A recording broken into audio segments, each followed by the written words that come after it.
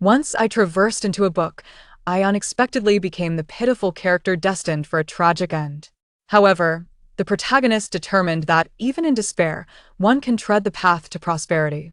Initially, I intended to quietly observe and enjoy a leisurely life, but I did not anticipate that my inner thoughts would burst forth like a wild stallion, unabashedly revealing my true feelings to all, secrets of my family, political machinations in the court, and conflicts in the imperial harem were all laid bare under the broadcast of my inner voice. At first, the shocking revelations astonished or enraged those who heard them. Yet, as time passed, my sincere expressions allowed others to glimpse my inherent kindness and clarity amidst the chaos. Consequently, the tide began to turn. I transformed from a figure of disdain to the cherished jewel of my family, the prized possession protected by the court ministers, and even won the affection of the emperor. My journey of reversal led me to become the beloved darling of all. Witness how I, wielding this social death skill, shatter my predetermined fate and carve out an entirely new existence in this unfamiliar literary world, embarking on a life filled with both laughter and warmth.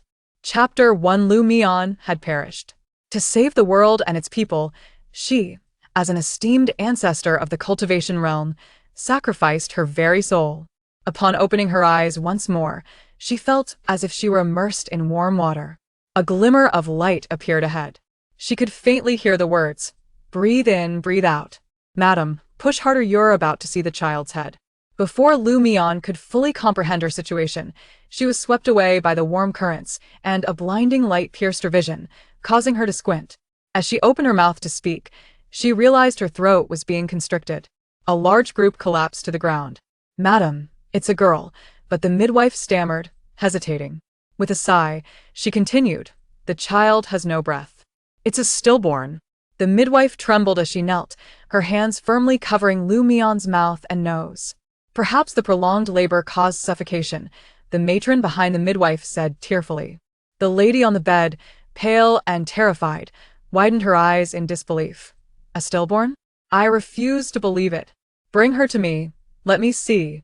The maid beside her cried, "Madam, don't look. Once you see, you'll never forget. You'll be trapped in this memory forever." "I am sorry. Xiancheng, I am sorry," to the matriarch of the Marquis, who prays daily in the small Buddhist hall for the safety of the child. She had birthed 3 sons, and only this one daughter. Tears streamed down Zu's face, her heart aching. Mian's breathing quickened as her face turned red from being suffocated. "Xiancheng? The Marquis? Xiancheng. Isn't this a character from the novels I read in my spare time?" In the stories, the loyal and valiant Marquis of the Liu family had 3 sons and 1 daughter, who died young. The Marquis believed her marriage was blissful and her relationship with her mother-in-law harmonious, unaware that her life had been a grand deception. She had been deceived her entire life. The Marquis had loved his cousin since childhood but, due to her humble background, deemed her unworthy for his ambitions. He did not marry her, but instead placed her in an outside residence. He publicly wed the noble Lady Su and fathered 3 sons and 1 daughter. After marriage, the entire family manipulated her, using the Su family's influence to rise, while severing her ties with her own family. The youngest daughter was drowned at birth, and the Marquis adopted a girl from his mistress to raise as his own. After nurturing the adopted daughter with great care, she framed Su for treason, implicating her in the rebellion of her family, leading to the execution of over 100 members. Of the Su clan, meanwhile, the loyal and valiant Marquis family remained unscathed due to their testimony. Ultimately, the Marquis remarried his cousin, and the illegitimate children were added to the family tree as legitimate heirs. The adopted daughter inherited all of her wealth and married the male lead, living a life of love and harmony. Mian, "Oh, I am that stillborn infant. To be born is to be condemned to death. Madam, stillborns do not enter the ancestral grave. I shall take her away to handle it, lest you become heartbroken from the sight." The matron lowered her head and slowly retreated towards the door. Mian attempted to struggle, but her body was restrained, turning a shade of blue and purple, rendering her utterly immobile. Her breath grew fainter, her cheeks tinged with a pale hue. "A stillborn? You are the stillborn, your entire family is." "I am still breathing. Mother!" The faint cry stirred the Marquis from her stupor. Had she imagined it? Was there a child in this room? Suddenly, her gaze fell upon the only infant present. Oh, dear, I still have a chance they're about to suffocate me. Mian was on the verge of being taken from the delivery room. Wait. Her adoptive mother suddenly exclaimed, "Bring the child to me." Sue sat up straight, her tears still unwashed, her expression turning stern. The matron and midwife exchanged glances, freezing in place. "Madam, stillborns are inauspicious and could disturb you." They knelt before her. "Qingyu, bring the child here quickly." Sue felt her heart pounding, an immense sense of unease as if she might lose something precious. In her haste, she descended from the delivery bed. Her body weakened, and her legs buckled, nearly collapsing to the ground. The maid Qingyu rushed to cradle the child. "Madam, please lie down, I will fetch her. You have just endured a near-death experience. You must not move recklessly." As she held the child, feeling the warmth radiating from her, Qingyu trembled. Lowering her gaze, she noticed the baby's face was blue and purple, her neck madam. "The young lady is still alive." Qingyu screamed, hastily returning the infant. Sue looked down to see her daughter gazing up at her with tear-filled eyes. The esteemed ancestor of the cultivation realm coughed and wept. Oh, what a wretched fate, to be born and already suffer such torment. The most dreadful part was not merely the choking, but the annihilation of the entire family. Surviving now only delays the inevitable.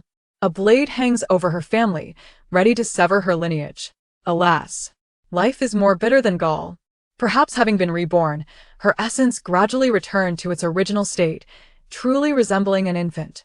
Sue's hands trembled, her body stiffened, caught between shock and lingering fear. "Who gave you the audacity to harm my child?" Sue, utterly weakened, could not help but kick the matron in the chest. "Take her away, interrogate her thoroughly. Our young lady has suffered an unjust calamity since birth. We must investigate who sent that woman. The madam has never held a grudge against anyone, yet they dare to be so cruel." Qingyu trembled with rage, fearing for the life of the young lady. Just the thought sent chills down her spine. The two were dragged away, wailing. Sue looked down at her daughter. She had birthed 3 children, yet none were as fair and exquisite as the one in her arms. With large, watery eyes, the baby looked up at her, and upon meeting Zu's gaze, she revealed a toothless grin, her eyes crescent-shaped with joy. Her child had nearly been harmed beneath her very nose. "Mother is truly a beauty, so lovely how I wish to be close to her." Was that voice truly an illusion? The sound was intermittent, sometimes clear, sometimes indistinct. She carefully observed the maid's expressions, sensing that only she could hear it. "Thank goodness my mother saved me, otherwise you would have to raise the daughter of your rival. Then I would have been driven to death." Mian let out a bubble. In the original text, she gave birth to a stillborn child, which plunged her into despair. The nobleman then brought the female protagonist back home, cradling her tenderly. The evidence of treason was also fabricated by the female protagonist against the Sue family. It was she who inflicted the deepest wound upon the Sue clan. The Sue family had only vaguely heard that their rival's daughter had died of anger, nearly causing them to drop their child in shock. They strained their ears to listen for more, but could hear nothing further. Sue sure raised her head and inquired, "Why hasn't the master returned yet?" Several maidservants gradually brought in nourishing soup, and others assisted in bathing Mian. Yet, Sue sure remained uneasy, adamantly refusing to allow the child to be taken from her sight, insisting on a small basin for bathing within the room. Qingyu smiled and said, "As soon as the incident occurred, we sent for the master. He cherishes the mistress dearly. He is likely held up by matters of state in the capital, who did not envy the loyal and brave Marquis. The old Marquis had fallen in battle long ago, and the matriarch had single-handedly raised several children. The once prestigious Marquis had become a mere shell, but fortunately, Lu Xinqing had risen to the occasion, achieving great feats and inheriting the title. The only unexpected event was the arrival of a distant cousin from the Lu family. It was said she had long harbored feelings for Lu Xinqing, even going so far as to collide with a pillar, declaring she would marry no one else. At that time, Lu Xinqing was already betrothed to the Su family, so he sent that cousin far away. This incident became a topic of gossip over tea and meals. Su Shi, a daughter of a prominent family, married into the loyal and brave Marquis, and, with the support of the Yu family, the Marquis quickly rose to prominence. Lu Xinqing and Su Shi were known throughout the capital as a loving couple, their relationship harmonious and deeply affectionate. Yet, Su Shi, due to Lu Xinqing's disfavor, had gradually grown distant from her family of origin. At this moment, Su Shi smiled and nodded. You are right. The master may have been delayed by urgent matters. She held no doubts. Our little miss is destined for a life of luxury in the Lu family. The Marquis and mistress are incredibly affectionate, and even the proud young lady of the Lu family treats the mistress with genuine kindness, Qingyu thought, believing her mistress to be the most envied woman in the capital. Lu Mian had finished her bath, her little hands flailing about. She babbled in frustration, declaring her father a deceiver. He had continuously misled her mother, who she felt was pitiable. Father is a bad person. He is waiting for the concubine to give birth in the farthest corner of Qingyu Alley, she cried with a quavering voice. Sushi for the momentia. Qingyu Alley? Waiting for a concubine to give birth? She had endured countless trials within the household while he awaited the birth of a child with another woman. The years of affection she had believed in had been rent asunder. His beloved was giving birth to his child. Chapter 2. Su Shi's heart was in turmoil, and she felt utterly bewildered. She wished to eavesdrop further on the matter of the concubine, but her daughter was still so young, her thoughts not clearly articulated, and her mind was racing. She could only strive to extract useful information from the fragments. Today had nearly overturned all her previous understandings. She had felt her daughter's heartache during the birth, and now she was confronted with the knowledge that her husband was waiting for a concubine to bear a child. Panic surged within Su Shi for over a decade since her marriage. She had never clashed with the Lu family, believing she had wed the finest man in the world. Yet now, upon discovering his infidelity, her first instinct was to recoil in rejection. Had her husband, who treated her like a precious gem, truly deceived her? Madam, what troubles you? Are you cold? Why are you trembling all over? Qingyu glanced around, noting that the windows and doors were tightly shut, with no drafts. Su Shi's lips quivered as she struggled to maintain her composure. Call the wet nurse to feed the child, she commanded. 3 wet nurses had been prepared in advance. To their surprise, the child merely opened her eyes for a brief moment before violently vomiting. She coughed and sputtered, causing the wet nurses to kneel in alarm. Madam, the little miss seems unwilling to take my milk, one of the wet nurses said, her forehead beaded with cold sweat. The infant not only resisted nursing but even expelled any milk that accidentally entered her mouth. Howl, howl. I don't want human milk. Lu Mian wailed, her eyes devoid of tears. Su Shi tentatively suggested, perhaps try goat's milk or cow's milk. The household always kept goat's milk on hand, which had a pleasant taste after being prepared. Qingyu promptly ordered someone to prepare it. Moments later, the child was brought back to the partition. The maid soon reported, the little miss drank several spoonfuls and dozed off while eating. She has now fallen asleep. Su Shi breathed a sigh of relief. The child was brought back into her chamber, as she could not bear to let the child out of her sight. Lu Mian yawned, being an infant and having just endured a great ordeal. She was utterly exhausted. She babbled as she blew bubbles, then fell into a deep slumber. Qingyu, you are the only one I can trust, Su Shi said, sitting before the bed with an expression of unidentifiable concern. She was reluctant to doubt her husband. Yet today, hearing her daughter's thoughts had emboldened her with a spark of courage. What is wrong, madam? Qingyu asked, sensing her unease. As the mistress's personal maid, they shared a deep bond. Find 2 trustworthy individuals and go to Qingyu Alley, Su Shi instructed, her voice laden with difficulty. Go to Qingyu Alley and investigate. The master may be there. Each word was almost a Herculean effort to utter. Qingyuan's heart raced. She opened the door and glanced around, then commanded, Ju Xia, Ing Shui, you will stand guard 3 steps outside the door, and allow no one to approach. These individuals had accompanied her into marriage, their bonds tightly woven with the mistress's family ties. Yes, they replied. Qingyu swiftly shut the door, hurriedly returning to her mistress. Why would you doubt the master? Is there something unusual? She asked, her worry palpable. The mistress had been deeply devoted to the Lu family for years, with every fiber of her being focused on her husband and his family. One could say that her husband was her lifeline. Su Shi shook her head slowly. Do not make a fuss, do not let anyone discover this. She clutched the edge of her garment tightly, her eyes clouded with anxiety. Rest assured, I will disguise myself and personally lead them to investigate. Qingyu understood the gravity of the situation and immediately summoned assistance for the mistress. Before rushing out, Su Shi sat in silence until evening, waiting for Lu Xinqing, but he did not return. The chill in her heart deepened. Mother, in back. Mother, where is my sister?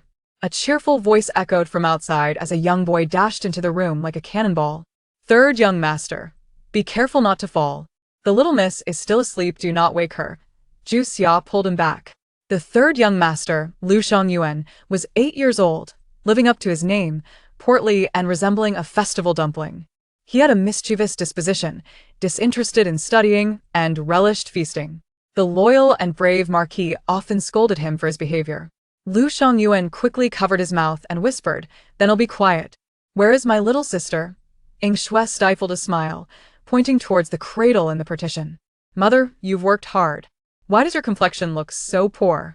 Although only 8, Lu Xiangyuan was very filial. Su Shi forced a smile. "I'm just a bit tired today, I will recuperate and be fine." "Why have you returned so early today?" Su Shi seemed to recall something, frowning as she asked, "Did you skip class again?" Lu Xiangyuan chuckled. "Grandmother protects me, and father dares not punish me. I never liked studying anyway." He had endured many beatings for the sake of education. Su Shi's temples throbbed with frustration. She wore a look of slight melancholy. "Xiangyuan, you ought to learn to be more understanding. Perhaps your father will shower you with greater affection?" A glimmer of hope lingered in Su's heart. Lu Xiangyuan scoffed. "I refuse to read. I would rather die than read." The thought of reading was utterly unacceptable. Su let out a gentle sigh. Lu Xiangyuan made his way to the partition, leaning over the bed, his chubby little face peering into Lu Mian's eyes. Lu Mian was taken aback. It's my big, resentful third brother." He had a round face that was quite adorable. Lu Xiangyuan paused for a moment. He glanced back, noticing Su was at a distance, and the child was too young to hear. Lu Xiangyuan rubbed his nose, and all that remained in front of him was his sister. Truly, I am the chosen one." He felt as though he could hear his sister's innermost thoughts. Lu Xiangyuan was elated. Poor third brother, his fate is indeed tragic. From a young age, he had been maliciously guided and deliberately spoiled, his disdain for reading rendering him a fool in his father's eyes, a source of shame for the Marquis. Though he was a son of the Marquis, he was illiterate, a disgrace throughout the capital. Alas, his third brother does not appear particularly clever. No wonder his end was so woeful. Lu Xiangyuan's fingers trembled. Did I meet a tragic fate?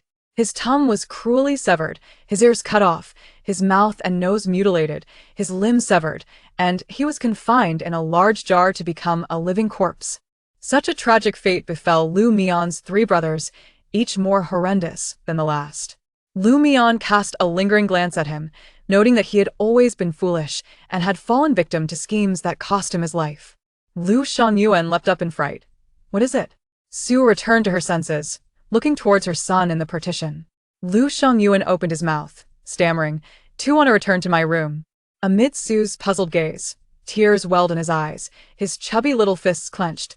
"Do want to go back to study? I will read until my books are worn out. Woe is me, how tragic it all is, truly too tragic." The little chubby boy burst into tears and ran away. Chapter 3. Su was left in a daze, unable to comprehend. Zhu Xia smiled and said, "Madam, our young master has become understanding. The master will surely be pleased to know." The bond between the madam and the master was as deep as the ocean. If there were any flaw, it was their 3 children's lack of promise. A hint of bitterness crept onto Su's lips. Ying Shui shot a glare at Zhu Xia. The madam had sat in silence all day without the master's return, and her heart was heavy. Just as she was about to speak, a voice came from outside. "Madam, Miss Qingyuan has returned." Su straightened herself. Qingyuan's expression was dark and foreboding. "You two, go wait outside." The 2 second-rank maidservants promptly retreated. Once the door shut, Su's complexion soured. Qingyuan fell to her knees with a thud. Her eyes were red and her body trembled as she gritted her teeth. "Madam, your foresight is remarkable." That scene in Qingyu Alley. Qingyuan's eyes brimmed with tears, recalling the moment that nearly drove her mad. "When I arrived, the master was assisting a heavily veiled woman into a carriage, cradling a newborn in his arms. Qingyuan was on the verge of tears. Oh dear. It seems I was not suffocated. The two old maids were captured, and fearing unforeseen events, they changed their location. This particular phrase resonated deeply with her.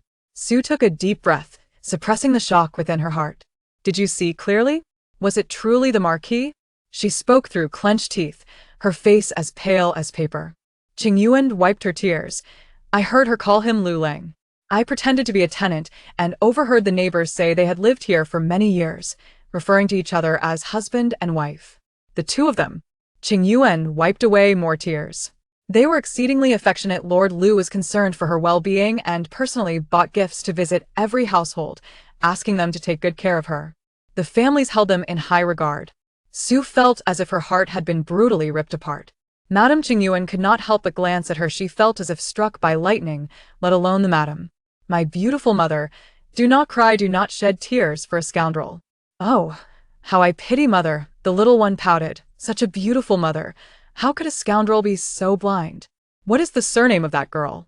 After a long pause, Sue finally inquired softly. Her tone carried a hint of despair. I only heard her surname was Pei. Usually, the Marquis calls her Bingy. Perhaps it is her given name. The last thread of hope in Sue's eyes collapsed with a resounding thud. Bingy? A few years back during the Mid-Autumn Festival, when the family gathered and indulged a bit too much, Lu Xinqing had called out Bingy in his dream. Sue felt a wave of bitterness wash over her. The affection and trust she had built over the years crumbled in an instant.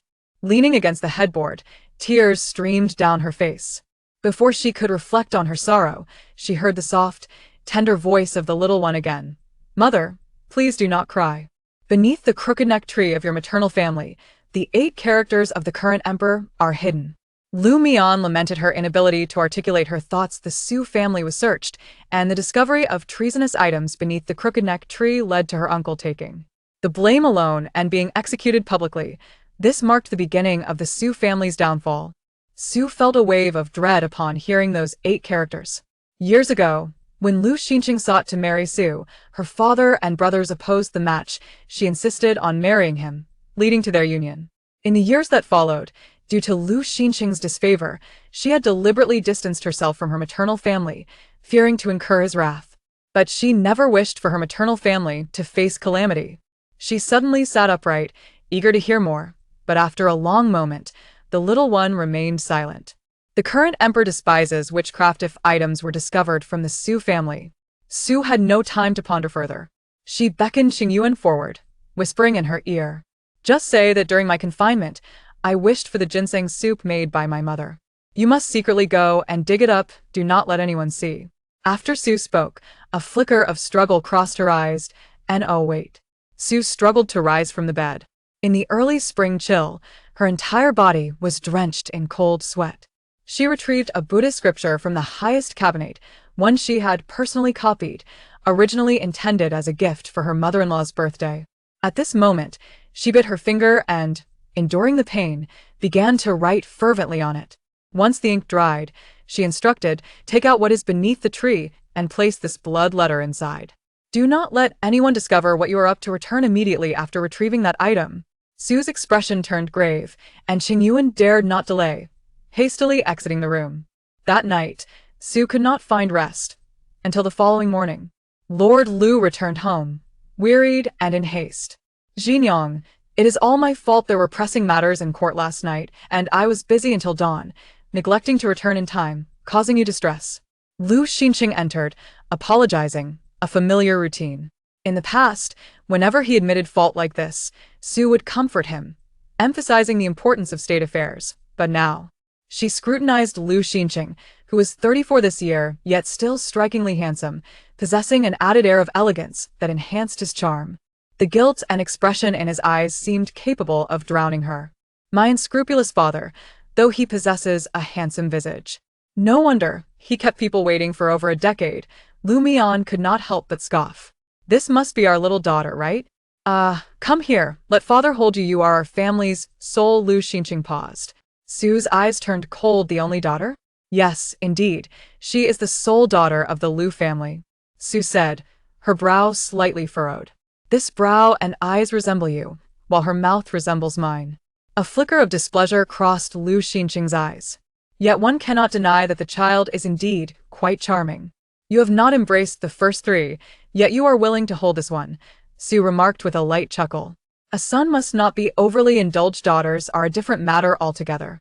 Lu Xinqing, having navigated the corridors of power for over a decade, remained slender and somewhat elegant, exuding the aura of a man of authority, while his contemporaries had grown portly and the capital. He attracted the admiration of many women. Everyone praised his integrity, and he had earned quite a reputation in the city. His beautiful mother had deceived him, he whispered to his brothers, leaving Su completely in the dark. The mention of their 3 sons made her heart race. What had he done to their son? A chill ran down her spine. Su's mind suddenly became alert. She had merely assumed Lu Xinqing had changed his affections. Could there be more secrets at play? The typically astute Lu Xinqing failed to perceive her unease, having spun a web of deception for so long that he no longer required additional justifications. With a mere casual remark, she believed him entirely. Have you decided on a name for the child? Su inquired, gazing at him. Lu Xinqing was momentarily taken aback. In that fleeting moment of distraction, he heard his servant behind him say, "Sir is quite concerned about Madame's pregnancy even before the child is born. He has spent nights in the study contemplating names. Sir has perused the book of songs multiple times. Mind your tongue." Lu Xinqing's expression darkened as he reprimanded sharply. The servant raised his eyes, noting the lord's exceedingly grim demeanor, as if a storm were brewing. The servant pondered nervously, had not the master been deliberating names for 3 days?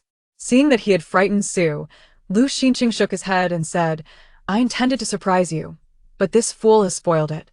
Chapter 4. She is the daughter that the Lu family has long awaited, born in the morning. Why not call her Lu Mian? Chao signifies dawn, representing hope. Su's head bowed slightly, her eyes reddening. Upon hearing the name, she grasped the brocade quilt on the bed, her fingers turning pale. Her heart felt as if it were being tightly clenched. She had visited Lu Xinqing's study before. In the study lay a thick stack of white paper, filled with names. Lu Jingyao, Gaoshan Jingxing, Yao Hua Qishu, each name exuding an ethereal beauty, signifying exceptional intelligence and a multitude of affection. Lu Ziyuan, well-versed in literature and propriety, soaring like a kite and leaping like a fish. Each name was meticulously chosen, imbued with all his hopes and blessings. Yet her daughter was bestowed with but a single Chao Yang. Back then, she had been dissatisfied with the names of the 3 children. Now, she did not wish to impose any more grievances upon her daughter. Just as her thoughts trailed off, a joyful babble filled the air. Da-da-da. I want to be called Mian Mian. I like Mian Mian. Mother, mother, I want to be called Lu Mian. The little one exerted all her strength, reaching out her tiny hand and calling out enthusiastically. Su let out a soft sigh and smiled at her daughter's name. Seeing her so delighted, she decided, let it be Mian Mian. She playfully pinched her daughter's small nose, and the little one grasped her finger tightly. 5 tiny fingers barely managed to hold onto her index finger. With her finger pressed against her soft cheek, the little one declared, "Mother, don't cry. Mother, don't be afraid. Mian Mian will protect you. Mian Mian is super strong." The little one appeared quite proud. Su's eyes brimmed with tears. Hearing those words, she couldn't help but smile, feeling a warmth in her heart. "Xinjiang, you have worked hard these days. There are many matters in the court, and I will likely be quite busy this month." Lu Xinqing's expression bore a rare hint of guilt. Whenever he showed such feelings, Su would counsel him to consider the bigger picture and not to be overly attached to familial ties. Who would have thought his time was largely devoted to his concubine? Her virtue had, in effect, dealt her a blow. "You and I are one. How could I blame you? It is merely our Mian Mian who suffers." Su gently caressed her daughter, her expression somewhat melancholic. Lu Xinqing glanced at the swaddled Lu Mian. He couldn't help but compare. Interestingly, Lu Mian and Lu Jingyao were born on the same day, both arriving yesterday. When Jingyao was born, she was all red, likely due to not having fully developed. Her skin was wrinkled, and her cries sounded like a small kitten. In contrast, Lu Mian was plump and fair, her skin as white as snow. Her eyebrows and eyelashes long and thick. Her bright eyes sparkled, unafraid of strangers, truly resembling a fairy, akin to a maiden beneath Guanyin-esque gaze. Lu Xinqing glanced once more before averting his eyes. His Jingyao was different. A flicker of warmth ignited in Lu Xinqing's heart. I have wronged our Mian. Allow me to apologize to her. Father shall gift Mian the hot spring villa as an apology. Lu Xinqing chuckled as he held her close. You should thank your father quickly. The hot spring villa is surrounded by over 100 acres of land. This is a grand gesture from your father. All for you, little one. Upon hearing Su's words, Lu Xinqing's brow furrowed slightly. He had only intended to give the hot spring villa. However, seeing Su speak, he did not refute her. Yet, the villa was originally meant for Jingyao. It seemed a different gift was in order. Wow, this generous father is so wealthy. Lu Xinqing was momentarily stunned when he suddenly felt a warm dampness on himself. His face stiffened as he widened his eyes to look at the baby in his arms, who was grinning widely, exposing her toothless gums. Oh, dear. She has wet herself. The little miss has urinated. Yingxue hurriedly stepped forward to take the child away. Lu Xinqing's expression darkened as he suppressed his frustration, knowing he could not hold a newborn accountable. Su discreetly stifled her laughter. My lord, you should go change your clothes. After Lu Xinqing left, Su gently patted Lu Mian's bottom, saying, Naughty one. You deserve it. With such a beautiful mother, how could he not adore you? Let him bully your mother. When Lu Xinqing returned after changing, he sat for a moment before rising to leave. Su's brow furrowed. Where did the lord go? Yingxue, being obedient, and Zhu Xia, clever, followed him after putting down the child. Before long, they returned with a report. He has gone to Deshan Hall. Deshan Hall is the residence of the old madam. When the lord left, he even took the old madam's prayer beads with him. It is said that the old madam is in excellent spirits and has rewarded the lord. Su felt a weight in her heart, and seeing her expression, Zhu Xiao advised, those prayer beads must be meant for the eldest young master. The loyal and valiant Marquis' residence has a taboo. The lady bore 3 sons and 1 daughter. The eldest son, Lu Yanshu, was born intelligent, and in those years, Lu Xinqing had likely felt some genuine affection. Yet, at the age of 9, the eldest fell into the water and became a simpleton. Now, he is confined within the estate, unable to care for himself, becoming a taboo and a sore point within the household. Years ago, Su had begged the old madam for the prayer beads, but she merely said it was Yanshu's fate. She knelt for 3 days and nights, yet could not obtain them. The old madam's prayer beads were gifted by the abbot of the royal temple. This strand of beads, said to contain 108 beads, is exceedingly precious. The royal temple is highly esteemed throughout the capital, and how could the loyal and valiant Marquis' residence attain such a valuable item? Yet 1 year. The old abbot merely glanced at her and declared that the loyal and valiant Marquis' residence would experience immense fortune and great opportunities, with descendants endowed with virtue. Thus, he gifted her the prayer beads. The old madam cherished them dearly. Today, however, she gave them away. Su felt a tightness in her chest. That night, Qingyu returned. Her complexion was pale, imbued with a deeper sense of fear than before. Her hand trembled as she pushed open the door. Madam. Upon entering, Qingyu fell to her knees with a thud. She dared not utter a word, trembling as she retrieved a small wooden carving wrapped in white cloth from her bosom. Oh dear, isn't this the witchcraft that harmed my uncle? Little Mian was bubbling away, refusing to sleep. Su's hand trembled, nearly dropping the wooden carving. There were guards outside, so the lady felt at ease. Qingyu, suppressing her terror, spoke. When I discovered this, my legs went weak. If this is found out, the Su family is finished. The Su family holds significant power. Any hint of suspicion from His Majesty could lead to dire consequences. The head of the Su family serves as the Grand Tutor, and His Majesty is wary of him. Thus he has retired to live a quiet life. After much effort to alleviate His Majesty's suspicions, should any further issues arise, it may require blood to prove the Su family's innocence. My elder brother is now a third-rank official, and due to our father's legacy, many respect the Su family in court. This is also why the loyal and valiant Marquis' residents sought to marry her. Su carefully examined the wooden carving, which appeared to have been soaked in blood, exuding a chilling aura. It bore deep knife marks, making it all the more alarming. The back of the carving was inscribed with His Majesty's birth date. Sue pressed her lips tightly together, biting down so hard that blood seeped from the corners of her mouth. This was the handwriting of the eldest lord. Qingyu, having grown up in the Sue family, naturally recognized the handwriting of Lord Sue. Sue wept silently. "No, it is mine." Goosebumps covered her body, a mixture of lingering fear and relief flooding her. She was the youngest daughter of the family, raised by her elder brother, and her handwriting was taught to her by him. After marrying into the loyal and valiant Marquis' estate, Lu Xinqing often praised her exquisite calligraphy, frequently requesting her to teach him the art of writing. Yet, in contrast, Lu Xinqing displayed disdain, severing all ties with her family after their union. Chapter 5. Qingyu recalled this matter, momentarily dazed and unable to comprehend. The master had taught Su Shi, who then taught Lu Xinqing. "Madam, many can imitate handwriting. Perhaps it is merely a misunderstanding." Qingyu spoke with a dry tone. Su Shi had no evidence for her suspicions. They arose solely from the whispers of her heart, influenced by Mian sentiments. With swollen eyes and a hoarse voice, Su Shi commanded, "Fetch a brazier, but do not alert anyone." Her heart raced with trepidation. Could it truly be him? Was it her once beloved who had betrayed everything to ensnare her? Why? Why, after all?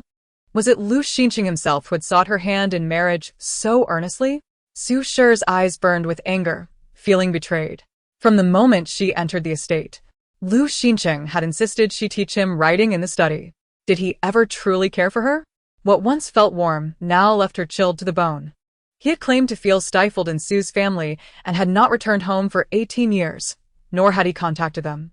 Gifts sent from her family remained unopened, even the sour plums her mother had sent during her pregnancy, which she had dared not accept. Su Shi felt ensnared in a tightly woven net, suffocating her with its weight.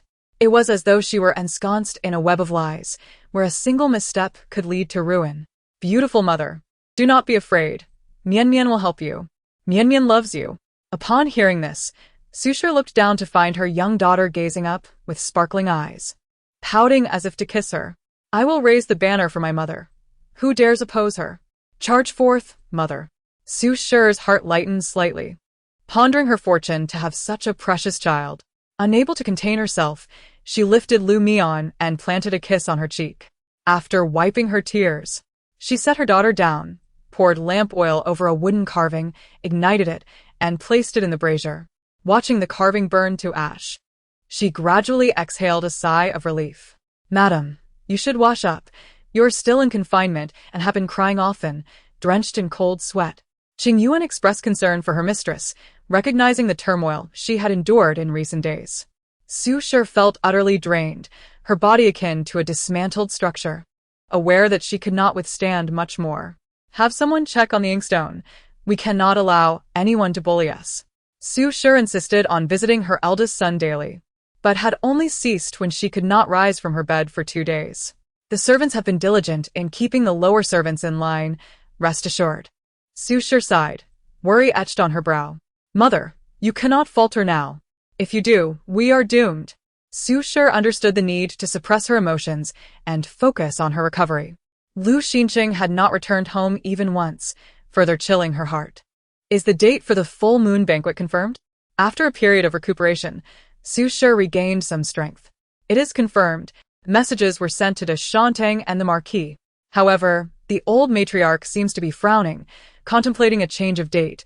Qingyu replied, "After the full moon, the little miss seems to have blossomed.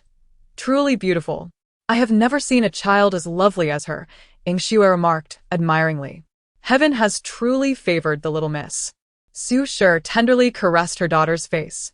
The old matriarch and the Marquis had not visited her during her confinement.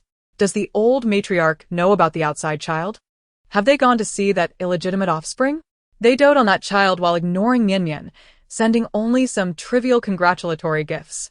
Yet, she resolved to shower her daughter with unconditional love. As she spoke, there was a report from outside. Lin Momo, the old matriarch's attendant, had arrived. Qingyu personally welcomed Lin Momo, who wore a smile, appearing amiable. "Madam, the old lady has been unwell lately, and the Marquis has been busy in court." Would it not be better to postpone the full moon banquet? Perhaps wait until the 100th day? Lin Momo expressed with certainty, knowing that the madam's generous nature would lead her to agree. Fool. Father wishes to attend Lu Jingyao's full moon banquet. Do not let mother be deceived. Su Shi's breath caught. Did the old matriarch know of these machinations? Please, Momo, report back to my mother. I have but one daughter, Mian. I cannot allow her to be wronged. Some time ago, I invited the eldest princess to bless the child and fear I may not be able to refuse her. Lin Momo was momentarily taken aback, for it was the first time she had been refused by the madam. However, upon hearing the mention of the eldest princess, her eyes brightened. The eldest princess was the emperor's only sister, who had been childless for many years, and the emperor had always shown her compassion. If the loyal and valiant Marquis' estate could forge a connection with the eldest princess, it would surely bring benefits to the Marquis. I shall report back to the old lady. She will likely be able to endure, Lin Momo mused, confident in the old lady's eventual agreement. Yet, the old matriarch and the Marquis had already consented to attend the other event, risking a breach of promise. She cast a glance at the baby in the cradle, and was astonished. The chubby little one, with arms like lotus roots and rosy lips, was sure to delight anyone who beheld her, far more charming than the other child. Lin Momo returned within half an hour, bringing word that the old matriarch had agreed. That night, the Marquis, having been absent for a long time, finally returned home. His tone tinged with reproach. Why did you set the date for the 6th of March? That day is Jingyao's full moon banquet. After a month away, he returned only to criticize her. Xingyang only wished to plan for her husband, inviting the eldest princess to our home. How did it become a bad thing? Su Shi dabbed her tears with a handkerchief. We are united as husband and wife, merely trying to support you. After all these years, do you not know who I am? Even while unwell, I have honored my mother-in-law and cared for my sister-in-law. In over a decade, have I ever caused trouble? Lu Xinqing appeared somewhat embarrassed. Though his cousin was gentle, her family background paled in comparison to Su Shi's. Xingyang, I harbor no grievances towards you. As young spouses, you know me best and understand my heart, he reassured her. You must return on the 6th of March. My elder brother may also return to the capital. Su Shi nestled into his embrace, inhaling a faint scent that did not belong to her, feeling a pang of heartache.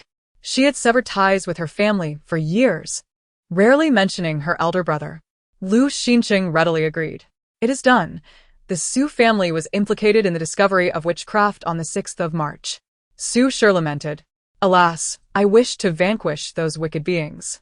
Lu Mian gaped with her toothless grin. Will my elder brother be promoted upon his return? Lu Xinqing asked, his voice low, a flicker of disdain in his eyes. Su Shi chuckled softly.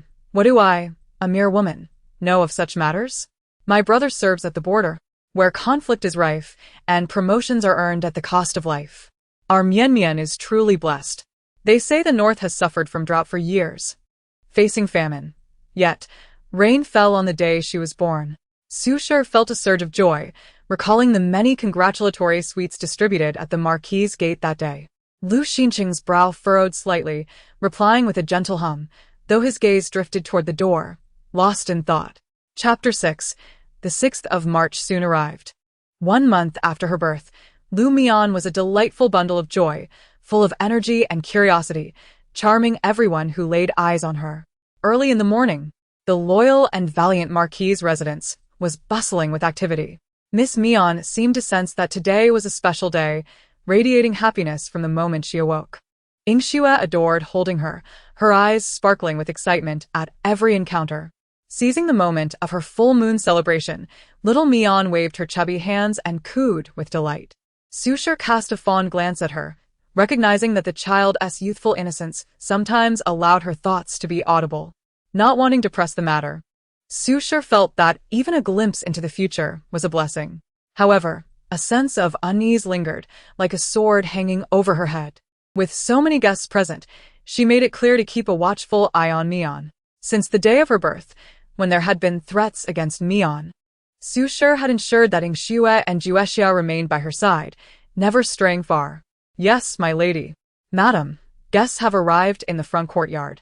The old lady requests your presence. Qingyu reported from outside the door. Although the loyal and valiant Marquis held a title, it thrived solely on the old Marquis's contributions during the founding of the dynasty. The Liu family, originally of humble origins, found it difficult to integrate with the aristocracy of the capital even after being granted nobility. It was the astute marriage to Su Shi, a woman of both talent and grace, that gradually elevated the Marquisate standing. To win Su Shi's hand, Liu Xinqing had knelt outside the Su residence for 3 days and nights, ultimately securing a virtuous wife. The old lady truly seemed indifferent. Even now, she had yet to visit her granddaughter, who had just reached her full moon. Juexia pouted, feeling a sense of injustice. Enough of such talk outside the listening wind pavilion. Su Shi admonished with a stern look, causing Juexia to lower her head in compliance. As Su Shi made her way to the front courtyard, she noticed a considerable number of guests had already arrived, including the Grand Princess. Liu Xinqing's sister, Liu Wani, had been eagerly waiting at the entrance. Su Shi's gaze lingered momentarily. "Sister-in-law, you have finally left your confinement. Wani has missed you dearly. I couldn't return when you gave birth, and it has weighed on my heart," Liu Wani expressed affectionately as she linked arms with her. "You two sisters-in-law are exceptionally close," remarked the Grand Princess, who had been a confidant of Su Shi for many years. Liu Wani smiled brightly. "When my sister-in-law entered the family, I was merely 2 years old. To say she is like a mother to me is no exaggeration." Su Shi felt a sense of relief. At least Wani's feelings for her were genuine. Liu Wani was the old lady's cherished granddaughter, and Su Shi had raised her nearly as if she were her own child, investing considerable effort in her upbringing. Su Shi patted Liu Wani's hand, only to hear her ask, "Where's my brother? Today is our niece's full moon celebration. If he is late, I shall not forgive him." Su Shi merely smiled and remained silent, leading the guests into the hall to greet the old lady. Though the old lady had lived in the capital for decades, her demeanor could not compare to those born into nobility. "Mother," Su Shi inhaled deeply, lowering her brow as she knelt before the matriarch. The old lady, dressed in dark attire, sat regally at the front. "Quickly, help your sister-in-law up. My health has been poor. During your confinement, I feared visiting you lest I transferred illness." The old lady reached out affectionately, pulling Su Shi close. "Why have you lost so much weight? Have the servants not attended to you properly?" She cast a glance at Qingyu, who immediately knelt in response. Su Shi discreetly withdrew her hand, smiling as she replied, "Mother, please do not frighten these girls.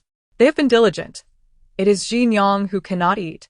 As the guests expressed their admiration for Su Shi's marriage, the Grand Princess furrowed her brow. "We must not delay Mian's auspicious time. Why has the Marquis not returned yet? Upon my return to the palace, I shall speak with the Emperor about such matters. We cannot let this important occasion hinder little Mian's fortune," the Grand Princess remarked, visibly displeased. The old lady's brow twitched slightly as she glanced at the matron nearby, who discreetly retreated. Before long, the Marquis hurriedly returned, beads of sweat glistening on his forehead in the frigid weather. Su Shi smiled, though the warmth did not reach her eyes. She feared he had been preoccupied with the external celebration. "Apologies for the delay. My daughter has reached her full moon, and I had someone procure a South Sea pearl. That is what caused me to be late," Liu Xinqing explained, casting an apologetic glance at Su Shi. "South Sea pearl? That is indeed a treasure. The Emperor received one 2 years ago, which he gifted to the Crown Prince," the Grand Princess exclaimed. Liu Xinqing performed a respectful bow to her. "It cannot compare to His Majesty's." The South Sea pearl was a rarity, harvested from the depths of the ocean, making it exceptionally precious. "Quickly, bring out the little lady."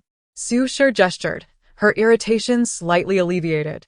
Before long, Yingxue appeared, cradling little Mian.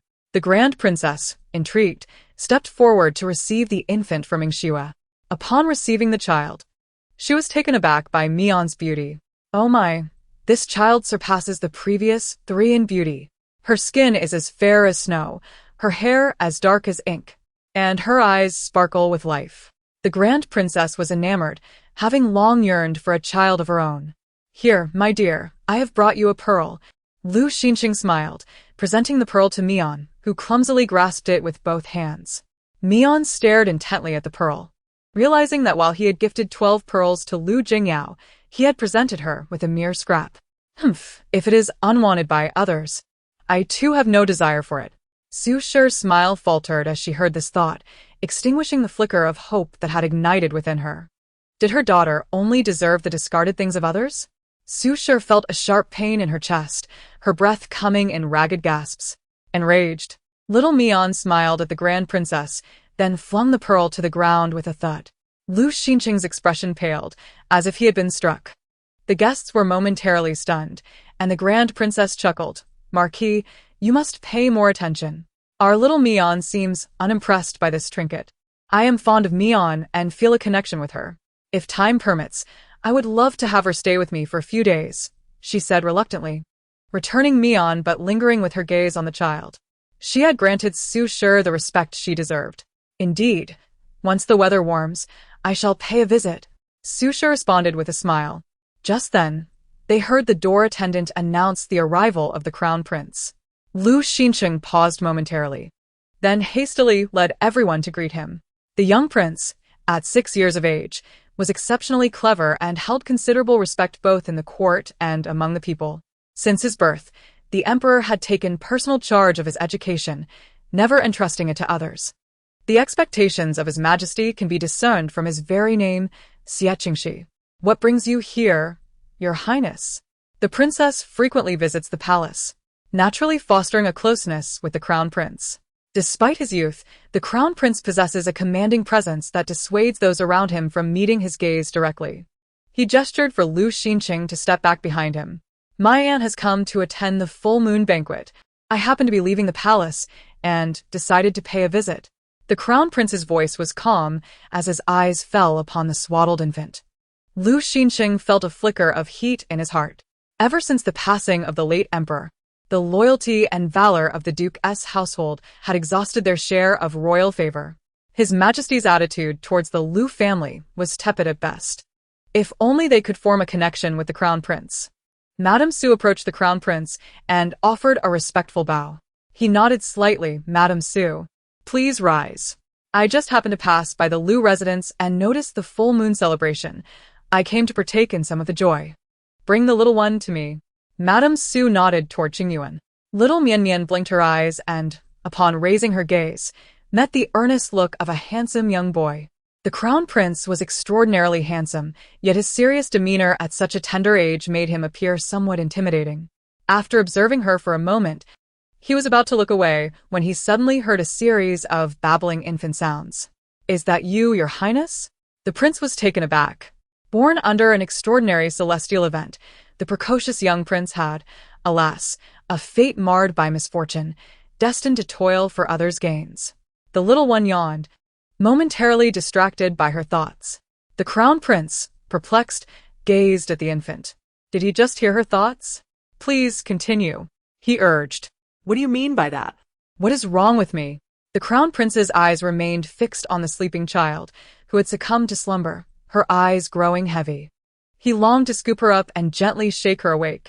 Perhaps the young lady is simply tired, Qingyu remarked with a smile. The crown prince frowned slightly, recalling the day's peculiarities. He removed a jade pendant from his waist and placed it in the swaddling cloth. Since I happened to pass by without bringing a gift, allow this to serve as a congratulatory offering for little Mian's full moon celebration. Lu Xinqing was taken aback. He had yet to even secure the crown prince's favor. And now his daughter had captured it instead. Simultaneously, a twinge of displeasure coursed through him. Such fortune rightly belonged to Qingyu. Please convey my gratitude to His Highness on behalf of my daughter, Madame Su said, bowing once more, feeling a sense of relief. With the crown prince's regard, they would at least not dare to harm Mian. The crown prince did not linger long. Lu Xinqing, yearning for favor, was unable to secure it and escorted His Highness to the door. The full moon banquet for Lu Mian was exceedingly grand, with Madame Su even preparing congee for 3 days to bless her. As the night wore on and the guests departed, Lu Xinqing suppressed his anxiety. Mian had just turned 1 month old. Such ostentation might jeopardize her fortune. A subtle frown creased his brow. Madame Su's expression darkened. What do you mean by that? My lord? Mian is the sole legitimate daughter of the Duke of Loyalty and Valor, the only granddaughter of the Su family.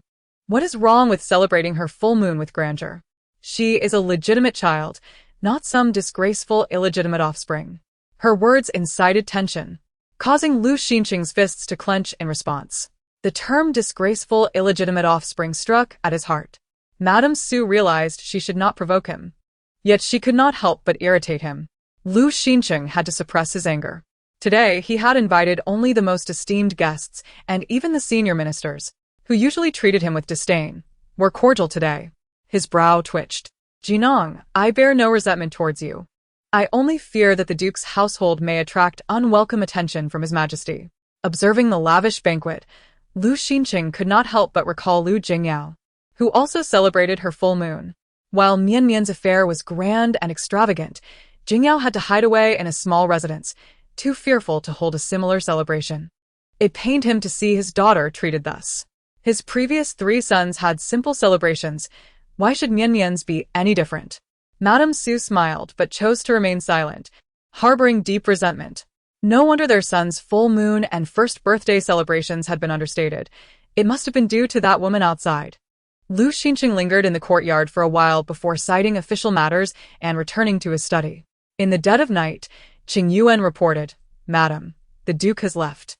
She had been attentive to the front courtyard, and, upon receiving the news, Madame Su's eyes glistened with unshed tears. She sat by the window for a long time, feeling cold both in body and spirit.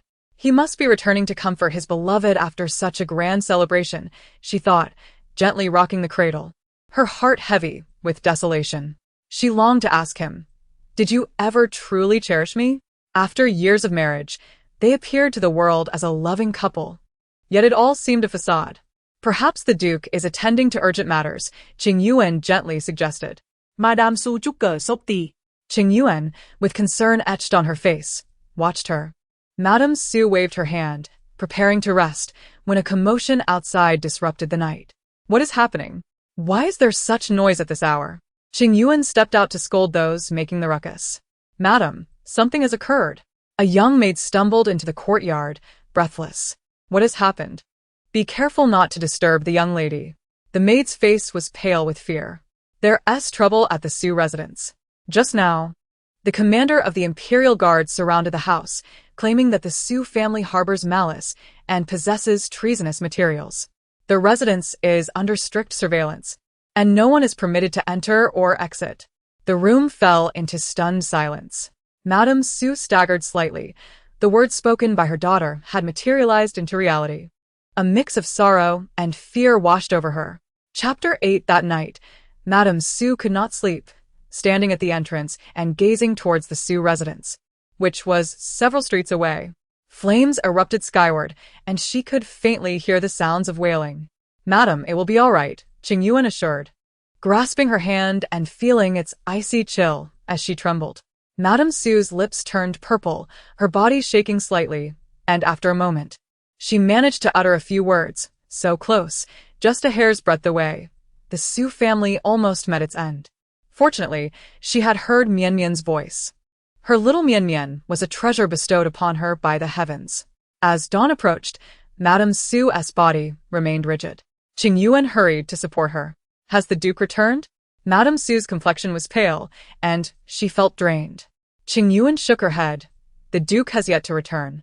Madame Su clutched Qingyu's hand, shutting her eyes to suppress the fear and doubt swirling within. She dared not contemplate whether the Duke had a hand in this matter. "Madam, I have gathered some news.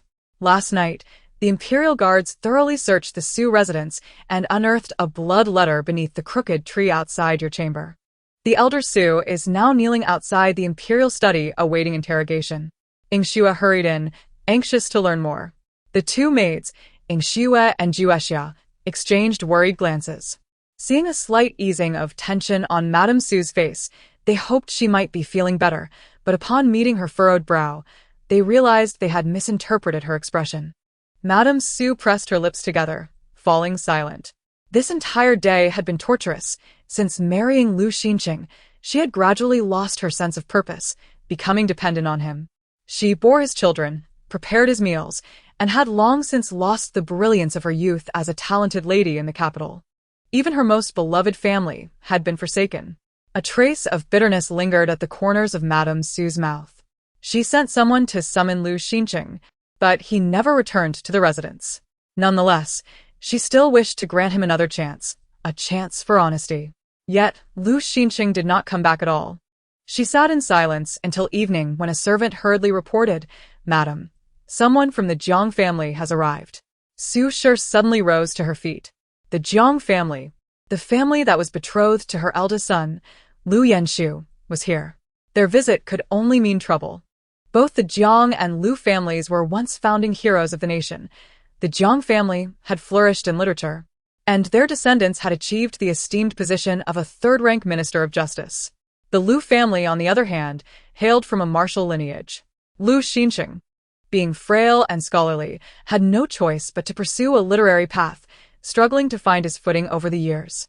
Fortunately, marrying Su Shi had allowed him to make some progress, but it was still insufficient compared to the Jiang family. Back in the day, young Master Yanshu had gained considerable renown, and it was they who had initiated the engagement. Qingyu helped Su Shi change into a more elegant outfit, noticing that she appeared somewhat revitalized before assisting her out the door. Su Shi paused for a moment, saying, "Please hold Mian." Little Mian had just turned 40 days old and was growing plump and round, her little face lighting up with smiles for everyone, radiating joy. As Su Shi entered the main hall, Madame Jiang had already been sitting there, her expression stern for quite some time. A tray covered with a red cloth lay on the table. Su Shi hesitated slightly. "Sister Su, it has been quite a while since we last met. I didn't even attend your child's full-month celebration. I truly feel guilty." Madame Jiang sighed, her face reflecting a shrewdness. She had once believed in Lu Yanshu, but who could have predicted he would become incapacitated, unable to care for himself, and even prone to fits of madness. After so many years, with the Su family now imprisoned, she felt no longer restrained. "Our two families are as close as kin. We are all family. I cannot blame the Jiang family," Su Shi replied with a smile. Madame Jiang's expression faltered. She slightly furrowed her brows and, after a moment of silence, said, "Sister Su, let us speak plainly. The engagement with Yanshu may need to be called off." Su Shi's countenance fell. "Yanshu is neither human nor ghost. He is unworthy of my Yunjin. Yunjin, being the legitimate daughter of the Jiang family, cannot marry a cripple. This engagement should have been annulled long ago." Madame Jiang shot Su Shi a glance. The current Su Shi was far from her former self. With the Su family imprisoned and Lu Yanshu a cripple, there was no hesitation in annulling the engagement. "You..." Su Shi felt a sharp pain in her chest. Did Yanshu not plunge into the water for Yunjin? Su Shi gritted her teeth. Her exceptionally wise Yanshu had become this way for Jiang Yunjin. When Jiang Yunjin fell into the water, Yanshu had jumped in to save her, and she had been rescued. But Yanshu had been submerged for too long, and he could not be saved. Each time Su Shi recalled this, her heart ached deeply, and countless nights were filled with her intense hatred. Madame Jiang's expression darkened. "My Yunjin, as the legitimate daughter, cannot marry a cripple. Moreover, Yunjin did not ask him to save her. He jumped in of his own accord. This engagement should have been annulled long ago. How can my son bear such a disgrace? Your crippled son should not harm the daughters of good families. Is there no conscience left? He should be locked away for life. Marrying is out of the question. My son is ashamed of this past. This engagement must be annulled. I do not agree to the annulment." Su Shi's eyes turned red, and she gritted her teeth. Yanshu became a cripple because of her, yet the Jiang family wants to abandon him. My Yanshu's life is ruined. Little Mian stretched out her chubby hand and demanded, "Pretty mother, please cancel it. She will harm my big brother. After she marries him, she will secretly hit him, make him bark like a dog, crawl between her legs, and even make him drink urine. She brings people home to let them see her sleeping with others. My big brother will be so angry he will die." Su Shi's hand trembled as she held the tea, her breath growing heavy, splashing some of it out. Her fists clenched tightly, her nails digging into her flesh, drawing a bit of blood. How much suffering had her child endured? Chapter 9. Su Shi felt as though her throat was filled with the metallic taste of blood. "Sister Su, we are both respectable people. Our men serve in the same court. If the engagement cannot proceed, we should not hold a grudge," Madame Jiang said with a hint of mockery. "What dignity did Su Shi have left? Her family had fallen. Her eldest son was a cripple, her second son a wastrel, and her third son illiterate, a laughingstock in the capital. The only daughter seemed to have fallen out of favor with the Marquis, with descendants lacking ambition. All the prominent families were mocking her. Su Shi detected the threat in her words. Indeed, Madame Zhang's eldest daughter, Zhang Yunjin, was stunningly beautiful, and her son, Zhang Yunma, had passed the scholar examination at 13 and was about to participate in the provincial examination for the degree. Little Mian, furious, bit her gums until they turned red. If only she had teeth, she would climb up and bite a piece of her flesh. Shameless wretch. Her big brother was an 8-year-old scholar. He had once stepped on the Zhang family, leaving them in the mud. Su Shi, expressionless, waved her hand, and Zhu Xia, her servant, who had flushed with anger, stepped forward holding the tray. The engagement is annulled. But it is not the Zhang family who will annul the engagement with my Yanshu. It is Yanshu who will annul his engagement with Zhang Yunjin. My son Yanshu has no regrets. He has done right by heaven and earth. He sacrificed his life to save Zhang Yunjin. He is guiltless. The Zhang family has humiliated my son and kicked him when he was down. They are unworthy to marry Yanshu. My Lu family will annul the engagement with Zhang Yunjin. Su Shi took the exchanged jade pendant and shattered it into pieces before everyone present. Well done, mother. The Zhang family will face retribution. Little Mian kicked her short legs, causing Yingxue to almost drop her from the swaddle, leaving her in a cold sweat. The shattered jade shards flew through the air, brushing against Madame Zhang's brow, drawing a thin line of blood. Madame Zhang's heart raced, and a sense of unease rose within her. She had never imagined that the usually gentle Su Shi could be so decisive. However, given the Zhang family's wrongdoing, she did not wish for her daughter to be left with a reputation for ingratitude. Yet more importantly was the annulment of the engagement. Bring me the marriage contract from back then, Madame Zhang said, her face pale. The two women tore up the marriage contract in front of each other. Madame Zhang stood up, reclaimed the Zhang family's token, her demeanor slightly haughty. Su Qingji, you should just take care of your crippled son. My Yunjin is unworthy of Lu Yanshu. After finishing, Madame Zhang coldly laughed and left the Su residence with her entourage. Su Shi was so enraged that her eyes turned red and tears streamed down her face. She had already sent someone to inform Lu Xinqing of this matter. At this moment, a servant rushed in with a report. Madam, the Marquis said the servant's eyes were rolling but dared not speak.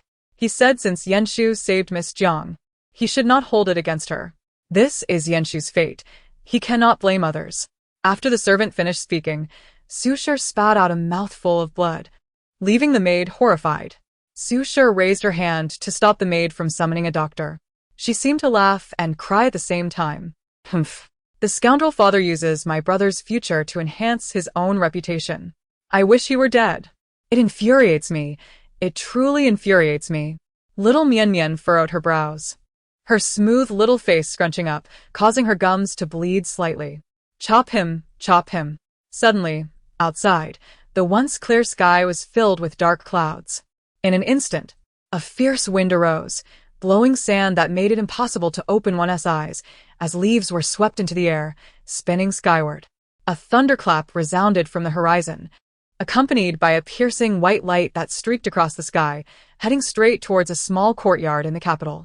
The sound reverberated, sending a shiver down Sue's spine as she gathered her thoughts, feeling as though the moment her daughter uttered that ominous phrase, the thunder struck. Madam, there's a fire in the north of the city. A young maid cried out. They say someone was struck. Sue blinked, momentarily forgetting her tears.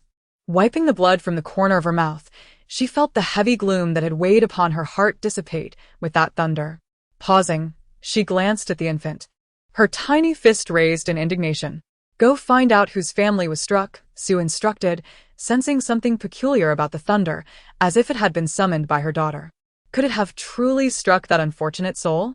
Juexia immediately complied, rushing out to inquire. The Jiang family was truly ungrateful, after all.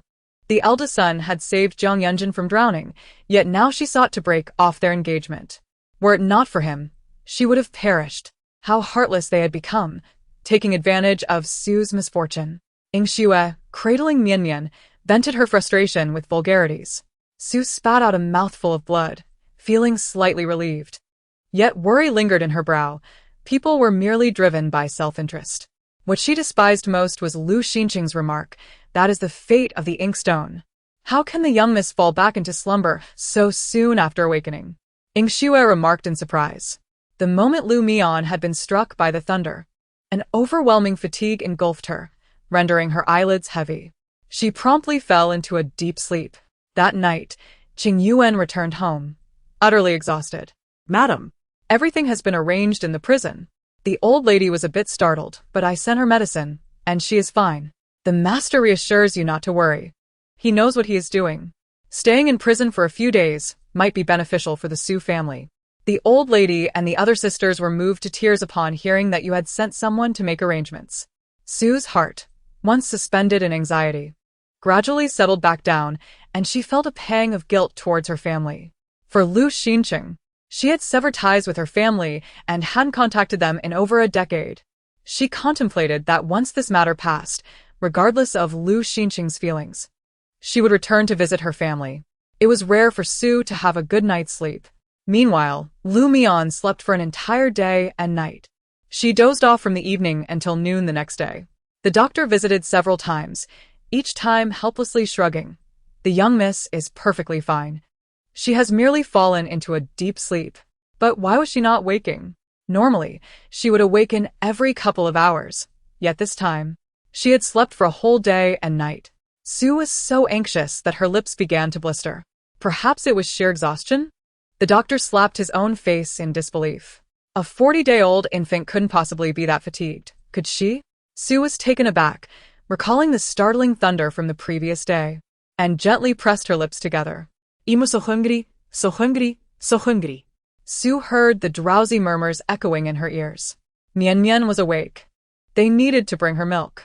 The weight in Su's heart lifted, and she began to suspect that the thunder from the previous day had drained her daughter's energy. She couldn't help but wonder if she had given birth to a little fairy. Lu Mian yawned, and as soon as she opened her mouth, she was met with a sweet, fragrant taste of milk. Thank heavens, our little miss has finally awakened. Qingyu teased. She slept as if she were in a coma.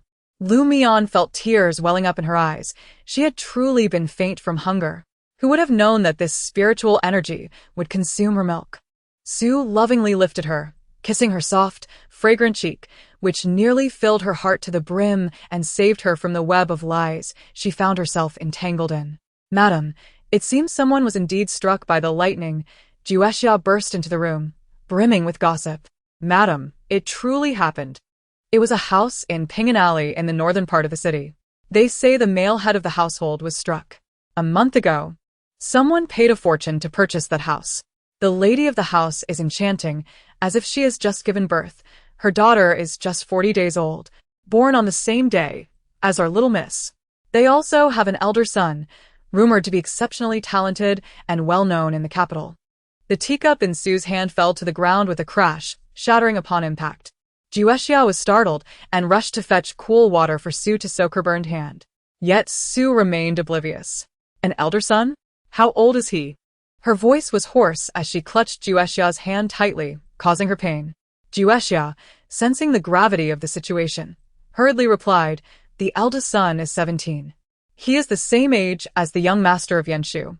Coincidentally, that young man's surname is also Lu." Su felt as if she had been struck by lightning. 17 years old?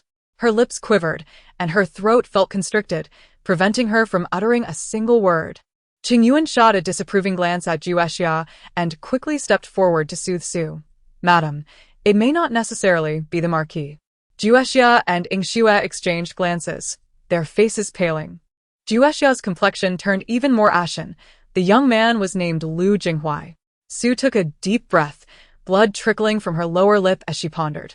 Why? Why has he treated me this way? I severed ties with my family for him, devoted myself to domestic duties, served his mother, and cared for his siblings. Why does he repay me with this? She could hardly fathom that perhaps, from the very beginning, this had all been a ruse. He had a 17-year-old illegitimate child already. Just the thought sent a chill through her. She had sacrificed everything for this man, and he had another family outside. Madam, this is not your fault. He has wronged you. There is no need to let it harm your health, Qingyu and the maids urged, their eyes red with sympathy. Mian sighed softly. Her mother had endured this for over a decade. How pitiful. Madam, heaven cannot overlook this. It seems the Marquis was indeed struck by lightning yesterday. Juexia spoke hastily, initially with a sense of gossip, but now with a tone of deserved justice. Heaven has opened its eyes and recognized the grievances in your heart. This is a form of retribution for you. The timing of the thunder was uncanny. That vixen, having just given birth, was eager to ensnare a man. In broad daylight, it struck both of them in bed, leaving her bare and charred. Neighbors found her shrieking while covering her face. Sue's eyes widened in disbelief. What a coincidence. Juexia nodded. This was quite the disgrace. Sue wiped away her tears, letting out a cold huff. Serves them right. Yet the bitterness and grievance in her heart could not be suppressed. Did she hate him? Indeed, she did. How could she not? Yet since her coming of age, her heart had belonged solely to him, even severing ties with her family to be with him. She felt trapped, unsure of how to break free. Madam, the Marquis has returned and is currently at Deshan Hall. Please go to him, a young maid reported softly from outside. Sue furrowed her brow, and Qingyu raised an eyebrow. They were uncertain how the Marquis had fared after the lightning strike. Let us take Mian and go have a look, Sue decided, rising to head towards Deshan Hall. Deshan Hall is located to the east of the loyal and brave Marquis' residence. The old lady preferred tranquility, having built a Buddhist hall in the eastern courtyard, tending only to her prayers. Passing through the inner lake of the estate and along the long corridor, they arrived at Deshan Hall. There is a burnt smell. Little Mian wrinkled her nose, catching a faint scent of burnt odor in the air. The deeper she ventured into Deshan Hall, the stronger it became. Just then, Qingyu straightened her up a little, and Lu Mian's eyes widened in disbelief, like a giant boiled egg. She couldn't help but gulp down her saliva. Su Shi paused for a moment, then suddenly looked up at the egg. In the center sat a completely bald head, not a single strand of hair, starkly blackened. The image of the handsome young man she had cherished in her heart seemed to collapse in an instant. Su Shi stood there, stunned, unable to react for quite some time. Why weren't they coming in? What were they doing standing in the wind? The old lady scolded her for the first time upon sensing her gaze. Su Shi was overwhelmed with her daughter's astonishment. Egg. She resented Lu Xinqing. Yet after years of brainwashing, she couldn't help but feel pity upon seeing him. It was as if she had been torn into two, one half filled with hatred, the other with love. But now, her compassion faded, replaced by an unshakable image of the egg. Her eyelids fluttered, and as she stepped inside, she asked, "What happened, Lord? Where is your hair? Did you encounter a ghost that shaved your head? My mother truly knows how to strike where it hurts, doing it beautifully. Being a scapegoat is less desirable than going mad altogether." Lu Xinqing's lips tightened. There was a fire in Ping'an Alley. I wanted to save someone and got my hair burned. It's nothing serious. I submitted a memorial to the emperor, and I will rest in the mansion for a while. Su Shi's eyes turned cold. Saving people? He truly knows how to embellish his image. Is the master also in Ping'an Alley? How coincidental. I've heard that someone was struck by lightning there. They say that couple was caught in broad daylight, completely exposed, leaving nothing to the imagination. Was the master saving that family? Upon hearing her daughter's rallying cry, Su Shi couldn't help but add a jab. Indeed. Lu Xinqing's face turned pale, his fists clenched tightly. What do you, a woman, need to listen to such things for? Su Shi smirked, her lips curving slightly.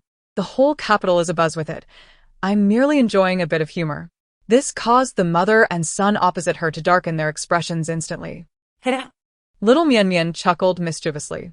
Su Shi couldn't help but perk up her ears. She could only occasionally hear her daughter's inner thoughts, and she needed to be attentive. He and his mistress were caught, their bare bodies exposed for all to see, too scared to return. Now the whole city is searching for him. But unfortunately, when he fled, he covered his head, and no one saw his face. Su Shi furrowed her brow, truly tainting her daughter's ears. You should serve Xinqing more in the mansion. He works hard for the Marquis' household all year long. It's rare for him to rest. What use is a woman if she cannot serve a man? The old lady, hearing Su Shi's mockery, felt somewhat displeased. At your maternal family, you must not get involved. This could lead to serious accusations. The old lady shot her a stern glance. Su Shi straightened her posture. What does the Lord think? Su Shi gazed at him pensively. Lu Xinqing glanced at her. Naturally, I feel for my father-in-law's suffering, but the emperor is furious. No one dares to offer advice. I can only do my best to protect the Marquis' household. Xinjiang, you are sensible. Do not bring harm to the Marquis' household. He paused. As for Yenshu, Do not be saddened. Yenshu is unfortunate. Miss Jiang is quite talented in the capital, and it would not be right to delay her. His eyes flickered slightly, causing Su Shi to feel a stir of suspicion. What benefit does breaking off the engagement bring him? Clearly, he is Yenshu's father. Isnt, he the one being slapped in the face. Chapter 11. Su Shi could not swallow her anger. Delay? Su Shi let out a soft laugh, placing her teacup down. Years ago, Yenshu had nearly drowned while rescuing her. After being saved, she hid in a rockery, delaying Yenshu's rescue. By the time Yenshu was pulled from the water, he had already lost consciousness, barely saved, yet sustaining a head injury. He became disabled. Lord. Yenshu was such a bright child. How can you utter such words? He was once praised by all in the capital. Su Shi felt only indignation for her son. The young girl did not fall into the water intentionally.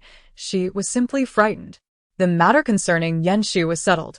Could it be that they would still harbor grievances over this and create rifts with colleagues? Xinjiang, I struggle on the court.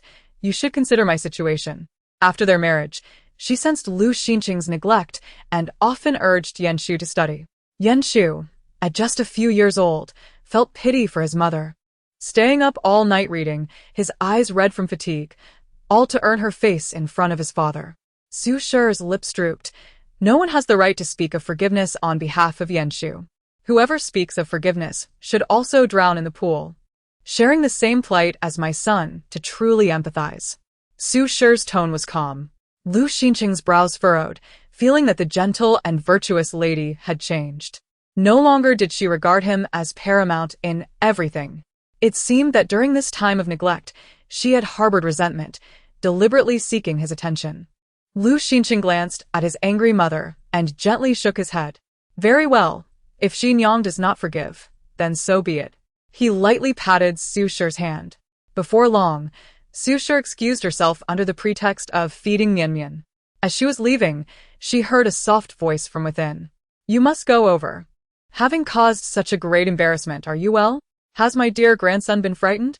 The old lady's words were filled with affection and concern, yet a hint of dissatisfaction lurked within. Su Shi's footsteps faltered. Qingyu also heard this and couldn't help but turn red with anger.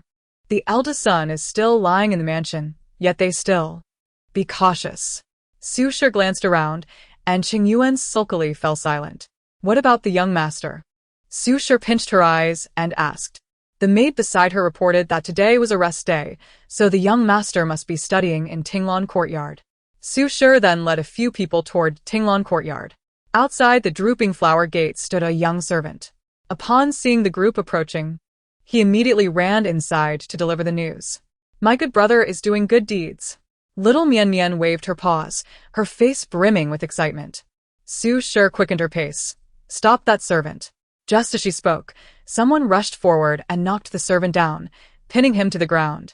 Why are you panicking? Seeing the lady? Qingyu shouted angrily. The servant trembled, panic-stricken, while Su Shi remained silent, striding into the room. Outside the door, one could hear the suppressed rustling sounds. Open up! Open up! The servant being restrained turned pale, his legs trembling. Qingyu was about to knock on the door when Su Shi raised her hand to stop her. No longer caring about her status as a noble lady. Now, she was merely a furious mother. With a swift kick, she kicked open the door. You wretches! Scaring my young master, who is courting death here. Be careful of Lord Lu Xiangyuan. He was clutching dice in one hand and money in the other, his eyes bloodshot, resembling a gambler on the brink of desperation. Upon looking up, he saw Su Shi's cold gaze fixed upon him. The dice clattered to the ground. Lu Xiangyuan, who had been blinded by gambling, suddenly regained his senses at the sight of Su Shi, feeling a chill run down his spine, his face turning pale. His knees buckled, and he fell to the ground, trembling slightly. Behind him, a crowd of young servants knelt in fear. Su Shi gasped for breath, feeling as if all the air had been sucked from her lungs, as though someone had gripped her throat. You! Su Shi felt dizzy before her eyes. If it weren't for Mian, how long would she have been kept in the dark? Madam, Qingyu was frightened. Young master, you mustn't. Even Xue was stunned. This 8-year-old child was gambling? How long had this been going on? Su's voice trembled, and with Qingyuan's support, she managed to sit down. Lu Xiangyuan had never witnessed his mother in such a state. Her expression of disappointment and shock rendered him nearly paralyzed. With a voice choked with emotion, he uttered, "Mother, it is my fault. I have only studied for 3 days."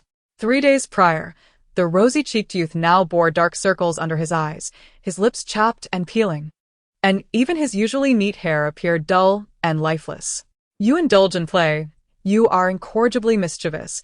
I have never held it against you due to your youth. But at such a tender age, how could you fall prey to gambling?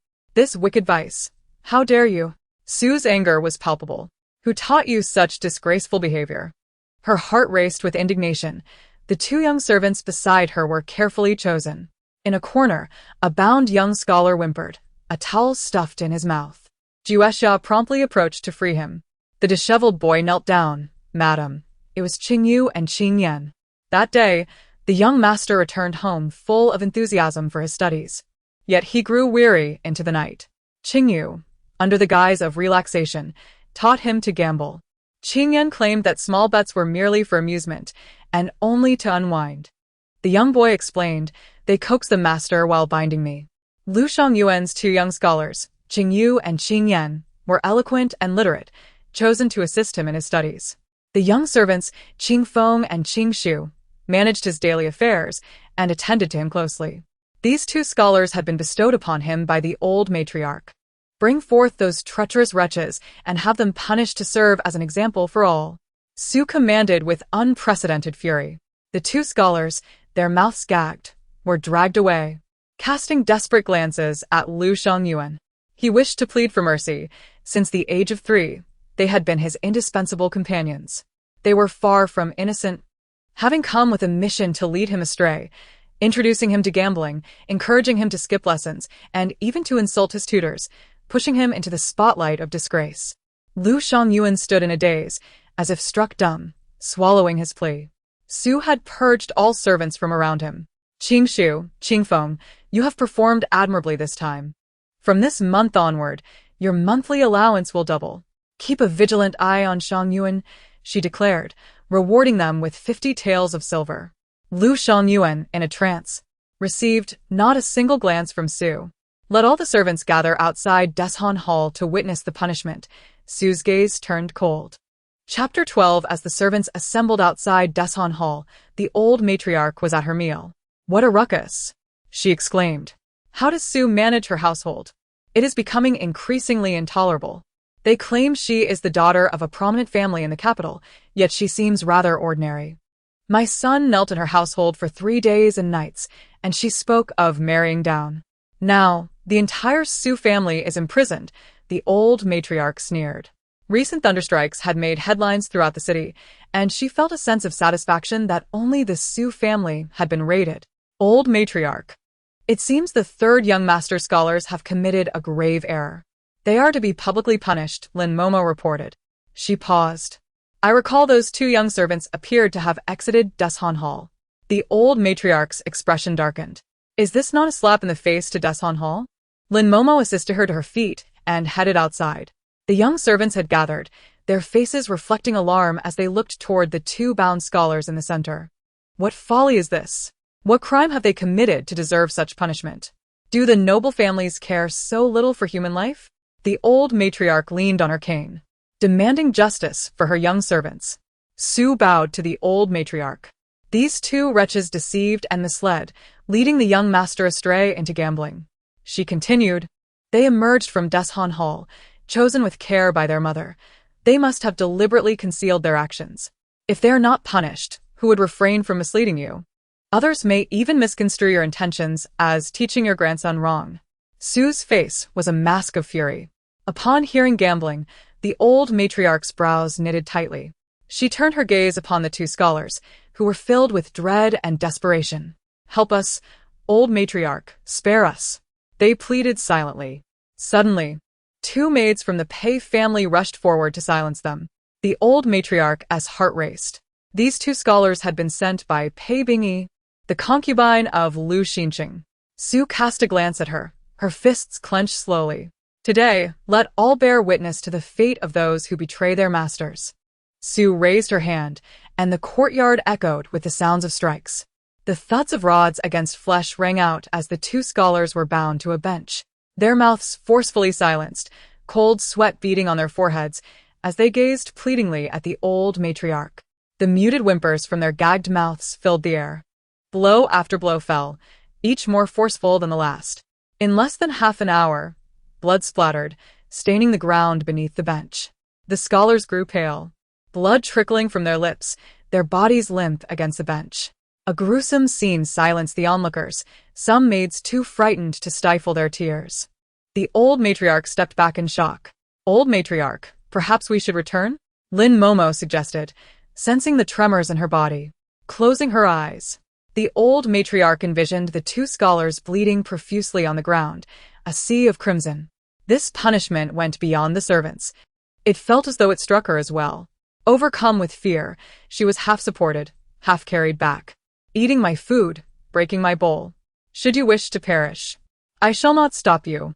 Sue had always been known for her grace, yet this was her first time punishing her servants so severely.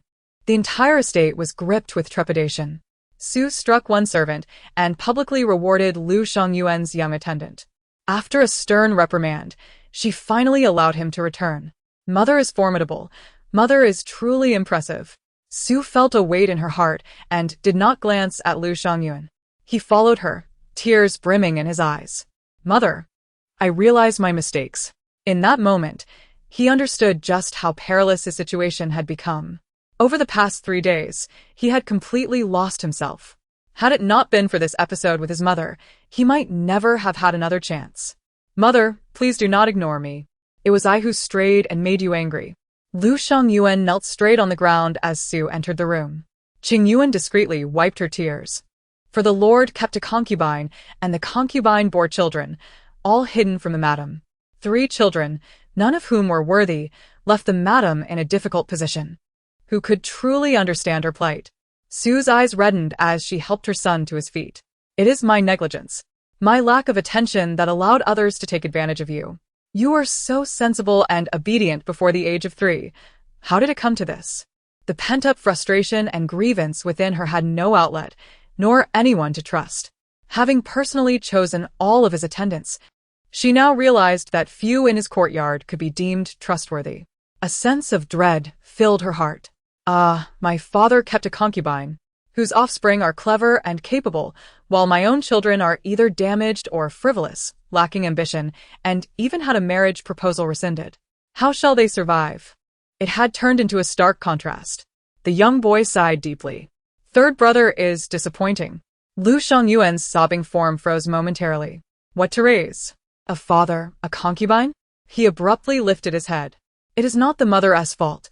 It is Shongyuan's wavering will, his penchant for play. Shongyuan, relying on his parents' affection, has lost his way." After he finished speaking, he paused, discreetly assessing his mother. When did she become so haggard? Her face, perhaps, had not borne a smile for quite some time. Parents cannot always be Shongyuan's support. He must strive and make efforts as well. "In the future, Mother will still need your assistance," she said softly, her gaze somewhat dazed. "Father dotes on Mother, and they are renowned as a loving couple in the capital. Who does not envy her? Can't Mother rely on Father?" Lu Shongyuan deliberately remarked. Sue sure stroked his face, her figure slightly swaying. Father Sue remained silent. Lu Shongyuan pursed his lips, a vague unease stirring within him. After admitting his mistake, he accompanied his mother for a meal, then stealthily inquired around the listening wind courtyard. It dawned on him that after Mother gave birth to Mian 2 months ago, Father had not once stayed overnight in the courtyard. Not even when his maternal grandfather's household was raided did he return home. A chill crept into his heart. In his memories, Father was strict yet loving. His parents were harmonious and shared a deep bond. Not a single concubine could be found in their residence. When a maid once attempted to seduce him, Father, enraged, sold her away. Mother wept tears of gratitude. Over the years, Father had been considerate, and Mother willingly took charge of the household, who in the capital did not praise Father as a devoted man. But now, upon learning that Father had kept a concubine and even fathered children, he felt a profound chill. Once, a scholar's apprentice had coaxed him into skipping school, berating his teacher, and gambling, but now he felt only fear. He was his mother's right hand. If he were severed from her side, how would she survive? That night, Lu Xiangyuan dusted off the neglected 4 books and 5 classics, sitting by the window, diligently studying. Chapter 13. Madam, I see the 3rd young master truly has been studying diligently. He returned home earnestly reviewing his lessons yesterday and has come to pay his respects this morning. Now he is off to school. You should feel somewhat relieved, Qingyuan said, massaging her temples. Su Shi remained silent. Last night, Lu Xiancheng had returned. After witnessing the old lady's distress, she had fallen into a high fever. Lu Xiancheng, furious, had come to question her, and Su Shi, unable to contain herself, asked him which was more important, Xiangyuan's waywardness or preserving the old lady's dignity. In a fit of rage, Lu Xiancheng stripped her of her authority over the household and reprimanded her for disrespecting her mother-in-law, forcing her to reflect in solitude. She was confined. Early this morning, Lu Wanyi came crying, saying she did not want the authority of the household and that her elder brother was being unreasonable. Su Shi had to coax her back.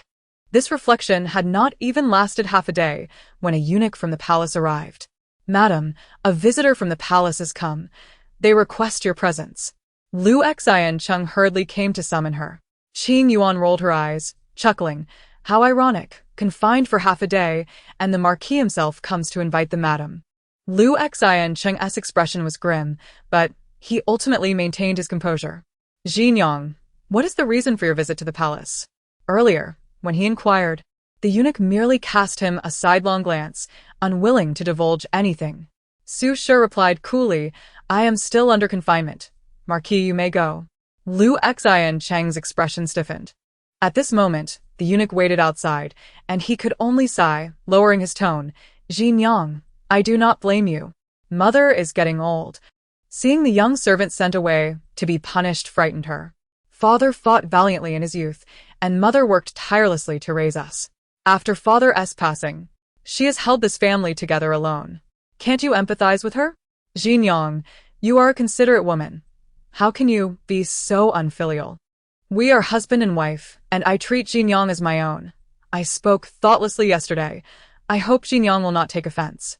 Lu Xiancheng's demeanor was indeed amiable. When he lowered his stance, his eyes appeared to hold only affection for her. In the past, Su Shi would have been particularly swayed by such flattery. Today, however, she thought, your mother's suffering has nothing to do with my mother. Her hardships are not caused by her. The pretense of filial piety is truly farcical. Little Mian gurgled, spitting. Su Shi was suddenly awakened. How fitting! This farcical display of filial piety. Wasn't it so? When the old lady fell gravely ill, she cared for her day and night. Yet the praise went to Lu Xiancheng. My parents labored to raise me, and now the entire family is imprisoned, yet the Marquis wants me to disassociate myself. What kind of filial piety is that? Su Shi could not help but retort. Lu Xiancheng's brows furrowed slightly, his eyes filled with suspicion as he looked at her. Su Shi seemed different, yet her years of obedience were not feigned. She had devoted herself wholeheartedly, listening to whatever he said. Recently, her temperament had become peculiar. She must be angry with him for neglecting her. Lu Xiancheng felt a sense of pride. After years of training Su Shi, how could she harbor any disloyalty? Knowing your heart is troubled, I shall send someone to make amends tomorrow. Su Shi remained silent, merely tidying herself before stepping out to receive the decree.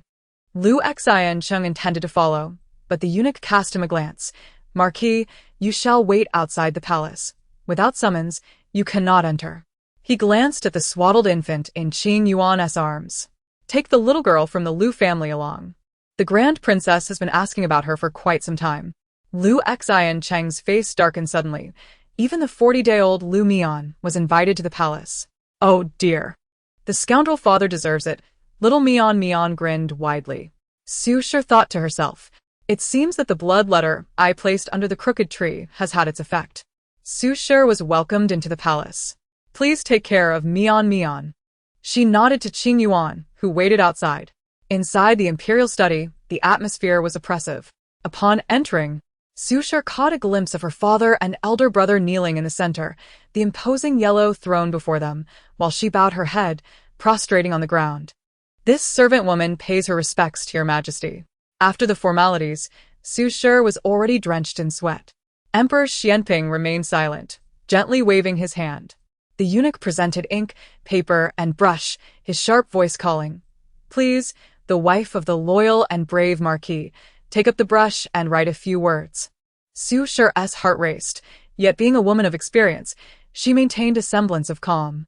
She raised her hand to grasp the brush. The onlookers could not see what she wrote, but the eunuch standing nearby slightly furrowed his brows. After a moment, Su Shi set down the brush and knelt once more. The eunuch presented the writing. Emperor Xianping gazed at the 8 large characters on the paper, remaining silent for a long while. Old Master Su, with his hair and beard turned white, though a civil servant, stood with unyielding integrity, kneeling straight on the ground. He had originally intended to declare his intent to die in protest. But upon seeing the emperor summon his daughter, old Master Su shed a tear of anguish. Your Majesty, the old minister has yet to finish confessing. Emperor Xianping burst into hearty laughter, clapping his hands. Good. What a serene world. A harmonious realm. Excellent. Emperor Xianping actually stepped down from behind the desk, personally helping old Master Su to his feet. Old Master, I have wronged you. Your Su family has been loyal to Beizhou for generations, and even your daughters have dedicated everything to Beizhou. Emperor Xianping expressed deep sentiment. The informant against the Su family truly harbors wicked intentions. A hint of anger flickered across Emperor Xianping's brow. Behind him, the eunuch presented the blood letter. This is the evidence dug up from the Su family. Old Master Su trembled as he rose, staring at the blood-stained words, momentarily stunned. The text above is a transcription of a Buddhist scripture, penned with utmost devotion. It contains a prayer to exchange 30 years of life for the peace and prosperity of the northern Zhao kingdom, wishing for the emperor's safety, health, and longevity. In the corner, the names of all the descendants of the Su family are signed, each with a unique handwriting and a blood handprint. The entire Su family is commendable. The emperor nodded in acknowledgement, causing the elder Su's heart to tremble. Only Su Qingji could recognize the handwriting of all family members, a skill she had never proclaimed. Her palms were clammy with cold sweat, relieved that she had not disclosed this to Lu Xinqing. Had she not replaced the puppet in advance, the Su family would undoubtedly have faced bloodshed today.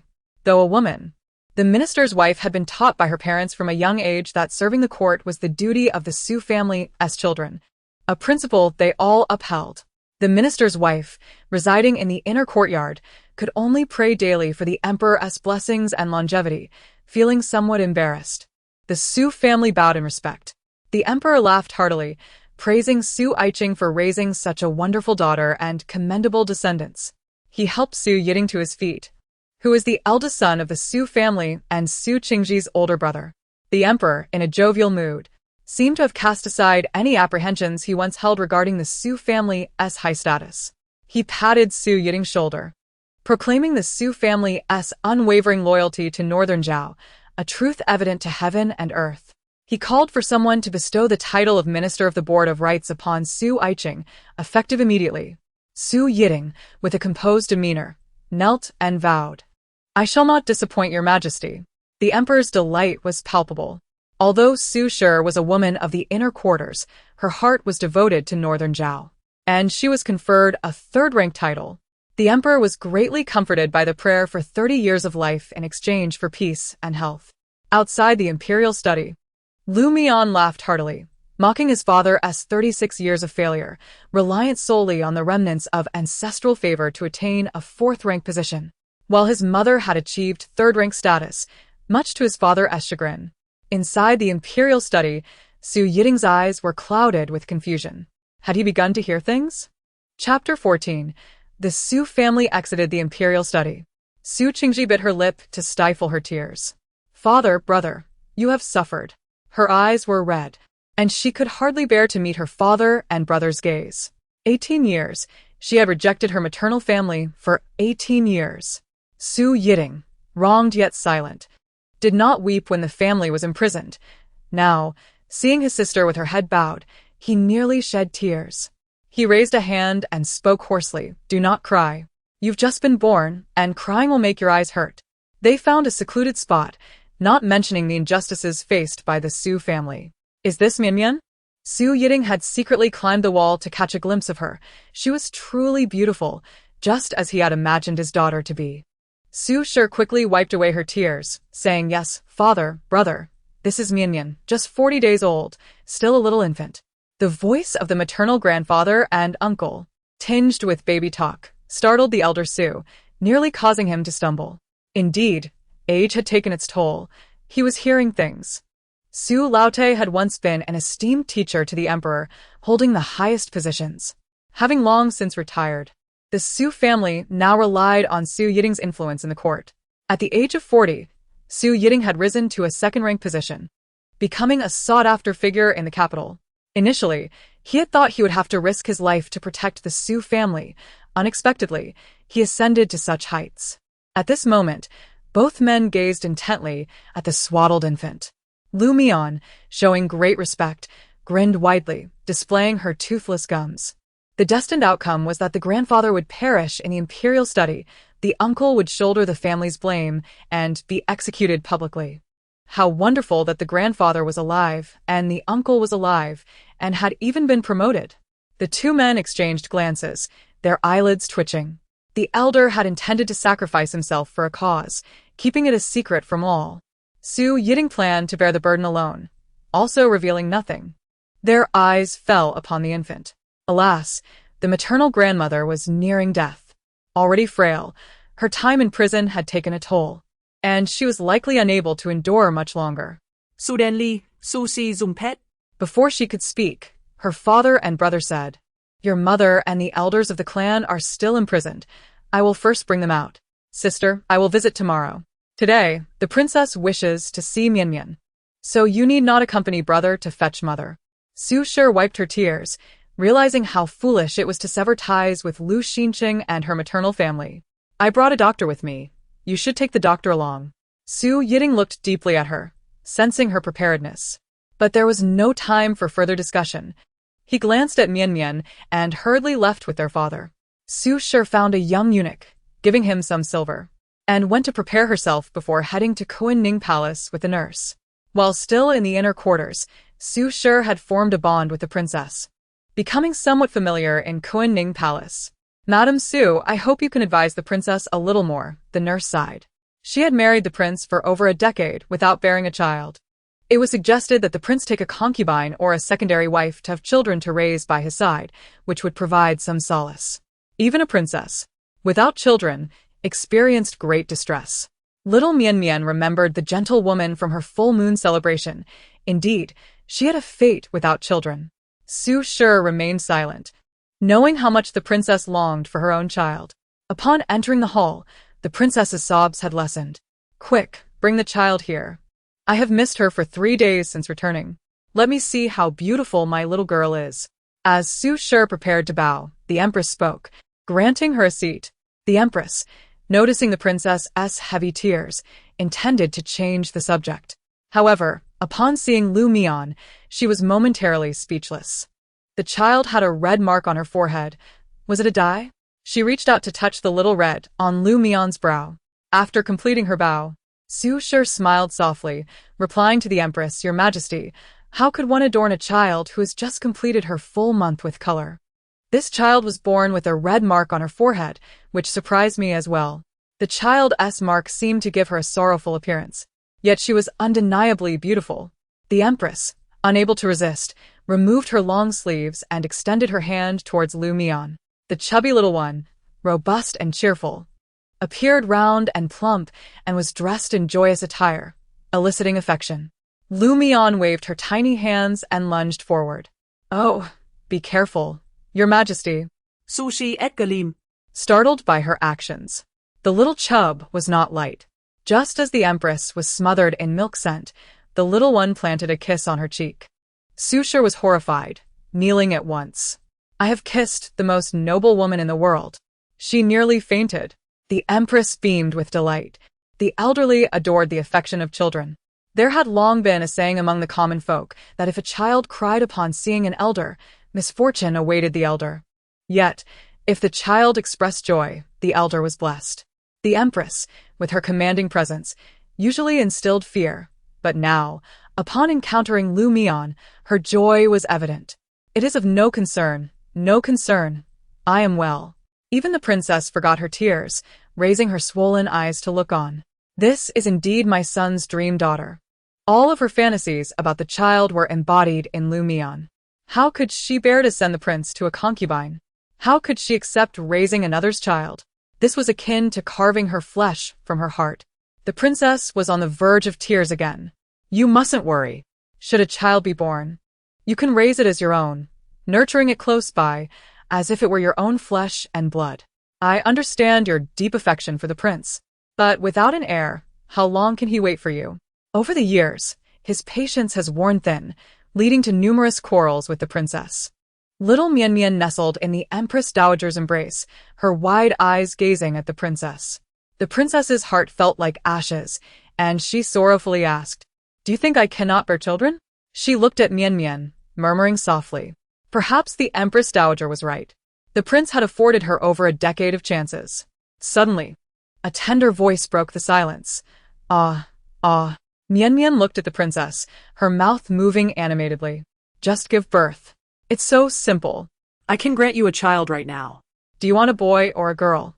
Pouting, she seemed to chatter endlessly. Sue's eyelids twitched.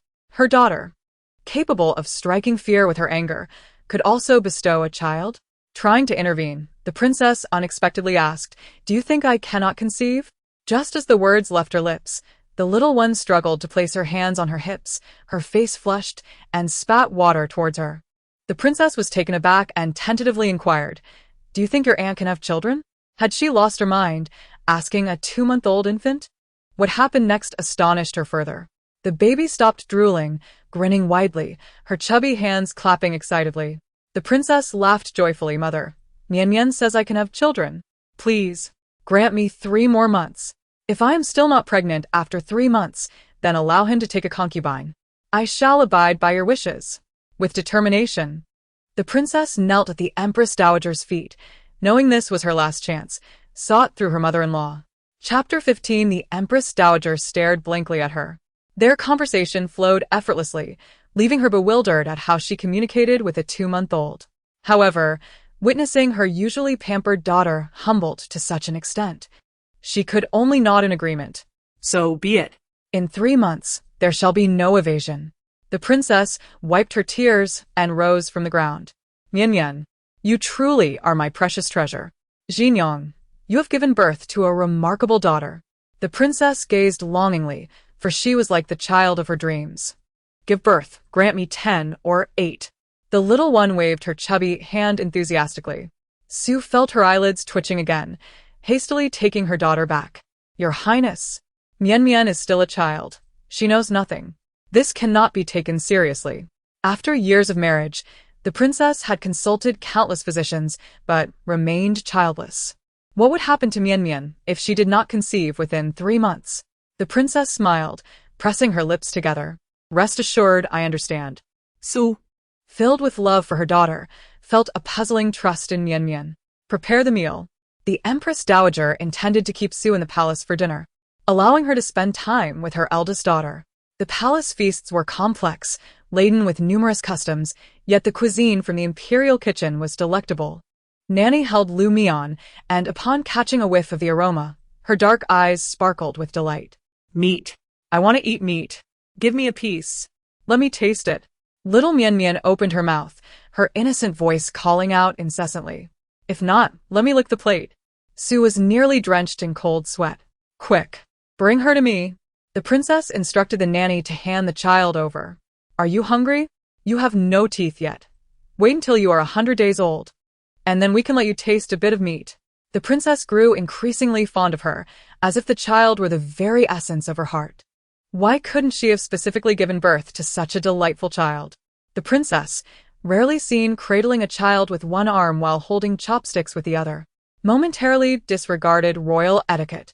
Raising her silver chopsticks, she was about to place a morsel into her mouth when, unexpectedly, a short, plump little hand shot out from her embrace, swiftly grasping the chopsticks and shoving the piece of tender meat into her mouth. Su was struck with panic, rushing forward to seize the child's hand. Quick, someone! She had been attentive ever since hearing the child's thoughts, almost allowing her to succeed. At not even 2 months old, without teeth, what would happen if she choked? The Empress Dowager was taken aback as well. This little one is quick. I hadn't even reacted. Although the princess had not raised children, she possessed common sense and felt a chill of sweat break out. Both were terrified of harming her, slowly prying open her tiny hand to retrieve the meat from within. Mian wailed, my meat. In Su's mind, Su, both amused and exasperated, reassured her, when you have teeth, I will cook meat for you every day. Let go now. You cannot eat this. With coaxing and gentle persuasion, she finally managed to extract the morsel from the child's grip. Yet, the oil from her fingers remained, tightly clenched into a small fist, occasionally making its way to her mouth for a taste. On her delicate, fair face, a look of satisfaction appeared. Mian sighed deeply. In this new life, aside from retaining her strength, her thoughts were gradually transforming into those of a child. Such was the constraint of fate.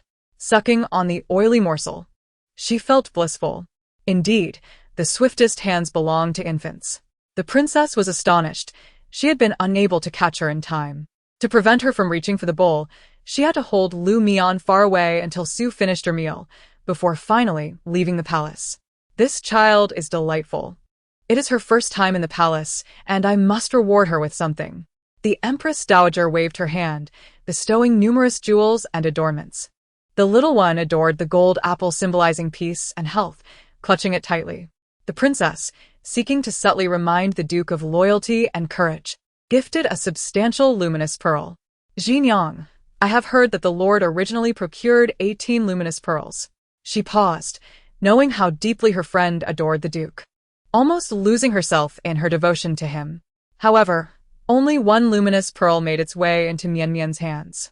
She refrained from elaborating further, aware that her friend did not appreciate disparaging remarks about the Duke.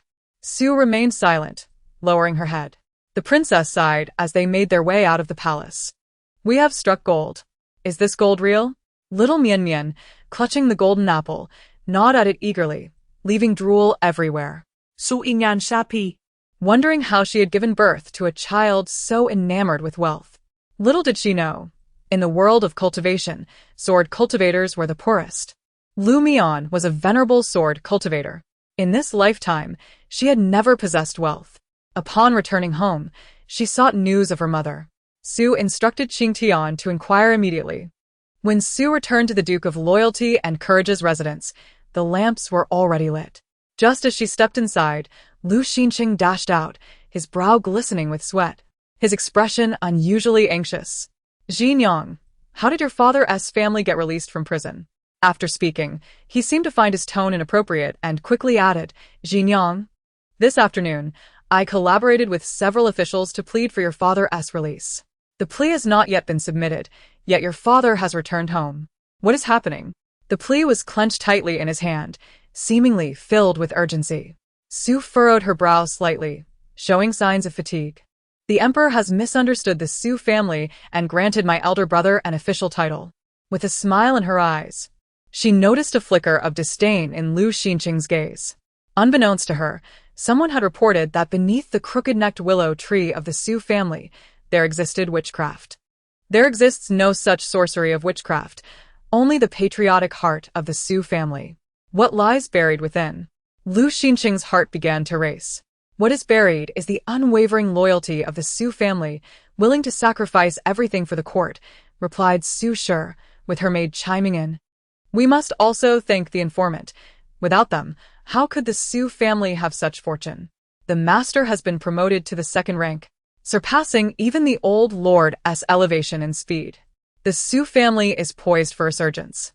Zhu Xia cast a sidelong glance at the Duke of Loyalty and Courage, whose complexion turned pale as he clenched his fists, desperately suppressing the sudden onslaught of emotions. Truly, what remarkable fortune! He gasped softly. Yet, that is not all. Our Lady has received the Emperor's commendation and been granted the title of third-rank consort. Tomorrow morning, the decree will be issued. Ying Shui held her head high, recalling how her lady had been renowned in the capital during her youth. Had it not been for the constant suppression by Lu Xinqing, she would not have been reduced to a mere parasite. At this moment, Lu Xinqing's eyes glistened with tears. The Duke must navigate the court, and Xinjiang cannot lag behind. Jealousy surged within him. His father-in-law ranked higher, and even his wife surpassed him in status. Ha ha ha, he laughed inwardly, consumed by envy. The scoundrel, living off the fruits of others' labor, deserves it. Chapter 16. Lu Xinqing possessed an exceedingly strong sense of pride. In the past, when he sought to marry the Su family's legitimate daughter, he was met with derisive laughter. The Su family held a rank of first class, with several brothers who were paragons of virtue, showering their only daughter, Su Qingji, with adoration. She was the epitome of a high-born lady. In contrast, the Duke of Loyalty and Courage's residence had become a mere shell after the old duke's passing. Moreover, due to Lu Xinqing's frail health and his upbringing focused on literature, he faced immense struggles. To pursue a match with a daughter of the Su family was indeed a foolish fantasy. Who could have imagined that Su Qingji would be deceived by his handsome exterior and resolutely refuse to marry anyone but him? After their marriage, upon unknowingly discovering Lu Xinqing's embarrassment and inferiority in front of her family, she severed ties with her own kin to protect his pride. Now, she stood as a third-rank consort, a step above Lu Xinqing. Although there was no direct comparison between official rank and the consort title, she felt a secret satisfaction within her heart. Xinjiang was pure-hearted, virtuous, and deserving of her title. Alas, I am useless, unable to earn a title for Xinjiang. Lu Xinqing exhaled a heavy sigh. In the past, his father had sought a consort title for his mother, only to be rejected by the emperor. Now, it felt as though he had been dealt a resounding slap to the face. Su Shi smiled silently. Had it been in the past, she would have belittled herself to please him once more, wouldn't she? With her parents released from prison and her elder brother promoted, I wish to return home tomorrow, Su Shi said with a faint smile, eager to return home. Lu Xinqing responded with a soft hum. Indeed, it was proper to extend congratulations. Her scoundrel father would be infuriated, losing the hen without catching the egg, and instead, bestowing great fortune upon the Su family. How fitting! The little one incessantly complained, alleviating some of the pent-up frustration in Su Shi's heart. Not long after Su Shi returned home, Lu Wanyi personally brought the authority of the steward. Sister-in-law, you have finally returned. This authority was not something I contested for, it was forcibly given to me by my elder brother. She explained helplessly, her eyes reddening. Su Shi genuinely cherished her. Upon her entry, Lu Wanyi was merely 2 years old. The elderly master had been unwell, and the matriarch had waited up all night. Lu Wanyi had slept in Su Shi's room, raised day by day under her care. How could I blame you? We are as close as mother and daughter. I know your character well. Seeing Lu Wanyi's cold hands, she specially brought a cup of tea to warm her. It was Lu Wanyi's favorite pre-rain longjing. Lu Wanyi huffed indignantly. Brother unjustly blames sister-in-law without any discernment. I will settle the score with him. If he dares to bully you, I shall not acknowledge him as my elder brother. Her irate demeanor warmed Su Shi's heart. In the Lu family, perhaps only Lu Wanyi held genuine affection for her. Does your elder brother truly care for me? Su Shi briefly lost herself in thought, murmuring. Lu Wanyi paused, then affectionately grasped Su Shi's hand. Sister-in-law, although my elder brother may be somewhat reckless, he is sincere towards you. Years ago, he knelt for 3 days and nights before the Su family to marry you. His precious gem. Look at him now, for all these years, he has had no other women by his side. The entire capital knows of his unwavering devotion. Should he stray, I shall be the first to object. I am your intimate little cotton-padded jacket, and I will keep you informed. No little scoundrel shall enter here. Lu Wani scoffed playfully, leaning affectionately against Su Shi. Su Shi felt an overwhelming sense of warmth in her heart. Just then, Lu Mian woke, smacking her lips. Little cotton-padded jacket, that one to do. I am the everlasting little cotton-padded jacket for mother. She lets the wind through. She lets the wind through. Before mother gave birth, she didn't return to the old residence at all. She went to serve the concubine during her confinement. No one can take my position as the little cotton-padded jacket. Bullying me because I cannot speak. Once I can, I will scold you thoroughly. Su Shi's embrace of Lu Wani gradually stiffened, her fingertips trembling slightly. What's the matter, sister-in-law? Lu Wani asked with a smile, appearing endearing. The matriarch was already advanced in age when she bore her. She was truly a late-life daughter. Due to the matriarch's age, Su Shi had raised her. The affection Su Shi poured into her was even greater than that for her own children. Sister-in-law. Regarding the recent top scholar, Lu Wani's cheeks flushed, tinged with shyness. Lu Wani bit her lower lip. At 19, she could no longer delay. Sister-in-law, you mentioned helping me inquire. The top scholar paraded through the streets on horseback, and I saw him while watching. I seem to have developed feelings. Had it not been for overhearing Lu Mian's thoughts, Su Shi would have readily agreed. Now. Su Shi gently stroked the ends of her hair. When I entered with my wedding dress, you had just learned to walk. Stumbling towards me to embrace my leg and call me mother. That scene remains etched in my memory. My affection for you surpasses that of several brothers combined. Lu Wani's brows furrowed slightly, as if she dared not meet Su Shi's gaze, averting her eyes. In her youth, she had created a fool of herself. But thankfully, sister-in-law treated her as a daughter. All her manners were taught by Su Shi. Su Shi gazed deeply at her. I will look into the top scholar for you, but ultimately, I am still your sister-in-law. Matters of marriage must be decided by your mother. Lu Wani bit her lip, reluctantly acquiescing. In the past, Su Shi would have taken charge, presenting her with portraits of all the fine young men in the capital, along with their backgrounds and characters, allowing her to choose. The Su family's influence in the capital was evident. Had Su Shi arranged the match, Lu Wani's prospects would have soared. But now, she deferred to her mother. Her mother, being from the countryside and lacking connections, what good families could she find?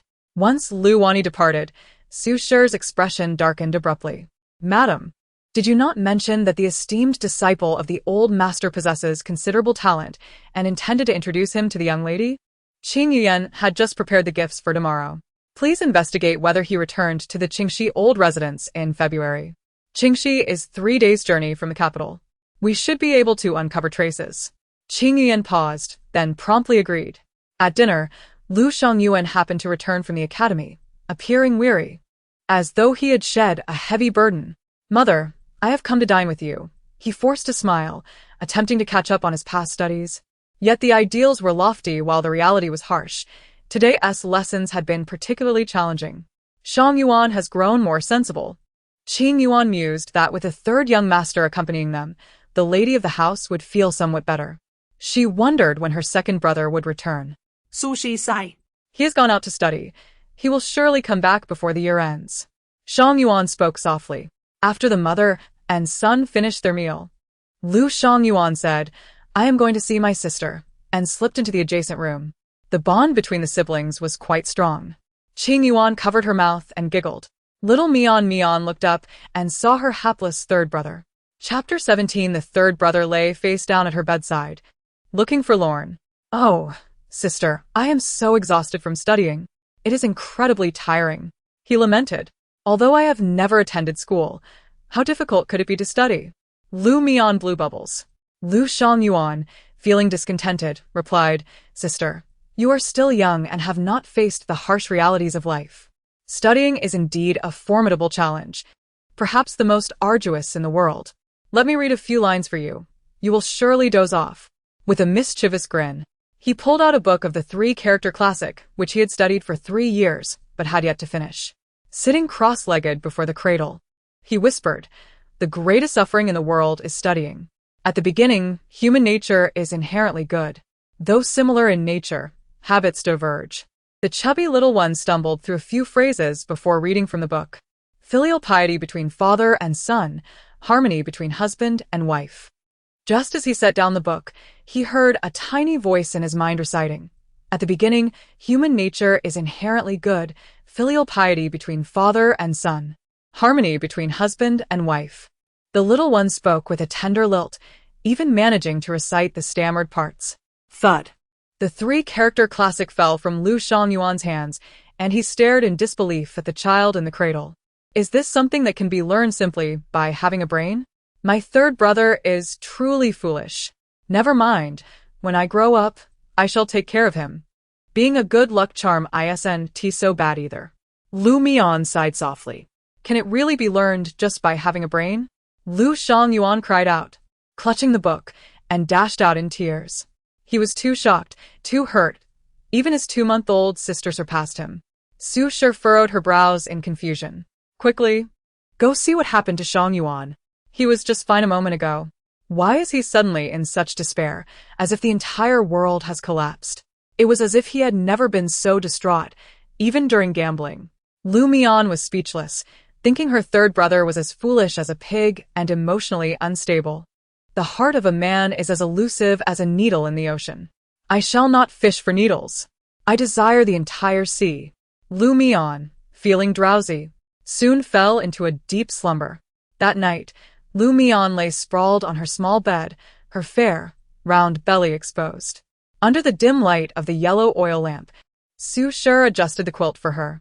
Yet, Lu Mian seemed to drift in and out of consciousness, pulled into a dream.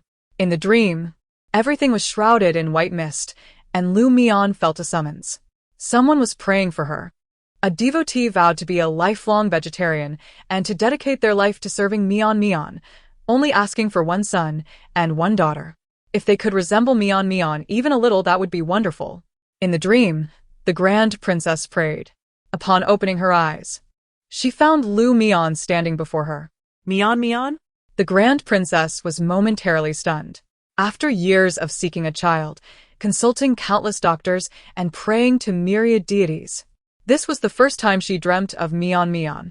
To her astonishment, the Mian in her dreams spoke. Do you wish for children? A boy? A girl? Or perhaps both? The little one's voice was even softer and sweeter than she had imagined, resonating deeply within her heart. Anything is fine. I do not have preferences. She dared not be choosy. Any child would bring her immense joy. Lu Mian opened her hands, and a glimmer of golden light radiated from the grand princess. You have done good deeds throughout your life. This child is rightly yours. I grant you a pair of twins.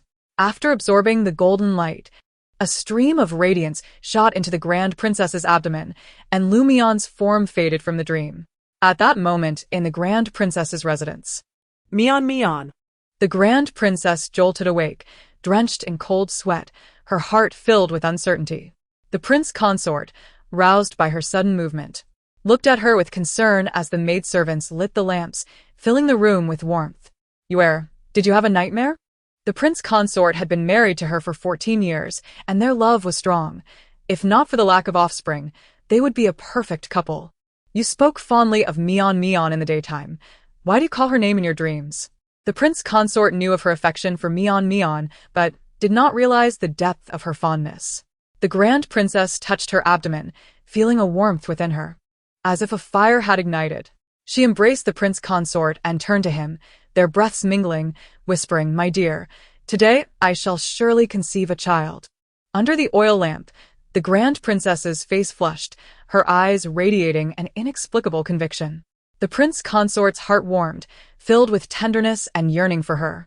The maidservants quietly retreated, leaving the couple, married for 14 years, awake throughout the night. The next morning, when Lu Mian awoke, she was already dressed and seated in the carriage. "Madam, do not worry. The master and mistress will not blame you. She cherishes you the most." Qingyu reassured her softly, sensing her apprehension. Su Shi pressed her lips together without speaking. After over a decade of marriage without returning, she felt utterly confused. As she disembarked from the carriage and beheld the Su family gate, Su Shi momentarily lost herself in thought. The Marquis had not returned home last night and had sent word that he would be back before lunch. Qingyu whispered. Su Shi's expression remained impassive, yet the heartache within her was known only to her. As she arrived, the gatekeeper shouted, "The young lady has returned. The young lady is home." The gatekeeper rushed in, calling out loudly. Su Shi walked through the gate, and despite being married for over a decade, the residence still resembled her memories. The maidservants bowed deeply upon seeing her. Miss Shi. This was her title during her time in the boudoir, and everyone affectionately referred to her as Miss Shi. Bang, bang, bang. Just as she passed under the floral archway, she noticed fireworks being set off outside. The young lady had been away for over a decade, and the fireworks were prepared daily, ready to be lit upon her return. The matron hurried over, tears streaming down her face upon seeing her. "The old lady and several sisters are waiting for you." The matron personally lifted Mian, her heart startled. The child was truly beautiful. In the June heat, Mian's arms, resembling lotus stems, were exposed, and her laughter was infectious, endearing her to all who saw her. "Thank you, Wang Momo." Su Qingji's eyes brimmed with tears as she stood at the entrance, feeling a bit timid. With a creak, the heavy doors swung open. The old lady, who had been in confinement for several days, strained against her fatigue, eagerly peering outside. The moment Su Shi's gaze met her mother's, tears flowed freely. Trembling, she entered, kneeling before the hall and crying out, "Mother, your daughter has come to see you," choking on her words. "You heartless child, you will drive your mother to despair." The old matriarch, usually composed, was now a picture of anguish, her every gesture steeped in elegance, yet she wept uncontrollably. While gently striking Su Shi, she lamented, "Why did you not return to visit? I only stopped you during your marriage, and you have held a grudge for over a decade. How could I ever harm you? I have waited for you until my hair turned white." The soft slaps the old lady delivered were featherlight. "Mother, please do not cry. It is a joyous occasion that my little sister has returned, and we should not shed tears." Su Yiding's wife, the elder sister Zhou, stepped forward to support the old lady, her eyes red with emotion. The old lady, with her hair now gray, had nearly fainted from crying, and Su Shi's heart felt as though it were being torn apart. Chapter 18. The daughters regret. Su Shi knelt in front of the hall, her heart heavy with remorse. The three sisters-in-law of the Su family urged her, "Xingyang, please rise. Mother cherishes you the most. She thinks of you every day.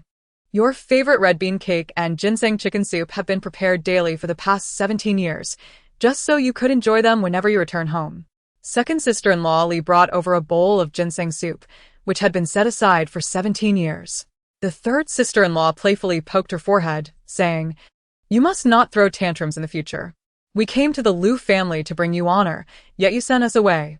Though the third sister-in-law was the same age as Su Shi, 33, she had a cool demeanor, resembling a proud snow lotus. In the second year after Su Shi's marriage, the sisters-in-law visited her, only to find that the once bright and sunny daughter of the Su family had become timid and indecisive after a year in the Liu household. At the slightest glare from her mother-in-law, she would shrink away, unable to voice her thoughts. The distinguished daughter of the Su family even found herself washing her mother-in-law's feet. The sisters-in-law were infuriated and confronted the Liu family, yet Su Shi sided with her in-laws, driving them away. Thus, communication ceased altogether. Though she resided in the capital, Su Shi unilaterally severed ties with them. It was Xingyang's fault. She had wasted her sisters-in-law's heartfelt efforts. Xingyang recognized her mistake. She solemnly bowed her head to her sisters-in-law, startling them. Once the men of the Su family returned home, the atmosphere became lively again. When the elderly matriarch awoke, she clung to Su Shi, her spirit visibly rejuvenated. In the Su family, there was no custom of separating seating. They all gathered around a large round table, chatting joyfully. Unfortunately, several children from the clan missed this gathering as they were at school. Years ago, Su Shi had knelt for 3 days at the door while fasting for 3 days at home, all to marry him. Fortunately, he treated her well, never taking a concubine in all these years. The matriarch patted her youngest daughter's hand, causing Su Shi to freeze momentarily. She bit her lip, and Qingyu glanced at her, understanding that the lady did not wish to burden her family. Laughter filled the room, but Mian was muttering incessantly, "Liar! Liar! My father is a liar! Woe is me! My mother has been deceived. My father has a mistress, and her son, 17 years old, is the same age as my elder brother. My sister and I share the same birthday. Moreover, he could lead to the Su family's tragic demise." Suddenly, someone dropped their chopsticks. The grandfather perished in the imperial study, while the eldest uncle took the blame for sorcery and was executed publicly. During a torrential rain in Linluo, the second uncle went out to provide disaster relief but was framed, resulting in a flood that devastated the land and was torn apart by the desperate populace. The third uncle was falsely accused of treason and died in a foreign land. The third aunt, enduring humiliation, finally retrieved her husband's body only to embrace it in flames, choosing to perish together with him, despite being pregnant. Su Sanyi suddenly coughed violently, his hands trembling as he clutched his chopsticks. Beside him sat a cold and proud woman, Mian's third aunt, his wife. In her youth, she had been willful and stubborn, insisting on marrying Su Sanyi. Years of marriage had left her feeling indifferent, believing she would endure such a life forever. Little did she know, everything would change from this day forth. Su Sanye's hands trembled as he recalled the words of enduring humiliation to reclaim a body, embracing it in flames. His mind was filled with thoughts of tragic love and pregnancy. "What is wrong?" Xin Shi glanced at him, her expression neutral. She had endured years of coldness from Su Sanyi, who now harbored nothing but disdain for her. Taking a deep breath, Su Sanyi suppressed a shock, his voice trembling as he softly replied, "It's nothing, I just choked." Xin Shi paused, silently pouring him a glass of water, choosing not to say more. The three uncles of the Su family turned their gazes toward Mian. The Su family faced annihilation? Lu Xinqing had a mistress? The three uncles exchanged glances, each reflecting the astonishment in the other's eyes. Su Yiting said nothing, merely shaking his head gently, his fists clenched tightly. After dinner, without a moment's pause, the brothers headed to the old master's study. "Did you hear Mian's voice? Did you hear her voice?" Su Yi and Su Sanyi asked in unison. The old master sweated slightly at his forehead. Su Yiting exhaled a deep breath. "Perhaps only we can hear it. It's uncertain whether it is true." Su Sanyi murmured softly. The image of his wife flashed before his eyes, a delicate pain blooming in his heart. Su Yiting, with deep-set eyes, understood better than anyone that this matter was indeed true. He wished to take all the blame upon himself, not revealing it to anyone. This was likely a chance bestowed upon the Su family by heaven, and it must not be leaked. Mian, perhaps, is extraordinary. The old master stroked his beard, speculating that perhaps only direct blood relatives could hear it, requiring a blood connection. The old matriarch likely did not hear it due to her frail health, having been bedridden for years. First, send someone to investigate Lu Xinqing. He once swore to the heavens to marry Xinjiang. If he wrongs Xinjiang, I shall make him wish he were dead. Su Yiting's eyes blazed with anger as the brothers engaged in a lengthy discussion throughout the night. It wasn't until evening that Lu Xinqing finally arrived. Based on his years of understanding of Su Shi, he knew she would have already prepared excuses for him. She always found ways to absolve herself. However, upon arrival, he found the Su family unworthy of his visit, and the old master was unusually angered. 18 years of marriage, and my Xinjiang dares not return home.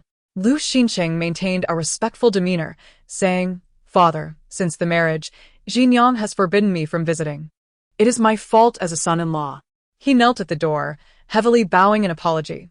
Lu Xinqing found himself humiliated, his displeasure evident. Yet Su Shi did not come to his defense. Mian was dearly cherished by the Su family, with 2 uncles and 5 elder brothers. Only Su Sanyi had no children. Mian was considered the sole daughter. The sisters-in-law embraced her affectionately, and Mian relished the warm atmosphere of the Su family. She wished her parents would divorce, kicking out her unworthy father. The little girl sighed deeply within. Yet she also understood that Su Shi had endured for nearly 20 years. Everything required timing. It was also necessary to break her mother's last straw. Upon hearing her daughter's words, Su Shi's expression dimmed. Divorce? How easy it is to say. What would happen to her 3 sons? Before curfew, Lu Xinqing, suppressing his anger, took Su Shi home. As they boarded the carriage, his expression suddenly soured. Xinjiang, did we not agree that you would not return to the Su family for the time being? On the wedding night, he had rolled up his pant leg to show Su Qingyu the swollen knees he had endured from kneeling for 3 days and nights. He confessed that he knew the Su family looked down upon him, making it difficult for him to lift his head before his elders, causing him great inner turmoil. He coaxed Su Shi little by little into severing ties with her family. Mother, I must brainwash you again. Lu Mian shouted in frustration. And, at this moment, Chapter 19, I have not returned home for 17 years due to my feelings of inferiority. Father is aging. Mother has turned gray. Lu Lang. I have done enough for you. Su Shi held Lu Mian and gently pinched her cheek. Moreover, Lu Lang, your promotion is not easy. Why not seek help from your elder brother and father? They will surely assist you. Su's words sent Lu Xinqing's face into a dark shade of anger. Lu valued her family's connections, but was unwilling to lose his composure. Su, who typically needed to coax him to accept assistance from the Su family, was truly indulging in a soft meal, yet demanding hard labor. A man of iron and bone cannot rely on others. Moreover, am I not trying to save face for you? Lu Xinqing suppressed his fury, grasping Zinio's hand with deep affection. Su felt an uncomfortable sensation wash over her and instinctively withdrew her hand. My father is the emperor's mentor. My elder brother holds a second-rank title. And I myself possess a third-rank noble title. Lu Lang, I do not lack in face. I genuinely do not wish for you to suffer too much. Su's words trampled on Lu Xinqing's pride. He trembled all over, sensing that Su had changed. Yet, that phrase of hers, expressing her wish for him not to endure hardships, seemed unchanged. She still ached for him, loving him deeply. Lu Xinqing calmed his fury. Zinio, I have matters in the court that require funds. If there are any rare treasures, that would be even better. Su's dowry was substantial, and over the years, she had contributed a significant amount to support the Lu family. The Lu family's finances were painfully meager. Even the grand residence was renovated after she married in. Su nodded, and Qingyu handed him the key to the storeroom. This is the key to the Lu family storeroom. After saying this, she covered her mouth and chuckled lightly. I shall not provide you with the key to my private treasury. That is my dowry for my family. And using my family's possessions would only distress your heart, Lu Lang. Lu Xinqing's lips moved, but ultimately, he said nothing. He desired Su's private treasury. Yet he wished for her to plead with him to accept it rather than asking for it himself. He found an excuse to depart, feeling increasingly restless. On her way back to the estate, Su noticed someone carrying congratulatory gifts toward the Jiang family. The Jiang family's legitimate daughter was getting engaged, showering sweets everywhere. In front of the Jiang residence, the sweets were scattered liberally, and people flocked to partake. Oh, is that the Jiang girl betrothed to the cripple of the Lu family? Someone asked loudly. A maid emerged with a large basket, smiling broadly. Today, our young lady has secured a fine match and is to be wed. Congratulations to our young lady, and there are red envelopes to be received. With that, she pulled out a handful of coins, prompting cheers from the crowd. The Lu family's cripple, how could he be worthy of the Jiang girl?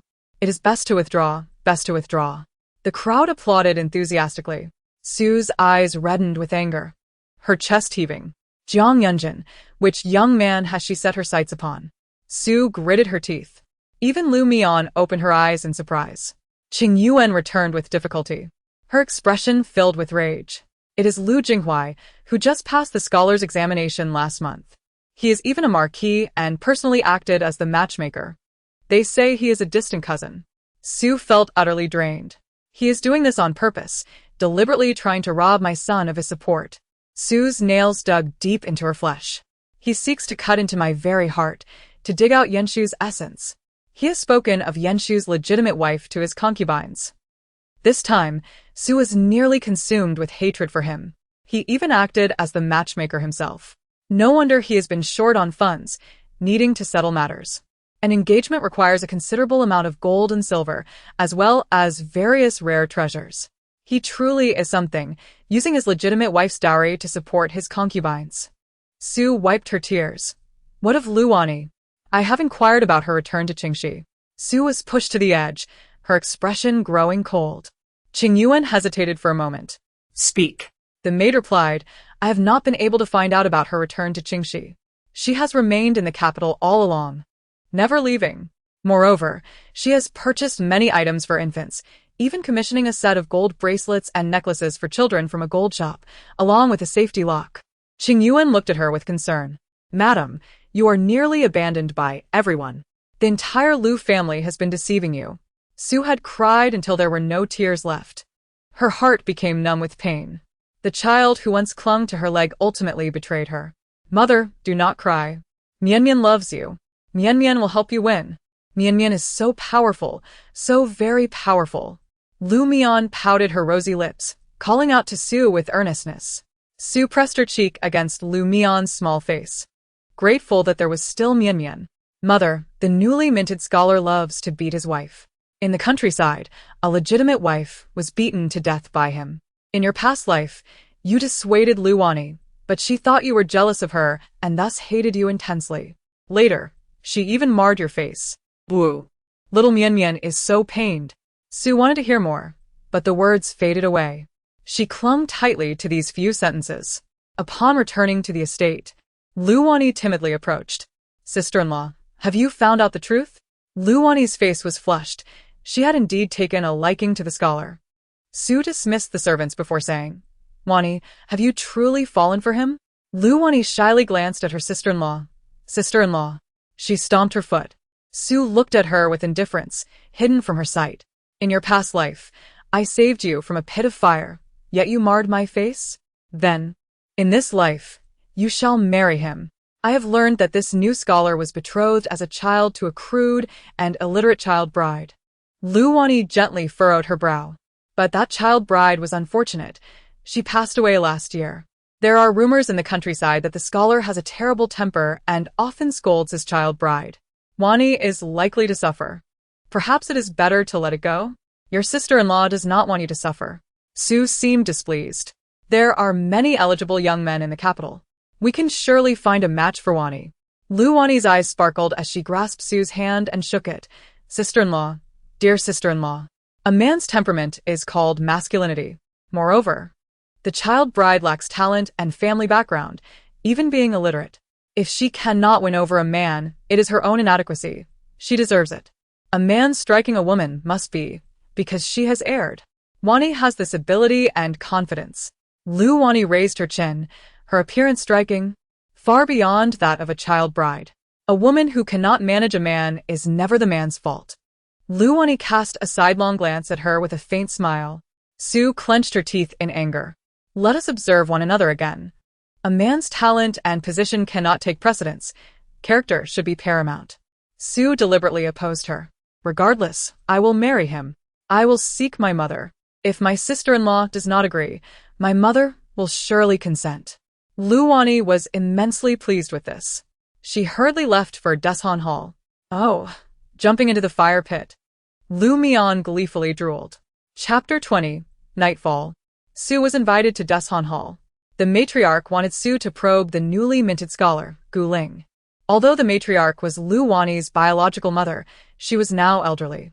Su, being a third-rank noblewoman, could naturally elevate Lu Wani's standing. Su candidly declared that she did not hold Gu Ling in high regard. Mother, though Gu Ling possesses talent, he is unworthy of Wani. She deserves better. Daughter, if Wani marries him, she will surely regret it. Wani has been raised by me. Would I harm her? Su even raised her voice to stop. Many in the household overheard. You raised her, but how does that matter? Wani did not emerge from your womb. You are likely resentful that Yenshu's engagement was called off and cannot bear to see her well. The two parted in discord. This matter became known throughout the household, and Su sought this very outcome. She needed to extricate herself. The next day, the matriarch sent someone to seek insight. The inquiry went exceedingly smoothly. Gu Ling, lacking power and influence, Marrying the legitimate daughter of the loyal and brave Marquis family was already a significant elevation. In that very month, arrangements were made for an exchange of marriage vows, leading to an engagement. Lu Wani had already reached the age of 19 and would soon turn 20. The marriage was set to take place in merely 3 months. The urgency of the matter reflected the Lu family's eagerness. Within the household, laughter and joy abounded, yet Su Shi appeared as solemn as water, leading everyone to believe she was dissatisfied with the match. Only Lu Mian understood the truth. Her mother awoke each night from dreams filled with laughter. As spring turned to autumn, Lu Mian had already grown 5 months, shedding her heavy winter garments for delicate skirts that revealed her tender, lotus-like arms, giving her an appearance as soft and charming as a freshly made dough. A touch of red adorned her brow, enhancing her resemblance to a little fairy. Today was the Qixi festival. Oh, how she longed to see the lantern festival. How she yearned to step outside, for she had never done so before. Hearing the voices of the maids outside, her heart fluttered with anticipation. She realized she was gradually able to produce sounds, though her articulation remained somewhat imprecise. Now, she could sit steadily, nourished well from her time in the womb, capable of eating, sleeping, and even crawling a little. Madam, madam, the eldest princess has come with news. She is with child. Qingyu rushed in, her face aglow with delight. Su Shi abruptly sat up from her couch. Really? Upon hearing this, she clasped her hands in prayer. May the deity bless us. Yu has been charitable for so many years, providing food and clothing for the needy. After 14 years of marriage, she is finally expecting. Su Shi was overwhelmed with joy, tears streaming down her face. Her father was the grand tutor, often taking her into the palace. Through these visits, she had developed a close bond with the eldest princess since childhood. Quick, send gifts of congratulations. Have we sent word to the palace? Su Shi's face radiated happiness. Yes, yes. The eldest princess is just 3 months along, and we were the first to receive the news before it reached the palace, Qingyu informed her. Curiosity piqued by the princess's apparent regard for the madam.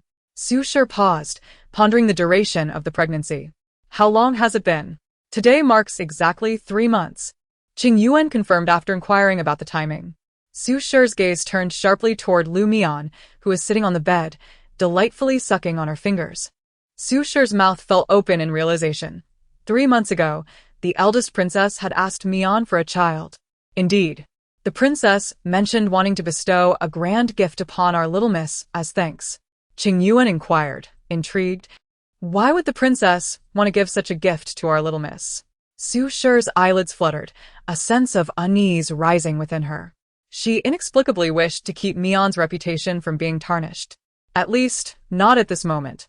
She raised her gaze to the window, where the noble house remained resplendent as ever. Yet she had begun to harbor suspicions about the household. The connection between the eldest princess and Mian was delicate, and this matter could not be made public. She recalled how close they had come to losing Mian at birth. Qingyu nodded in agreement. Sushi còn thèm phết. Recognizing that Yu's pregnancy was a rare blessing, she felt compelled to pay her a visit. Just then, Lu Xiangyuan returned from school. He would visit his sister's cradle daily to recite his lessons. Xiangyuan, I must trouble you to look after your sister today. She can crawl now, so be cautious she doesn't fall from the bed. Mother will likely be back late, Su Shi said, knowing of his fondness for his sister, her smile warm. Chapter 21. Lu Xiangyuan's eyes brightened. Mother, do not worry. I will take good care of my sister. He puffed out his chest, proud. Although I cannot recite as well as she can, I am still her brother. This was the only confidence he had in front of her. After 3 months of reciting lessons before his sister's cradle, he had grasped only half of the material, while she had absorbed it entirely. He could scarcely imagine how formidable she would be once she entered school. He felt a peculiar sympathy for her future classmates. Mian, your third brother has come to see you again, he called, even before stepping inside, hearing her soft murmurs. He glanced around. The maids were all outside. Would you like to go out and play? If you give your third brother a kiss, I will sneak you out. What do you say? Lu Xiangyuan grinned widely, resembling a playful wolf. Dear third brother, please sneak me out. Lu Mian exclaimed, nearly bursting with anticipation. Today was the Qixi festival, and she longed to see the young couples. She extended her delicate arm toward her brother.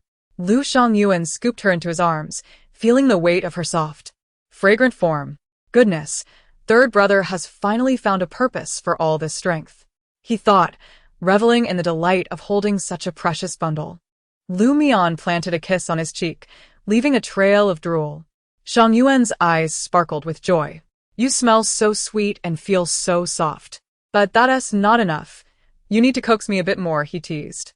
Lu Mian, her small face scrunched up, reluctantly withdrew her fingers from her mouth, dripping with saliva, and offered them to him. Here, I caught some meat at noon. It still has some flavor left. You can have it. Her big eyes protested as she gazed at him, filled with reluctance. This had been her prize catch for some time. Lu Xiangyuan nearly burst into laughter at her outstretched fingers. Eat up, eat up. Your third brother won to compete with you, he chuckled, tears of mirth brimming in his eyes. How could my sister be so adorable? Lu Mian grinned, revealing her toothless smile, and popped her fingers back into her mouth. You should suck your fingers less, Mian. They will shrink and turn pale, Lu Xiangyuan advised, expertly changing her clothes as the weather was warm and replacing her diaper. He had become quite adept at these tasks. He opened the door and addressed Juexia and Ingxiu. My sister needs to nap. I will stay with her in the room. Please do not enter unless necessary. The maids complied, and he shut the door, carrying his sister on his back, stealthily opening the window to jump out. Oh, the sweet breath of freedom. Lu Mian cheered, her eyes sparkling with excitement as she lay against her brother's back. Lu Xiangyuan was well aware of the guards' patrol routes within the household, leading Lu Mian through the corridors. Just as they were about to cross the threshold of the inner gate, Lu Mian suddenly straightened up. Mian, don't move. Be careful not to fall, Lu Xiangyuan exclaimed, startled as she nearly toppled off. But Lu Mian was focused, pointing toward the right garden. There's a smell of blood. We must check on the eldest brother, she insisted, her heart racing with urgency. Chapter 22 in the original text, the tragic fate of the Lu brothers, was merely glanced over. Yet to be immersed in it reveals the profound despair of their circumstances. Lu Xiangyuan shivered at the thought, aware of his sister's extraordinary abilities. With his elder brother constantly on his mind, and disregarding his fear, Lu Mian resolutely approached the closed gate of Mingda courtyard. He knocked loudly, but there was no response from within. It was futile. His brother had forbidden anyone from attending to him, and all the servants had been driven away. It was said that only a single devoted servant remained by his side. The courtyard had been cleaned, with traces of nocturnal intrusions left by the servants who stealthily entered and exited as dawn broke. Lu Mian pondered that her brother had succumbed to despair, sealing himself away from the world. At that moment, she detected an increasingly potent scent of blood in the air, which alarmed her. She raised a delicate finger towards the wall's corner, only to be met with Lu Xiangyuan's incredulous gaze. Crawl through a dog hole? Absolutely not.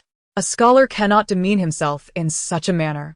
Moments later, however, Lu Xiangyuan found himself on all fours, muttering as he wriggled through the hole. How can a scholar's passage be called a dog hole? I will declare it a top scholar's passage tomorrow. Covered in grass, he pulled his sister through the narrow opening. You were too slow. He scooped her up into his arms and dashed toward the inner courtyard. The yard lay desolate, an eerie silence enveloping everything. Once a place of unparalleled privilege, it had now turned into a forbidden zone. Lu Mian pointed to the left, and without hesitation, Lu Xiangyuan sprinted in that direction, his round face glistening with sweat. As they neared a door, he too began to sense the overwhelming stench of blood. A chill ran down his spine.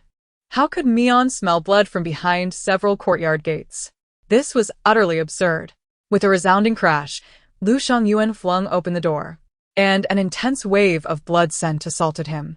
He felt nauseous, retching at the smell. Before him lay a scene that rendered his vision crimson and sent chills coursing through his body. Blood pooled from the man lying at the head of the bed, spreading ominously across the floor. His foot landed squarely in the blood, leaving 2 stark footprints. The young boy's heart raced, his hands trembling as he held Lu Mian. On the bed lay a young man in a blue garment, eyes closed, his wrist dangling over the edge as blood dripped steadily. Brother, you took your own life. Lu Xiangyuan could scarcely speak, his body weak as he stumbled toward his brother.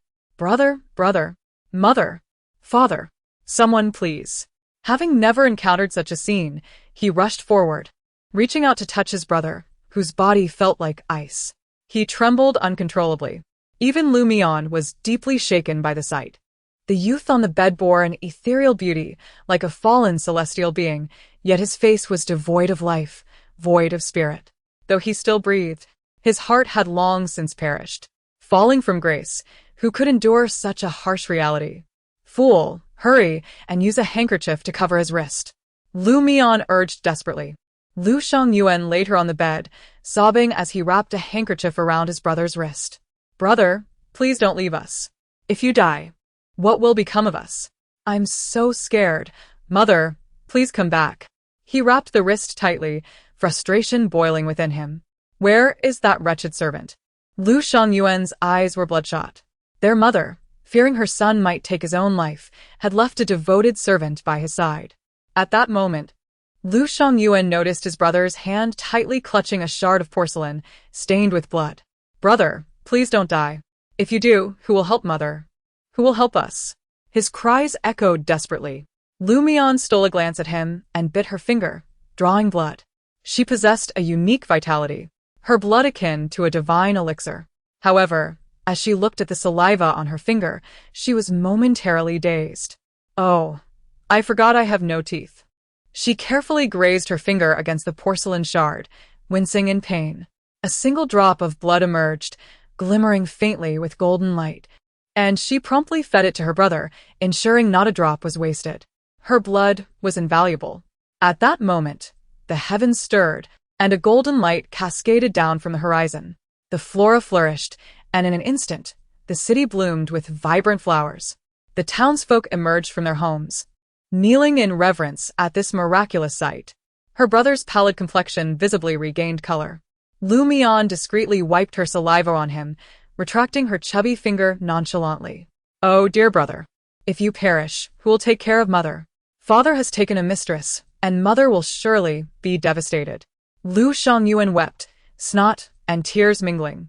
Lu Yanshu slowly opened his eyes, hearing her lament. You consumed my blood. Even the king of hell would not dare take you away. He would personally return you. Lu Mian mused quietly. In the original tale, Lu Yanshu attempted to end his life, but was saved by a physician, albeit with deeper scars left behind. Lu Xiangyuan wept earnestly, oblivious to her words. Lu Yanshu sensed a faint metallic taste in his throat, yet it was tempered by a subtle fragrance of grass, as if infused with boundless vitality. Though he felt his life force ebbing, a warmth coursed through him, even awakening the numbness in his legs. His wrist no longer ached. Lu Yanshu gently opened his eyes. His gaze was calm, lying still on the bed, devoid of movement, reminiscent of the 8 years he spent paralyzed. Brother? You're alive? Thank the heavens. Lu Xiangyuan exclaimed, overwhelmed with relief. Where is the servant? Where is the physician? He hastily discarded the porcelain shard, though he dared not leave his brother's side, fearing another desperate act. Brother, please look at me. It's Xiangyuan, your third brother. You once held me as a child.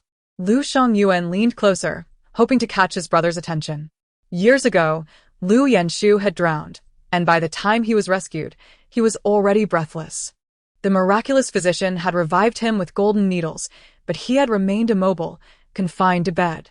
His temperament had turned erratic, fierce and wild, driving others away. 8 years of recovery had only restored the strength in his hands. The first time he had managed to grasp something, he had cut open his own wrist. Just thinking about it left Lu Xiangyuan breathless. I'll fetch the physician and mother. Can you watch over Mian? She's our little sister, so small, soft, and fragrant. You will surely adore her. He brought Lu Mian closer, but Lu Yanshu did not acknowledge her. No. His voice was raspy and harsh, as if unused to speech. Do not call for the physician. Do not tell mother. After a long silence, he spoke with great difficulty. Lu Xiangyuan paused, startled. But your injury. Noticing his brother's resistance, he refrained from pressing further. Yet, seeing the color returning to Lu Yanshu's face, he filled a basin with water and fetched a cloth, kneeling to clean the blood from the floor. No wonder my brother is a tragic, powerful figure. A genius at 9, he had drowned while saving someone, only to be left paralyzed by their refusal to call for help. The most tragic aspect is that in the future, one must witness the entire family perish before their eyes. Having narrowly escaped a calamity, the protagonist engages in a battle of wits with the main characters, ultimately succumbing to defeat. Mian blinked her eyes, shaking her head and sighing. Lu Yenshu's lifeless eyes quivered. Summoning all his strength, he turned his head to discover his younger brother panting as he scrubbed the floor. The room was left with only a crawling infant who could neither speak nor walk. Sensing his gaze, the baby grinned, revealing a row of toothless gums. Chapter 24. Oh, my elder brother is truly handsome, Lu Yenshu thought. Is he paralyzed? Has he even lost his hearing? The thought of the family's tragic demise and the earlier revelation of their father's infidelity weighed heavily on him. For 8 years, Lu Yenshu had cloistered himself, oblivious to the world outside, refusing to utter a word even when his mother wept before him. Yet at this moment, a self-deprecating smile crossed his lips. But what does it matter? I am a cripple, a paralyzed being. I require assistance for the most basic needs. I cannot even care for myself. Suddenly, a shiver coursed through his body, engulfed by despair and fear. Get out! He shouted, his eyes wide, teeth clenched, veins bulging. Lu Shangyuan, who was busy scrubbing the floor, was taken aback by his brother's sudden outburst. He timidly replied, Brother, I want to disturb you. But Lu Yenshu seemed consumed by rage. Leave! Get out! I never want to see you again. You disgust me. His voice was hoarse, fists clenched, veins bulging with tension. Lu Shangyuan, frightened, held Lu Mian in his arms, his eyes reddening as he had not yet exited the room. An unpleasant odor wafted in, causing the taut string of Lu Yenshu's composure to snap. He laughed. A sound mingled with tears. How absurd it is. Once a prodigious talent, now a bedridden invalid, dependent on others for every need. My pride lies trampled beneath the weight of my circumstances. Lu Shangyuan appeared to grasp the gravity of the situation. He said nothing, placing his sister on a stool gently, whispering, Mian, don't move. He filled a basin with clean water, fetched fresh clothes, and under Lu Yenshu's frenzied tirade, he meticulously began to wash him. Lu Yenshu cursed, then even pleaded for him to leave. When he was finally cleaned, Lu Yenshu was engulfed in despair. Once a glorious youth, now he was a mere shadow, terrified of the gaze of others, rejecting their offers of help and closeness, unwilling to allow anyone to witness his humiliating state. Brother, we are blood relatives. Lu Shangyuan, a pampered young master, thought nothing of his brother's condition. Lu Yenshu turned his head away, shutting his eyes to avoid looking at him. Such a good third brother. It's a pity he was blinded, had his ears cut off, and his hands and feet severed. Turned into a grotesque sight for others to gawk at. The brothers shivered in unison. Lu Yenshu abruptly opened his eyes. Lu Shangyuan, weary of hearing about his own grim fate, cautiously suggested, Brother, the room is clean now. Let me fetch a wheelchair, so we can bask in the sunlight outside. Shall we? The room had long been sealed off, a chill pervading the air. Lu Yenshu remained silent as Lu Shangyuan cheerfully assisted him into a sitting position at the head of the bed, cradling their sister beside him. Oh, brother, you will still be fed, and have to endure others' weight on you. What a family of tragic fates. Lu Yenshu remained indifferent. Fortunately, I can heal your legs. Lu Mian chirped happily. Lu Yenshu. He began to cough violently, turning to look at Lu Mian. What had she just said? Did she truly understand her words? Lu Yenshu even questioned his sanity, wondering if he had misheard, and that there was indeed hope for him. Yet before his consciousness faded, he had felt a glimmer of awareness. Lu Mian tilted her head, extending her chubby little arm towards him. Lu Yenshu smirked with derision. He could barely lift his arm, having spent 8 years in rehabilitation, only capable of clenching his fist. The soft, muddled babbling of the baby filled him with a sudden tremor. His fingertips quivered slightly as he endeavored to raise his arm. Exhausted and drenched in sweat, he managed to move it only an inch. Chapter 25. But Lu Yenshu nearly cried out in excitement. 8 years. Not once had he moved his arm. Today, it could actually move. He inexplicably recalled Mian's words. Even if I were to bleed for you, the king of hell would not dare to collect. Mian, unwilling to wait any longer, clumsily crawled into her brother's embrace, nestling contentedly against him. Seemingly dissatisfied, she tugged at his hand, wrapping herself around him. However, his hands fell limply again. Her little mouth pouted, almost capable of hanging a pot. She lightly pressed her fingertips against his brow, a warm sensation flooding into him. His frail body, so parched, was finally receiving nourishment. Mian grasped his arm again, encircling herself. This time, their fingers interlocked tightly, and his arm remained steady. It felt as though he had gained a modicum of strength. Though it was but a fleeting sensation, Lu Yenshu's eyes brimmed with tears. Holding Mian as though he were embracing the world. Be careful, sister, you might crush your brother. Lu Xiangyuan exclaimed as he wheeled in, startling her. Most importantly, he feared his brother's wrath. Lu Yenshu had a volatile temper. Even their parents received a cold shoulder, and no one could appease him. Lu Xiangyuan spoke cautiously, brother. She did not mean to. She's only 5 months old, and doesn't he understand? To his surprise, Lu Yenshu's voice was gentle, almost afraid of startling the infant in his arms. It's all right. Lu Xiangyuan's eyes widened in astonishment. What had transpired? In the short time he had turned away, his brother had embraced their sister? After Lu Yenshu settled into the wheelchair, Lu Xiangyuan pushed him through the garden. His elder brother was emaciated, his robes fluttering in the breeze, while Mian nestled against him. Brother is too thin. It's uncomfortable to hold him. He needs to eat more meat, he thought, saliva almost escaping his mouth. The garden was desolate, a far cry from its former splendor. Mian exclaimed, "Wow, such a large pond. We could raise fish and turtles here. Why aren't there any flowers?" The little girl rambled on, and Lu Yenshu felt her vibrant spirit for the first time, lifting his gaze to the sky. He had not stepped outside in what felt like an eternity. Brother smiled. Oh, how beautiful he looks when he smiles. Mian's eyes widened in delight. Lu Xiangyuan cast a sly glance at his brother, knowing he truly adored their sister. I knew it. Who could resist such a charming little sister? I wish I could take her to school with me. Studying is so dull. Having her around would be much more fun. The 3 siblings wandered around until they heard the urgent call of a young servant. Young master, young master. It was Yuanbao, the devoted attendant of Lu Yenshu. Yuanbao, panting and drenched in sweat, felt relieved to see Lu Yenshu seated in his wheelchair. Today was the day for fetching medicine, and he had encountered a servant from the Jiang family, resulting in a scuffle. Yuanbao's hair was disheveled, and his face bore suspicious red marks. Upon seeing the young master had ventured outside, his eyes brimmed with excitement. Young master, I have brought back lunch. Shall we dine in the pavilion? Ever since the young master became unable to care for himself, he had subsisted on plain porridge and vegetables, rarely indulging in meat. As he aimed to minimize his trips to the toilet, preserving what little dignity he had left. Meat. It's a festive day. I long to savor the aroma of roasted meat. Otherwise, I shall throw a tantrum. Mian's little face scrunched up, glaring at her tall and handsome brother. Her tiny fists clenched, ready to cause a scene. Lu Yenshu smiled gently, leaving Yuanbao in a state of astonishment. For the first time in 8 years, he witnessed the young master smile.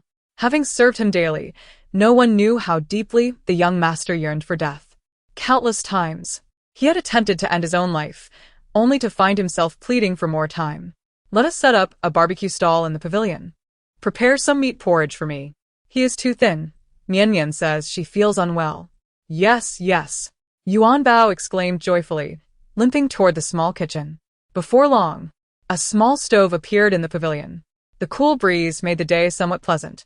The stove held a clean iron plate, while the stone table was laden with thinly sliced meat and various sauces. The meat porridge simmered on the iron rack, bubbling merrily. Lu Xiangyuan, having worked tirelessly for half the day, was now ravenous, his eyes gleaming with hunger at the sight of the abundant feast. Yuanbao filled a bowl with meat porridge, eager to feed the young master. Lu Xiangyuan took delicate slices of meat and placed them on the iron plate. In an instant, the meat sizzled, releasing a fragrant aroma as he sprinkled spices, filling the air with the scent of cumin. Wow, This meat is both tender and flavorful. Lu Xiangyuan took a bite, its heat causing him to grimace, yet he refused to spit it out. Lu Mian took a deep breath, her mouth watering. Mian, drink the milk. Lu Xiangyuan had brought her milk when he left. Lu Mian glared at him with wide eyes, pointing first at the meat on the table and then at her milk. Her expression one of grievance. Her two brothers could only laugh at her silent protest. You have no teeth, you're only 5 months old, and cannot eat meat. But you can smell it. Your brothers are good to you, right? I eat meat, and you can savor the aroma.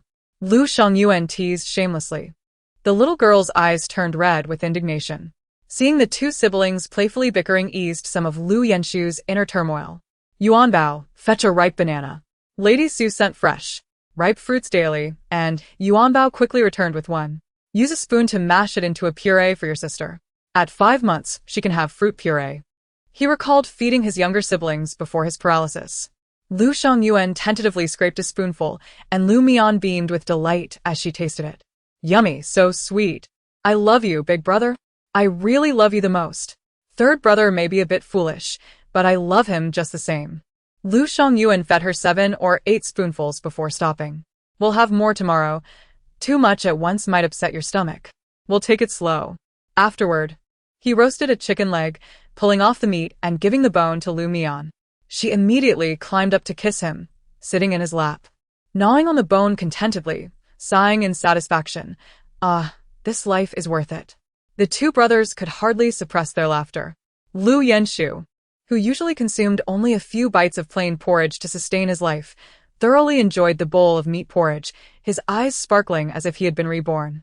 As the afternoon wore on, Lu Yenshu's energy waned, prompting Lu Xiangyuan to prepare to leave. Brother, do you need me to fetch a doctor? I won't tell anyone. I promise. Lu Xiangyuan remained concerned about the frightening wound on his brother's wrist. Lu Yenshu rubbed his fingers. They were more agile than before. All of this was thanks to Mian. Brother is fine, no need for a doctor, and do not inform mother. He glanced at his third brother.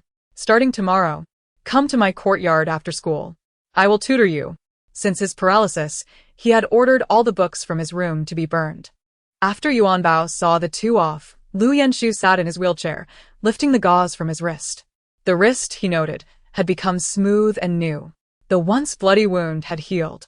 After 8 years, his fingers, which had barely moved, were now remarkably nimble. His arm could lift an inch. 8 years. His hands felt powerful once more. Lu Yenshu had not shed a tear when he nearly drowned, nor when his fiancée hid behind a rock, leading to his paralysis, nor when he was jilted, nor when his family abandoned him. But this time he cried. When Yuanbao returned, he whispered, "Bring me the gold needle to prick my legs." Yuanbao's lips trembled. During the early days of his paralysis, the young master had instructed him to tap his legs daily, even to prick them with needles. Yet he had remained utterly unresponsive. He had not sought sensation for years. Yuanbao retrieved the gold needle from the box and gently pressed it into the young master's legs. As the needle pierced, beads of cold sweat emerged on Lu Yenshu's forehead. Young master? Previously, even when the entire needle had been inserted, he felt nothing. But now his legs tightened, and he sensed a dull ache coursing through his entire body. Young master, it seems different. Previously, when the needle was inserted, his legs were limp, but now. Yuanbao was astonished to see the young master drenched in sweat. Yuanbao burst into tears. Young master, do you have feeling now? Can you feel the pain? I will fetch a doctor. I will tell the Marquis and his wife. For 8 years, Yuanbao had suffered alongside his master, witnessing the fall from grace of someone once exalted. No. Lu Yenshu's eyes darkened. Do not tell anyone. Not a single soul. Do not call for a doctor. The one who can save me is not a doctor. Yuanbao was perplexed, but nodded nonetheless. At that moment, Lu Mian was being returned to her place by Lu Xiangyuan, who had sneakily climbed in through the window. I will come back to steal you again in a few days. By now, Lady Su had returned home, and Lu Xiangyuan stayed to share dinner with her. The following morning, Lady Su busily planned to take Lu Mian out to buy jewelry, longevity locks, golden bracelets, and hairpins for the little girl's future. She had resolved to indulge herself. She would not spend a cent. Let Lu Xinqing squander his money on his paramours. Madam, "It is good that you have come to terms with this," said Qingyu relieved. She had worried that Lady Su would dip into her private funds to support them. Each time the Marquis household faced financial difficulties, as soon as the Marquis frowned, Lady Su would eagerly offer her assistance, even seeking his approval, which was truly humiliating. Lady Su's expression darkened. For Yenshu's engagement, he wants to provide for that illegitimate child. He expects to use my money to support his mistress's family? How naive. The carriage halted outside the Golden Pavilion. By coincidence, another carriage had halted nearby. As Su alighted from her vehicle, she caught sight of a stunningly beautiful young lady emerging from the opposite carriage. The young woman donned a veil and was clad in a flowing gown of sheer fabric, embodying the delicate grace of a willow swaying in the breeze. Behind her, a nursemaid cradled an infant, seemingly around 5 or 6 months old.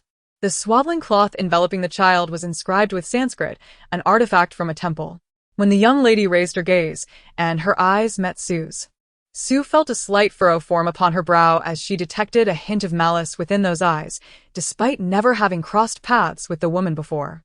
"Ladies, please ascend to the upper floor. Today, we have just received a new batch of items for children." The shopkeeper greeted them with a smile, recognizing both as esteemed patrons of the establishment. "Since my elder sister is here, she should go first," the young woman said in a soft tone. Yet the emphasis on the word elder was unmistakably pronounced. Su merely nodded in response. Meanwhile, Mian leaned against the maid's shoulder, her mind erupting with frantic thoughts. "Oh no, it's a calamity. It's the heroine and her concubine mother. She is my father's mistress." Su's steps faltered, her body stiffening as a surge of fury welled within her, nearly overwhelming her reason. She bit down on her lip to suppress her rage. No wonder the emphasis on elder sister was so pronounced. It seemed the two women were indeed fated to meet, as their daughters were of similar ages. "Ah, how fortuitous," the shopkeeper remarked, his gaze falling upon the infant swaddled in the Sanskrit cloth.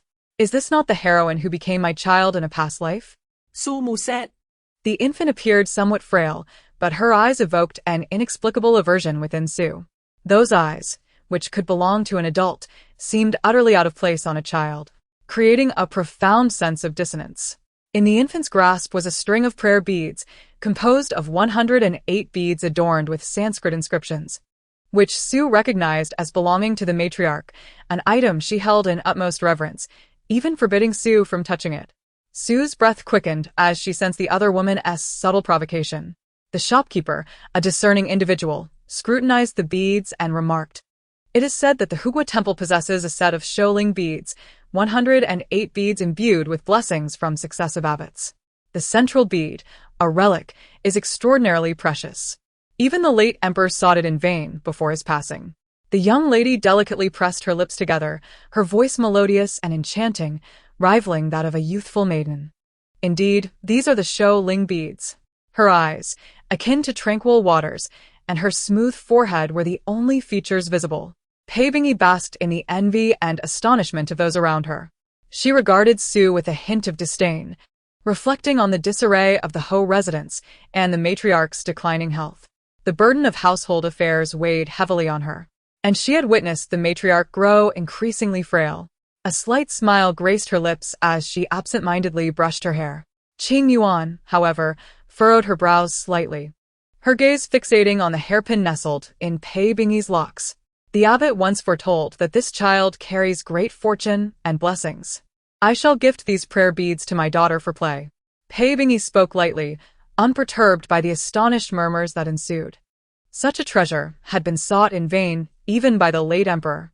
During her pregnancy, Pave had ventured to offer incense with the matriarch, where they encountered an elderly Taoist who implored the matriarch for a bowl of water, prophesying that she would bear a granddaughter. A celestial treasure destined for divine protection and unexplainable fortune. The matriarch had been skeptical at first, but upon reaching Hugua Temple, even the abbot, who was unreachable by the royal family, personally welcomed her, stating that a precious guest would soon grace her home. The child was favored by the heavens, and should they treat her well, they would reap immeasurable blessings. The matriarch had been overwhelmed with excitement. After departing from the temple, she solemnly promised Bingi, "Your fortune lies ahead. Such wealth is destined for your Qingyu. In contrast, no one paid any heed to the daughter Su would bear. This lady is destined for great wealth, the crowd effusively praised. The prayer beads were indeed a highly coveted item. Pei, having endured years of resentment, now felt a swell of pride. My son is particularly scholarly. At the tender age of 10, he became a scholar and is now engaged to Lady Jiang at 17.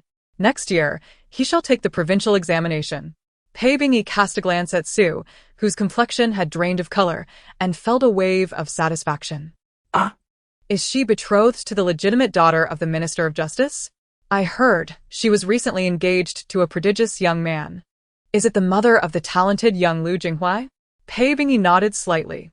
It turns out he is indeed the son of a lady, she mused. Lady Jiang, it seemed, had indeed been fortunate. Although her previous fiancé had suffered misfortune and been rendered a cripple, she now found herself engaged to a genius. Pei chuckled lightly. A good girl should certainly marry a good man. How could she be matched with a cripple? Her tone dripped with disdain. The crowd became increasingly animated, for Lu Jinghui, having excelled at 10, was seen as the most promising candidate for the top scholar position. The shopkeeper, unable to restrain his goodwill, remarked, "The brocade blanket adorning that infant is a pinyin brocade, is it not? Specifically crafted by Hugua Temple to safeguard infants, requiring a close relative to kneel on a 1,000-tiered staircase, each step accompanied by a bow to obtain." Pei nodded with a smile. Indeed, this child is frail.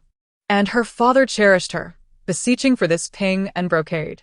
She tenderly caressed her daughter's cheek. When she was pregnant with her eldest son, Lu Jinghui, she had exerted immense effort to educate him, urging him to follow in the footsteps of Su's eldest son, Lu Yanshu.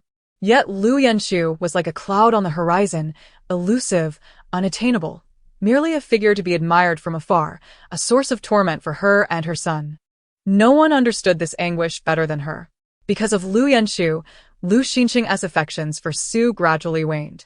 Lu Yanshu was too extraordinary, so remarkable that a father could not forsake him. In those days, he unconsciously bore the weight of the glory and disgrace of the loyal and brave Marquis upon that child's shoulders. Her Jinghui had been compelled since childhood to pursue Lu Yanshu, secretly watching that dazzling youth, only to be crushed by the weight of his brilliance, leading to a profound despair. Fortunately, Pei Bingyi's lips curled into a smile. Fortunately, the little wretch was fated to misfortune. Like a fleeting rainbow, breathtaking yet transient. For years, she had not dared to relax her grip, pushing her son Jinghui to gradually take Lu Yanshu's place. And the Lu Yanshu of yesteryear had long since become a cripple, a source of shame for the Marquis. With the birth of her daughter, her status soared to unprecedented heights. The matriarch cherished her as a precious jewel, while the Marquis doted on her to an extreme degree. At this moment, she gently caressed her daughter's cheek. She has been adored by her father since birth. When I craved delicacies during my pregnancy, her father arranged for a basket of lychees to be brought from beyond the borders, exhausting 3 horses in the process. Su's eyes darkened slightly. She too had once received a few lychees, brought to her by Lu Xinqing, and had treasured them dearly.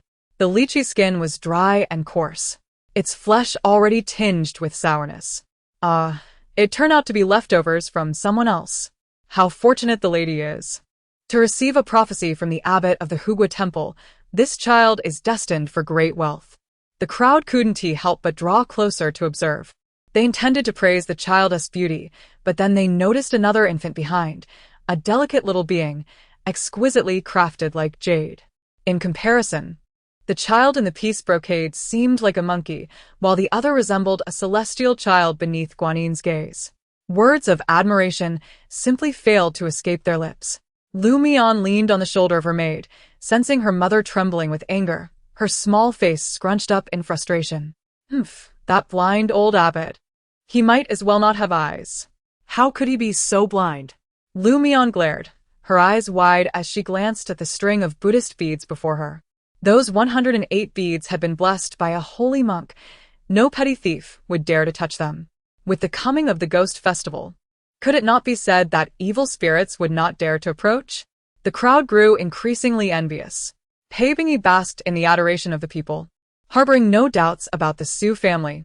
After all, she had been with the Marquis for 17 years, and the Su family had never shown any signs of irregularity. Su Qingji, indeed, had complete faith in Lu Xinqing. Yet Lu Mian gazed intently at the string of beads, perceiving what others could not. Each bead glimmered with a faint golden light, a truly protective talisman. Her anger surged. How dare they presume to be worthy? That old abbot had lost his senses. That old fool had wronged her mother. The hairpin upon her mother's head was part of your dowry. How infuriating! Su Shi felt a chill run down her spine, recalling the last time she had scolded her father, nearly tearing his hair out. Lu Mian summoned a thread of spiritual energy and directed it forcefully towards the string of beads. Just as Pei Bingyi reveled in the crowd's flattery, a sudden sharp sound of breaking echoed through the air. The crowd froze in shock. Before everyone's eyes, the blessed string of beads shattered, scattering across the ground. The once radiant golden beads lay in pieces, their brilliance extinguished, now dull and lifeless. What a sudden calamity! This was hardly a good omen. The glory of the beads had vanished. The crowd gasped in astonishment. Someone picked up a bead that had earlier felt warm and radiant, now transformed into a piece of rotting wood. With a gentle squeeze, it crumbled into dust. Everyone felt a shiver run down their spines. Pei Bingyi appeared as though her breath was caught in her throat, looking stunned and terrified. The old lady understood the weight of this matter. Su Shi pressed her lips tightly together, fearful of bursting into laughter. It was rumored that the blessed beads were indestructible, yet they had inexplicably shattered, their spiritual energy dissipated. Had this lady perhaps angered some unseen force? With that thought, Su Shi quickly stepped aside. Just as her words fell, a wide space suddenly opened up around Pei Bingyi. Chapter 30. Attentive Gazes You. Pei Bingyi's breath stuttered, her eyes widening as she looked at the crowd, her eyes welling with tears. Yet Su Shi's words were sound, and she found herself unable to refute them. Even the shopkeeper cast her a subtle glance. "Madam, I must apologize, but might I ask you to visit us another day? I regret to inform you that it is rather inconvenient today." The shopkeeper felt a chill creep up his spine. With the ghost festival approaching, the gates of the underworld would open, and the entire city would shut its doors for 3 days. He dared not touch anything sinister. Who knew what she had done to bring down the blessed beads? Pei Bingyi's eyes turned red with fury, her pearly teeth clenched as she glared at Su Shi. "Madam, perhaps it is best if you return home." Her maid tugged at her sleeve. Although the Marquis doted on her, she was forbidden from causing a scene. His reputation was of utmost importance. Otherwise, he would not have supported her for 17 years or dared to bring her back to the estate. Pei Bingyi turned to leave, but Su Shi lightly raised a hand. "Madam, please stay." Su Shi regarded her with a gaze full of meaning. "What more do you wish to say?" Pei Bingyi replied, her tone laced with displeasure, her eyes filled with resentment towards Su Shi. Su Shi shook her head. "Your words are somewhat offensive, but concerning your dignity and reputation, I must interject. That hairpin upon your head, where did it come from?" She pointed at the delicate filigree hairpin adorning Pei Bingyi's head. The intricate golden threads crafted a lively design. Pei Bingyi's brow flickered with unease, but she quickly straightened her back. "It was a gift from my husband, a treasured heirloom of his family." Why? Does the wife of the loyal Marquis lack the means to afford such a trinket? This hairpin was a gift from the Marquis upon the occasion of Jing Huai's success in the imperial examinations. Su Shi's eyes narrowed. "How curious that my dowry would be found upon your head. Qingyu, call the authorities." Su Shi's eyes glinted with cold light. This was indeed something from her private treasury. Lu Xinqing, how audacious. Consuming her resources and using her dowry to support a mistress. Today, she would not let this go unpunished. "Do not call the authorities," Pei Bingyi exclaimed sharply. Her delicate voice trembled. "This hairpin was gifted by my husband's family. What evidence do you have to prove it is yours? How can you slander me without basis?" Tears threatened to spill from her eyes, evoking sympathy from many. Her figure was graceful, even if only her watery eyes were visible. They were captivating. Su Shi's beauty was of a dignified and graceful kind. Qingyu, fearful of leaving, discreetly sent someone to report the incident. Evidence? This hairpin was designed by me when I was 15, and I personally commissioned its creation. There is no other like it in this world. The design still exists in my residence. Would you like to see the proof? Or perhaps you have never truly examined it closely. A surge of resentment welled up within Su Shi. At 15, she had fallen in love for the first time, only to lose her heart in a blaze of passion.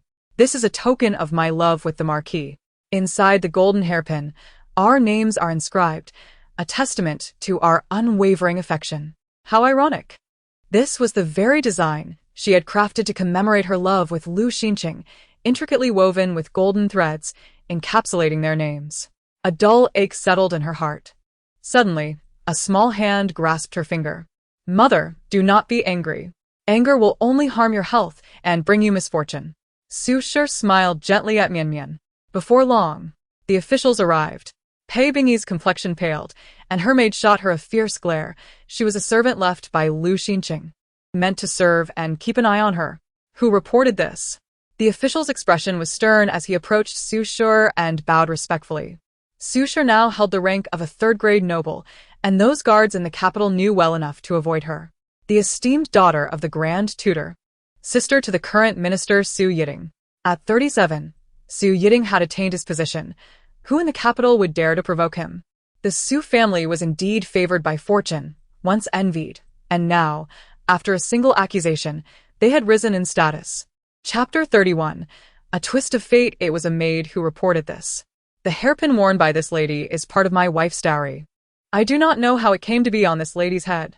The official continued, is this lady not the mother of the talented youth Lu Jinghuai? Surely she cannot be a thief? Qingyu stifled a laugh, covering her mouth. The renowned young prodigy, blessed with extraordinary talent, unfortunately, ascended to prominence by stepping over the esteemed Lu Yenshu. Pei Bingyi's face flushed with indignation. Just moments ago, her mother had been lauded as the mother of a genius. But now she lay shattered. I did not steal. Pei Bingyi glared fiercely at Mrs. Su. She is merely envious of my talented son. Yet, Qingyu swiftly yanked the hairpin from her head, unaware that it was entangled in her hair. Without a hint of remorse, Qingyu pulled it free, and the hairpin was instantly seized. In a moment of triumph, Qingyu crushed it beneath her foot, revealing the emblem of the Lu and Su families. This, indeed, was Mrs. Su's hairpin. It even bore her name. The onlookers gasped in astonishment, pointing and whispering at Pei Bingyi. Could it be true that the mother of the prodigy was a thief? Some murmured, sending Pei Bingyi into a tremor of rage. No, it wasn't me. She nearly screamed. Shaking with fury, Pei Bingyi's maid, holding Lu Jingyao, hurriedly exchanged glances with a young servant. The mother of the genius, Lu Jinghuai, was indeed a thief, pilfering someone else's dowry. The crowd erupted in derision. I did not steal. Panic surged within Pei Bingyi as her son, now enjoying a stellar reputation, had forged connections with influential figures. Qingyu cast her a scornful glance. If you did not steal, how did this end up on your head? If you claim innocence, call your husband to confront this. Pei Bingyi fell silent, biting her lip, too terrified to utter Lu Xinqing's name. The mere suggestion sent chills down her spine. The crowd murmured, there must be something amiss here. If you claim innocence, why not summon your husband? This lady, who appeared so dignified, was indeed a thief of dowries. Oh, dear, could it be that the prodigious youth was funded by stolen goods? This all unfolded right at the entrance of Jinpin Building. With numerous citizens passing by, pointing and gossiping, Qingyu subtly remarked, I heard that just a few days ago, he was betrothed to the Jiang family, bringing many gifts. Were those gifts also stolen? Pei Bingyi's eyelids twitched. The officials dared not provoke the Marquis' estate, but were wary of Pei Bingyi's son. Lu Jinghuai was studying at Tianhong Academy and was reportedly taken under the wing of the academy's headmaster, who even claimed that Lu Jinghuai possessed talent sufficient to achieve top honors. The officials insisted, Madam, please accompany us. Pei Bingyi was reluctant to go. If she did, she would be unable to explain herself today. The maid glanced at her and tugged at her sleeve, suggesting that remaining there would only worsen her situation, detrimental to young Master Lu's future. The reputation she had painstakingly built could be obliterated in an instant. Reluctantly, Pei Bingyi complied. Let the maid accompany the officials. Qingyu stated on behalf of the Su family, proceeding to the yamen. She even instructed Ing Xue to return home to fetch the original blueprints and the dowry list. Mrs. Su selected gifts for Mian and then gracefully returned home. As she arrived, the matriarch summoned her to Deshan Hall. Nurse Lin approached with an imposing demeanor, her eyes glinting ominously. Mrs. Su stood outside Deshan Hall while the old lady napped, instructing her to wait. Nurse Lin's expression was unfriendly, clearly unwilling to allow Mrs. Su entry. Mrs. Su raised an eyebrow. When she had just married, the matriarch had similarly established rules for her. At that time, Lu Xincheng had advised her, explaining that the matriarch had raised their siblings alone, enduring many hardships, and that if she displayed any displeasure, Mrs. Su should bear it. Mrs. Su felt the heat of the sun blurring her vision. Bring a stool, she commanded. She glanced at Juexia, who immediately complied with a smile. In no time, a small table and chair were set up before the old lady's door, and Mrs. Su reclined comfortably while Qingyu fanned her. Chapter 32. The leisurely demeanor of Mrs. Su stung Nurse Lin and those within the room. In less than half an hour, the old lady stirred awake. Upon Mrs. Su's entrance, the old lady exhibited no trace of fatigue, but rather a hint of anger. Did you have a conflict with someone today? The old lady's displeasure was palpable. You are the daughter-in-law of our Marquis' estate, representing its dignity. I heard that you even had Lu Jinghuai's mother imprisoned? The old lady's breaths grew heavy. Lu Jinghuai was her beloved grandson, her cherished treasure. With several unworthy children of her own, she increasingly valued Lu Jinghuai. Mrs. Su stood tall, a gentle smile gracing her features. Mother, your news travels swiftly, she chuckled softly. It was merely a trivial matter. Who disrupted your peaceful meditation with such gossip? Nurse Lin's expression soured. The room felt stifling. The old lady preferred tranquility and shunned the cold, even refusing to use an ice basin in such weather. Lu Jinghuai, the most promising prodigy, likely to achieve top honors. By imprisoning his mother, are you not tarnishing the reputation of a child? As a mother yourself, how can you be so cruel? The mere thought of it filled the old lady with deep resentment. Mrs. Su lightly furrowed her brows. Mother, this is unreasonable. His mother wore my dowry. She is a thief. Thieves deserve imprisonment. Moreover, who knows if everything he eats and uses is not stolen? Upon hearing this, the old lady trembled with rage, her eyes reddening, nearly gasping for breath. Your daughter-in-law has already instructed Qingyu to retrieve the dowry list and deliver it to the county office. It is said that many items have gone missing. The old lady's expression shifted dramatically. Her dowry had been worth a fortune. Upon entering the family, Mrs. Su had divided the keys to the dowry into 3, one for Marquis Lu Xincheng, one for the old lady, and one for herself. Generously, Mrs. Su had allowed the old lady to take many items privately to give to Pei Bingyi. This is absurd. Such matters should be resolved privately. Why harm others? That child is a dragon among men. Why provoke enmity? The old lady gritted her teeth, unwilling to let her precious grandson bear such a stigma. It would ruin his future. She cast a venomous look at Mrs. Su, branding her a wicked woman. Mother, you do not understand the value of these items. My brothers exhausted their fortunes to support Jinyang. This matter cannot be settled privately. If handled publicly, there is nothing more to say. If settled privately, my brothers may retaliate against young Master Lu in the future. The old lady faltered momentarily. The esteemed Lord Su had just been appointed as the minister, holding sway over the entire court. The Marquis' estate was not to be trifled with. If this dowry were to leak, the estate might face internal betrayal. It was a perfect opportunity to unearth the thief. Mrs. Su's words sent a chill down the old lady's spine. By evening, the old lady sent word that they had caught the thief. When Mrs. Su arrived with her entourage, she discerned immediately that they would push Nurse Lin forward to take the blame. The old lady's face was grim, her eyes almost shut. Having served me for 50 years, you have deeply disappointed me. Your dowry has all been stolen and sold by her. Lu Jinghuai's mother is likely an unwitting buyer. She shot a threatening glance at Nurse Lin. Nurse Lin's children managed affairs within the estate and were the old lady's trusted aides. To save Lu Jinghuai's reputation, the old lady would willingly sever her ties.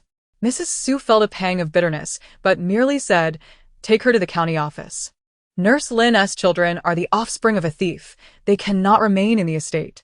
Who knows if they might seek revenge for their mother and become a source of trouble." Nurse Lin's eyes widened in shock. But the old lady commanded her to be silenced. The lost dowry must be retrieved in its entirety. Su glanced at the elderly matron, her heart swelling with satisfaction. The old lady gritted her teeth and answered each word with deliberate slowness. It was only right. Once Su had departed, Qingyu had already returned from the magistrate's office. Her eyes sparkled with delight as she closed the door and whispered, "Madam, I fear the other party is prepared to sell everything they own." 17 years. The dowry had been stolen for 17 long years, and now it was to be returned in full. Such a loss would surely take half a life. Chapter 33. The servant had inquired, and it was learned that Lu Jinghuai was shrouded in mystery. No one knew who his parents were. It was only known that he squandered money extravagantly and believed that a hero's lineage should remain unexamined, forging friendships with a myriad of individuals. Many impoverished scholars were his close friends. Su couldn't help but express a hint of scorn. "He spends my money with reckless abandon. Truly noble of him. And to claim he doesn't inquire about origins? What right does he have to do so? He is merely a bastard, the most contemptible of statuses." In her past life, he had befriended impoverished scholars, even achieving the highest honors, earning a splendid reputation. Later, his own sister, Lu Jingyao, adopted by their mother, had reported the Su family and their mother for treason, resulting in the extermination of the entire clan.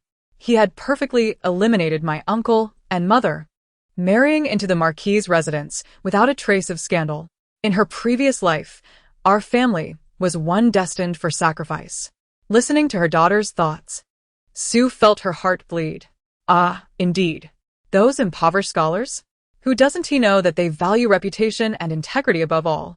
If it were to be revealed that he is a bastard, a loved child, could he still navigate his world with such ease? Sumumutsopti. That night, Su slept soundly, while the entire Marquis' residence remained restless. The old lady's private treasury was laid bare, precious treasures being moved out one by one. The matron knelt in the small Buddhist chapel, her prayer beads nearly fraying from her grip. Sell it all, quickly, to fill the void.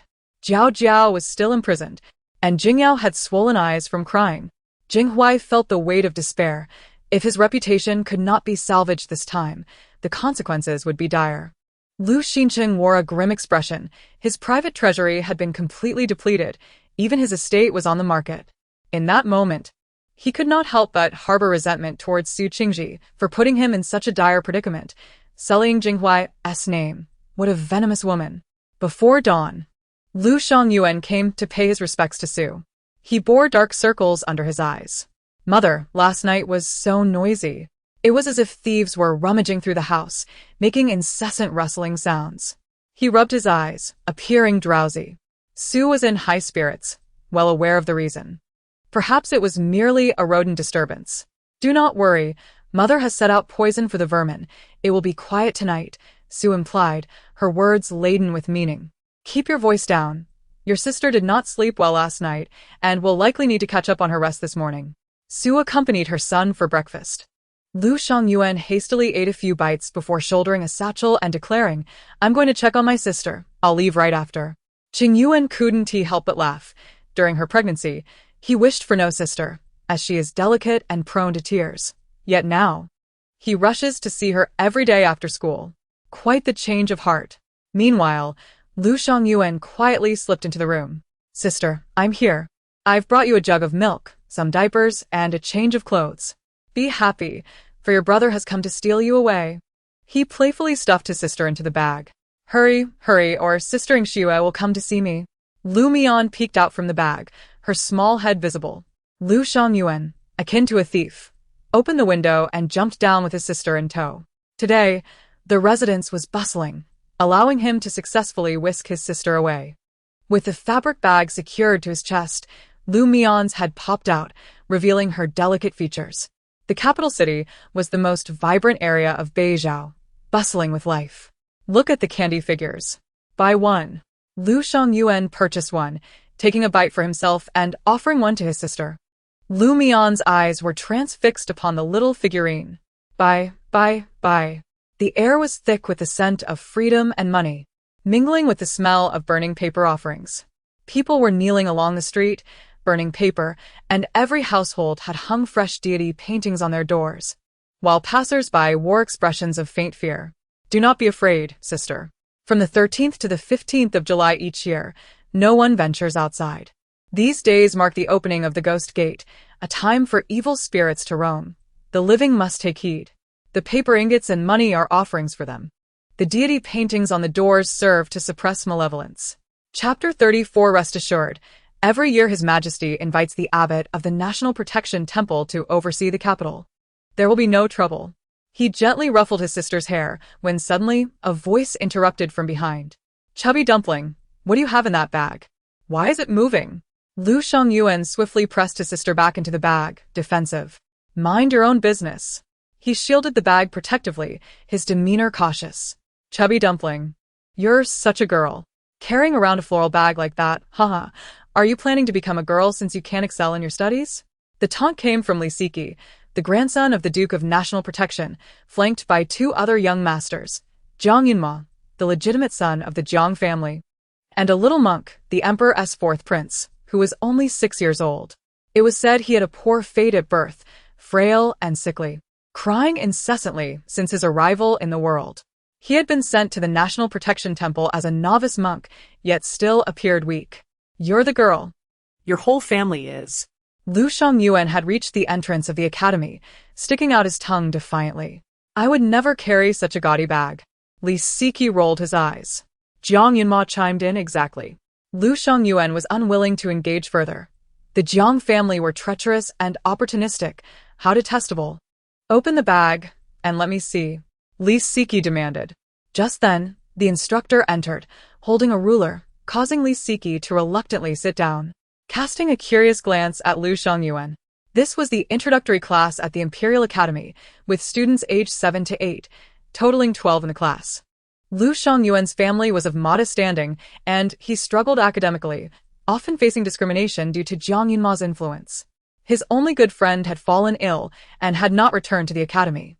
As the instructor lectured, Lu Xiangyuan occasionally looked down at his sister. Li Siki's curiosity piqued. He signaled to a classmate, who soon drew Lu Xiangyuan's attention away. In an unfortunate moment of distraction, Li Siki snatched the floral bag. With a thud, the bag struck the ground, spilling its contents and sending books tumbling. The instructor's expression turned stern. Xiangyuan, stand up. What did I just teach?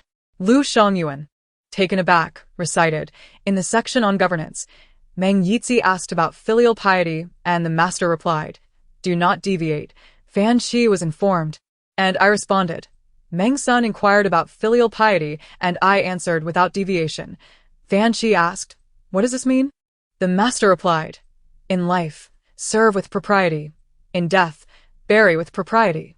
And offer sacrifices with propriety. Lu Xiangyuan recited it perfectly. The instructor gave him a glance and waved him back to his seat. Li Siki flashed a provocative smile at him before turning his attention back to the floral bag. Upon lowering his gaze, he beheld a doll exquisitely crafted like fine porcelain, seated with its little bottom perched in a bag, nibbling on its tiny toes. With dark, glistening eyes, it gazed up at him, revealing only its round head. The cherubic face, plump and rosy, wore a blissful expression as it playfully gnawed at its toes, embodying a delightful innocence. Li Siki's mouth fell agape. For heaven's sake. Lu Xiangyuan had snuck his sister out. Lu Mian caught sight of him, her little face scrunching momentarily before she generously offered her foot. Ah. Li Siki, taken aback, replied in a hushed tone, thank you for the hospitality, but I have no inclination to nibble on toes, his expression a mix of confusion and concern. It was one thing for infants to gnaw on their own hands and feet, but to extend such an invitation to others? Perhaps in their eyes, this was the joy of sharing something precious? Let me have a look. Jiang Yunma prodded him, and Li Siki, widening his eyes, tightened his grip on the fabric bag. Shielding it from view, Lu Xiangyuan, fidgeting with unease, endured the torment until class concluded, then dashed to confront Li Siki. Give her back. He was visibly sweating. Jiang Yunma, ever the instigator, thought of the possibility that Li Siki might bully his sister, regretting his decision to bring her along. Lu Xiangyuan's eyes glistened with unshed tears. How was he to communicate with Qingyu? He could shout and bluster, but would Jiang Yunma not finish his sentence before Li Siki shot him a fierce glare? Chapter 35. Hush.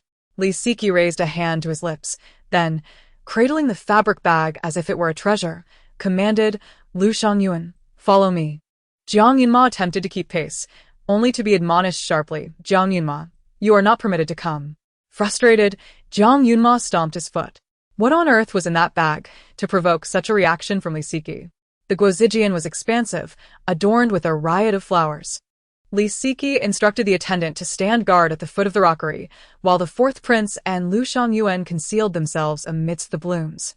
Beads of perspiration forming on Lu Xiangyuan's brow. You must return my sister to me. Li Siki shot him a glare. I have not harmed your sister. You are quite audacious to bring her to the academy. Did you steal her? Such a lovely, adorable sister. Your mother would surely be furious if she knew you took her out. Are you incapable of caring for her? Your sister is sweating so much she has developed heat rash. He discreetly loosened the fabric bag, allowing the little girl some relief. Lu Xiangyuan sighed with relief upon seeing his sister peacefully asleep in his arms. Your sister is truly beautiful, Li Siki remarked, filled with envy at Lu Xiangyuan's fortune. Indeed. My sister is incredibly cute. She even gives me kisses. Lu Xiangyuan beamed with pride. Li Siki felt a pang of jealousy. His mother had borne 3 legitimate sons, while the concubines produced daughters that resembled monkeys. He gazed at the child with reluctance before returning her to Lu Xiangyuan, who promptly placed her back in the fabric bag. What is her name? Li Siki inquírate a Jarly. Lu Xiangyuan, initially indifferent towards him, could not resist boasting upon witnessing Li Siki's fondness for his sister. Her name is Mian. Lu Mian. What a lovely name. What does your sister eat? Let us share a table during lunch. Li Siki, concerned that Lu Xiangyuan might not adequately care for Mian, spoke up. The fourth prince cast a puzzled glance at him. The milk I brought this morning has soured.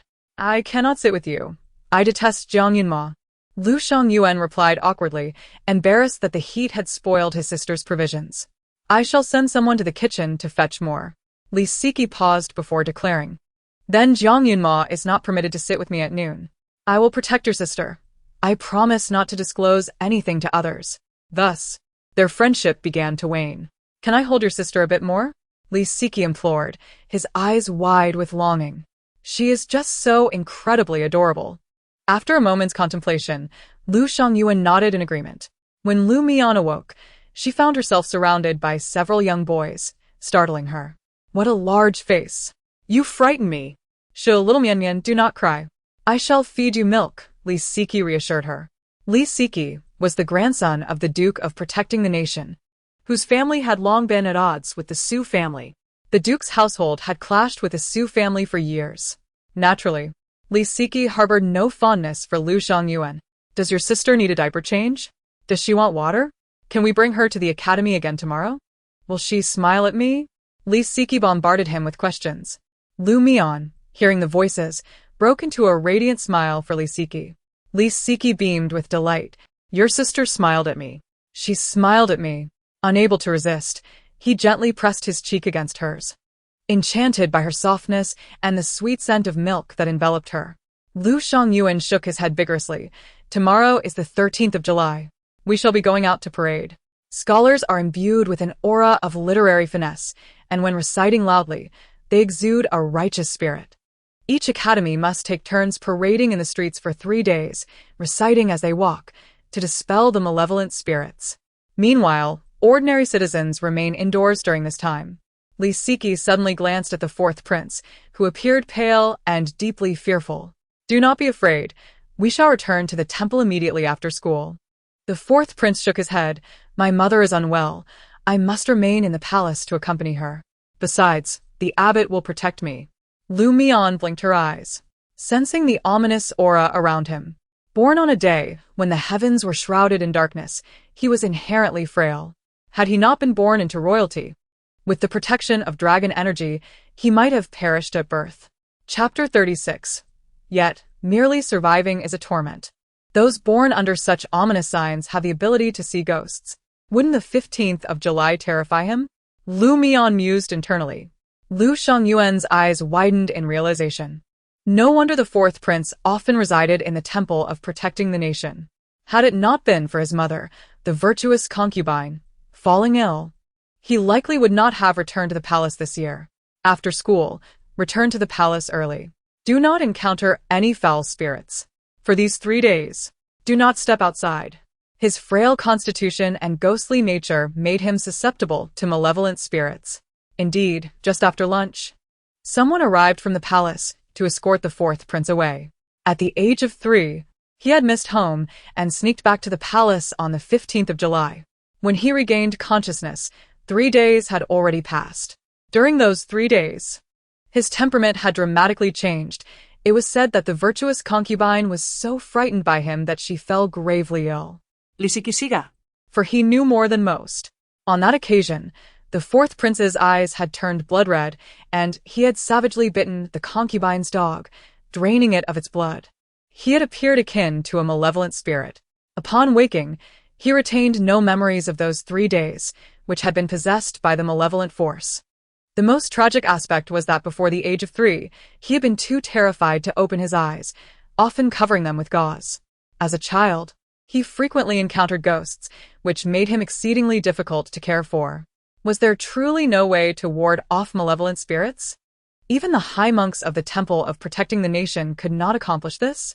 Born frail and sickly, residing in the cold temple while being separated from his parents for extended periods, he was constantly vigilant against being overtaken by a malevolent spirit. Lu Shangyuan had once perceived the fourth prince as aloof, but now he found himself feeling sympathy for him. Li Siki shook his head. The abbot can only guarantee temporary safety. The concubine has searched far and wide, but cannot find a permanent solution.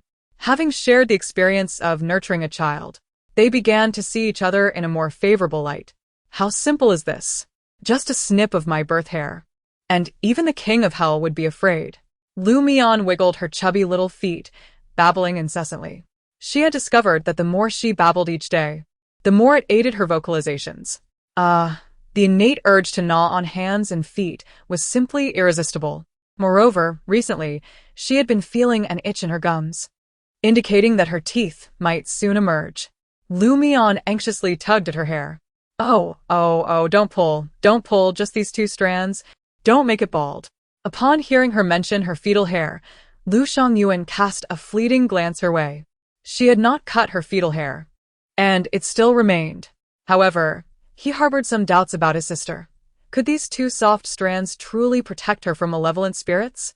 Was it true? By the afternoon, the two had forged a deep bond of camaraderie.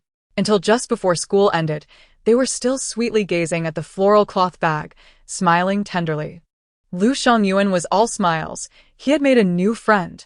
As he stepped out of the academy, he noticed Su Shi standing at the entrance, her face stern, brandishing a stick. Just as Lu Shangyuan exited the gate, he was met with a fierce strike that echoed through the city, his cries resounding for all to hear. Onlookers watched in astonishment as Su Shi pulled a plump, cherubic baby from his satchel. The infant, a vision of exquisite beauty, was undeniably endearing. Lu Shangyuan, you audacious rascal. How dare you sneak your sister out of the academy? Su Shi thundered, her panic evident, as if she might unleash chaos upon half the capital. I see you're itching for trouble. How dare you take your sister outside without permission? Will you dare to do it again? Will you dare? Su Shi raised her stick, chasing after him, while Lu Shangyuan yelped in protest, contemplating his next move. Next time, I will dare. I will kneel in the ancestral hall. Without my consent, you cannot step outside. Su Shi maintained a stern expression, tightly clutching her daughter. Lu Shangyuan hung his head, dejectedly mumbling in agreement before silently retreating to kneel in the ancestral hall. Qingyu, trembling in fear, had only just regained her composure. Mother, please don't blame brother. Mian simply longs to go outside, she said, planting a kiss on Su Shi's cheek. Su Shi glanced at her carefree daughter. Today, you are the happiest. You nearly gave your mother a heart attack. Just the thought of it terrifies me. Young Master Lu also adored his sister. Madame Qingyuan sought to intercede on Lu Shangyuan's behalf. In daily life, Lu Shangyuan was sweet-tongued and never acted superior. The servant girls were exceedingly fond of him. Su Shi shot a reproachful glance at one of the girls. All right, let him kneel until after dinner. Qingyuan immediately beamed, instructing that dinner be served half an hour early. The lady must be in high spirits today, she thought, stifling a chuckle. If not for the lady's good mood, young master might have faced a harsher punishment. Su Shi suppressed a smile. Early that morning, she had recovered all the items lost from her private treasury and received a substantial compensation. After years of being wronged, there was finally some financial redress. The Marquis, it seemed, was merely a hollow shell now. Alas, the old matriarch appeared weary, her eyes lined with darkness. She mentioned going to pay homage, likely to seek solace elsewhere. Qingyuan, feeling unyielding, suggested, "Madam, why not consider separation?" After countless contemplations, she finally voiced her thoughts. Lu Mian sprang up in her embrace, chanting, "Separation, separation, separation. A new father, a new father." "Look, the little miss is secretly delighted," Qingyuan noted. She was reluctant. She did not wish for the lady to suffer further. Just thinking about the past 17 years spent ensnared in a web of deceit made her heart ache for the lady. Su Shi appeared momentarily stunned. "Qingyuan, I have 3 sons and 1 daughter. Historically, women returning home after separation do not take their children unless the other party willingly relinquishes them. Currently, Lu Xinsheng does not possess sufficient leverage. He will not part with his children." Seeing her silent, Qingyuan ordered the evening meal to be prepared. As dusk fell, the old matriarch and Lu Xinsheng returned to the Marquis, their expressions weary and tinged with barely concealed anger. Su Shi had disrupted all their plans. "Your wife is exceedingly malicious. She even sought to ruin Jinghuai. Jinghuai is the hope of our Marquis. Did you see how he bore his despondence today? It pained me to witness." The matriarch lamented, dabbing her eyes with a handkerchief. Lin Mama, her confidant, had been sent to bear the blame, and it seemed this time it had severely wounded them. How could she be so heartless? Just because her offspring is unworthy, must she ruin another's child? The matriarch's cane struck the ground with a resounding thud. Lu Xinsheng frowned. "Mother, mind your words. They are not unworthy.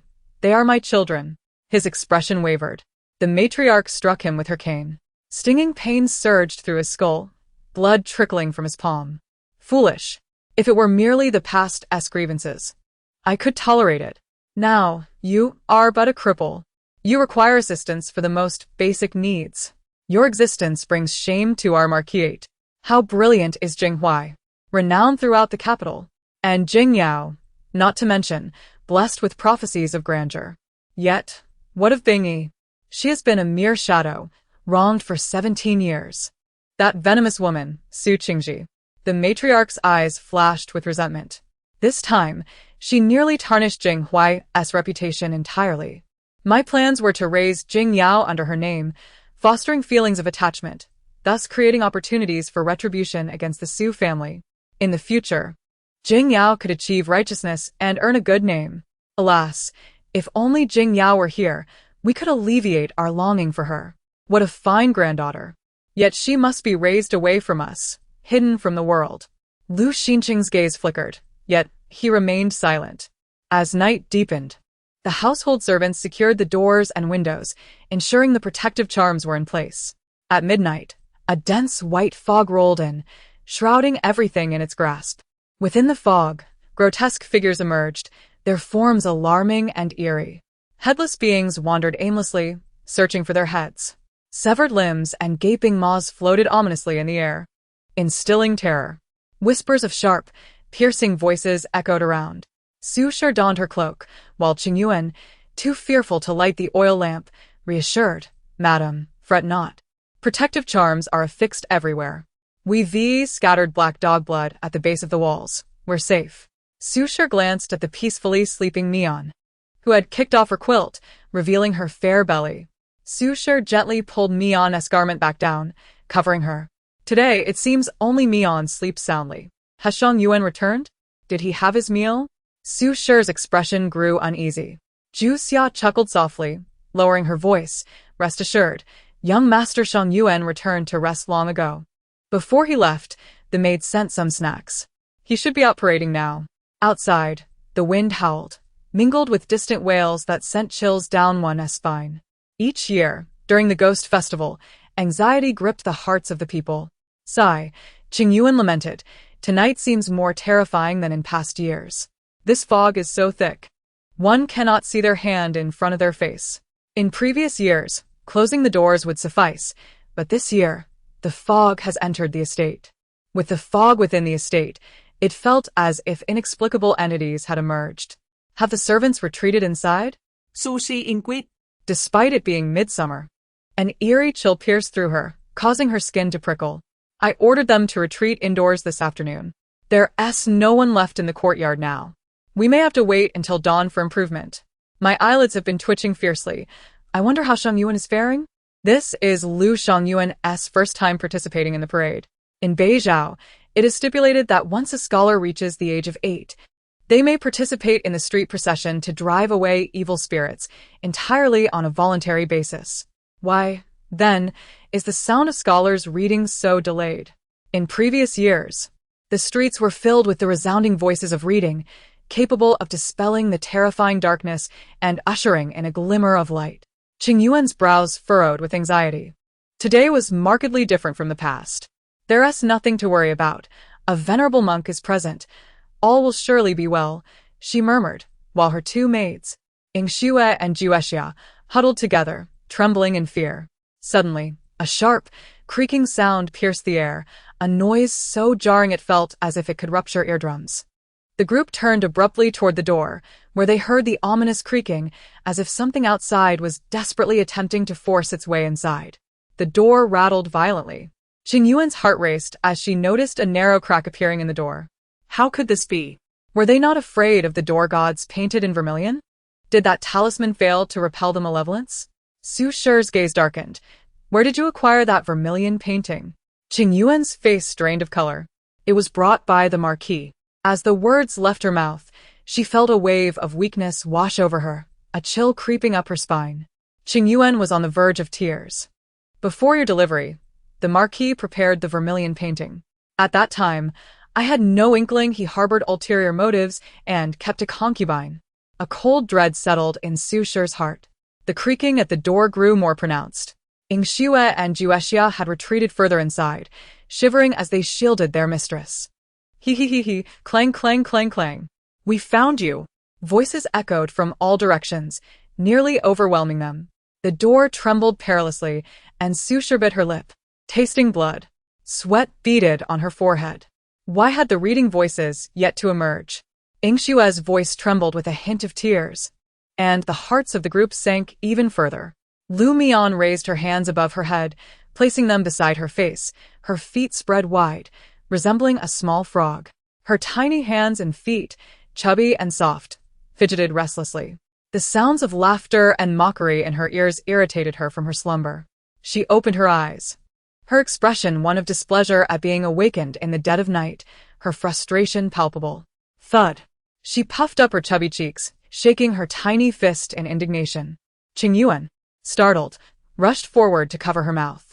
Shoo, she whispered, trembling as she tried to soothe Lu Mian. But in an instant, the cacophony abruptly ceased. The frenzied attempts of the malevolent spirits to breach the door halted. The mocking laughter faded away. Even the wind seemed to quiet. Silence enveloped them. Not a sound to be heard. Lu Mian, still irritable, pushed Qingyuan away, raising her round finger to point at the door, her mouth agape in fierce reprimand. Chapter 39. The chubby little girl stood with her hands on her hips, no one comprehending her furious tirade. All could discern was her intense anger, as she rattled off a long string of indiscernible words. Judging by her expression, her invective was likely quite foul. Only Su Shi, silently covering her ears, wore a look of confusion and helplessness. What is the little lady saying? Yingxue whispered to Juexia. Juexia scratched her head, sensing that the young miss seemed especially fierce at that moment, adorably wrathful. Oh, my little ancestor, please do not curse. There are evil spirits outside. Angering them could lead to peril. Qingyuan pleaded, both comforting and admonishing. Outside, silence reigned. Mian yawned, contentedly surveying the door. A dense, dark mass lay sprawled on the ground, the most fearsome spirits that struck terror throughout the land now trembling in fright.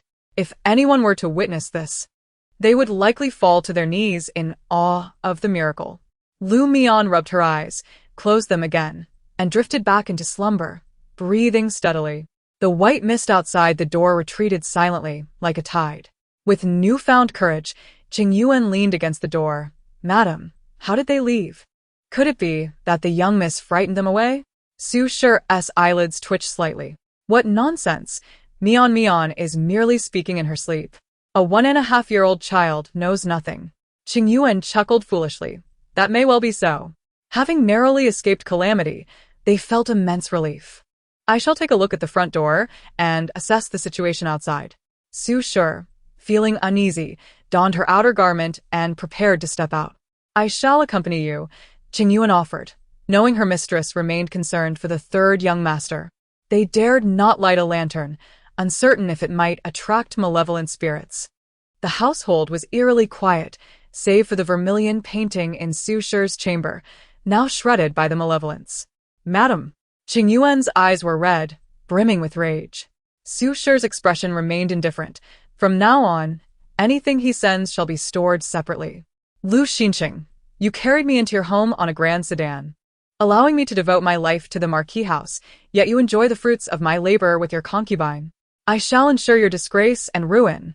A tiger does not consume its young, yet at this moment, Su Shi remained unaware of Lu Xinqing's true malice. The courtyard lay in utter silence, while outside, the wails of the damned echoed throughout the night. Su Shi and Qingyu crouched at the entrance, furtively peering outside. "Strange, our street seems especially quiet," Qingyu remarked, puzzled, as they had previously heard the spirits' cries. Now it was eerily calm. Perhaps it is due to the presence of the abbot? Su Shi recalled Mian's voice. Qingyu nodded in agreement. That must be it. "Madam, I hear the sounds of reading." Qingyu's face lit up with joy. Indeed, the once distant sound of reading began to permeate the air, gradually dispelling the malevolent spirits lurking in the mist. Concerned for Lu Xiangyuan, they did not depart but remained seated on the steps, waiting. This night felt interminably long, each moment an agonizing eternity. At last, the first rays of dawn broke upon the horizon, casting sunlight upon the earth, causing the white mist to recede rapidly, retreating into darkness. Lying in wait for its next opportunity, a muffled sound of weeping arose from the street, a manifestation of joy after surviving calamity. Lu Xiangyuan, feeling lightheaded, returned to the residence, where he was greeted by Su Shi back at Tingfeng Courtyard. "Was everything smooth last night? Were you frightened?" Su Shi had breakfast prepared, but Lu Xiangyuan, not feeling particularly hungry, ate a few bites to reassure her. He still felt a twinge of fear. "Mother, I am fine. Was there any incident at home yesterday? We participated in the procession and discovered that malevolent spirits had entered the courtyard, seemingly more formidable than in years past. There was even an incident of injury, but fortunately, the abbot arrived just in time, or it could have been disastrous. I was assigned to Lu Jinghuai's group." Lu Xiangyuan grimaced, having learned from his sister's whispers that the young man, Lu Jinghuai, was his father's illegitimate child. Su Shi's eyes flickered. At that moment, Lu Xiangyuan's expression turned peculiar. "Mother, Lu Jinghuai has garnered considerable fame, and many speculate that he will achieve the highest honors, destined to become the celestial scholar. There are even those who believe that he alone could dispel the darkness during the Zhongyuan festival." Chapter 40. But guess what?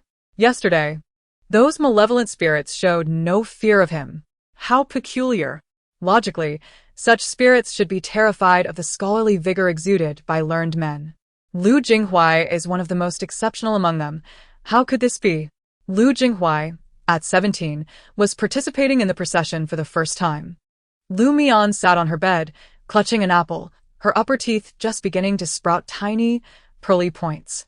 Her baby teeth had yet to fully emerge, and she often used this poor little tooth to scrape apple pulp to eat.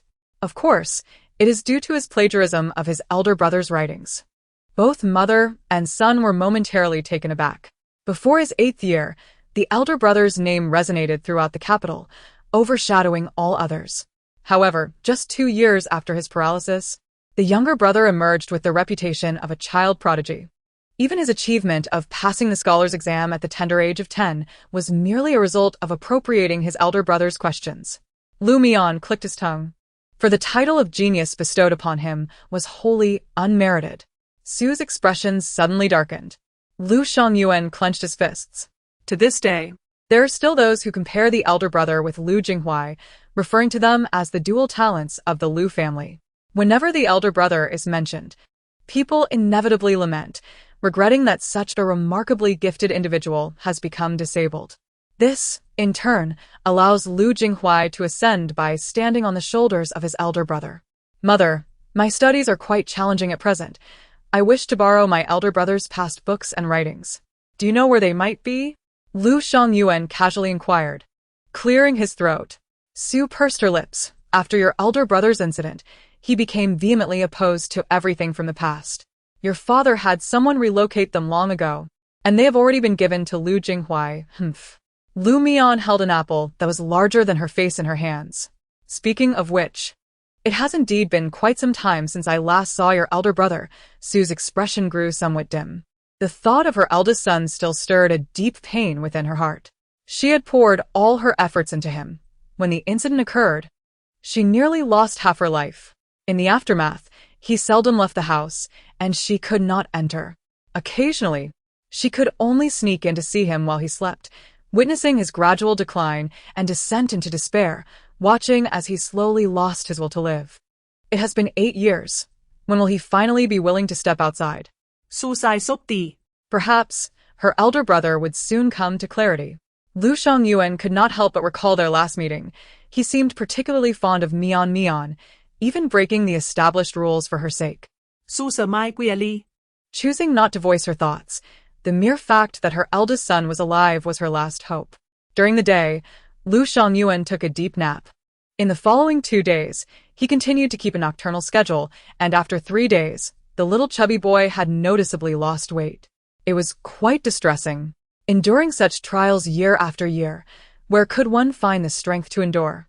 Cursed affliction, why can it not be eradicated? 素是靚地故set. Lu Xiangyuan yawned. Mother, it is already a blessing that I can return unscathed. I heard that this year the abbot has gone blind. Lu Xiangyuan felt a pang of fear. Really? Su was taken aback. When we left, the abbot's eyes were covered with a black cloth. Lu Xiangyuan returned home and immediately fell asleep. Su recalled how Mian had cursed the abbot last time, wishing that he would lose his sight for giving the prayer beads to Lu Jingyao. 素晒吧. It seemed that her daughter possessed a touch of exceptional talent. Not long after the Zhongyuan festival, Su's second uncle came to visit. This time, she did not refuse but rather warmly welcomed him. Whether Lu Xinqing was happy or not, she could not discern. Regardless, she felt elated. At that time, Lu Mian had just turned 6 months old, perfectly at the stage for solid foods, and would grasp a hard biscuit to soothe her gums, drooling in delight. Dressed in a bright red short dress, she sat cross-legged on the couch, her sparse hair adorned with 2 playful pigtails. Mian, do you miss your second uncle? Her second uncle, who supervised water conservancy, was amiable, unlike her seemingly stern elder brother, Su Yiting. Chapter 41. He was particularly gentle. Lu Mian spread her arms wide and was lifted into his embrace. Following him were 2 young boys, his legitimate sons, Su Yuheng and Su Yuqing. Both 16 years old and strikingly handsome, identical in appearance. Unfortunately, their birth had been fraught with difficulty, resulting in some cognitive challenges, known as soul loss syndrome. This is Mian's sister, the second uncle said, affectionately touching the heads of his sons, feeling a pang of sorrow. If only the 2 children could be healthy and safe, how wonderful it would be. The twins blinked their eyes, their gazes towards Lu Mian filled with clarity yet confusion. Mian, do not blame them. Your 2 brothers cannot understand words, the second uncle sighed. At 16, they do not even call for their parents. Yet Lu Mian tilted her head. Yuqing brother? Ah, so that was why they seemed a little dazed, lacking something. The 2 brothers, seemingly oblivious to the world around them, suddenly looked up at Lu Mian, their gazes intense. For 16 years, They had heard and understood nothing. Yet Lu Mian's heartfelt voice resonated within their souls. "Wow, I have so many brothers, each more handsome than the last," she exclaimed, reaching out her hands towards Yuheng brother. The second uncle grew anxious. Mian, your brother cannot understand. For 16 years, they had been unable to learn anything, unable to comprehend anything. Yet Lu Mian stubbornly continued to reach out her arms. "Brother, hug." Her voice was soft and sweet, both persistent and endearing. Su Yuheng furrowed his brow, as if he could only see that little person. Then, under the astonished gaze of their father, he cautiously opened his arms and embraced the chubby baby. He planted a kiss on Lu Mian's cheek. Su Yuheng's hands fumbled in their haste to hold her. "I am Mian's sister. You must call me sister." The little girl generously offered her drool-soaked teething stick. Su Yuheng momentarily stood in shock, staring at her. "No, sis," he stammered, his voice hoarse and unclear. But he managed to utter a single word: "Sis." This left Su's second uncle utterly astonished, even brought him to tears. Yuheng has spoken. My son can speak." After 16 years, his son had finally uttered a word, and it was a response.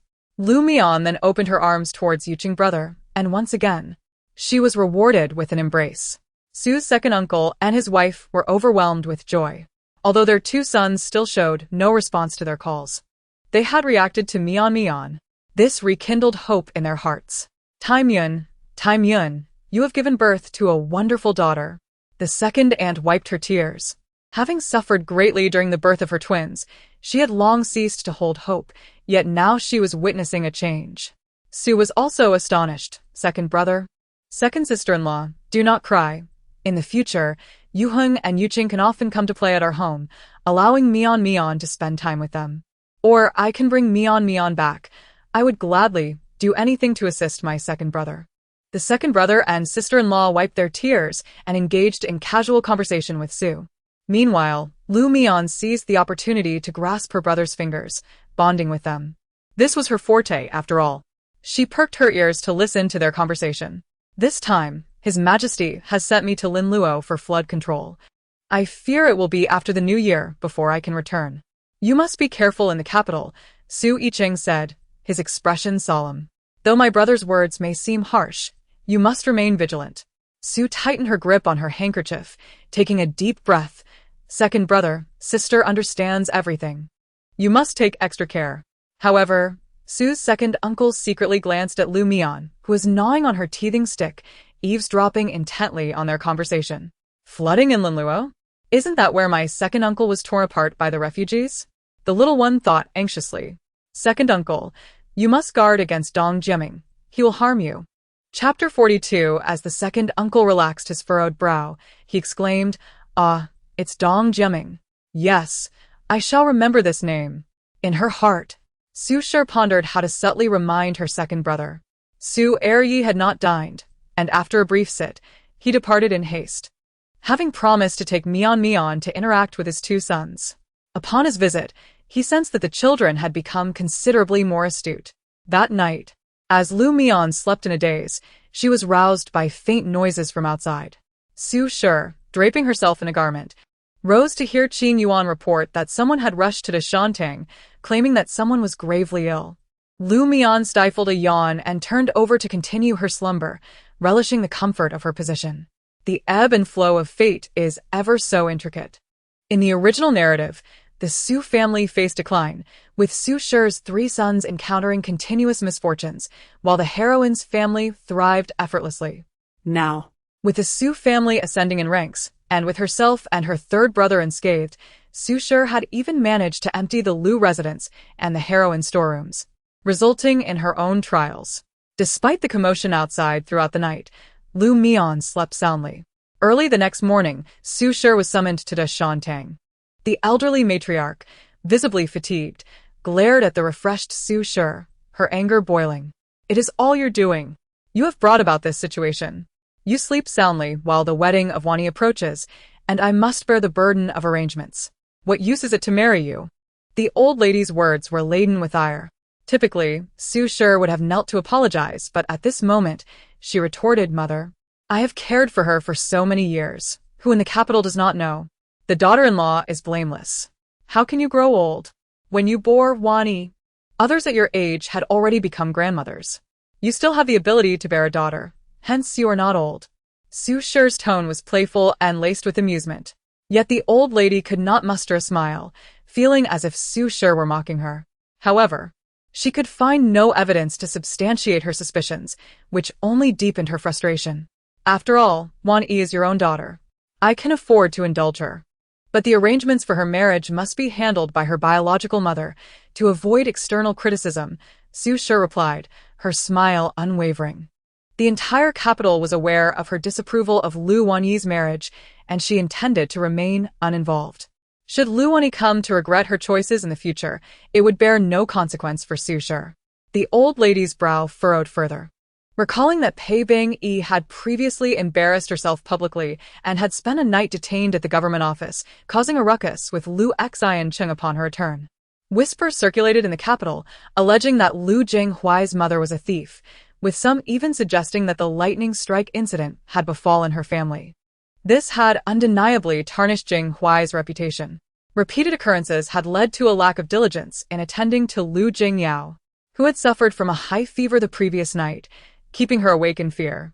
This situation only intensified her concerns about Lu Jingyao being raised away from home. If she could be nurtured under Su Shi's roof, she would gain both Su Shi's wealth and trust, allowing for constant vigilance over her cherished child. You are Wan Yi's sister-in-law. Please look after her. Su Shi smiled but remained silent. I have called you here today to discuss a matter with you. We received word from the Qingxi old residence that a distant relative has fallen into misfortune, leaving behind a lonely daughter. The girl is of similar age to Mian, malnourished and without any familial support. I was wondering if we could extend a helping hand. I thought, since there are no children of Mian's age in the household, it would be good to find her a companion. Mian's brothers are not up to par. Having a sister might provide her with some support. What do you think? Though the old lady presented her thoughts as a suggestion, her tone revealed a firm conviction. Having been married for 17 years, Su Shi had never refused a request. Years ago, when the old lady fell ill with a cold, she could not leave her bed. In grand households, the caretaking was merely a formality. True care was left to the servants. This was considered a show of filial piety. However, Su Shi, once the darling of heaven, could not bear to see her son suffer. With the intent of diminishing Su Shi's authority, the old lady ordered her to personally attend to the matters. And Su Shi complied without uttering a word of complaint. She had never even entertained the thought that Su Shi might refuse. Chapter 43 in due time. We will include her in the family genealogy alongside Mian, treating her as a twin. The old lady's eyes sparkled with delight at the notion of twins, as their birthdays need not change, allowing for a proper return to the family fold. Su Shi's nails dug deeply into her palms. How dare they? How dare they even contemplate this? To bring a child born of an extramarital affair back to the legitimate wife's side and have her raise it? Suddenly, she recalled that this had been their initial plan all along. It was only because she had heard Mian's silent plea that she had evaded disaster. Had she not? And had she nurtured that illegitimate child with utmost care, only to be betrayed in the end, it would have been akin to her own annihilation. Su Shi's scalp tingled with dread.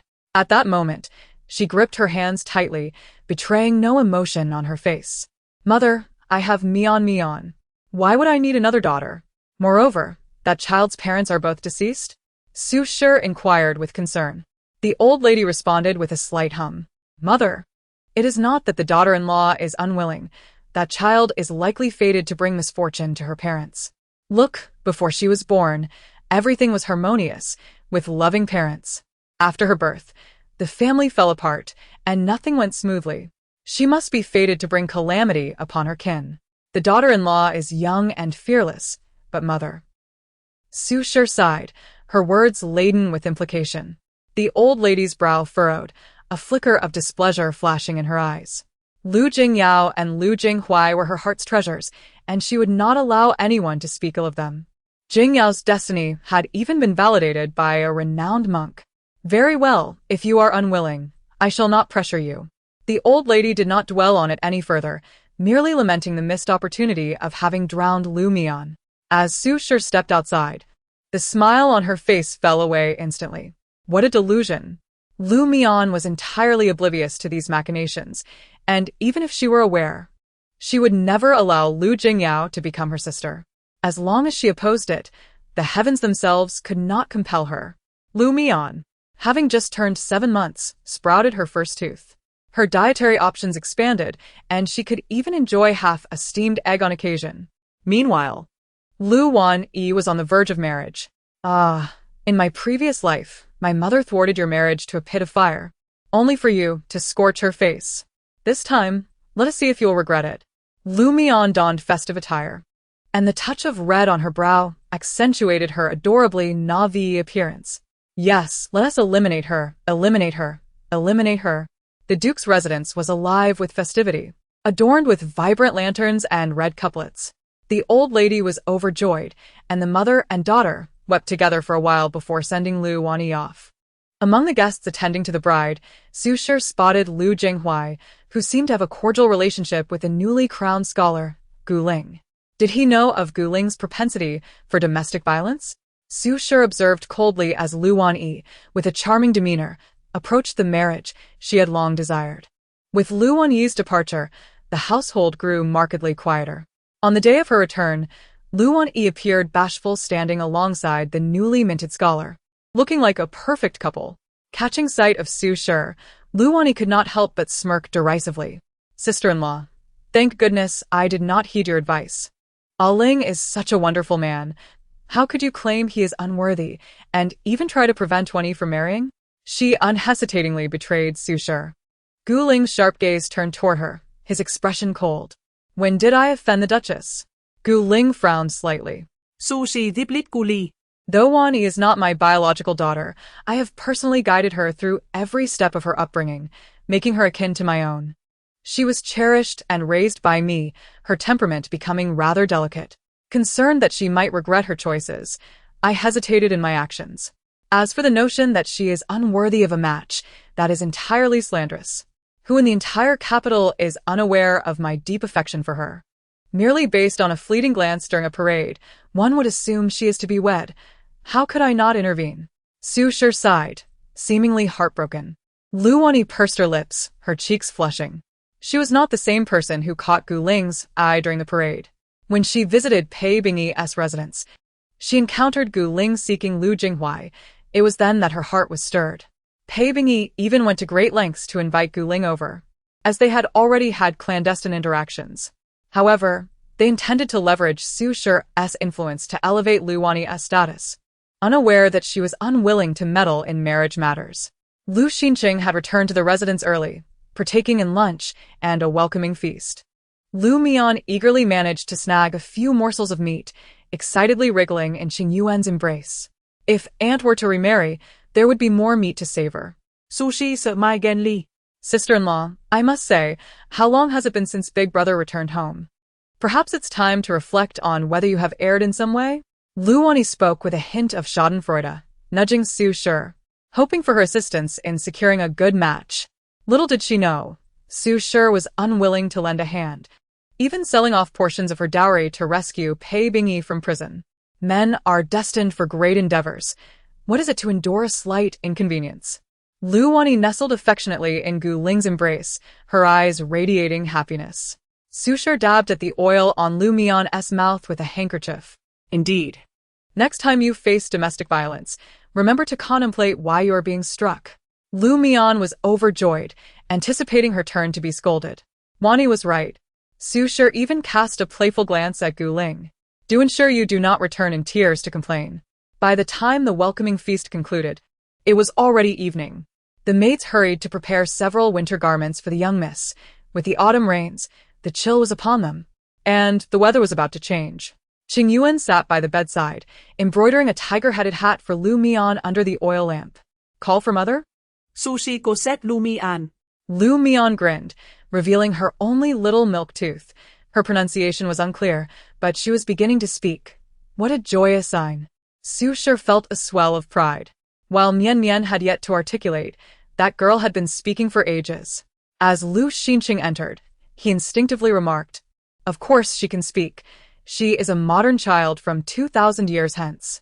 Were it not for her modern knowledge aiding our unworthy father, how would our Su family be in such dire straits? Su Shi inhaled sharply at the mention of 2,000 years hence, her gaze lowering. Which girl is this? Lu Xinqing coughed lightly, his fist against his lips. A colleague's daughter. She began speaking at 7 months, displaying a remarkable intelligence. He waved his hand, and Qingyu paused, glancing at the lady. Su Shi nodded, prompting her to withdraw. Mian, call for father, call for father. Lu Xinqing's eyes widened in surprise. Mian surpassed Qingyu in beauty. Call for father, he coaxed. Lu Mian blinked her big eyes and uttered, father, her soft, sweet voice melting the hearts of all who listened. Lu Xinqing shook his head. It is father, father, father, he pointed to himself. Lu Mian chirped innocently, dog hole, dog hole. Her naivety infuriated Lu Xinqing, who nearly ground his teeth in frustration. She is still young. Why must you be angry with a child? He lifted Lu Mian to one side, lowering his voice, his refined demeanor softened with affection. Tingyun, how long has it been since we resided together after Mian's birth? He gently caressed Su Qingji's shoulder, yet she felt only disgust. Resisting the urge to slap his hand away, she glanced at the ardent Lu Mian. Girls are delicate. They cling to me. Does the Lord not feel lonely sleeping alone? Sushi Chukka Laiti. Lu Xinqing caught a glimpse of Lu Mian's gaze, yearning for intimacy, but lost interest quickly, awkwardly retracting his hand. Xinjiang, do not think foolishly. How could I feel lonely? Besides you, I desire no one else. However, Lu Xinqing's tone faltered. Is the Lord facing any difficulties? Su Shi inquired with concern. Lu Xinqing, unsure how to articulate his thoughts, felt a deep dissatisfaction brewing within him. Ordinarily, Su Shi would have readily handed him the key to her private treasury, allowing him the freedom to choose without compromising his dignity. How could he confess that the household was in dire straits? Lu Jinghuai's engagement to Miss Jiang had been settled, the betrothal gifts already proposed, only to be used to repay Su Shi. Even Lu Wani's dowry could not compete, as Su Shi had not supplemented it. Lu Xinqing's frustration simmered. Is the Lord in need of money? Su Shi's eyes lit up as she spoke generously. If the Lord finds himself short, do not hesitate to inform me. We are one in this marriage after all. Why should we divide our resources? Su Shi's words stirred Lu Xinqing's heart. He desired her to plead for him, to seek his assistance. If the household lacked funds, it was only fair that he utilized her dowry. The Lord living off Xinjiang's generosity would please her. Su Shi was keenly aware of Lu Xinqing's pride and his need for face, tactfully hinting at his vulnerabilities. Lu Xinqing's countenance darkened, his fists clenched tightly. I do not lack money. Xinjiang's private treasury is for her own use. I have not yet descended to the level of consuming a woman's dowry. His tone grew heavy. By the way, have Yan Shu come forward to bear witness, stating that he willingly withdrew from the engagement to Miss Jiang, not wishing to burden her.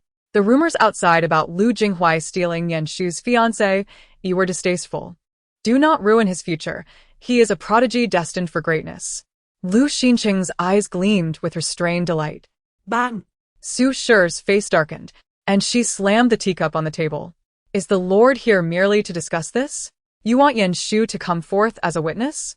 He has been rejected, looked down upon, and you wish for him to serve as a testament? You are pouring salt into Yan Shu's wounds. Lu Xinqing spoke soothingly. Xinjiang, Yan Shu is already crippled. What harm is there in enduring some indignity? He does not venture out, nor does he suffer further injury. His tone was light, igniting Su Shi's fury. That Lu Jinghuai, I have seen him. A 17-year-old lad. Should he achieve the top 3 in the imperial examinations, he will surely soar to great heights. It is better to cultivate a good relationship with him. Some even claim he is the second coming of Yan Shu. His talent and writing abilities are on par with Yan Shu. Lu Xinqing's eyes sparkled, as if he had come to life. Su Shi regarded him with indifference. Did he not remember that Yan Shu was once even more brilliant than Lu Jinghuai? No one shall tread upon my son for their own assent. Su Shi trembled, her lips turning pale. This was not merely a witness. This was to make Yan Shu a stepping stone for Lu Jinghuai's fame. Even if Yan Shu is paralyzed, I shall not allow him to be reduced to a mere prop. That Lu Jinghuai had interactions with Jiang Yunjin before the engagement was even annulled. Who knows if they were entangled in a scandal? A gifted youth? Top 3? Merely a lecherous scoundrel. And you want my son to bear witness? In your dreams.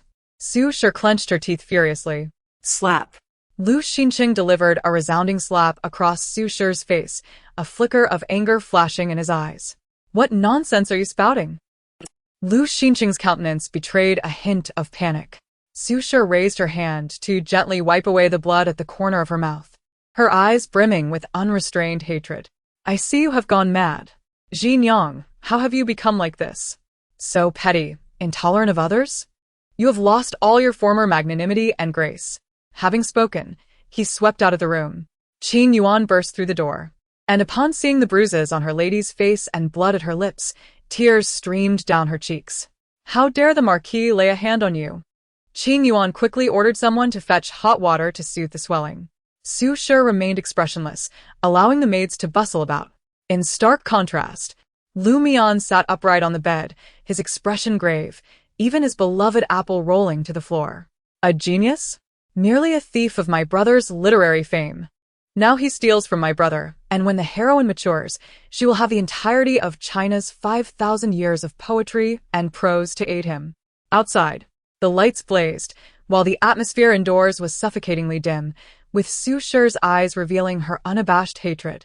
She slightly moved her lips, causing a grimace of pain to cross her face. Go investigate the articles that Lu Jinghuai has gained fame for over the years. Also, bring back the earlier works. A flicker of thought crossed her mind as she recalled Mian's heartfelt words. In Chapter 46, Su Yiding sent several reliable guards, whom Su Shi often tasked with errands. They were people in whom she had complete trust. Lu Xinqing had left the estate and had not returned for half a month. It seemed he intended to exert pressure on Su Shi, aiming to compel her to submit. Lu Wani even sent a message. This man would never strike a woman without cause. Surely, the woman must have erred. Sister-in-law, think carefully about what you might have done wrong. If you need to apologize, do so. For a woman, lowering her head is not a disgrace. How outrageous. What a waste of all the years the lady has spent educating her. Qingyu exclaimed in fury. Su Shi, however, smiled enigmatically. Does the old lady know about this message? Qingyu retorted. Of course she knows. She sent word to the old lady before coming to Tingfeng Courtyard. I fear the old lady harbors thoughts of making you reflect. Lu Mian sat on the bed, her eyes sparkling as she contemplated her aunt's impending punishment, muttering to herself and clapping her hands in excitement. Su Shi pinched her chubby little face, amused by the child's theatricality. All right, I too am eager to see the outcome. That night, she longed for meat puree. If I could eat meat puree, I would surely be the happiest child in the world. Lu Mian grinned widely at Su Shi, revealing a gap-toothed smile, radiating cuteness.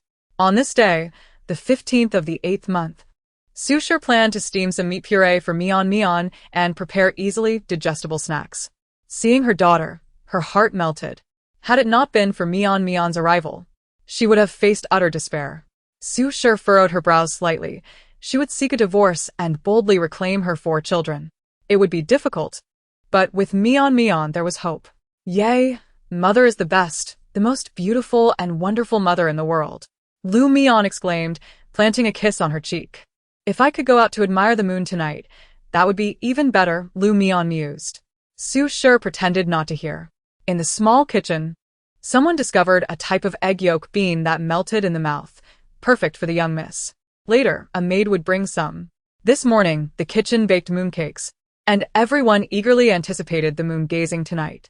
It was said there would also be a moon-viewing event outside, where talented scholars and beautiful ladies would showcase their skills.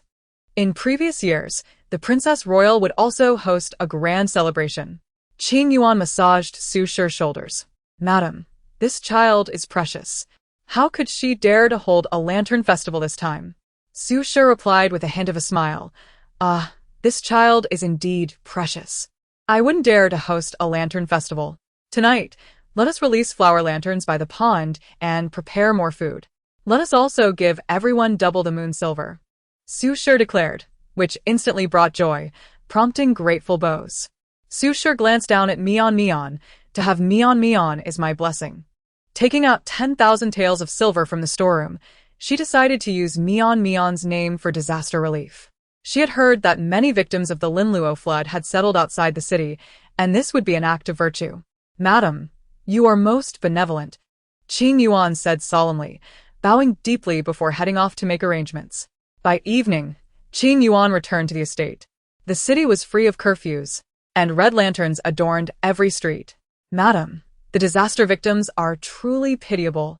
They have settled in a small town 50 miles outside the city. And in gratitude for the young Mrs. Kindness, they have named their newly established village Chaoyang Village. Su Shi nodded, while Lu Mian savored the egg yolk melt-in-your-mouth treat, her eyes sparkling. No wonder she felt a gentle golden light seeping into her body today. For the disaster victims, this would also provide a form of protection. Little did they know, when calamity struck, Chaoyang Village would become the sole survivor.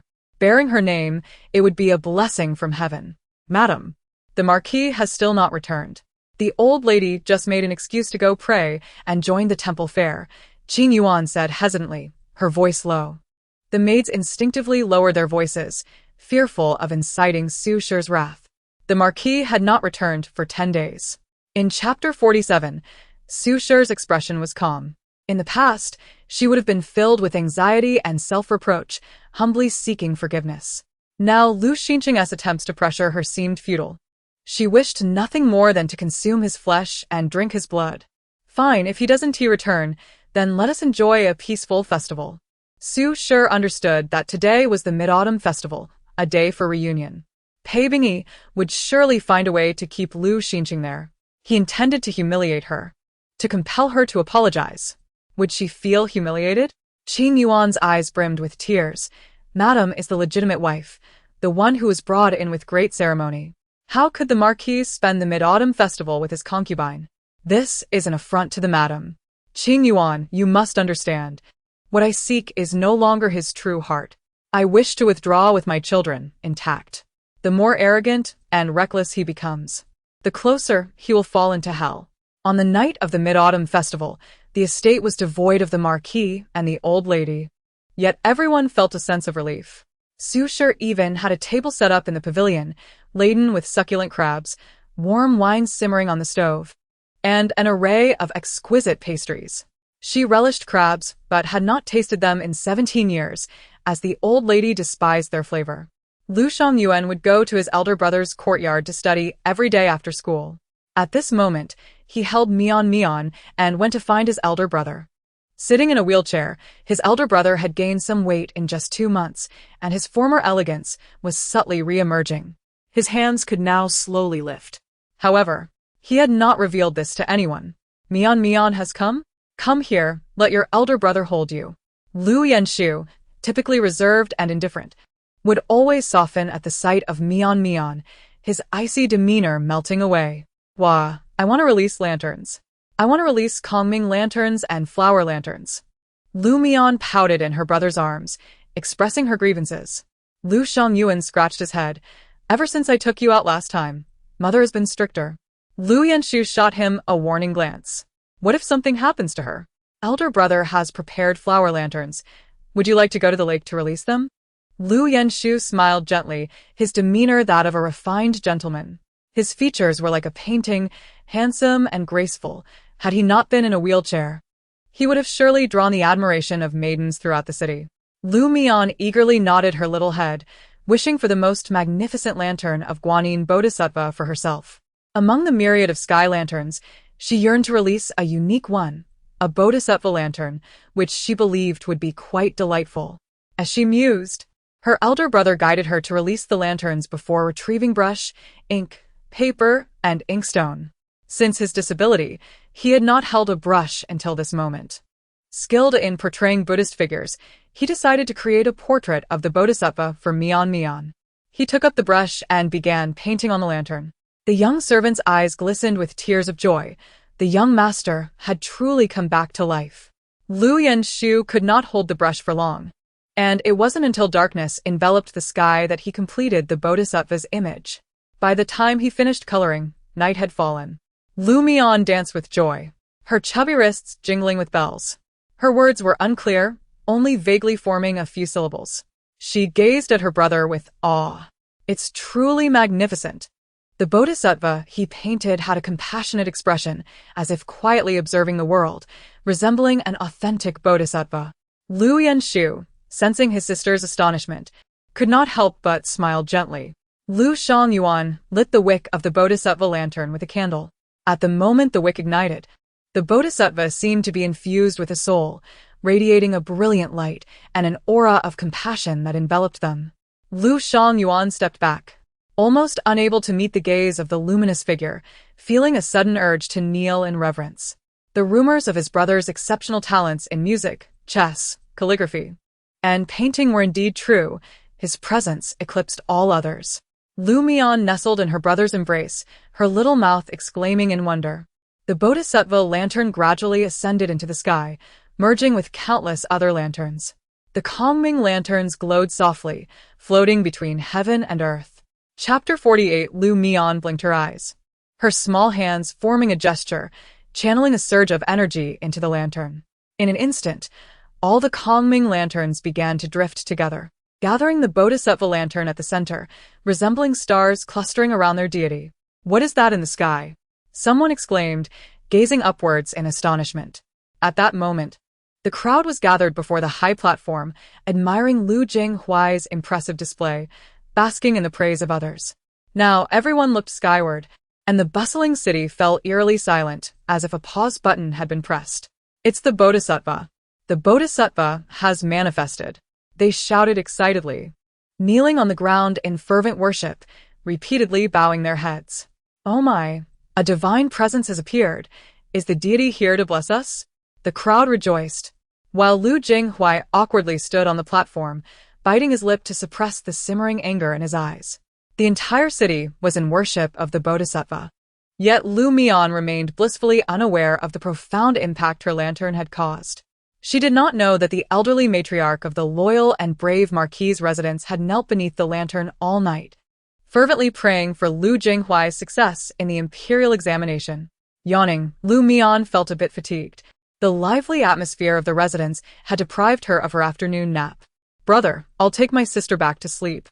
You should rest early too," Lu Shangyuan said gently, as he picked her up. Since learning about their father's infidelity, he had matured considerably. "Of course, I won't steal my sister," she murmured sleepily. "No need to worry," Lu Yanshu, lost in thought over the osmanthus wine, replied. "Let Mian rest in my room." Lu Shangyuan carried her inside, leaving 2 maids to guard the door before quietly departing.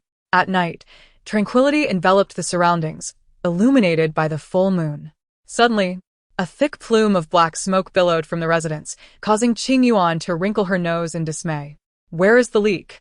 she wondered, having indulged a bit too much in drinking, unaware that the mistress had yet to sober up. She looked up towards the source of the smoke, her eyes widening in horror. "Mistress." Qingyuan's voice became piercingly sharp. "There's a leak. Quick, someone. The Mingda courtyard is flooded." Trembling, she cried out, her voice cutting through the night. Su Shi, startled, shuddered, and instantly became alert. "Yanshu, my Yanshu. Mian." Su Shi turned pale, stumbling as she rushed towards the Mingda courtyard, her body feeling as cold as ice. Overcome with fear, she could not utter a single word.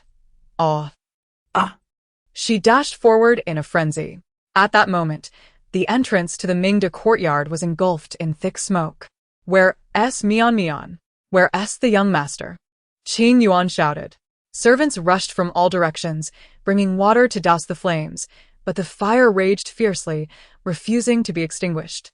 The maid guarding the door trembled in fear. "Miss is inside the young master's room. They're both inside," she cried, collapsing to the ground in tears. "I saw the 3rd young master carry her in." Su Shi staggered, nearly collapsing. "Madam!" Qingyu exclaimed, horrified. Su Shi's throat felt parched as she crawled and sobbed. "What should I do about Yanshu? Hasn't he come out yet? Mian is only 7 months old. She will be scared." Let go of me. My Mian Mian. My Mian is still inside. Su Shi dashed towards the inferno, the flames threatening to consume everything in their path, painting the scene in vivid red. My child. She cried out, as if driven to madness. Su Shi collapsed before the Mingde courtyard. Her face filled with terror as she stared at the raging fire, which seemed intent on obliterating everything. The crackling flames roared, as if eager to devour all. She struggled to rise, but a figure darted swiftly into the inferno. Your Highness! The guards exclaimed, their faces pale with fear. Just then, a beam from the entrance collapsed, trapping everyone outside. Chapter 49. The searing flames gradually consumed Xiaqingshi's skin, causing him to frown in distress. Lu Mian? He shouted. The crown prince charged into the fire, shocking the guards. As guards rushed in from all directions to fight the flames, Xiaqingshi, unsure of where the chambers were, could vaguely hear intermittent cries. Damn it! Damn it! They all deserve to die, he muttered, feeling his control slip away. He dashed towards the source of the voices, feeling the heat sear his body as he pushed through the door of the chambers. In the blaze, everything seemed to blur. He spotted Lu Yenshu, the wounded figure, along with Mian. It seemed as if Lu Yenshu staggered to his feet, surrounded by a faint aura that shielded them from the flames. Was he hallucinating at such a young age? Lu Yenshu, exhausted, still clung to Mian, refusing to let go. Xiaqingshi clearly saw the defiance in the little girl's eyes. Usually sweet and charming, she now appeared somewhat fearsome. Mian, don't be afraid. I'm here, Xiaqingshi called out, rushing to support Lu Yenshu, urging him to retreat into a corner, only to find him drenched in cold sweat, his face as pale as a ghost. In that moment, he quickly took Mian into his arms. Don't be afraid, Mian. Brother Qingxi is here. It's going to be all right, he reassured her gently, stroking her hair to comfort her. Uncertain whether it was merely his illusion, he felt that the intense heat surrounding him gradually diminished upon nearing Mian, even bringing a hint of coolness. They were concealed in the furthest corner of the chamber, facing a roaring blaze. Suddenly, a thunderous sound resonated in the sky, followed by a deluge of rain cascading down. The torrential downpour struck the flames fiercely, extinguishing them in an instant. Outside, the townsfolk hurried back, exclaiming in confusion that the celestial observatory had predicted no rain for the past fortnight. At the moment the rain quelled the fire, Lu Yenshu seemingly relaxed, succumbing to the ground in exhaustion. Su Shi stumbled in, her heart shattering at the sight of her children. Yenshu, Mian, she cried, rushing forward. Your Highness, thank you. Sushi wet un contolan. The imperial physician had already rushed in search of the crown prince, who waved his hand dismissively. First, attend to the eldest son of the Lu family. The physician crouched down, his expression tinged with skepticism. Oddly, the eldest son of the Lu family had previously been incapacitated, his bloodlines withered. Now, he intended to examine further when he heard Su Shi inquire about Yenshu. The physician withdrew his hand, stating, Madam, the young master is not gravely harmed. He merely inhaled some smoke and fainted from the tension. With proper rest, he shall recover. He wished to check the pulse again when the crown prince interjected, See to the young girl. The little girl lay despondently in Xiaqingshi's embrace, her pale face smeared with black soot. The child was unharmed but appeared frightened, her emotions evidently tumultuous. The physician pondered this, noting her considerable temper. Upon hearing that both children were safe, Su Shi's tightly wound nerve snapped, and she collapsed. Where is the Marquis? The crown prince furrowed his brow, realizing that there was not a single responsible person in the household. The Marquis had yet to return. Qingyu wiped her tears, instructing others to carry the masters back to the adjacent courtyard. Xiaqingshi had no choice but to carry Lu Mian out. Fear not. We are safe, he reassured her, recalling the fierce determination in the child's eyes moments prior, a gaze that seemed to wish for destruction, the child appearing barely conscious. How could such a small child possess such a terrifying look? Perhaps she was merely frightened. This young male protagonist was indeed a good person. Lu Mian sighed softly, lamenting how such a good person had been forced into this predicament, becoming a subordinate beneath the female lead. How tragic. the little crown prince so diligent, was usurped by an impostor who sought to engage in romance under the guise of his identity, causing suffering to the people of Beizhou. Xie Qingxi paused, contemplating usurped? What does that entail? An impersonation? The realization struck him coldly. Someone had indeed assumed his identity. He halted his breath, yearning to eavesdrop further. However, the little girl was overtaken by fatigue, yawning and drifting off to sleep in his arms. When Lu Xinqing hurried back to the residence, Mingda courtyard had been reduced to ruins. Marquis, Marquis. The servants collapsed to the ground. Lu Xinqing's face was somber, the towering flames visible from blocks away. A sight that horrified him. Yan Shu. Mian, my Mian. He stood amidst the wreckage of Mingda courtyard, his form wavering as though he had aged several years in an instant. His expression was one of despair, a mask of sorrow etched on his face. A servant, stiffening, reported, Marquis, the young miss was saved by His Highness the Crown Prince. The young master is unharmed. Only Mingda courtyard was lost. Lu Xinqing stood momentarily stunned, then fell to his knees with a thud. Truly, the Bodhisattva has protected us. Thank you. Thank you for saving Yan Shu and Mian. He bowed fervently towards the Crown Prince. Yet Xie Qingxi, holding Mian, spoke calmly. Both young master and Mian are well. The Mid-Autumn Festival had afforded 3 days of respite, yet the Marquis was so occupied that he had not returned to the Marquis residence. Had I arrived just a moment later, your wife and daughter might have perished in the flames. Xie Qingxi's tone bore an edge of severity. Lu Xinqing, his eyes reddening, sighed softly. I am eternally grateful for your Highness's life-saving grace. Lu Xinqing had just enjoyed a reunion dinner with Bing Yi, unable to provide a clear explanation. Lord Lu, please take care of yourself. Though only 8 years old, Xie Qingxi had been groomed as the heir since childhood and easily perceived Lu Xinqing's anxiety. The Crown Prince returned Mian to Qingyu. With her eyes glistening, Qingyu remarked, once the madam awakens, she will certainly express her gratitude in person. The Crown Prince waved his hand, originally intending merely to investigate who had so foolishly placed a bodhisattva lantern, leading to the entire city bowing in reverence. Unexpectedly, he encountered the Lu family's calamity and heard Mian's heartfelt thoughts. This journey had proven worthwhile. When Su Shi opened her eyes, she immediately heard little Mian's mutterings. If only I were to perish in the flames, then the little female lead could be raised under her mother's knee. How wicked. Humph. As if I would relinquish my position. Su Shi's eyes brimmed with tears as she embraced Mian tightly, sobbing uncontrollably. Mother, I almost lost you. I almost lost Mian. Lu Mian, enveloped in her mother's embrace, awkwardly raised a hand to stroke her hair.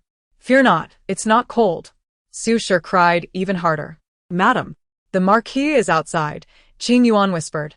Su Shi retorted fiercely. Tell him to leave. Get out.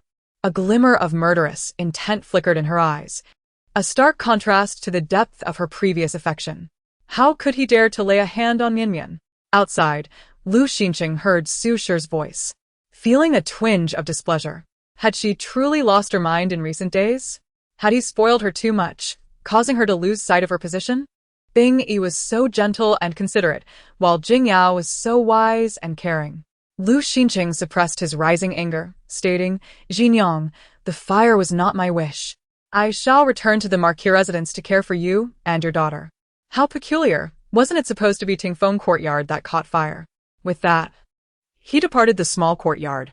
They had apprehended the arsonist the previous night, a servant from the inner courtyard's kitchen, who harbored resentment after being punished by Su Shi. Humph. That servant's mother was the daughter of Lu Jinghuai's tutor. Oh, burning my big brother to death would erase any evidence of his plagiarism. Su Shi's eyes brightened.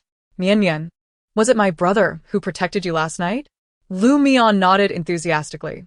Big brother is so brave. She pointed in her brother's direction. With Mingda courtyard in flames, he had moved into Tingfeng courtyard. Lu Mian felt a pang of sympathy, recalling how her brother had braced himself against the wall, managing to take a few steps, his hands suffering from burns and blisters. Yan Shu, he was willing to protect you. Su Shi felt a mix of joy and pain for her son's suffering. Since the incident, the eldest son had become exceedingly indifferent and irritable, forbidding anyone to approach. She carried Mian next door, where many items salvaged from Mingda courtyard were piled up, small wooden horses and other children's belongings scattered about. These are from Mingda courtyard? Su Shi exclaimed in astonishment. The maid nodded. Most of these are the young Mrs. Things. Su Shi was taken aback. Mian, do you often visit your big brother? Mian nodded eagerly. Upon seeing Lu Yanshu, Su Shi was even more astonished. The once emaciated eldest son now appeared to have gained weight. If not for his continued confinement to a wheelchair, one might not recognize him as a patient. Mian, still unsteady, leaped into Su Shi's arms. Ah! Su Shi gasped in surprise. The son, paralyzed and unable to move, astonished Su Shi when he unexpectedly lifted his hands to catch his younger sister. The familiar warmth of his embrace left Su Shi in a state of disbelief. How could this be?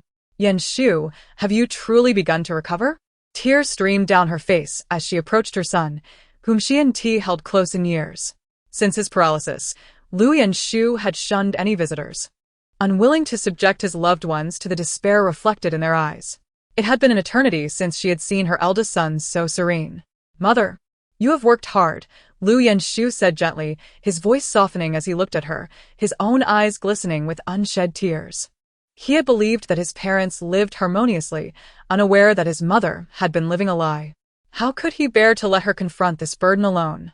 He raised his hand, still wrapped in bandages from a burn sustained the previous night, and felt a newfound strength in his legs, though he knew it would take months to regain his former abilities. Meanwhile, Lu Shangyuan, having indulged in rice wine the previous night, was now groggily approaching to take his sister away, allowing their mother and brother some privacy. He vowed never to drink again, recalling how close his sister had come to being harmed. Inside the room, Su Shi's muffled sobs could be heard, while Lu Mian pointed toward the door, urging her brother to eavesdrop. Let us listen in, she urged. Lu Shangyuan shook his head defiantly, declaring that a man should not stoop to such behavior. Yet moments later, he found himself pressed against the door, straining to catch snippets of conversation. Inside, Lu Yanshu's voice carried a serious tone. Mother, the more he cares about something, the more we must destroy it. We must also ensure our safe withdrawal. I hope you can keep Yanshu's recovery a secret. In his eyes, the disabled hold no value, and only then can we extricate ourselves. The gravity of the situation weighed heavily on Lu Yanshu as he realized that his mother and he were attuned to Mian's thoughts. How did they know about our father's infidelity? Mian wondered, her admiration for her brother's wisdom shining through. The door swung open suddenly, and Su Shi caught the two younger siblings eavesdropping, causing them to tumble to the ground in embarrassment. Oops, we've been caught, Mian exclaimed innocently, pointing to Shangyuan. It was his idea to hold me. Shangyuan, grinning through the mishap, retorted playfully. Sister, you're a traitor for not protecting me. However, their curiosity about the conversation lingered, leaving Mian feeling despondent. Su Shi and Lu Yanshu exchanged glances, suspecting that Shangyuan might also possess the ability to hear Mian's thoughts. Sure enough, after dinner, Lu Yanshu summoned Shangyuan into the room. He firmly instructed him not to reveal Mian's thoughts, bringing a measure of relief to the family. The following day, Su Shi, without informing the Ho residents, took it upon herself to report the incident to the authorities.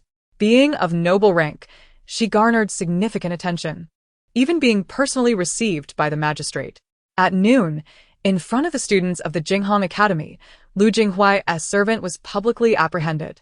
The youthful scholar, with a furrowed brow, inquired, May I ask, sir, what is the meaning of this? What crime has my servant committed? He is now a scholar and does not bow before officials. As a well-regarded prodigy in the capital, the officials treated him with respect. It was midday, and the streets were bustling with activity. The Zongyong Marquis residence has reported that your servant was involved in the arson that set fire to the Marquis' eldest son's quarters. We intend to take him in for questioning, the officer stated, pausing for effect. There is a possibility that we may need to summon you as well. So we hope for your cooperation. Lu Jinghuai clenched his fist, taken aback. Is this true? Then I shall certainly cooperate. While his expression remained inscrutable, his companions could not contain their comments. The eldest son of the Zongyong Marquis?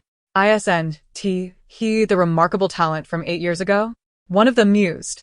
Since you both share the surname Liu and display such similar literary styles, you might even be related. Lu Jinghuai's demeanor darkened, and he turned to leave. Wait, Jinghuai. I was merely jesting, called out Zhou Lin and Wang Yuechuan, who rushed to catch up. How does your servant connect with Lu Yenshu? This must be a misunderstanding. Wang queried, knowing how much Lu Jinghuai detested comparisons to Lu Yenshu. Is this going to reflect poorly on you, Jinghuai? You have only 6 months until the autumn examination, Zhou added. Lu Jinghuai, renowned among the common folk, was held in high esteem, especially by those from humble backgrounds who looked up to him. The group settled into a tea house, observing the bustling scene below. Amidst the chatter, someone recounted a humorous tale about a mischievous child who had caused chaos in the streets, leading to a night of kneeling prayers. The fire at the Zongyong Marquis residence had been the talk of the town, with many speculating about casualties. Lu Jinghuai remained aloof, his handsome face shadowed by clouds of worry. Zhou Lin chuckled. Last night's events were utterly ridiculous. Everyone was trying to catch that troublemaker. His mother forced him to kneel all night, begging for success. What a disgrace, Lu Jinghuai replied, his appetite lost as he excused himself from the gathering. As he departed, Wang Yuechuan muttered under his breath, what a farce. He stole Lu Yenshu's fiancée and now expects no repercussions?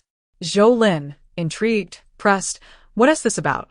Lu Yenshu had a fiancée, and it was during a rescue that he became disabled? Indeed, Lu Jinghuai is bound to the girl who fell into the water. Zhou Lin exclaimed in realization. She abandoned Lu Yenshu after he sacrificed so much for her, only to choose Jinghuai instead? Wang Yuechuan scoffed. Now that Lu Yenshu is disabled, who will stand by him? Who would dare offend the promising young talent from Jinghong Academy? Zhou Lin frowned, sensing that Lu Jinghuai's ideals were beginning to falter. What folly! He is so noble and unpretentious, yet seems blinded by this affair. He has even shared his annotated books freely for others to read, which is commendable. When will I gain such wisdom? Zhou Lin sighed, enviously reflecting on Lu Jinghuai's transformation from an ordinary boy to a gifted writer whose work was widely praised. At this moment, the atmosphere at the Marquis residence was tense. Why do you keep involving us in matters of law as the esteemed matriarch of the Ho residence? Don't you care about the family's reputation? Yenshu and Mian are unharmed. Why haven't you gone to withdraw it yet? The old lady spoke through gritted teeth. Last night, such a great fire, and not a single soul perished. Sue's expression turned slightly cold. Mother, your words are amusing.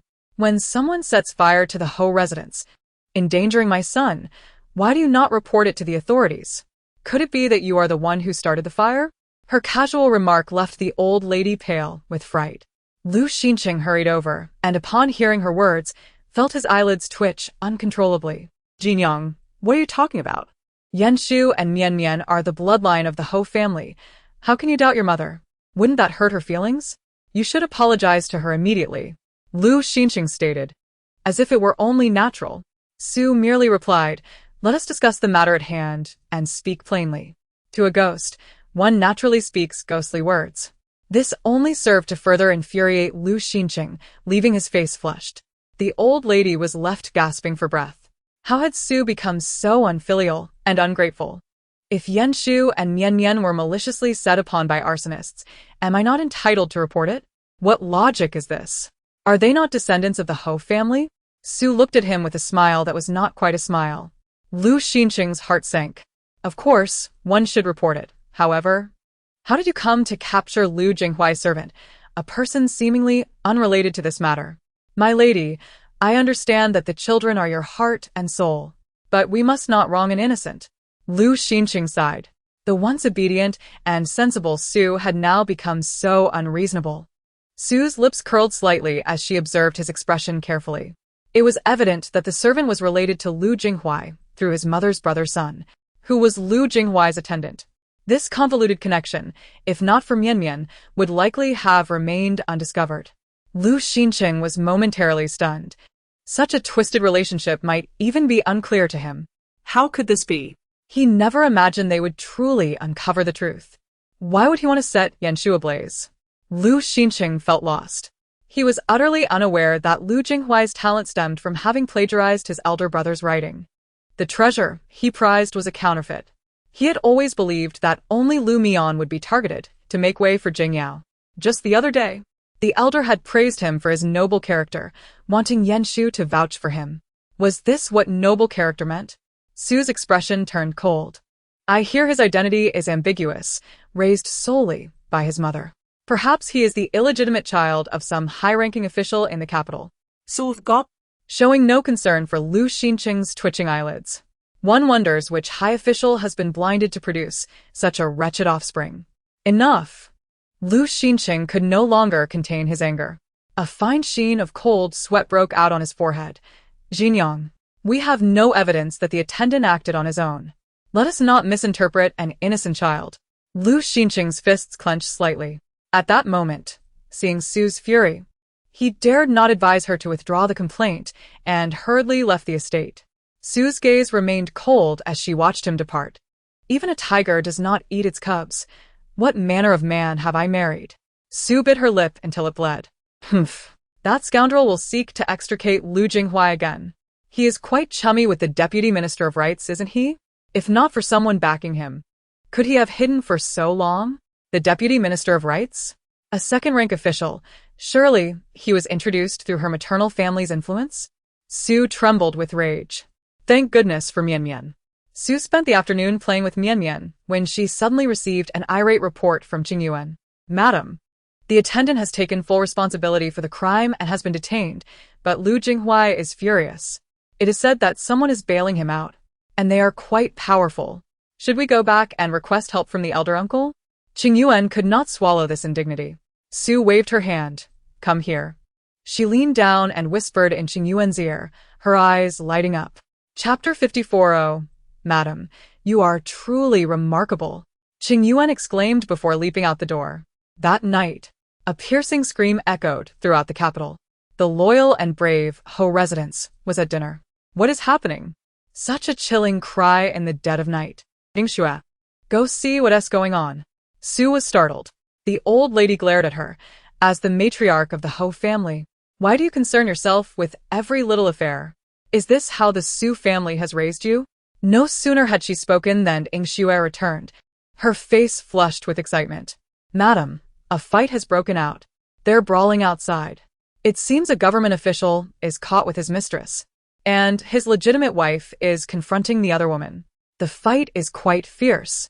I even heard that the mistress bore a son and a daughter, and the son is none other than the infamous genius Lu Jinghuai. At this moment, Lu Jinghuai's face was being pummeled. There's a child of about 7 or 8 months old. That little one is quite a handful. The old lady and the loyal and brave Ho's complexion changed dramatically, and the ceramic they held shattered on the ground. Who was beaten? Lu Xinqing trembled internally, barely suppressing his anger while forcing a facade of calm, his voice quaking. There's a woman in the alley, no, a vixen. They say she is the mistress of the Deputy Minister of Rights, who has borne him a son and a daughter. The daughter is merely 8 months old and has a sharp tongue, cursing her legitimate mother, Madame Qin. Furious, Madame Qin slapped her across the face. The old lady swayed. Go see, go see. Her voice trembled. Her precious granddaughter, her precious grandson. Mother, you cannot witness such sordid matters. You are the matriarch of the Ho family. How can you dirty your eyes with such filth? So hadst thee gouty on. Countering the old lady's earlier words. That shameless mistress, bearing children for a man outside. What do you wish to see? The old lady felt dizzy. Pushing Su away. Let go. I must see. Her eyes were bloodshot. Su quietly retreated, suppressing a smile. Take me with you. I want to see. If you don't take me, I'll throw a tantrum. I will turn on you. Lu Mian, anxious, clambered up from her cradle, her chubby legs trembling. Oh, my little ancestor, is this the kind of commotion you can partake in? Qingyu, witnessing her urgency, understood her thoughts. Whoa, if you don't let me go, I'll crawl out myself. She quickly scurried towards the door. The dogs in the yard were startled by her speed. Quick, pick up Mian. The ground is cold. Let us take her far away to sea. Su, utterly helpless, had no choice but to bring her along. The loyal and brave Ho residents swiftly exited, heading towards the northern part of the city. Su observed Lu Xinqing's familiar demeanor with a cold smile. By the time they reached the alley, layers of onlookers had gathered, their faces filled with significant meaning. Half an hour had already passed. They stripped her bare. That shameless woman. They stripped her bare. People mocked, and even men were whistling and cheering. No wonder she was struck by lightning last time. Heaven couldn't bear to see her as a mistress. The crowd jeered. Within, the fake sobs of Pei Bingyi echoed. Madame Qin, increasingly enraged, exclaimed, "You shameless hussy! Look at your wretched appearance. Can you not survive without a man as support? How dare you steal my husband? And you've even borne such a large son. You old hag. The audacity of maintaining a concubine, and even fathering a son and a daughter." Madame Qin was filled with venomous hatred towards Pei Bingyi. Here I am, managing the household and serving my in-laws. Yet he indulges in such disgrace, enjoying the pleasures of both worlds. Lu Jinghuai, you shameless wretch, dare to call yourself a genius? Such a filthy and contemptible creature. At the age of 42, Madame Qin had only one daughter, with no son to carry on the family name. This was her profound sorrow. Chapter 55. At this moment, her eyes were reddened with fury. Su Shi listened to these words and could hardly contain her laughter as they echoed her innermost thoughts. However, Lu Xinqing and the old matriarch were overwhelmed, frantically pushing through the crowd of onlookers. Pei Bingyi's outer garment was stripped away, leaving only her underclothes, which had slipped down to her shoulders, revealing half of her delicate shoulder. Her face was swollen and red, her eyes filled with tears as she desperately clutched her clothing. Her expression mournful. "No, I did not. I am not the concubine of Master Chen," she whispered through her sobs. Madame Qin, with an air of haughty disdain, retorted, "For a woman like you, undressing should be a trivial matter. Just part your legs, and countless favors, endless riches and jewels will come pouring in." Pei Bingyi bit her lip, humiliation etched on her face. "If you claim you are not a concubine, then who is your husband? Speak up." Pei Bingyi trembled. She could not reveal the truth. Madame Qin's expression grew increasingly severe. "You all shall perish." 8-month-old Lu Jingyao is driven to madness.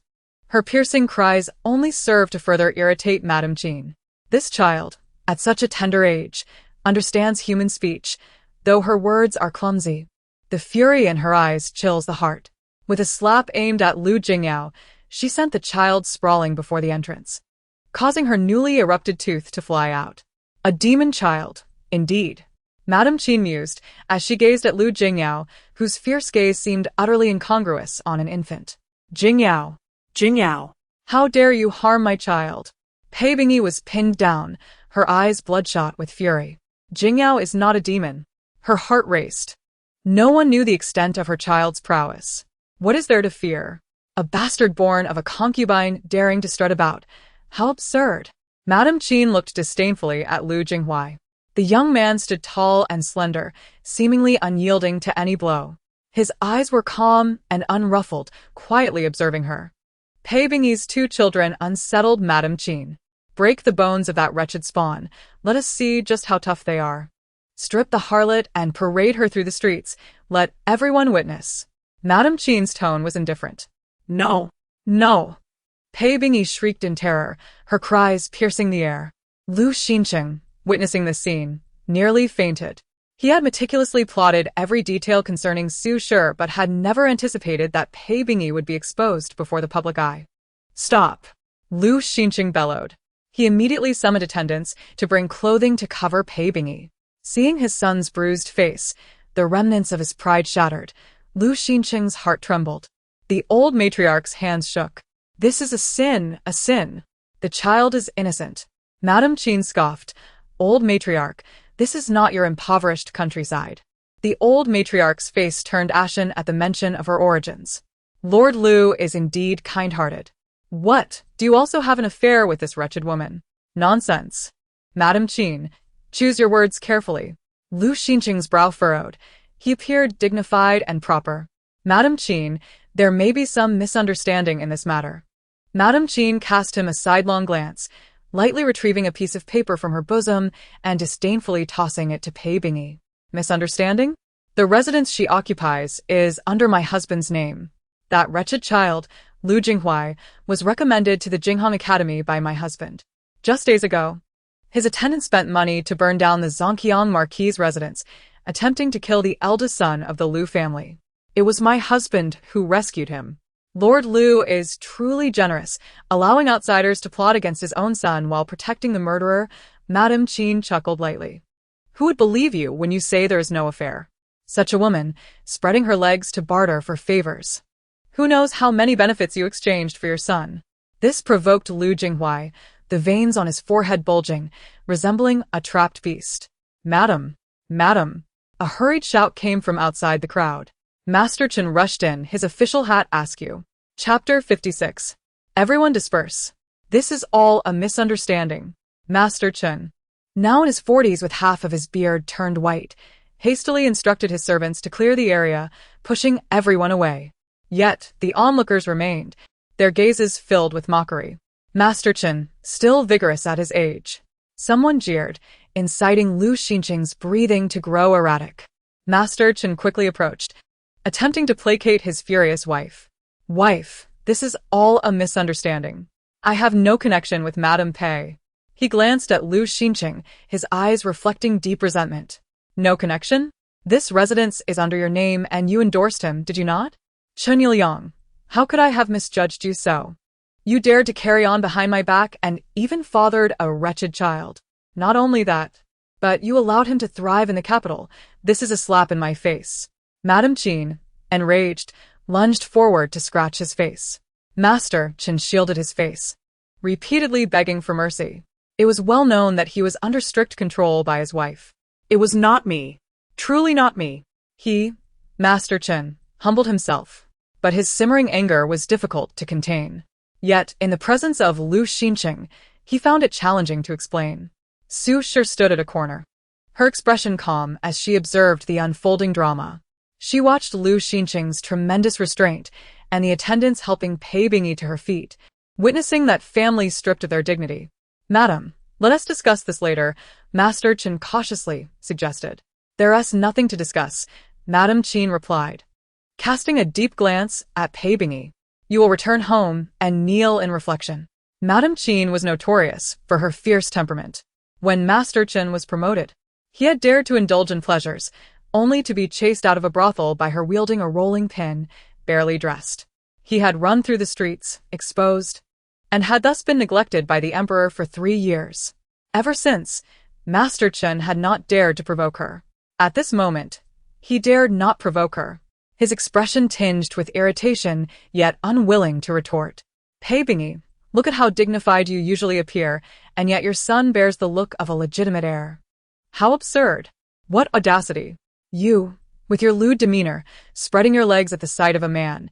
Each encounter strips you bare. Enough. Madame Qin now saw through the deception.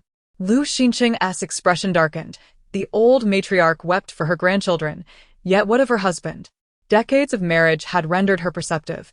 She suspected he was merely taking the blame. What an utter fool! Perhaps even her act of catching him in the act was orchestrated by others. But so what? Madame Qin brushed her hair aside. She could not abide such sordidness. Whether or not her family had a concubine was irrelevant. She would not hesitate to deliver a couple of slaps on behalf of an unknown sister. She pulled out 2 taels of silver from her pocket and tossed them directly at Pei Bingyi. Consider this a reward for your services, to alleviate your burdens. Very well.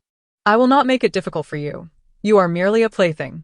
If you desire, a small sedan chair can be arranged to bring you back as a concubine. Why resort to thievery? Qin's tone dripped with sarcasm. She glanced at Lu Xinqing, who maintained a mistress as if she were his legitimate wife. Living publicly with both a son and daughter, the son's reputation impeccable. Just the thought of it was enough to infuriate her. Further reflection brought to mind the recent incident where Lu Jinghuai's servant had hired a murderer. The implications were chilling. It seemed he was poised to usurp the rightful wife's place. With disdain, Qin cast a glance and departed with her entourage in a grand fashion.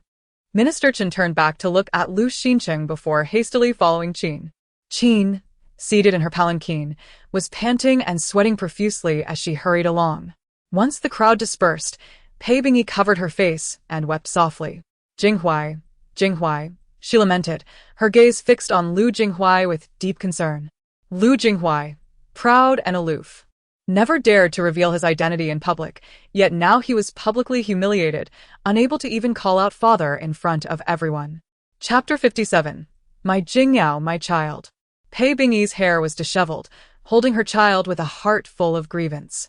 Lu Xinqing dared not approach any closer. There were too many eyes watching. Madam may need to summon a doctor, he murmured, casting a glance at Pei Bingyi before hastily leaving with the unwilling elderly lady. What a calamity! What a calamity!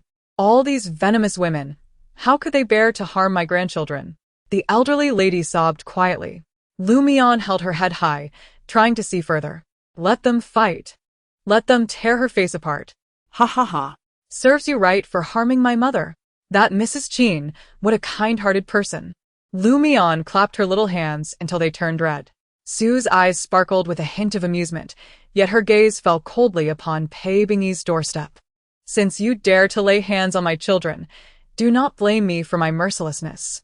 Sue was a woman of passion and principle, but she had her boundaries. Children do not choose their birth. Those two kids were innocent. Even though she harbored deep resentment, she had never acted against Pei Bingyi's children. Now, however, she felt no need for restraint. How wonderful it was, the heroine was slapped in public. How could the heroine not be enchanting? A mature soul resided within her small frame.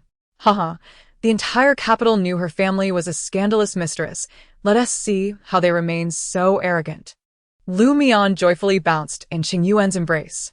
Sue gently patted Lu Mian's head and kissed her cheek. The arson incident had been solely attributed to that servant, but it had brought them a heavier, unbearable retribution. It slightly alleviated the anger within Sue. Upon careful reflection, it seemed Lu Xinqing was unaware that Lu Jinghuai's genius reputation was acquired through deception. Sue furrowed her brows slightly. For now, she did not wish to bring Lu Jinghuai down from his pedestal of talent. Only in this way could she have the opportunity to take a few children away. Her own children were regarded as the disgrace of the Marquis household. The day of their divorce would be their time to shine. Returning to the Marquis residence, Sue found that a doctor had already been summoned. The elderly lady, infuriated, had fainted. Sue slowly approached, preparing to attend to her illness, yet before she entered, she overheard the elderly lady's furious curses. Venomous women, venomous women. How could they bear to harm such intelligent children? The elderly lady's heart ached with fury. Upon Sue's entrance, the elderly lady fell silent, her expression extremely grim. Who has angered my mother? Sue's brows furrowed, feigning anger. Mother, did you also go to the north of the city to catch a philandering husband? Surely, you were harmed by the mistress' actions. Do not worry. The old Marquis never kept a mistress. Sue smiled affectionately, pouring a pot of tea for the elderly lady. The elderly lady replied coolly, It is a pity for the two intelligent children. After all, they cannot choose their birth. Sue's eyes dimmed slightly. Cannot choose their birth? Yet one chooses to steal literary works and wishes to burn them. One seeks to replace Mian, attempting to harm the entire Sue family. Old lady, you are mistaken. The upper beam being crooked leads to the lower beam being skewed. The children born of the mistress, what is their character? Moreover, that woman, resembling a seductive fox. Who knows if those children are truly legitimate? Sue covered her mouth with a soft laugh. The elderly lady's expression shifted. She cast Sue a sharp glance. Do not mention outsiders. You must serve Xinqing well. Hasn't he returned to the residence for half a month, has he? Women should understand men. What does it matter if we suffer some grievances? Once a woman marries out, she is no longer part of her family. Your parents are aging. Do not trouble them too much. Even if a man makes mistakes, we women must be magnanimous and reflect on whether we have not done well enough. Back then, Xinqing faced immense pressure to marry you, do you not agree? The elderly lady patted her hand, her expression earnest. Chapter 58. Sue pursed her lips, remaining silent. As they spoke, they were interrupted by a hurried announcement from outside. Old lady, Miss Lu Wani has returned, the maid relayed, her expression not quite right. It is not a festive occasion. Why has she come back? The elderly lady pondered, suspecting she had come back specifically after hearing of Pei Bingyi's humiliation. Su, however, lifted her teacup, concealing the slight curl of her lips. Lu Mian, nestled in Qingyu's embrace, had wide, round eyes. The show is about to begin. The grand performance is about to commence. At 8 months old, Lu Mian had sprouted 2 tiny teeth. Having been nurtured well in the womb and regularly absorbing the essence of the heavens and earth, she could already support herself against walls for a few steps. As the weather grew colder, the little one was bundled up like a ball, making it nearly impossible for Qingyu to hold her. Lu Mian excitedly pulled out 2 teething biscuits from her pocket, eager to watch the unfolding drama. Her pockets were now filled with treasures, which she forbade the maids from seeing. Su couldn't help but smile. Her Mian was truly a delightful gem. As Lu Wani entered, she caught sight of the elderly lady and burst into tears. "Mother!" Lu Wani cried, collapsing before the elderly lady. The elderly lady, alarmed, asked what happened. She was particularly fond of her only daughter, and seeing her cry upon entering shattered her heart. Lu Wani's eyes were red and swollen, and as she looked up, she noticed the large handprint on her face. Who did this? The elderly lady roared in anger. Lu Wani's tears streamed down, her previous arrogance and capriciousness vanished. In just 3 months, she had lost considerable weight. Biting her lip, Lu Wani stammered, "Close the door." The maids exchanged glances, swiftly closing the door and retreating. As Lu Wani removed her garments, the elderly lady was nearly brought to her feet in shock. The Marquis residence was in disarray, yet Su had provided a generous dowry, lavishing it on Lu Wani over the years, resulting in her skin as smooth as white jade. But now, her body was marred with whip marks, both new and old, crisscrossing grotesquely, a harrowing sight. Some wounds had scabbed over, while others still bled profusely. As she tore off her garments, a large patch of skin came away, causing Lu Wani to break into a cold sweat, her cries unceasing. The elderly lady trembled violently, horrified.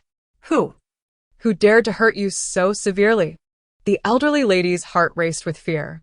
The anger that had yet to dissipate from the previous day was reignited, and she was oblivious to the numbness creeping into her limbs from her repeated outbursts. In the past, Su Shi had been cautious around her, concerned about her emotional state due to the fear of a stroke. At this moment, however, she smiled faintly upon witnessing the scene. Lu Wani's expression was one of deep sorrow. "It is Guling. It is Guling. He deceived me, pretending to be a paragon of virtue. Yet he is nothing but a madman." Lu Wani felt a sense of despair. After their marriage, Guling would often strike her in fits of rage. Yet, once he regained his composure, he would kneel beside her, apologizing with utmost gentleness. Gradually, she felt herself being consumed, enduring this torment for 3 months, only to find Guling growing increasingly violent. This time, he bound her up and beat her mercilessly. After a harrowing escape, she cried, "Sister-in-law, I know I was wrong. It was all my fault for not appreciating your good intentions. I am truly remorseful." Lu Wani knelt at her feet, devoid of the arrogance she had displayed when sending messages to Su Shi just days prior. Guling was indeed a madman, a gentleman in public, yet a tyrant behind closed doors. After being humiliated and wronged outside, he would return home to unleash his fury on a woman. His child bride had been beaten to death by him. "Mother, he will kill me." The mere thought of his cruel visage sent shivers down her spine. This time she had escaped. There was no way she could return to her family. Only then did the elderly matriarch remember Su Shi. "Xinjiang, let them divorce. Let them divorce. This will surely grind Wani into dust." The old lady was filled with concern. A man who strikes women is unworthy. A divorce must be pursued. The double standards are appalling. A scoundrel father beats my mother, yet expects her to reflect while his daughter suffers the same fate and demands justice, all while insisting on the marriage continuing. Chapter 59. Deserved it, deserved it, deserved it. Let him beat her to death. Su Shi sighed, her expression troubled. "Mother, that is not how we should view this. Conflicts between spouses should not be taken too seriously.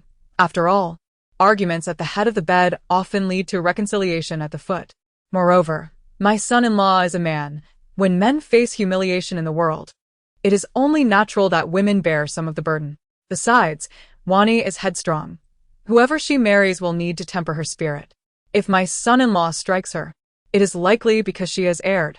If Wani reflects and changes, would that not suffice? Better to dismantle a temple than to destroy a marriage. I refuse to be the villain who breaks up lovers. Su Shi shook her head, resolutely opposing the idea. She even advised Wani, you must understand. Your mother is aging. Do not provoke her with such matters. A married woman is like water that has been poured out. We cannot meddle in her life forever. Can we? This is what you and your mother have taught me. Su Shi returned her earlier words with interest. Mother is strong and formidable. She has done well. The little one almost clapped her hands in joy. Qingyu swiftly restrained her. You! The old lady was nearly overcome with rage. How can you utter such words? Look at Wani's injuries. How can you be so malicious? Do you wish to see her ground to dust? Is this how a sister-in-law behaves? The old lady's eyes blazed with fury, feeling that Su Shi's heart was deserving of condemnation. Yet, Su Shi responded calmly, Mother, did not Wani say this herself? A man does not strike a woman without cause. It must be that the woman has erred and deserves the punishment. This is what Wani has taught me. Or shall I be blamed for being beaten while Wani escapes unscathed? Su Shi's expression turned bittersweet. Indeed. It is clear that she is not my own flesh and blood. The difference is palpable. Upon entering this family, Mother promised to treat me as her own daughter. Yet it seems that was a deception. Su Shi wiped her eyes, feigning hurt, and rushed out. The door swung open with a loud bang, causing the maid at the entrance to glance inside unconsciously. She beheld Wani, disheveled and covered in wounds. Wani screamed, quickly pulling her clothing to cover herself. Useless. Turn around. She shouted in panic. Qingyu had pondered the distressing situation 1,000 times, managing to suppress a smile. Oh, even pinching Mian's mouth. Mian was so delighted that her smile stretched from ear to ear. Qingyu chased after her mistress, rushing out. Back in the courtyard, Mian heard her mother say, These young couples are truly incapable. How can they run back to the in-laws after a quarrel? As newlyweds, they must not worry the son-in-law. Send someone to summon him. Inform him that Wani has returned to her family. He should come and take her back. The old lady had fallen ill several times this year. She must not provoke her again. Su Shi's scheme left Mian wide-eyed. Mother is truly remarkable. Wani had fought tooth and nail to return home, only for her family to send her back. Would Mian think her mother was ruthless? Su Shi sighed upon seeing Mian present. Mian blinked her eyes. My mother is the kindest in the world. She is so benevolent. They were taking full advantage of her mother's kindness. How outrageous. Mian earnestly praised her mother's virtues. Su Shi felt warmth in her heart. Mother is going to visit the eldest princess. Will you accompany her? Mian leaped into Su Shi's embrace. She remembered the eldest princess, whose unborn child was a gift from her. She wondered when Qingyu would return. Su Shi recalled her second son, who had been away for a long time, and felt a twinge of concern. The year-end was approaching. He must be on his way home. Qingyu advised. Mian was born in February. She is now over 8 months old. Second brother? That foolish, lovesick second brother? Mian scoffed, and Su Shi felt her heart lift. Noticing Mian's change of topic, she decided to let it go. Chapter 60. The weather grew colder. Qingyu had prepared many adorable little items for Mian, adorning her in an exceptionally charming manner. The maid had never seen a child more beautiful than Miss Mian. Everyone wanted to attend to the little lady, who was well-behaved, not prone to crying, but rather understanding and sweet. At that moment, she was carried onto the carriage, and soon they arrived at the princess's residence. Madam, please come inside. The eldest princess has been awaiting you. This year's weather was particularly frigid. The matron had been waiting at the entrance to welcome Su Shi inside. There has been a heavy snowstorm this year, a natural disaster, sigh, the little one thought with a hint of disappointment.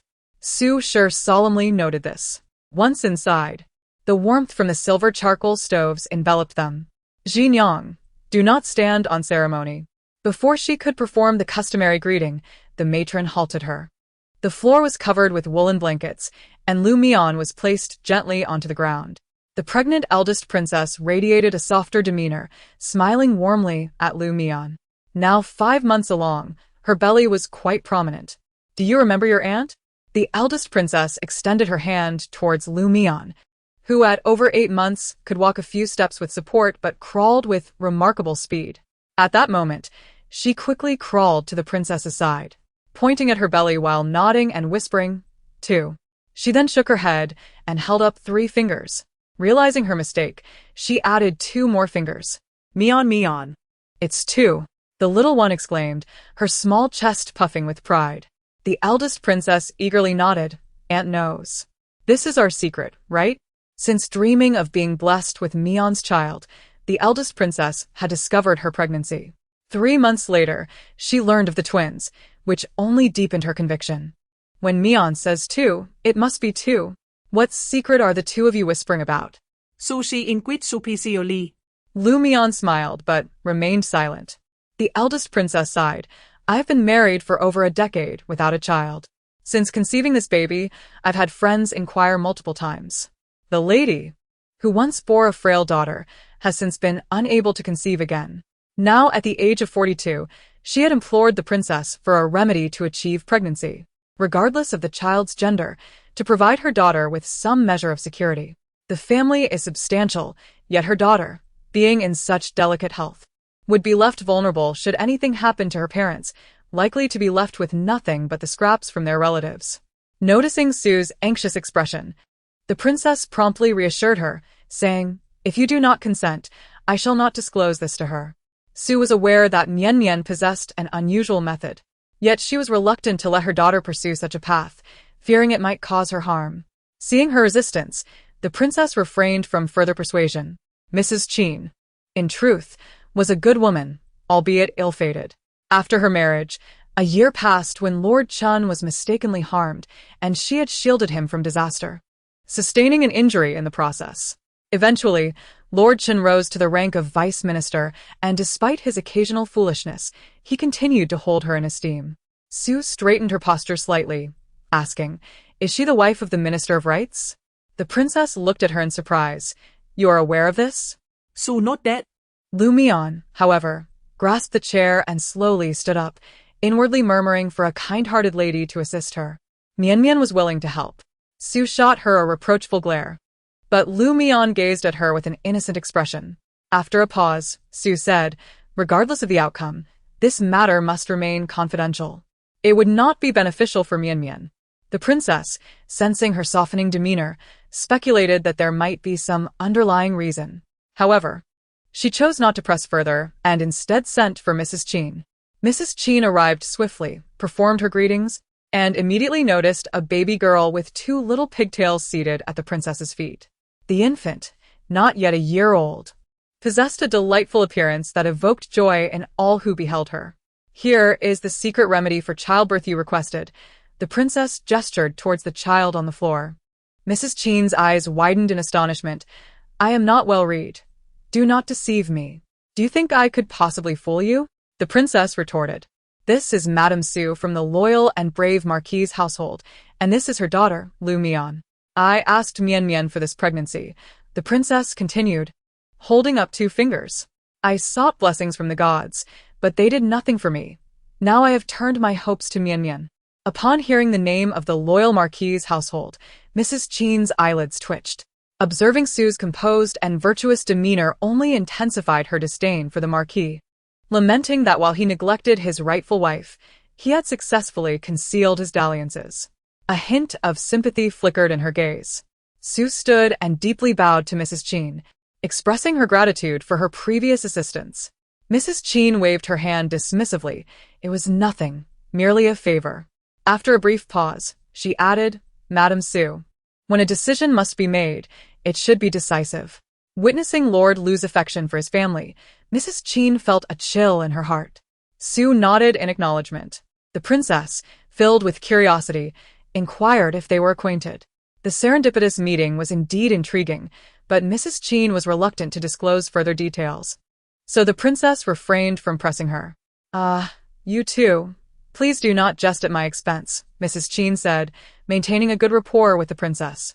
I have prostrated before the Guogua temple 1,000 times and have yet to receive a child. This world is unfair to women. She sighed, gently caressing her abdomen, determined to provide her daughter with some security. Approaching Mian, she asked, Mian, would you be willing to grant your aunt a child? I would vow to live a life of vegetarianism, lighting a perpetual lamp in your honor. Mrs. Qin spoke with utmost sincerity, knowing well that the princess never jested. Regardless of the strangeness of the situation, she wished to give it a try. Mian reached out and touched her forehead, a surge of energy entering her consciousness and reaching the 4 to 8 meridians. Is it a boy or a girl? The little one asked, her words slightly unclear yet earnest. Mrs. Qin cradled her in her arms, replying, a healthy son, please. Her daughter was frail, and the prospect of childbirth seemed daunting, as she wished to spare her daughter from suffering and not to marry her off. Over the years, she had endured much criticism. Without a son, the family might be divided among relatives, jeopardizing even her daughter's future. Mian nodded, grinning widely at her aunt. All right. She was responding to Mrs. Qin's request. Is this truly happening? Mrs. Qin asked, surprised, as she placed her hand on her abdomen. The princess rolled her eyes. Go home and seek your husband. Mrs. Qin chuckled but refrained from making any inappropriate remarks in front of Mian. If I can conceive, the doors of the Qin and Qin family shall forever be open for you. Mrs. Qin, being the daughter of a general, asserted. The princess, equally determined, declared. The gates of the Long Princess's residence will also be forever open for you, even unfastening her jade pendant as a gesture of sincerity. This is too precious. I cannot accept it, Sue protested as she stood up to decline. The princess waved her hand dismissively. This is not for you. It is for our Mian. Quickly take it. The little one wobbled and accepted the pendant, fastening it to her waist with glee. How beautiful! The cherubic child exclaimed, brimming with happiness. Once Auntie is pregnant, I shall also give you tokens from the Qin and Qin families. If that scoundrel dares to bully you. Mrs. Qin's eyes sparkled mischievously as she laughed lightly. Mian patted her round belly, producing a rhythmic sound. Give birth. Give birth. Sue did not return home until late in the evening. Upon entering, she was met with the anguished cries of Luwani. I will not go back. I refuse to return. Mother, save me. Luwani's face was ashen with fear, but she was restrained by a sturdy maid. At this hour, the old lady was in a drug-induced slumber. Gu Ling, dressed in a scholar's robe, appeared gentlemanly.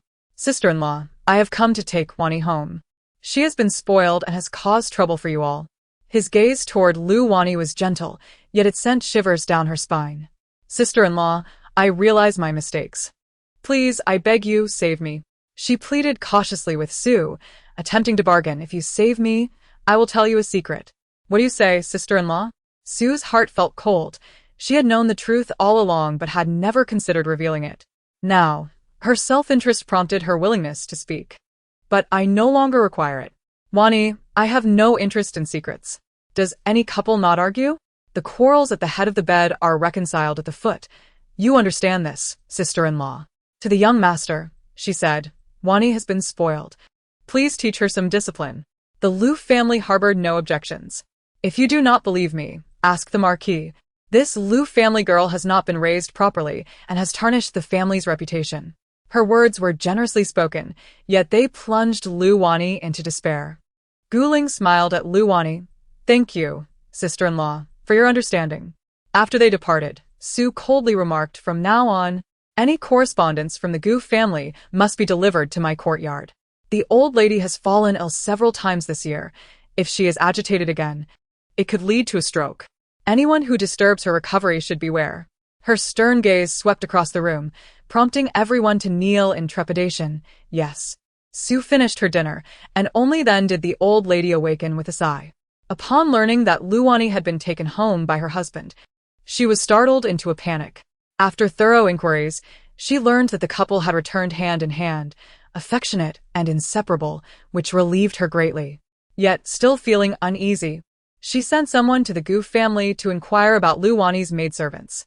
Presently, both of Luwani's maidservants had become Gu Ling's concubines, naturally responding to his wishes. Thus, this matter was successfully concealed. That evening, Lu Xinqing visited Desan Hall and heard his son say, "Let my sister live her life well. The top scholar is a man and a court official. How could he kneel for a mistake? She should temper her temper. Can she still act willfully, as if she were at her family home?" The elderly lady uneasily inquired, "Is Guling truly worthy of our trust?"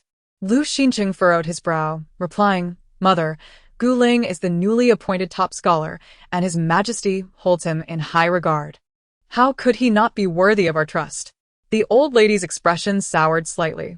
"It was all due to your wife, who insists on sending Wan Yi back to the Gu family." She had expected Lu Xinqing to rebuke her, but to her surprise, he became agitated. "Mother, it was you and Wan Yi who insisted on marrying when Jin Yang intervened. Moreover, Wan Yi is newly wed to Guling. How do you think it appears when she storms back to her family?" Lu Xinqing, feeling frustrated, turned and exited the Dashanting. In the Yingfeng courtyard, laughter and chatter filled the air. Standing outside the drooping flower gate, Lu Xinqing listened to the joyful sounds from within, an indescribable emotion stirring within him. Since the decision to marry Su Shi, it had all felt like a deception. At that moment, he spotted Lu Yanshu in a wheelchair, the endearingly simple Lu Shangyun, and the 8-month-old Lu Mian, who could only coo and charm for food. He sighed softly and turned away. If blame were to be placed, it lay solely on Su Shi's children for their shortcomings. Once Lu Xinqing departed, Lu Yanshu looked towards the door. Inside, silver-threaded charcoal burned, and Lu Mian, drowsy, revealed her snow-white belly, prompting Su Shi to cover her up quickly. While eating and slurping, she dreamt of meat, drooling in her sleep. Lu Yanshu's cold gaze softened as he beheld Mian, who clutched her toy and showered it with kisses. Su Shi wore a face of helplessness, saying, "Yanshu made that for you last night," her expression tinged with distaste. How could he craft such an ugly doll, with one eye and a gaping mouth? It is truly dreadful. Lu Mian puffed out her cheeks, her large eyes widening in indignation. Qingyu chuckled, "This is the little Miss's secret drawing. The eldest son specifically made it." Su Shi smiled knowingly, attempting to coax her, but the little one was quite temperamental. With the doll in her mouth, she crawled determinedly away. Let her crawl. For a 9-month-old, it is beneficial for her health. Once the thick cotton coat is changed after the new year, she will be able to walk. Ju Xia, stay close to the little miss. Lu Mian, gloved, crawled effortlessly. The little bundle resembled a plush ball, even stirring the dogs in the estate into a ruckus. Tired from crawling, she leaned against the wall for a few steps. Unbeknownst to her, she crawled into the Dashanting. The room was filled with the scent of incense, a fragrance born of long-term offerings. She pushed open the door to the small Buddha hall, which remained closed throughout the year, casting a shadowy ambience. A mat lay at the entrance, with incense burning at its center, enveloped in mist, vaguely revealing the statue of the Bodhisattva. The dimness obscured clarity. "Little miss, we should return. The old lady will surely become angry," Ju Xia whispered.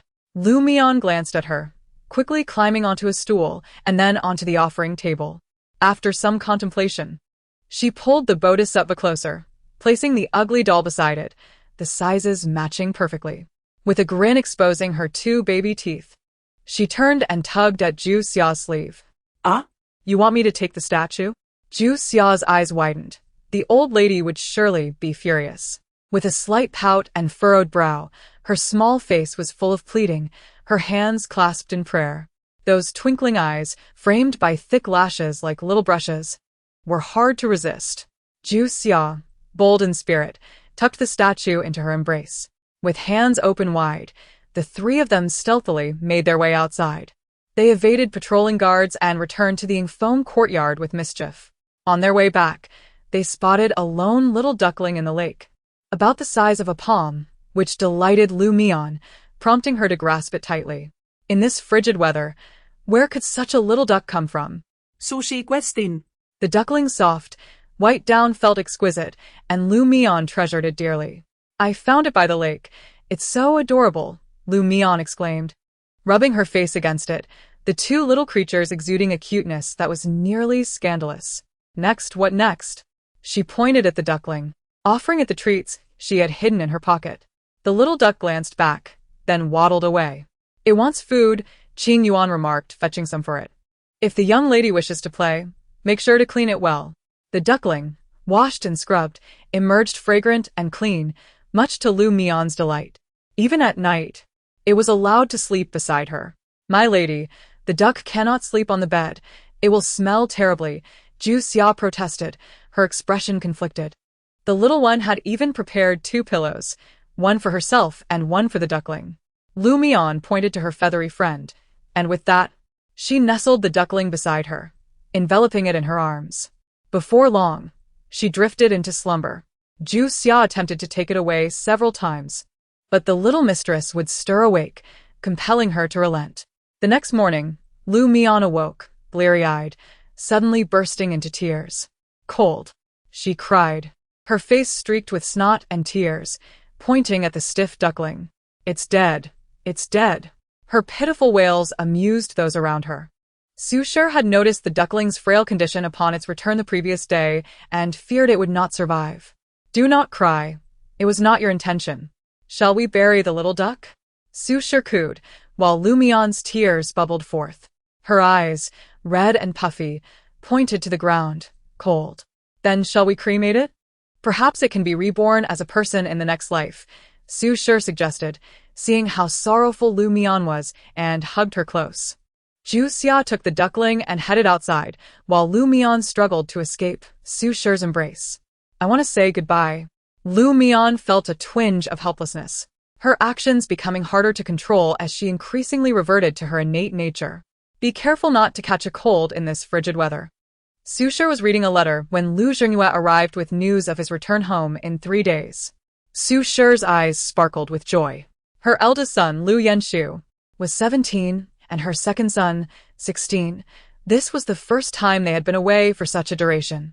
Shortly after, Zhu Xia returned carrying Mian, whose face was dark and gloomy, her eyes glistening like a clear sky after rain. What caused this gloomy expression? Su Shi asked. Is the duckling cremated? She queried, receiving no response from the maid. Zhu Xia's face reflected her distress. The little miss had initially knelt on the ground, apologizing to the duckling, her cries growing louder. But as the flames burned, the aroma intensified. Finally, Zhu Xia reported dryly, the duck is now burnt to a crisp, its skin and flesh turning a golden brown, sizzling with oil. Su Shi's eyes widened in shock. You ate it, she exclaimed, her voice rising an octave. Zhu Xia shook her head vehemently. No, I didn't eat it. She grabbed at the ashes. Su Shi pressed her fingers to her forehead, a vein throbbing. Quickly wash up. Jingyue returns in 3 days. And he has yet to meet Mian. She affectionately ruffled Mian's hair. Oh dear, my second brother is bringing his true love home. My foolish second brother. So infatuated. Su Shi's eyelids twitched. Lu Jingyue was indeed betrothed to a good girl. 3 months prior, he had fallen from a cliff, truly alarming the servants. Qingyu clutched her heart. Su's family was not indifferent to the situation. At that time, Lu Zheng fell from a cliff and was missing for 3 days. Eventually, news arrived that he had been rescued and planned to recuperate before returning home. Mian, upon hearing distant sounds, blinked her eyes inquisitively, pointing at a flock of small black dots in the sky. Qingyu scoffed, remarking that they were merely the wild offspring outside causing mischief. Su shot her a glance, prompting Qingyu to lower her head sheepishly, recognizing the inappropriateness of her words in front of the young mistress. Pave had been exposed as a concubine, subjected to the scrutiny and scorn of outsiders. Speculations arose about her affiliations, thrusting her into the eye of the storm, where she faced mockery and disdain.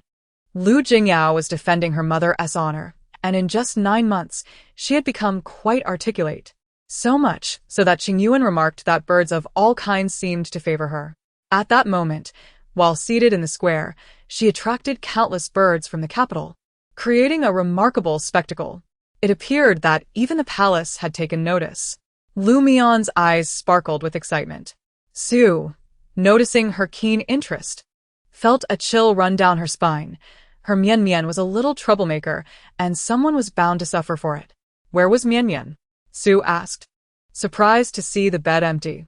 Wasn't she supposed to be going to witness the miracle in the afternoon?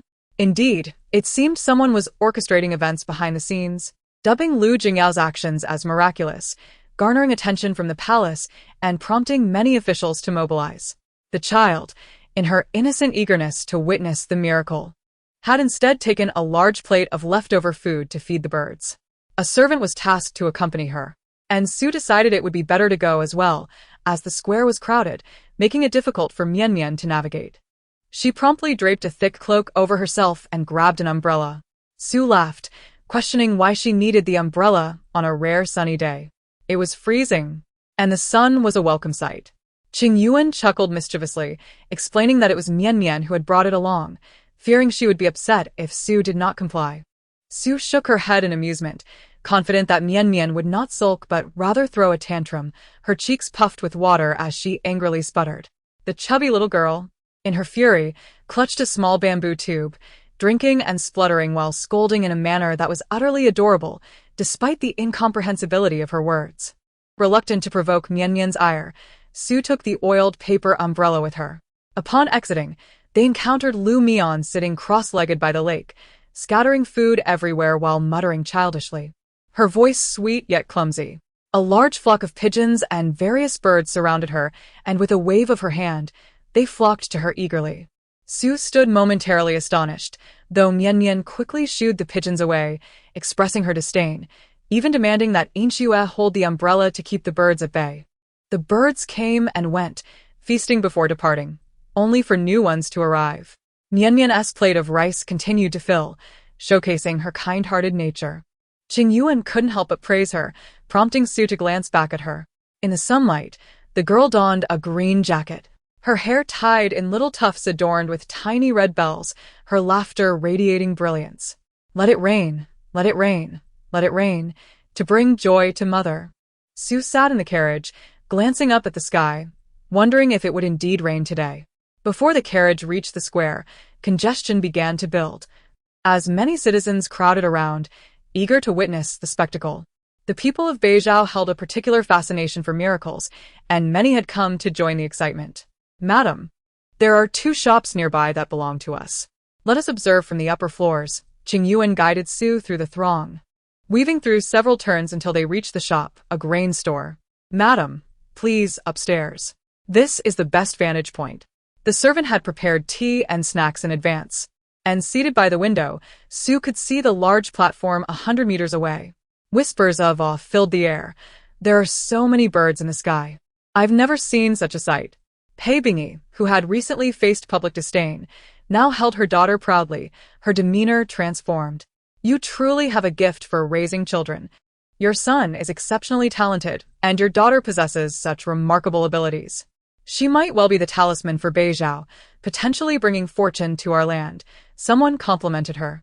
The embarrassment of her earlier humiliation seemed to fade, replaced by a light smile as she replied, "If she can bring fortune to Beizhou, it would indeed be Jingyao's honor."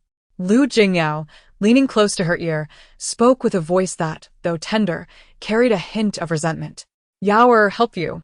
The 9-month-old, with her still developing vocal cords, stammered somewhat. Pei Bingyi, ambitious and reassured by her daughter's potential, felt secure with a wise son and a gifted daughter. What more could she desire? Lu Jingyu gazed skyward, thinking that if fate had transported her here, she was destined to be the heroine of this tale. Seated cross-legged at the center, she inhaled deeply as the crowd grew larger. She recognized that there were common folk, officials, and even members of the royal family present. Her mother and father shared true love. It was the unloved who were the third parties. Su, the malicious wife, occupied her position without contributing. More and more pigeons circled above, and extraordinary creatures soared in the sky, eliciting gasps from the crowd. Countless individuals joined the throngs in the streets, gazing upward in wonder. Su's heart sank with frustration. Why was it that if Pei Bingyi truly loved Lu Xinqing, they could not simply unite openly? Why conceal their marriage and children from her?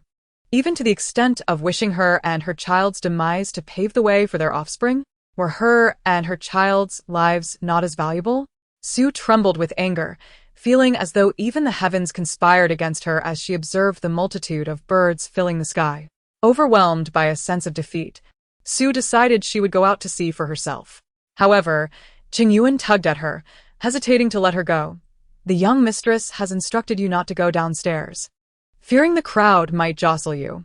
Qingyuan's concern for her was evident as more and more people surged into the streets, drawn by the gathering of birds from all directions. A group of young men in blue clothing surrounded the leading figure, Lu Jinghuai, commenting, "Jinghuai, your sister seems to have caught the attention of that one." With a nod toward the royal city, they teased him about her rising prominence. Lu Jinghuai, serious in demeanor, shook his head gently. Jinghuai wishes only to be a support for his sister, not to ride on her coattails. The crowd immediately flattered him, proclaiming that with his great talent, he would not concern himself with such trivial accolades. Next year's provincial examination, Jinghuai is certain to excel. He humbly shook his head, but the crowd remained undeterred. The sky darkened ominously, signaling an impending storm. Meanwhile, Lu Mian, with a blade of grass in her mouth, sat quietly in a pavilion, covering her nose. In the heart of the city, countless citizens flocked, some even chanting that this was a miracle. Paving's face brightened with a smile, realizing how clever Qingyu was, manipulating the crowd's sentiments, a skill she must have inherited. Everyone opened their mouths and shouted, "Miracle, miracle." Chapter 66, Miracle, Miracle. The entire city echoed with cries of miracles. With mouths agape, they gazed at the heavens, their expressions wild with excitement. Pitter-patter, pitter-patter, more and more small raindrops began to descend from the sky. People smacked their lips, touched their cheeks, and looked up suspiciously. Is it raining? The questions arose in waves, their voices diminishing slightly. Upon feeling the small raindrops on their faces, someone rubbed their cheek. Why are the raindrops white? A curious murmur followed. It was strange. This rain carried an odd scent. Those who smacked their lips felt a peculiar, foul taste spreading in their mouths. No, this doesn't resemble rain. The crowd collectively lifted their gazes to the sky. The small white droplets fell in increasing numbers and density. The crowd, previously ecstatic, now had their pupils constricting in horror, awe. Their faces twisted in disbelief and shock. It was bird droppings, bird droppings. Run, run. It's raining bird droppings. Not rain, but bird droppings. Help! People dared not look up, running in panic with their heads down, fearing that they might catch the droppings in their mouths. The earlier euphoria evaporated in an instant. Countless droppings rained down from above, leaving no escape for the masses. Among them were even court officials, their faces flushed with anger as they bore the disgrace. What miracle! It's all nonsense. All of it. Someone cursed loudly. In a state of utter chaos, the crowd fled. While Susher stared in shock at the tumultuous scene, those who had shouted miracles were now cursing. Qingyuan's eyes widened in disbelief, unable to comprehend. This bird droppings rain would surely become a laughingstock for the northern Zhao. Watching the once fervent crowd now in disarray, Qingyuan nearly burst into laughter. Truly, the Bodhisattva had avenged the lady. Ha ha ha. Qingyuan laughed heartily. Susher recalled Mian's peculiar behavior and raised a hand to her forehead. There's no escaping this. It must have been Mian's doing. To take revenge for herself and to amuse herself. What a thoughtful little cotton-padded jacket. This rain of bird droppings lasted a full half-hour, leaving no place to step on the ground, while the crowd walked and dry-heaved. They likely bore a deep-seated resentment toward the Lu family. The carriages from the palace rushed past the entrance, their angry curses faintly audible. Paving on the high platform looked panic-stricken, even kicked by someone in retaliation. The deranged mistress actually tricked us into suffering. Those who could become mistresses were indeed not good people. The offspring of a mistress were even worse. Sushi Jukka Sopti. Lu Xincheng did not fare any better. Lord Lu, do you have a grudge against me? You deliberately lured me here to witness some so-called miracle, only for me to end up drenched in bird droppings. I won't let this go. Lord Lu, just wait. Take care of yourself. Several officials covered their faces, clumsily climbing into their carriages to flee. Susher, holding an umbrella, cautiously boarded her carriage. Upon returning to the door of the Zhongyong Marquis residence, she ordered hot water for a bath. Although she had not been splattered with droppings, she felt as if the entire capital was suffused with an odd odor.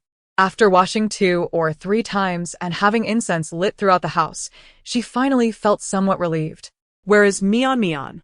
Just after inquiring, the little one crawled desperately toward the door, her chubby hands tightly gripping a small stick. The threshold of the main courtyard was high, and Mian, clinging to the threshold, looked as if she were about to cry. Qingyu, hug me. Save Mian. She was stuck, neither able to go up nor down.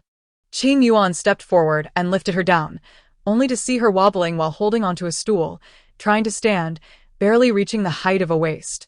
She handed the stick to Su Shi, her head drooping, cautiously saying, "Yes, yes, yes, it was Mian's fault." Each word was pronounced slowly and softly, her enunciation still unrefined. She unsteadily extended her little palm.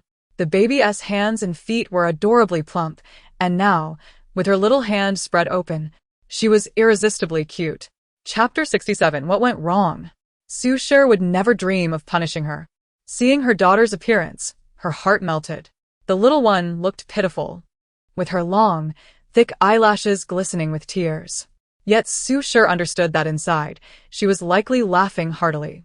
"Ha ha, I put a laxative in the bird feed. Let her go wild, let her embarrass herself." "No, I shouldn't have put the medicine," she stammered, struggling to finish her thought. "Let them hit me." Then, with a scrunched-up face, she tightly squinted her eyes and turned her head to the side, extending her little hand in a pose of bravely accepting her fate. Seeing this, Su Shi's heart softened. She scooped her into her arms. "My dear Mian, how could I bear to punish you? I know you just want to protect me, right?" Su Shi kissed her cheek, which carried a sweet, milky scent. Mian opened her eyes, her dark, stone-like pupils sparkling. She nodded vigorously. Lu Xinqing did not return home until nightfall. In the evening, Su Shi received an urgent letter. Flooding in Linlu? Su Shi's complexion turned pale, her grip tightening on the letter. She recalled her daughter's words. The flooding had deceived her second brother. The river had breached, and the commoners had been torn apart. Why did he go to the dike himself? It was so dangerous up there. With the torrential rains, the dike could collapse at any moment. Qingyu quickly reassured her. "Do not worry. The second master said that if he and gone to the dike, he might not have discovered the problem. He found the issue and averted a catastrophe. He is now guarding the dike daily, risking his life." Tears welled in Su Shi's eyes from worry. Qingyu understood the danger of the situation, yet felt helpless. The people adore him immensely. They send him food every day. "Please, take heart. The second master knows what he is doing." Su Shi wiped her tears. "Was the letter sent to my family?" Qingyu nodded. "The letter went to the Su family first." Su Shi immediately took Mian back to her family's home, where the elderly matriarch was in poor health, seemingly kept in the dark about the situation. Mian, with her adorable antics, managed to amuse the matriarch to the point of tears.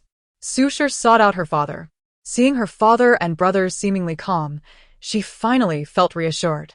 Meanwhile, her adorable daughter sat cross-legged on the bed, making the matriarch laugh until she cried.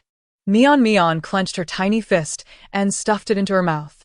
"Grandmother, look. I'm going to perform a trick by swallowing my fist." Drool dripped from her fist as she opened her mouth wide, determinedly pushing her fist deeper in. "Grandmother, see how I'm stuffing my fist in? Oh, you little treasure. Quickly take your fist out." The matriarch's heart melted with laughter. Spotting Su Shi entering the room, she pointed at her and laughed. "Tell me, you were such a demure and graceful girl when you were young. How did you end up with such a lively daughter?" The matriarch laughed until her face hurt. What delighted her even more was that the twins from the second house, Su Yuheng and Su Yuqing, had responded. These two grandsons were the ones she cared for the most. Born as twins and encountering difficulties during birth, they had come out somewhat simple-minded. Despite consulting the best doctors in the world, these two children seemed to live in their own universe, showing no response to the outside world whatsoever. At this moment, both of them were amused by Mian, their eyes crinkled with mirth. Su Yuqing held a piece of pastry in her hand, teasingly saying, "Eat, sister, eat." Su Yuheng tilted his head, pondering why he could hear his sister's voice. The sight of his sister with her tiny fist in her mouth was both endearing and comical. He gently wiped her drool with a handkerchief. Lu Mian's face flushed red as she struggled to swallow her fist, exclaiming, "Oh dear, comforting an adult is truly exhausting. This household could not possibly be without her. Would she still attempt to swallow her fist next time?" Su Shi wiped her sister's drool from her cheek. The 9-month-old baby had a rosy face, full of guilt. "Oh no, my dignity is utterly lost." Lu Mian's heart cried out in distress. She stuffed her fist into her mouth, unable to retrieve it. After a good half an hour of struggle, she finally managed to extract her small, chubby hand. "Will you be mischievous again next time?" She playfully poked her forehead with her index finger. In Chapter 68, she whimpered, No, I dare not." The little one's pitiful sobs echoed. "Will you dare again?" "I refuse to believe that if it can go in, it cannot come out." Su Shi wore an innocent expression. Yet little Mian, with her sincere expression, admitted her wrongdoing. Mian, she proclaimed, patting her chest, making a resounding sound. "Good Mian, I'm the best, I would never do such things. Our little miss is indeed well behaved, a true darling." Qingyu found the little miss utterly adorable. Sushi sai sopti. If I hadn't heard her true feelings, I might have almost believed her. When they returned home that evening, the air was thick with a rich fragrance, mixed with a faint, unpleasant odor. Su Shi noticed the lights were on in Tingfeng courtyard. Her heart sank. "Indeed, madam. The Marquis has returned." Ju Xia shook her head at the madam, indicating that the Marquis was in a foul mood. Sushi not dead. "Take Mian down to wash up and sleep. After a long day, she deserves her rest." At this time, Mian had already fallen into a deep slumber. As Su Shi entered, she saw Lu Xinqing dressed in his inner attire, hair cascading down, sitting under the light, his expression revealing a hint of indifference. Lu Xinqing had an exceptionally handsome appearance, otherwise, he wouldn't have captivated her so completely. Even after 17 years, he still bore the demeanor of a refined gentleman. Time had left no marks on his face, instead adding a touch of maturity to his aura. No wonder Pei was willing to wait for him for 17 years. Su Shi concealed her coldness, revealing a hint of warmth, and as Lu Xinqing turned to regard her, she felt as if the ice within him melted away, making it seem as though the entire world revolved around her. Look, he still deceives Su Shi. "Jinyang, is my second brother well?" Today in court, I heard that Lin Luo is facing severe flooding and may soon breach its banks. It could spell disaster. He stepped forward to support Su Shi, who lowered her eyes, Revealing no emotion. "The people of Lin Luo are insular. My second brother, being from the capital, is likely to face hostility. I have a dear friend in Lin Luo, serving there, named Dong Jiaming. If my second brother requires assistance, he can reach out to him." Su Shi's hands turned cold, her expression betraying nothing. "Dong Jiaming? Isn't he the one who harmed my second brother, as Mian mentioned?" Su Shi's heart trembled. "Yes, I will send a message to my second brother tomorrow." Su Shi took a gentle breath, careful not to reveal any unusual feelings. "Is the Marquis writing?" Su Shi glanced at the writing materials on the table. Lu Xinqing smiled. "Yes, Jinyang, you also come from a scholarly family. Your handwriting is far superior to mine." He set down his brush, recalling the days of their marriage when they shared moments of literary intimacy. Su Shi furrowed her brows. "Did you not learn my handwriting? You even used it to frame the Su family." It had been years since she last wrote, and she felt quite rusty. "Jinyang, I fondly remember those days of literary companionship." Lu Xinqing gently embraced her waist. "Indeed, during our wedding, we swore beneath the moonlight.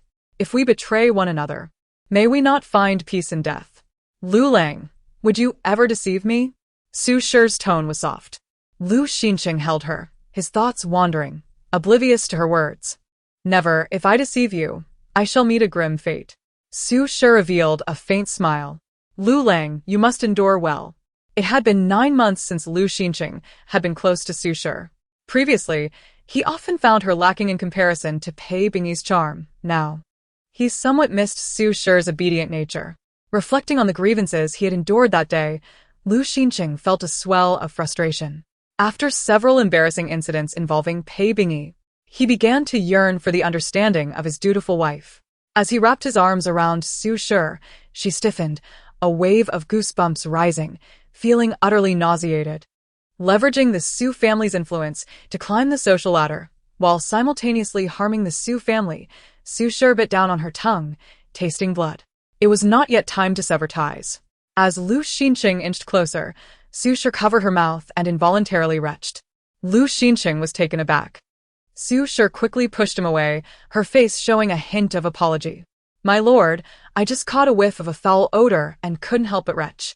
In Chapter 69, Lu Xinqing felt as though he had been slapped across the face. He stepped back abruptly, inexplicably raising his hand to sniff himself. "My lord, what is that smell?" Su Shi's face reflected her displeasure. Lu Xinqing, embarrassed and enraged, struggled to suppress his fury. His chest heaved as if he were seething with anger. It was a foul stench. She even pinched her nose, her expression one of utter disgust. Lu Xinqing turned crimson with rage, caught in a spiral of self-doubt. Taking a deep breath, he dared not approach Su Shi again, murmuring, "Perhaps it's from bird droppings I encountered outdoors." Speaking of this incident only deepened his frustration. Su Shi laughed, covering her mouth. "Has the Marquis also been deceived by that mistress? Did you see the last time when Madame Qing caught her in the act?"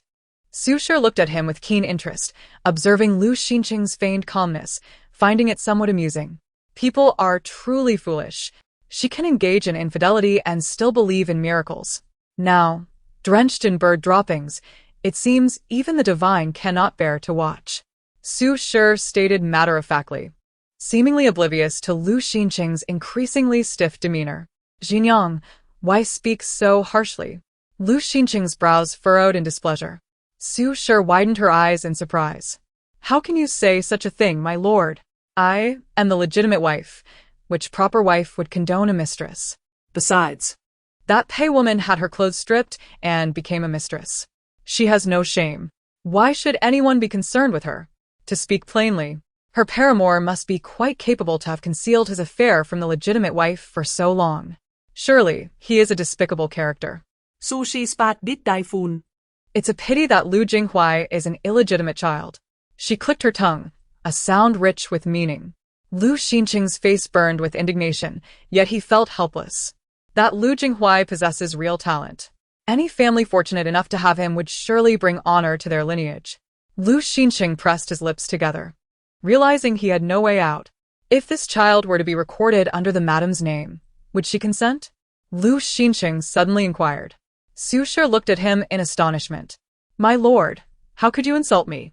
I have children of my own. Even if my son is disqualified, I am not comparable to that sort of filthy person. He is a child of a mistress, a disgraceful and lowly being. How could he be recorded under my name? My lord, you may not like me, but you cannot insult me." Su Shi's words caused the veins on Lu Xinqing's forehead to throb. Heroes do not inquire about their origins. Jinghuai is indeed a fine child. Lu Xinqing inhaled deeply, suppressing the anger that simmered within him. "The son of a loose woman can hardly be deemed a hero," remarked Su Shi coolly. "Enough." Lu Xinqing perhaps felt his tone was too harsh and softened his voice slightly. "It was merely a jest. I have Xinjiang and Yanshu. That is sufficient for me." Su Shi remained noncommittal. "By the way, where is the jade pendant you used to wear at your waist? It is intricately designed. May I take it for study? It seems to have a noteworthy history," he pointed out, referring to the heirloom passed down in the Su family. The Su family possessed a jade pendant, which, it was said, was to be inherited by daughters only. This generation saw it bestowed upon Su Shi. No one knew how many years the pendant had been passed down, only that it was a treasured heirloom, fiercely cherished by the matriarch. Before her marriage, the matriarch had given it to her, instructing her never to part with it. On her wedding night, Su Shi had taken the pendant out to admire, and Lu Xinqing had cast a few glances at it. "Are you referring to the dragon-patterned cloud pendant?" he asked. "Yes." Su Shi shook her head. "This jade pendant cannot be lent out. It is to be passed only to the women of the Su family." Lu Xinqing wished to say more, but upon seeing Su Shi occasionally fan her nose, he felt humiliated and promptly stated, "Then I shall visit again to accompany Xinjiang. She must take care of herself." After exchanging pleasantries, he departed from Tingfeng courtyard. Once Lu Xinqing left, Su Shi felt puzzled. What could he possibly want with the dragon-patterned cloud pendant? Drowsily, she drifted into slumber, still pondering until dawn. The dragon-patterned cloud pendant? She could not let him have it. It was a treasured heirloom of the Su family.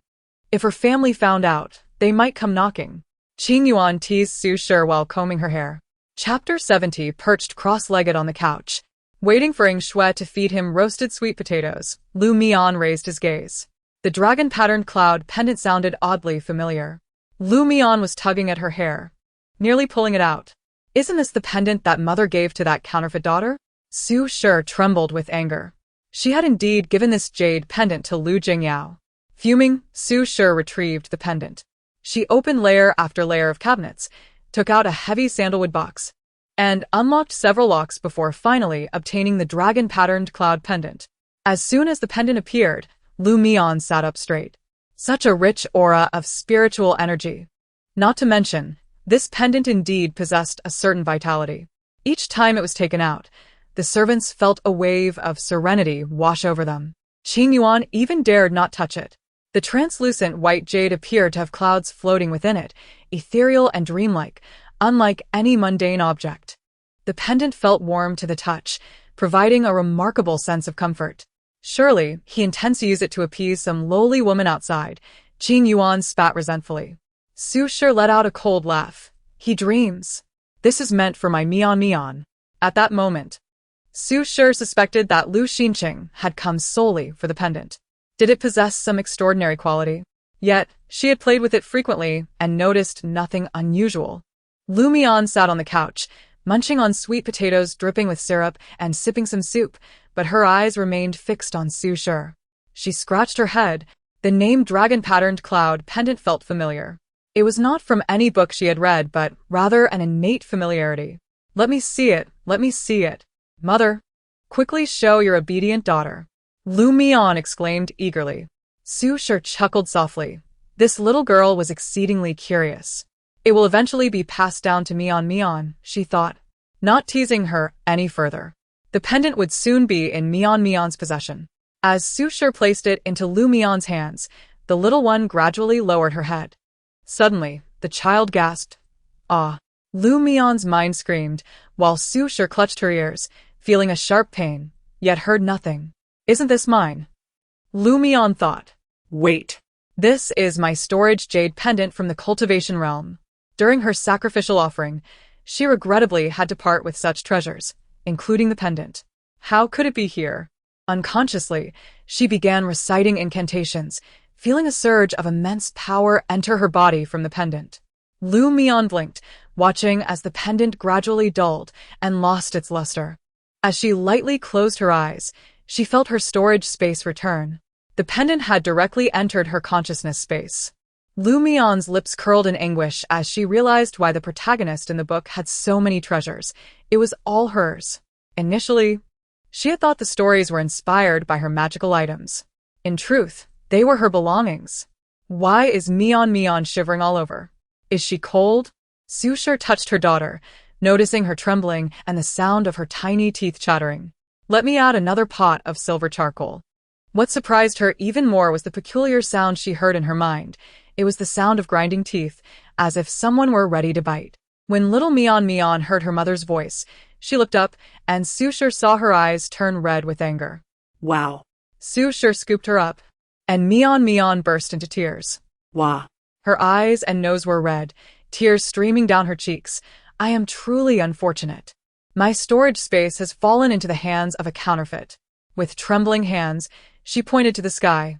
Oh, sweet heavens, you are not a good being. I shall take my revenge. What sweetness. Are you craving candy? Qingyu hurried over, concerned. In the distance, thunder rumbled ominously, yet dared not approach the capital. Mian said nothing, clinging to her mother's neck, crying heartily. Poor mother, it seems my storage space aided her, resulting in the Su family's tragic demise. What a grave injustice. Chapter 70. Does Mian fancy this pendant? Here, take it. Mother won't give it to anyone else. Su Shi felt a pang in her heart, seeing Mian clutching the pendant tightly, assuming she simply liked it. This time, Mian cried herself to sleep, clearly upset. However, she had reclaimed the pendant, and it seemed the protagonist's journey would be fraught with challenges ahead. When Lu Mian awoke, it was already evening. Still a bit dazed, the warm touch of the pendant in her hand helped her regain clarity. Embarrassed, the little one returned the pendant to Qingyu. Hide it away. Stop sniffling now. Qingyu teased, playfully pinching her little nose. She personally concealed the pendant. Get up now. It just snowed outside. Dress warmly. The second young master has returned and is currently in the front courtyard. Qingyu swiftly helped Lu Mian change into her clothes. Lu Mian's eyes widened in excitement. Quick. Quick. I want to see the strongest love-struck fool in history. As the year-end approached, the first snow fell, blanketing the capital in a layer of white frost. Even the flowers and grass adorned with a delicate layer of ice. Lu Mian, now 10 months old, had blossomed, exhibiting the finest traits of both Su Shi and Lu Xinqing. Her chubby little face bore a delightful roundness, and her bright, clear eyes sparkled like stars, filled with a hint of innocence. Her cheeks puffed out like little buns, irresistible to pinch. Dressed in a vibrant red coat, her hair styled into 2 tiny pigtails. Adorned with a string of pom-poms, she wobbled as she walked, needing no assistance from the maid as she took several steps on her own. Our little girl resembles a character from a New Year painting. She is simply delightful, Qingyu marveled, unable to contain her admiration. She assisted the lady in raising 3 sons, yet none possessed the beauty that Miss Mian did. Miss Mian spoke and walked slightly earlier than her 3 brothers. Yingxue could not help but nod in agreement. Shall I carry you, my lady? Qingtian noticed the light snow falling outside. Although the maidservants had swept the snow early, a few patches of white remained on the ground, making it slippery. However, Lu Mian was quite excited. Let us walk, let us walk. Little Mian spoke in a sweet, babyish voice, her pockets filled with 2 pieces of chestnut cake. Now nearing her first birthday, she could eat some soft supplementary foods, roasted sweet potatoes, roasted chestnuts, rice flour, and various meat purees. She particularly adored roasted sweet potatoes, their sweet aroma incredibly enticing. Seeing her determination, Qingtian and Yingxue each took one of her hands and led her joyfully toward the main courtyard. As they walked on the thin layer of fresh snow, Lu Mian giggled heartily, leaving behind tiny footprints that appeared exceptionally adorable. As she continued her merry way, passing by the flower bed, the little girl furrowed her delicate brows, shook off the maidservants, and squatted before a wilting flower, her little face nearly pressed against it. What's wrong, young lady? Yingxue began to inquire. But little Mian raised her index finger to hush her. With a whimper, she pointed at an orchid. Qingtian could not help but smile. The child was indeed innocent, believing that flowers and trees could speak. Very well, we shall heed the young lady's wishes. We will have someone move the orchid to the warm room shortly. She coaxed Lu Mian to keep walking. The little girl, feeling tired, was soon lifted into Qingtian's arms. As they hurried towards the front yard, Lu Mian heard a faint sobbing sound, delicate and innocent. Blinking her eyes, she turned around the corner to find a boy in a pale moon-white robe kneeling stiffly outside the door, while a delicate girl in white stood nearby, covering her face and softly crying. Voices of anger echoed from within. Where has your education gone? You are betrothed, and yet you bring a girl back. Do you intend to embarrass your fiancé? Mrs. Su's face turned crimson with rage. Initially, she had doubted Mian's intentions, considering that the second son already had a fiancé and was not known for such mischief.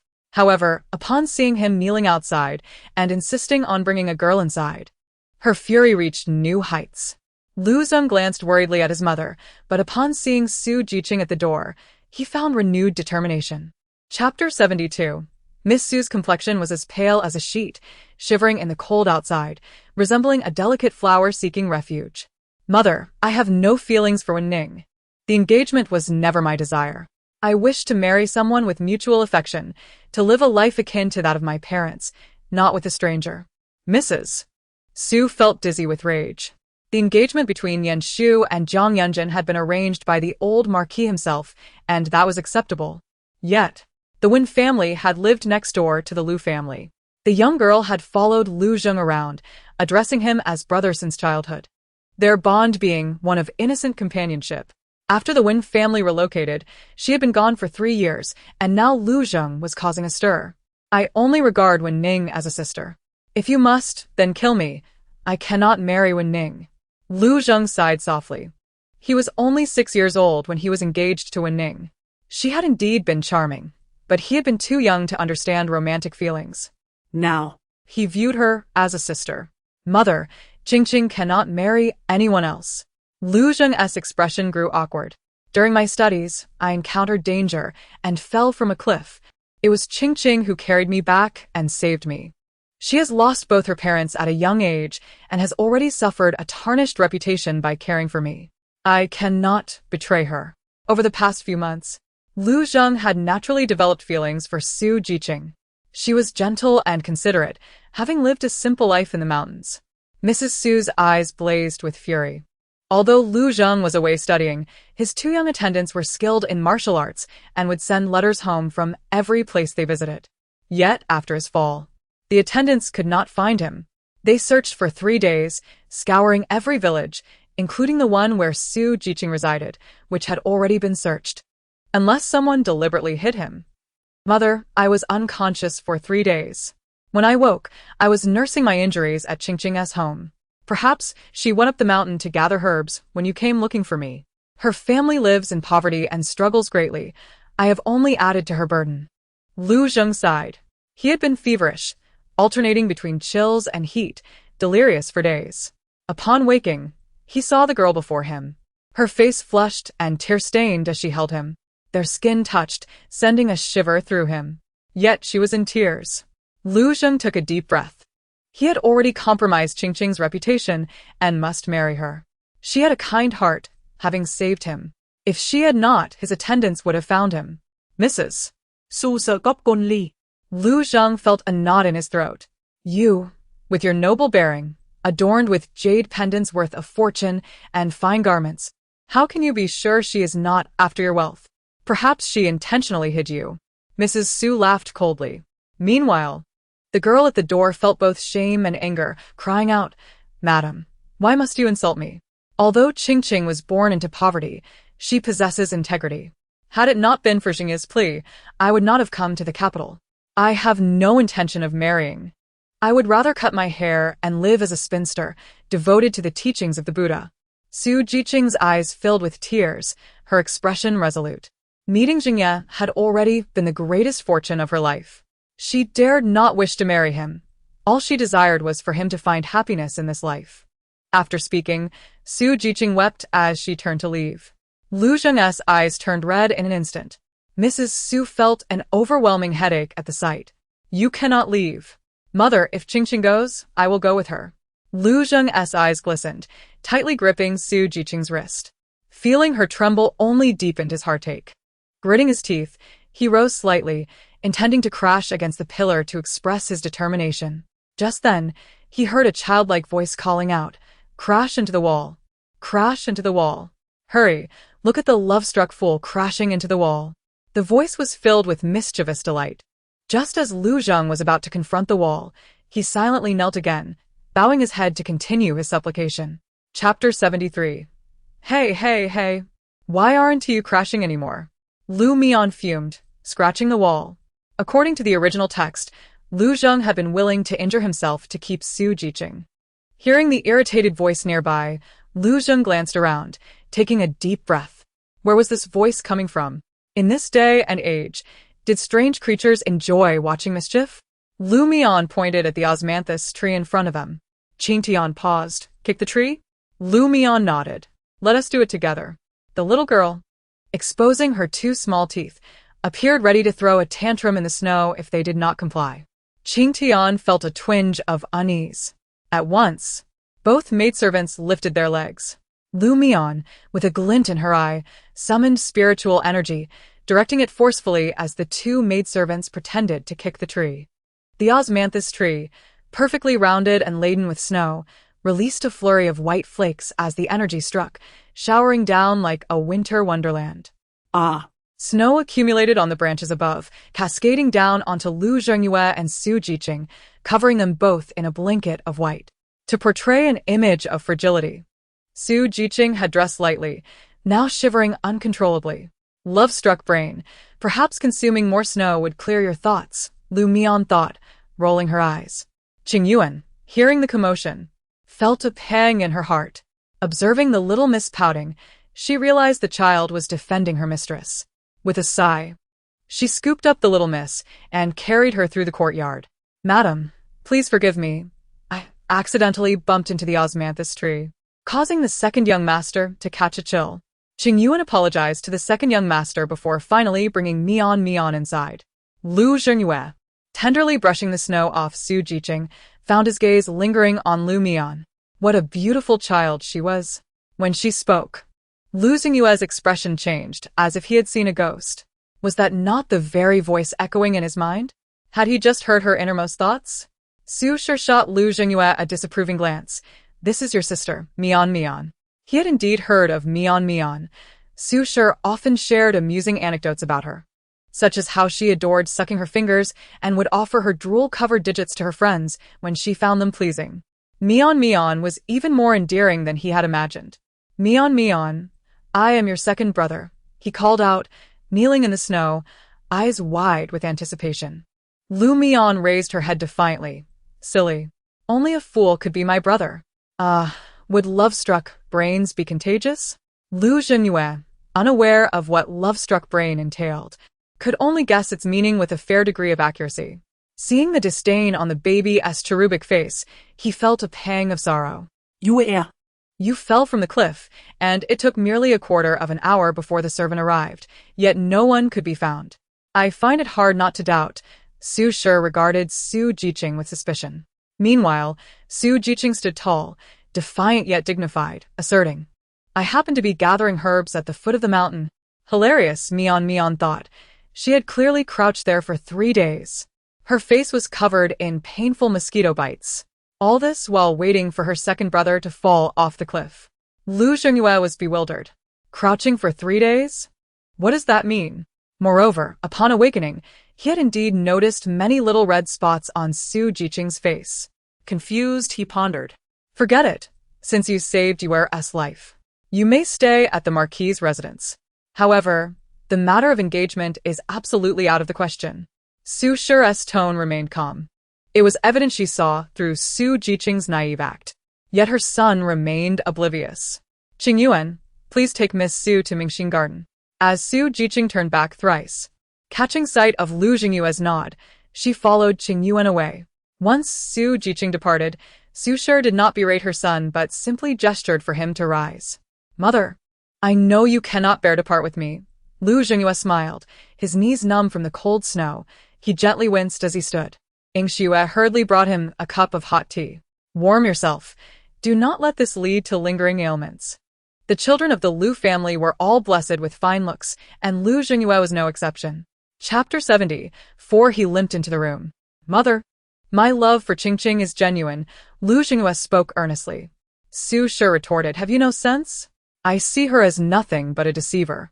Lu Zhengyue chuckled, Mother, with so many wealthy individuals in the world, why would she choose to deceive only me?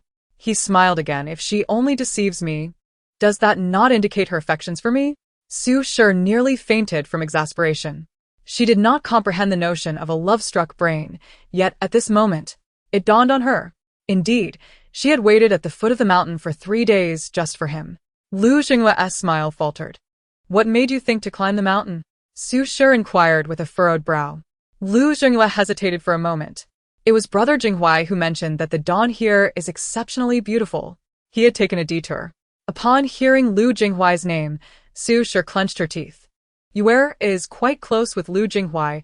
I have known this for some time. No wonder. It seemed Jinghui wished for him to fall to his demise. Lu Zhengyue's expression turned to one of suspicion.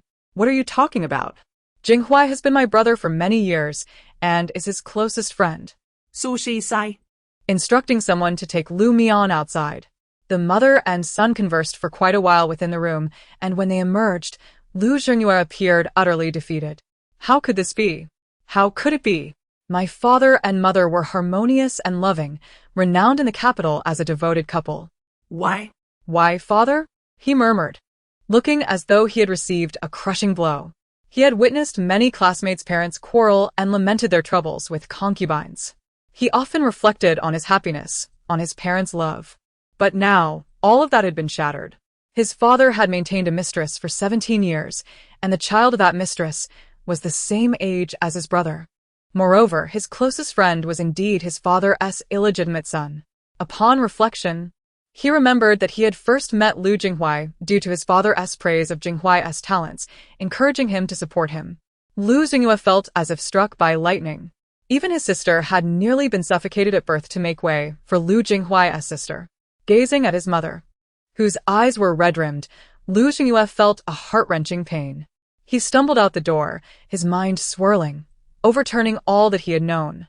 Standing before Mingxin Garden, he yearned to see Qingqing, to confide in her. He stood at Su Jiqing's door and knocked gently.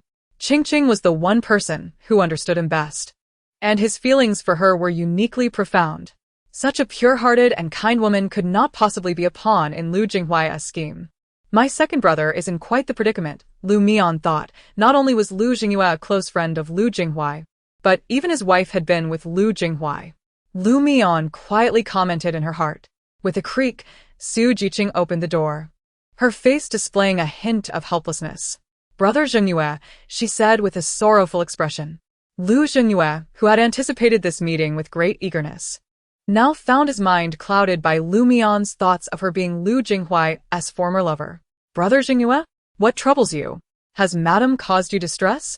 Su Jiqing pulled him into the room, and he hesitated momentarily.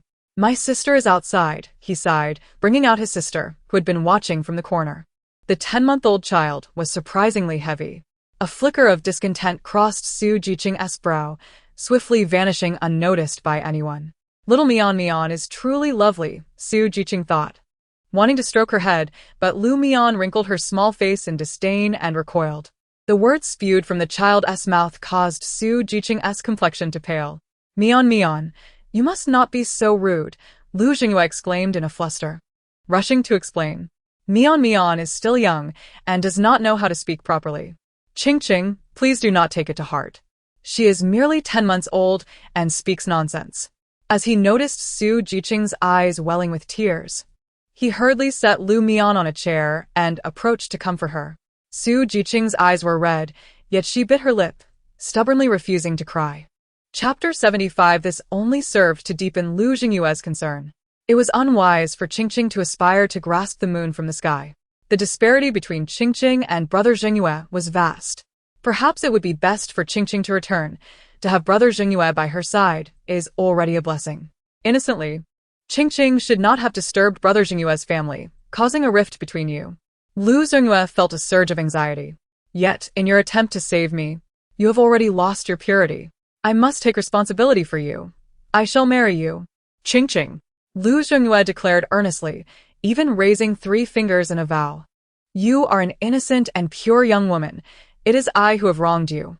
Lu Jinghui longed to inquire about her connection with Lu Jinghui, but upon seeing her tearful eyes, he could not bring himself to speak. Qingqing, who had selflessly rescued him, deserved no suspicion. To doubt her would be an affront. Su Jiqing sighed, feigning strength. "Brother Qingyu, I do not wish to become a source of conflict between you and your family. I only desire your well-being in this life, not to instigate arguments on my behalf. Qingqing does not aspire to be your wife, nor does she wish to disrupt your relationship with Miss Wen.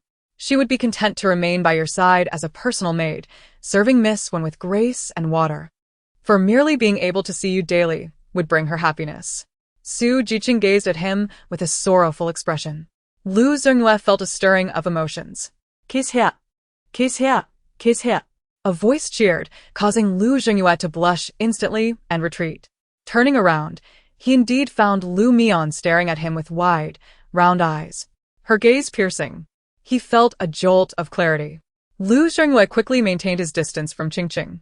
After the fall from the cliff, Su Jiqing, shyly clutching her garments, had retreated to fend off her fever. Such a pure and bashful girl, this must be the boldest moment of her life. In their 3 months together, he had never crossed the line. Although he harbored feelings for Qingqing, he adhered strictly to propriety, daring not to breach the bounds. A flicker of irritation crossed Su Jiqing's eyes. "Qingqing, how could you settle for being her maid? You are a lady of good family, deserving of respect and love. How could I demean you?" Lu Zhengyue asserted firmly. A grin spread across Lu Mian's face. Su Jiqing felt an inexplicable dislike for Lu Mian, especially as Lu Zhengyue inquired. What are you laughing at, Mian? Lu Mian smirked, her voice childlike, laughing at her wishing to fall into the arms of the second fool. Su Jiqing's face flushed with embarrassment and anger. Haha, does the second brother wish to be the one to take over? Lu Zhengyue raised an eyebrow, puzzled by the term. Heaven help me, my second brother is truly unfortunate, Lu Mian said, her eyes filled with pity. If you doubt it, gather your friends and bring your beloved. You'll soon understand, she said, laughing mischievously. Lu Zhengyue took a deep breath and picked up Lu Mian. Qingyu, since we have finally returned to the capital, let us rest well today. He paused before adding, tomorrow, I will introduce you to my dearest friend. He is eloquent, and you will surely take a liking to him. Su Jiqing huffed softly. Qingqing's favorite is brother Zhengyue. When Lu Zhengyue emerged carrying Mian, Su Jiqing leaned against the door, gazing at him dreamily until he was out of sight. As he walked away, Lu Zhengyue asked, Does Mian not like her? Neither does mother, Mian replied, nodding vigorously. Bad. Lu Zhengyue returned Mian to Tingfeng Courtyard before heading to Mingda Courtyard to see his elder brother. After learning about the recent turmoil from his brother, it was already midnight. In the deep night, he stood in a corner of Tingfeng Courtyard, silently observing the light within. Su Shi was feeding Mian egg custard when she heard Qingyu ask, Shall we invite the second young master in? What would we invite him in for? To freeze his brain, perhaps that would wake him up. Originally, he had made his mother ill over this woman. Su Shi shook her head, disregarding him. It was unclear when Lu Zhengyue finally departed. Early the next morning, he took Su Jiqing to their appointment with his closest friend. Upon seeing Su Jiqing in a deep blue long dress, Lu Zhengyue's heart trembled. Lu Jinghuai loves blue, he thought. Zhengyue, I do not wish for others to look down on you. I dressed up specially for you. Do you think it looks good? She bit her lower lip, her eyes enchanting, as if she had come alive. Chapter 76. Lu Zhengyue felt his nails almost digging into his palm. Beautiful. More so than ever. His words made Su Jiqing's heart skip a beat. It is for you after all, she replied playfully, as they entered the restaurant. Lu Zhengyue had already reserved a private room, and they were soon guided there by a waiter. As the door opened, a young man in a blue long robe was admiring the calligraphy and paintings on the wall. Lu Zhengyue suppressed his fury. He had learned of his father's deeds the previous night. Brother Jinghuai, he called out. Lu Jinghuai turned with a gentle smile. Zhengyue. He was as refined as jade, like a graceful gentleman. Su Jiqing kept her head lowered, not daring to look at him, trailing closely behind Lu Zhengyue, seemingly very reserved. Is brother Jinghue's injury better? They all took their seats, with Su Jiqing sitting beside Lu Zhengyue, facing Lu Jinghuai. Thanks to Qingqing's timely rescue, I narrowly escaped with my life. Lu Zhengyue replied with a smile. Lu Jinghuai, with clear eyes, bowed to Su Jiqing. I've been friends with Qingyu for many years. Saving him is akin to saving myself. This cup of wine is for you, dear lady. Thank you for your kindness. He seemed genuinely respectful. You flatter me, good sir. How could I stand by and watch a life perish? Their manners were measured, and they were careful to avoid any impropriety. After several rounds of drinks, Lu Zhengyue became quite tipsy. He patted Lu Jinghuai's shoulder and burped. It is brother Jinghuai who knows me best. With a friend like you, what more could one desire? Lu Jinghuai sighed softly. I feel embarrassed to say, while you were away in the capital, I have had some misunderstandings with the Marquis' residents. My mother has a fondness for jewelry and often buys rare items. Unbeknownst to her, the servants of the Marquis' residence sold Madame Sue's dowry, which my mother inadvertently purchased. It escalated to the government. A few days ago, my servant was scolded by my mother, harboring resentment, and he set fire to the Marquis' residence. Now, even though Jinghuai is in the right, it is difficult to explain. Lu Zhengyue, tipsy and leaning on Lu Jinghuai, exclaimed, What kind of misunderstanding is this? We are brothers. If you like the jewelry, I will get it for you. Who are we to each other? We have been close friends for years. Do not speak of jewelry. Even the title of heir to the Marquis' residence is well within your reach. He spoke with enthusiasm, and Lu Jinghuai also drank a few more cups. Zhengyue, You must be drunk and speaking nonsense. That title belongs to Yan Shuzi. Yan Shuzi was renowned for his brilliance. Who in the capital had not heard of his name? Lu Zhengyue scoffed. He cannot compare to you now. Father scolds us daily for our lack of ambition. If you were truly my brother, how wonderful it would be. Ha! That title of heir, it belongs to you alone. Lu Xingyue's vision swayed, and Su Jiqing hurriedly stepped forward to support him. Young Master Lu, you are drunk. Qing will help you to rest. Su Jiqing stumbled as she assisted him, his steps unsteady, his gaze hazy. Suddenly, he fell onto the bed, lightly snoring, completely intoxicated. Su Jiqing's voice was tinged with shyness. Young Master Lu, could you kindly call for a servant? He has had too much to drink. Unsure if Lu Zhengyue was truly inebriated, she hesitated to act. Her tone was distant, yet her expression bore a hint of sorrow as she looked at Lu Jinghuai. Lu Jinghuai smirked, extending his hand to draw her into his embrace. Why do you still call me young Master Lu? Why so distant? If you insist, I may have to punish you. He fiercely pressed his lips against the blushing lips of Su Jiqing.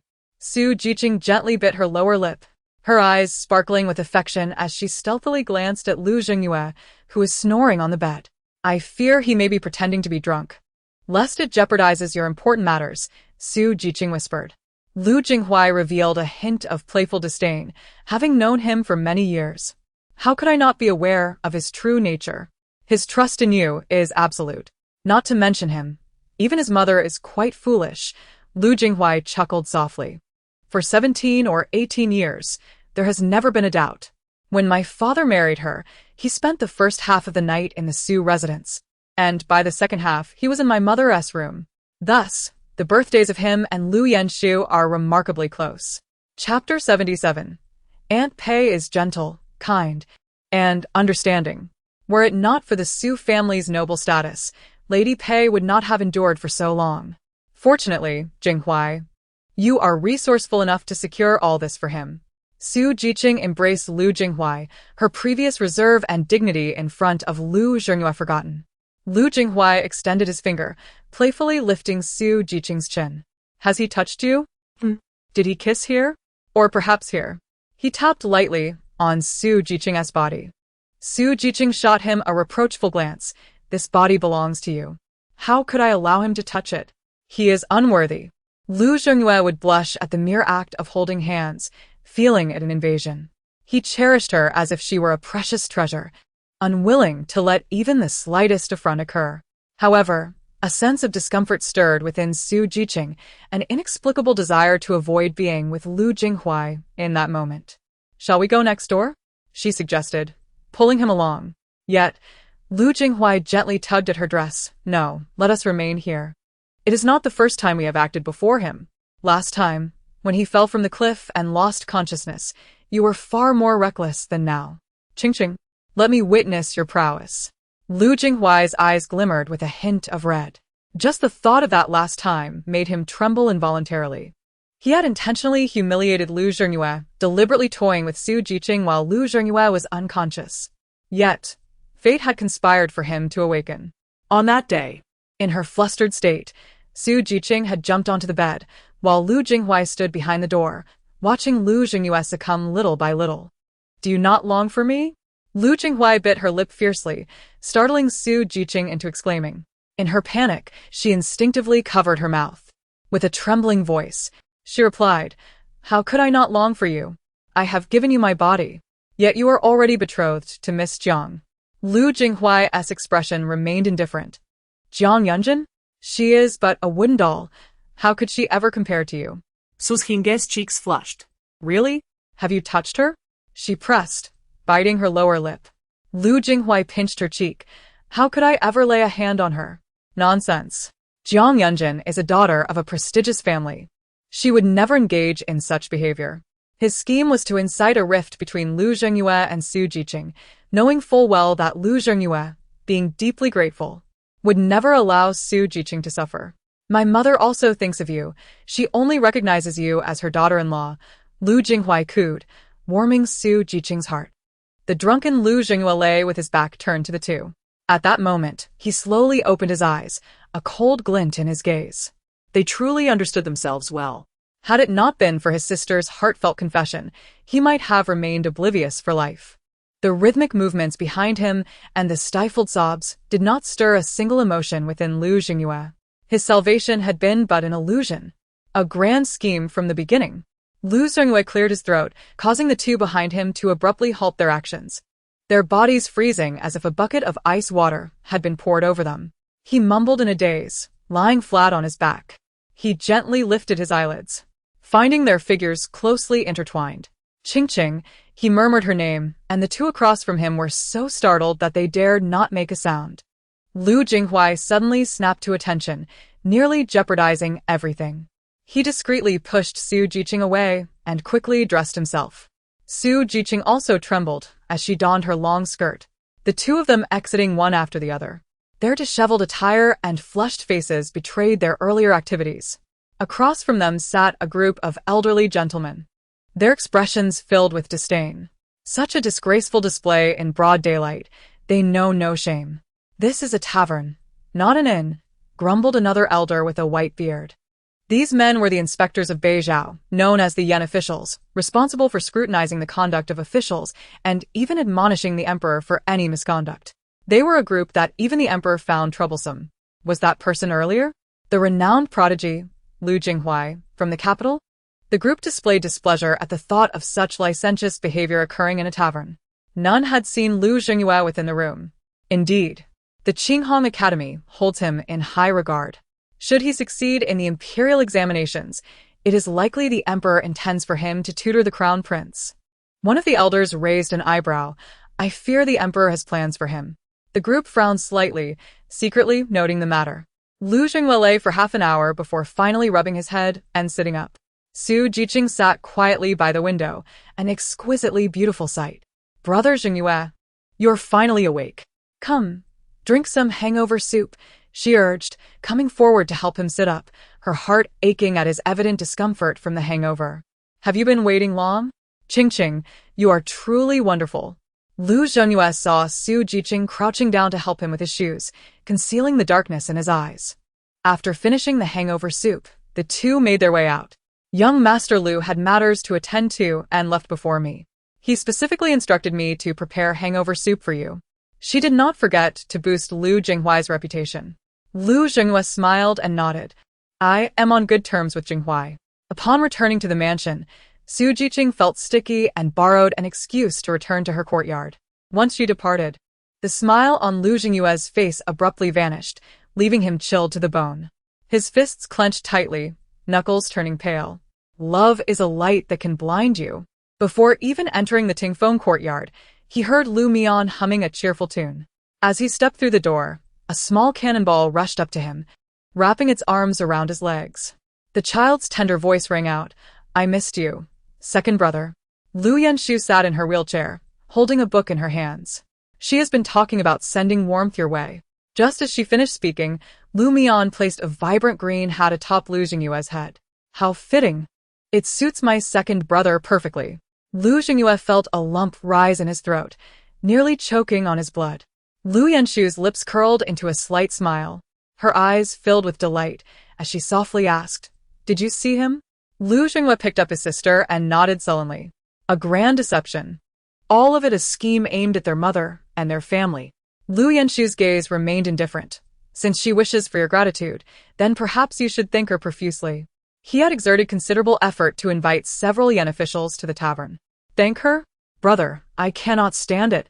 They would love nothing more than to tear us apart one by one." Lu Jingyue gritted his teeth in anger. They even engaged in such behavior right before his eyes. "I never said you had to thank her in person." Lu Yanshu leisurely opened her book, her demeanor calm. He suspected that Lu Jinghua and Pei were secretly plotting against the offspring of the Marquis without their father's knowledge. The man cherished his lineage. Although he held Lu Jinghua in high regard, he would not permit Pei to bring harm to his three brothers. Therefore, Su Jiqing and Lu Xincheng remained strangers to him, oblivious to the circumstances at hand. "Do not speak further. Tomorrow, a banquet will be arranged to express our gratitude. Does she not long for a family? Let us provide her with one." Lu Yanshu's eyes gleamed with a cold intensity. Lu Mian, upon hearing this, was utterly bewildered. My goodness, how does my elder brother know everything? Indeed, my brother is the foremost villain. He was formidable and impressive, and it seemed that the entire family's intellect resided within him. Thankfully, he had rescued both himself and his heart. Otherwise, their mother would have faced humiliation. Their elder brother would have been subjected to disgrace, the second brother would have suffered unjustly, and the third brother would have been tormented. Their grandfather's family would face extermination. Lu Jingyue's chest rose and fell with agitation, yet he managed to suppress it. Lu Yanshu's gaze softened. It was not merely the cleverness of a brother. Mian, you are our salvation. Come, my brother will treat you to meat. What would you like? Mincemeat? Lu Yanshu lifted Mian and wheeled her outside. She chirped like a chick and patted her thigh. Oh, I understand now. Chicken legs. Ever since the last incident with the roasted duck, she had ventured into uncharted territory, insisting on having roasted chicken legs. Growing weary of the chicken soup prepared by the small kitchen, she had infiltrated the kitchen, clinging to the chef's leg, calling out uncle in a sweet, pleading tone. Her little face filled with anticipation and her hands clasped in prayer. Who could possibly resist such an adorable child?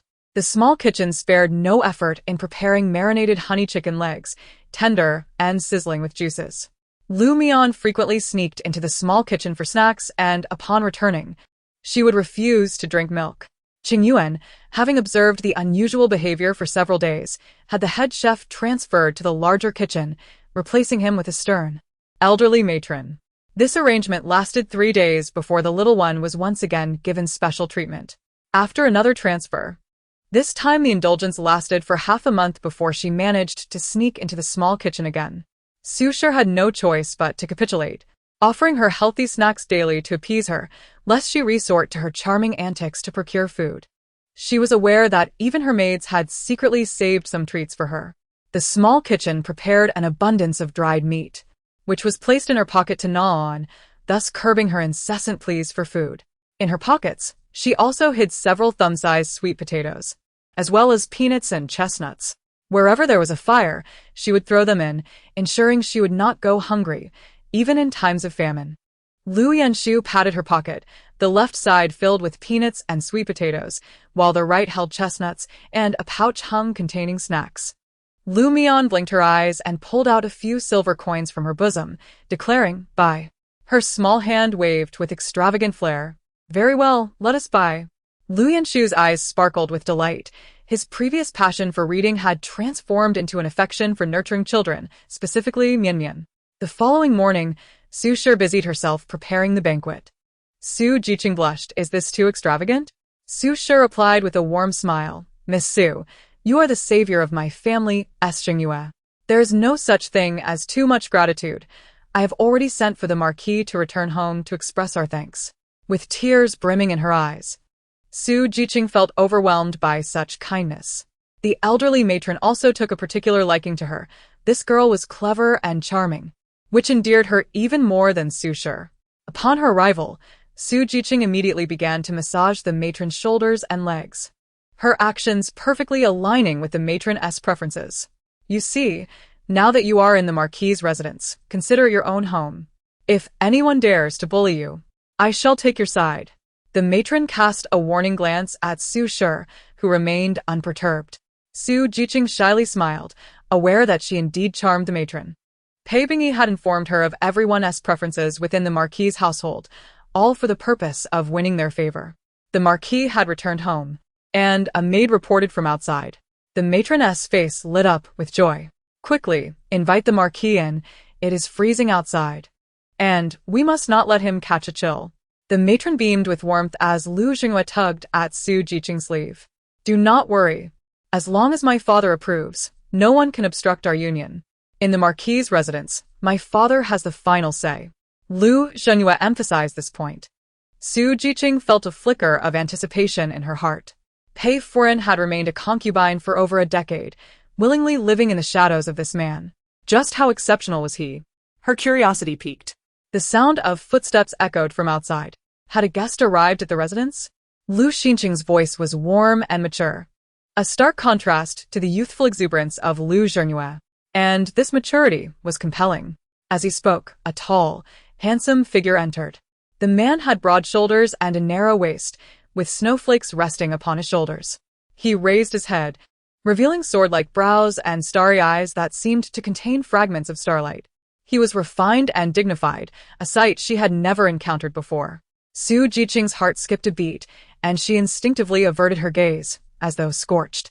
She distinctly felt the weight of his gaze upon her, an innocent glance igniting a fire within her. The loyal Marquis approached the matron, greeting her before saying, "Let us dine. You shall sit beside me. You saved Qingyu, and this position is rightfully yours." Su Jiqing glanced at Su Shi, who maintained a composed smile. "Rest assured, Miss Su, the Marquis's offspring are precious. This is entirely appropriate." Su Jiqing's attire today had been arranged by Su Shi, and the ensemble was precisely to Lu Xinqing's liking, youthful yet surpassing pave in elegance. It must be said that Su Jiqing possessed remarkable beauty, a quality that pave had painstakingly sought after. Lu Xinqing threw a sidelong glance at Su Jiqing but refrained from comment. Su Jiqing, blushing, sat beside the matron, being exceedingly considerate. Lu Mian, clutching her small bowl, bore a disgruntled expression. "This bowl is too small." Su Shi gently chided, "Little one uses a small bowl, while adults use larger ones." Lu Mian, unsatisfied, stood up on her stool. Big. She compared her height standing on the stool to Su Shi's seated height. Big.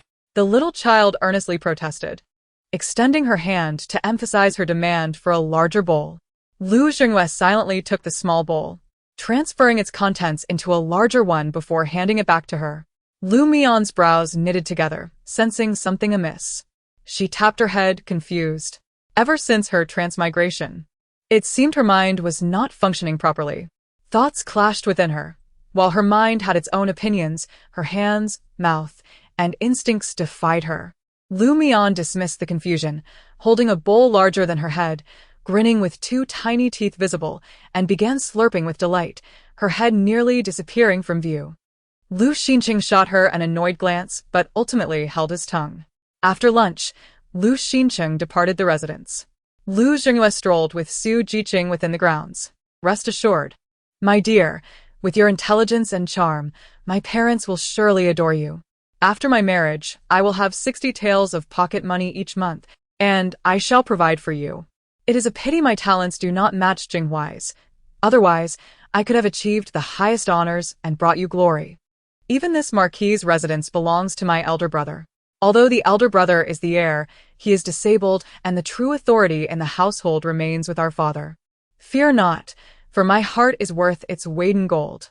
Our love is genuine. Wealth is of little consequence. I have faith that Qingqing is not a person swayed by vanity. We shall undoubtedly become a loving couple." These sentiments were imparted to him by his elder brother, who warned that each phrase might tread upon a woman's sensitive spots. Su Jiqing's smile became somewhat stiff. Initially intending to persuade Lu Xinyu to marry her, she found herself at a loss for words. Seeking an excuse, she retreated to her quarters to rest.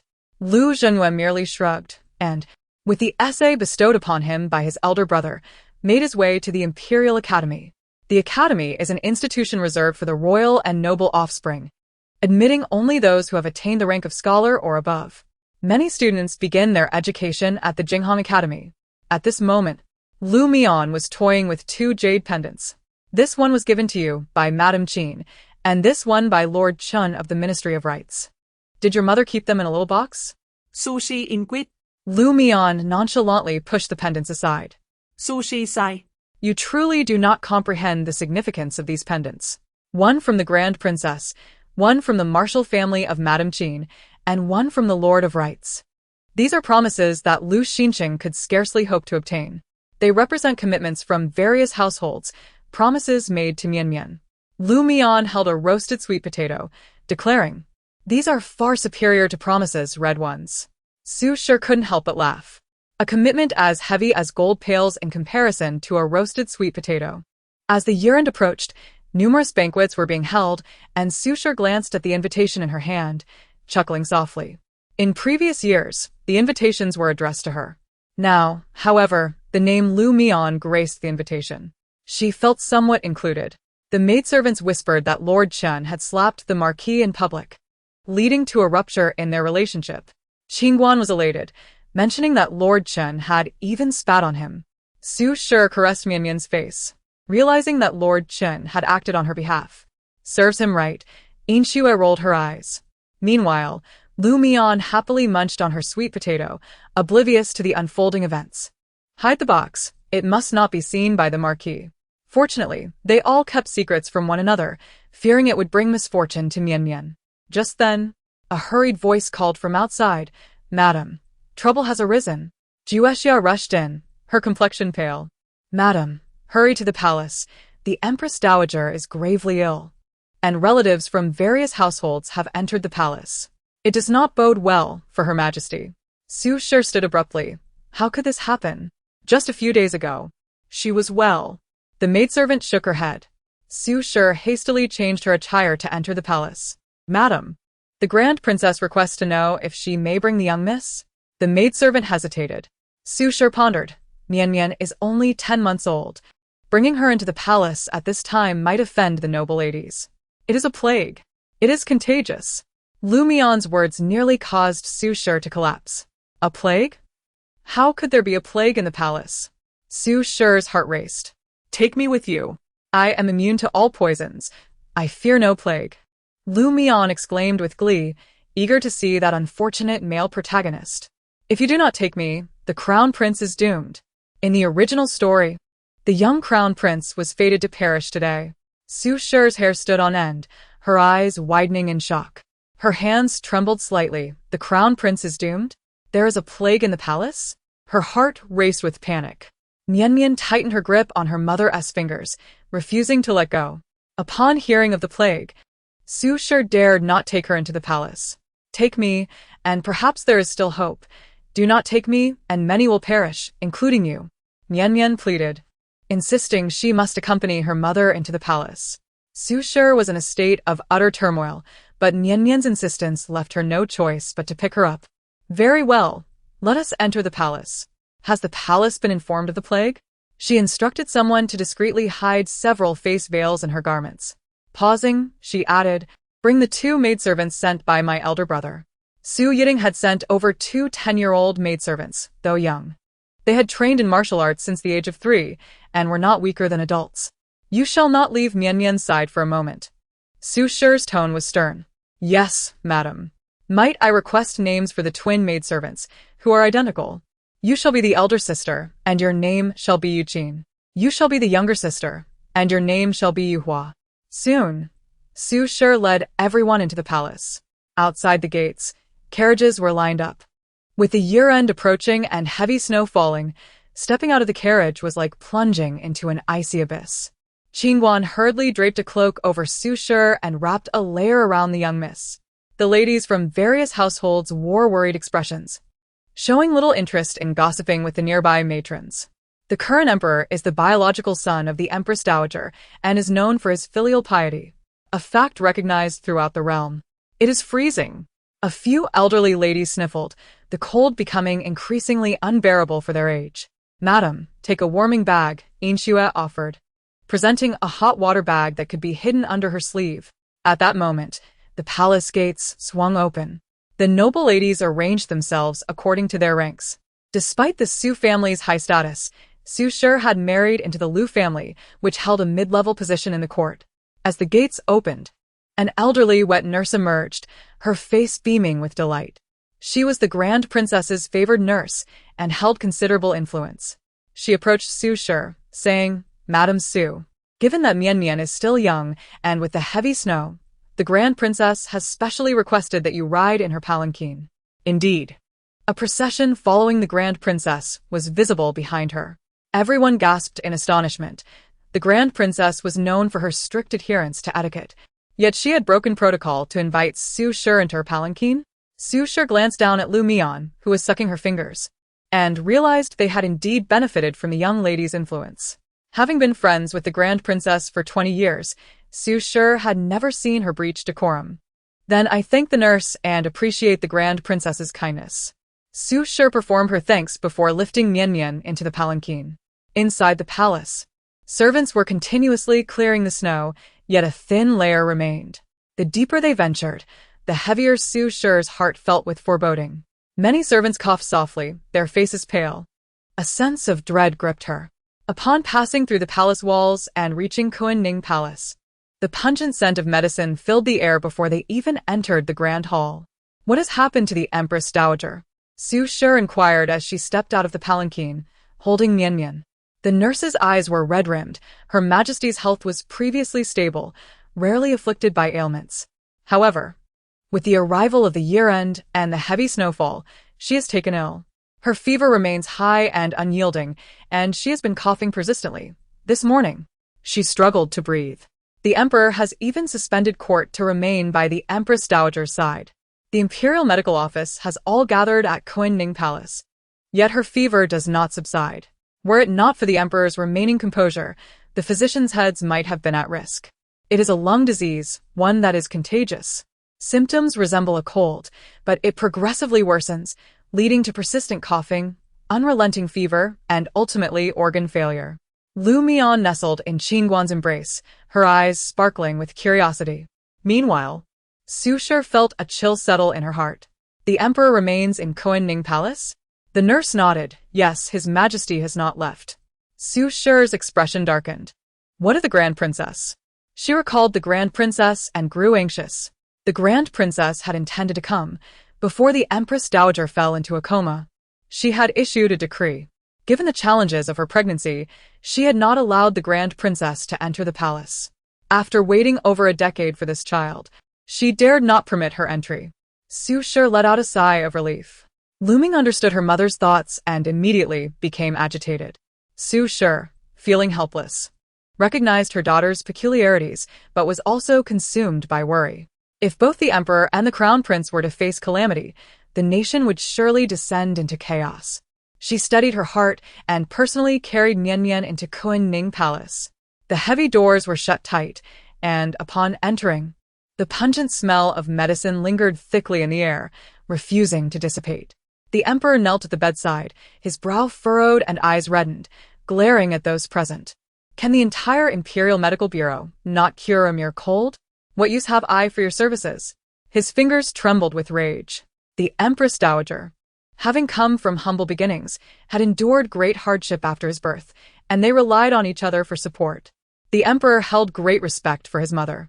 The members of the Medical Bureau trembled on the floor, while the room was filled with noble ladies who had come to attend to the ailing Dowager.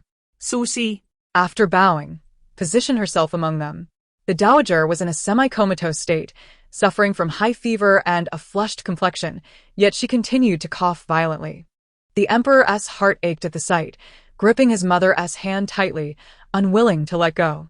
The air was thick with a sickly scent, punctuated by the occasional suppressed cough. Su Shi's heart raced. Indeed, it was a lung ailment.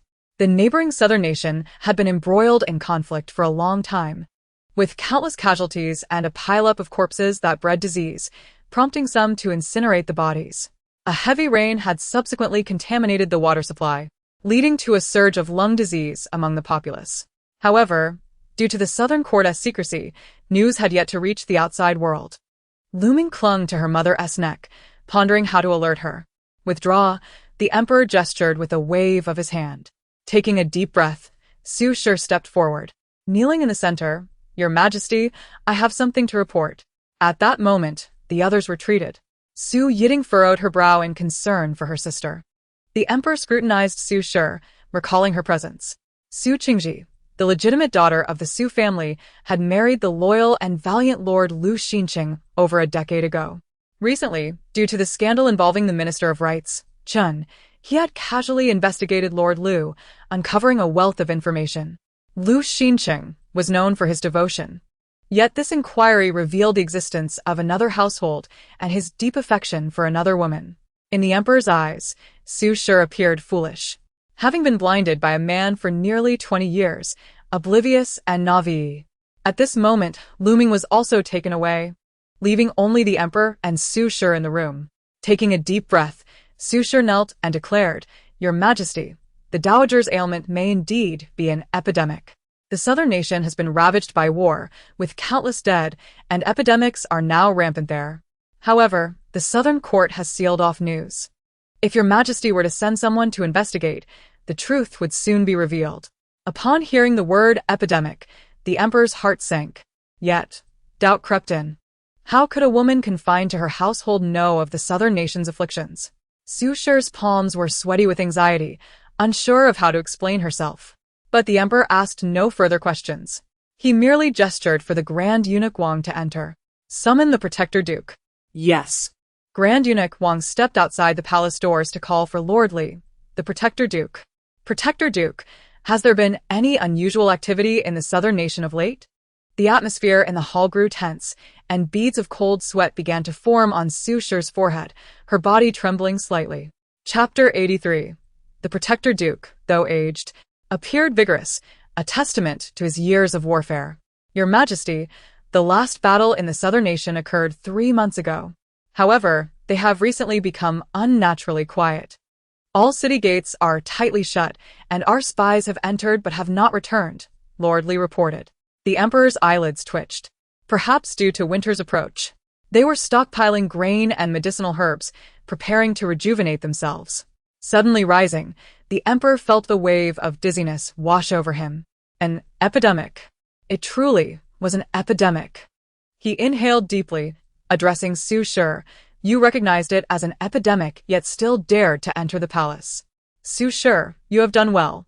The emperor's words caused Su Shi to exhale in relief. The Protector Duke's eyelids flickered. An epidemic?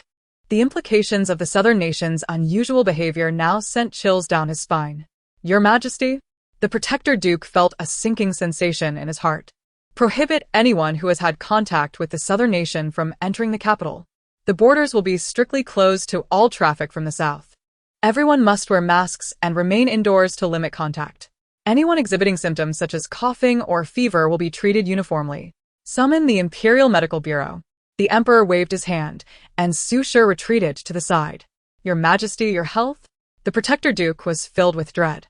If anything were to happen to the emperor, the North Zhao would surely fall into chaos. The emperor nodded, unwilling to gamble with the stability of the realm. And, despite his reluctance, he withdrew. The announcement of the epidemic sent shockwaves through the palace. No one was permitted to leave, and all were temporarily housed within the palace. The Imperial Medical Bureau breathed a sigh of relief. Though the epidemic was challenging, they now had a direction in which to work. The emperor cast a deep glance at Su Shi, recalling the words of the crown princess, then turned his gaze to Luming, who was gnawing on a small biscuit. Her teething discomfort evident. Sensing the emperor's gaze, she flashed a toothless grin, causing the maidservants to shiver. The crown princess had remarked, Su Shi is fortunate. Her daughter possesses a remarkable quality.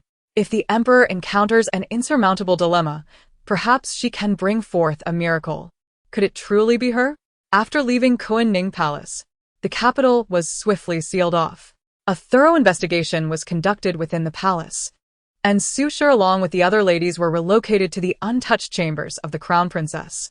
This was an epidemic, one that could spread and claim lives. Madam Su, was it you who mentioned the epidemic? Someone covertly inquired. If Su Shi had indeed raised the alarm, it would be a monumental merit. A boon for the Liu family. However, considering her sheltered existence, they quickly dismissed this thought. It must have been the Protector Duke, who had been monitoring the southern border and surely had insights. Su Shi smiled and replied, I do not possess such great ability. When my daughter was young, she often accompanied the crown princess into the palace, grateful for the dowager's kindness. She specifically requested to remain by the dowager's side to repay her kindness. Su Shi would never allow the loyal and valiant lord to take credit for her achievements, especially as this was Mian's accomplishment. A flurry of chaos enveloped the palace. Yet fortunately, there was no source of contagion here, allowing the situation to be controlled swiftly. Still, the dowager's fever persisted. It seemed they had discovered the illness too late, and the dowager's condition had become exceedingly grave. Carry me, carry me. Luming tugged at Su Shi's sleeve, who, veiled, was determined to attend to the dowager. Initially intending to leave Luming behind, she felt a pang of guilt, knowing that without her, the situation would be dire. Sushi sai inwali. Upon returning to Kunning Palace, the dowager had become emaciated beyond recognition. The attendants were all heavily veiled to prevent contagion. Lu Ming also wore a mask. The emperor's eyes were red-rimmed. The dowager had grown increasingly frail, her vitality visibly waning. Lying in bed, her breaths were scarcely perceptible. He glanced up at Su Shi, who had once again brought Lu Ming along. Entering the palace, knowing there was an epidemic, she still chose to bring her daughter. At merely 10 months old, Lu Ming was treasured like a precious jewel by Su Shi, yet she willingly took the risk to bring her along. Chapter 80, for he pondered that the root of the matter might lie with Lu Mian. He recalled the Princess Chang, a woman who had paid homage to all the gods and Buddhas, inciting their ire, yet held Lu Mian in high regard. His elder sister was not one to lose herself without cause. Mian, Mian, come here. The weary emperor beckoned to Lu Mian. He thought to himself that he must be losing his mind. The imperial physician had declared the empress dowager beyond saving. Yet he placed his faith in a mere 10-month-old infant. Dressed in a fluffy hat, Lu Mian, who had been cradled in Qingyu's arms, kicked her legs and slid down, crawling swiftly towards the emperor. Her unsteady steps were no match for her crawling speed. She reached the emperor's feet in no time and extended her small hand, their eyes locking in a moment of shared innocence. Su Shi, filled with anxiety, was distressed. After all, this was the emperor, who had never even held the crown prince. This little girl, just as she was about to step forward with trepidation, she saw the emperor bend down and lift Lu Mian into his embrace. Lu Mian smiled brightly, wrapping her arms around his neck in a display of utmost affection. Even the emperor was taken aback. His commanding presence sent shivers down the spines of the princes. They would cry at just a glance from him. Yet this little girl was the first unafraid of him. Mian, Mian, would you like to keep the empress dowager company? Look, she is unwell. The imperial physician has devised a remedy, and her mild ailment will soon be cured, but the empress dowager is elderly and has been ill for some time. Medicine alone may not suffice. The emperor's eyes glistened with unshed tears. Lu Mian nodded and allowed the emperor to place her on the soft couch. The emperor dismissed the attendants, and Su Shi turned back several times, her heart racing. Your Majesty, my daughter is still young. Do be cautious not to upset the dowager. Will nothing happen to Mian, Mian? The empress dowager adores Mian, Mian. Let her stay a while longer. After half an hour, you may take her out of the palace. The emperor, grasping at straws, soothed Su Shi. She let out a small sigh of relief. Lu Mian perched at the empress dowager's bedside, sensing the pervasive aura of death surrounding her. She waved her small hand. In her jade pendant space, there were numerous spiritual herbs. However, with the emperor present, the little one felt conflicted. The emperor observed her hesitation and queried, "Do you wish for me to leave?" The little girl's south eyes curved into crescent moons, nodding vigorously. The emperor chuckled softly. This child was indeed precocious, as she comprehended him well. Without further delay, he stepped outside the curtain. Only then did Lu Mian spread her small hand, revealing a jade-like spiritual herb that exuded the fragrance of fresh grass.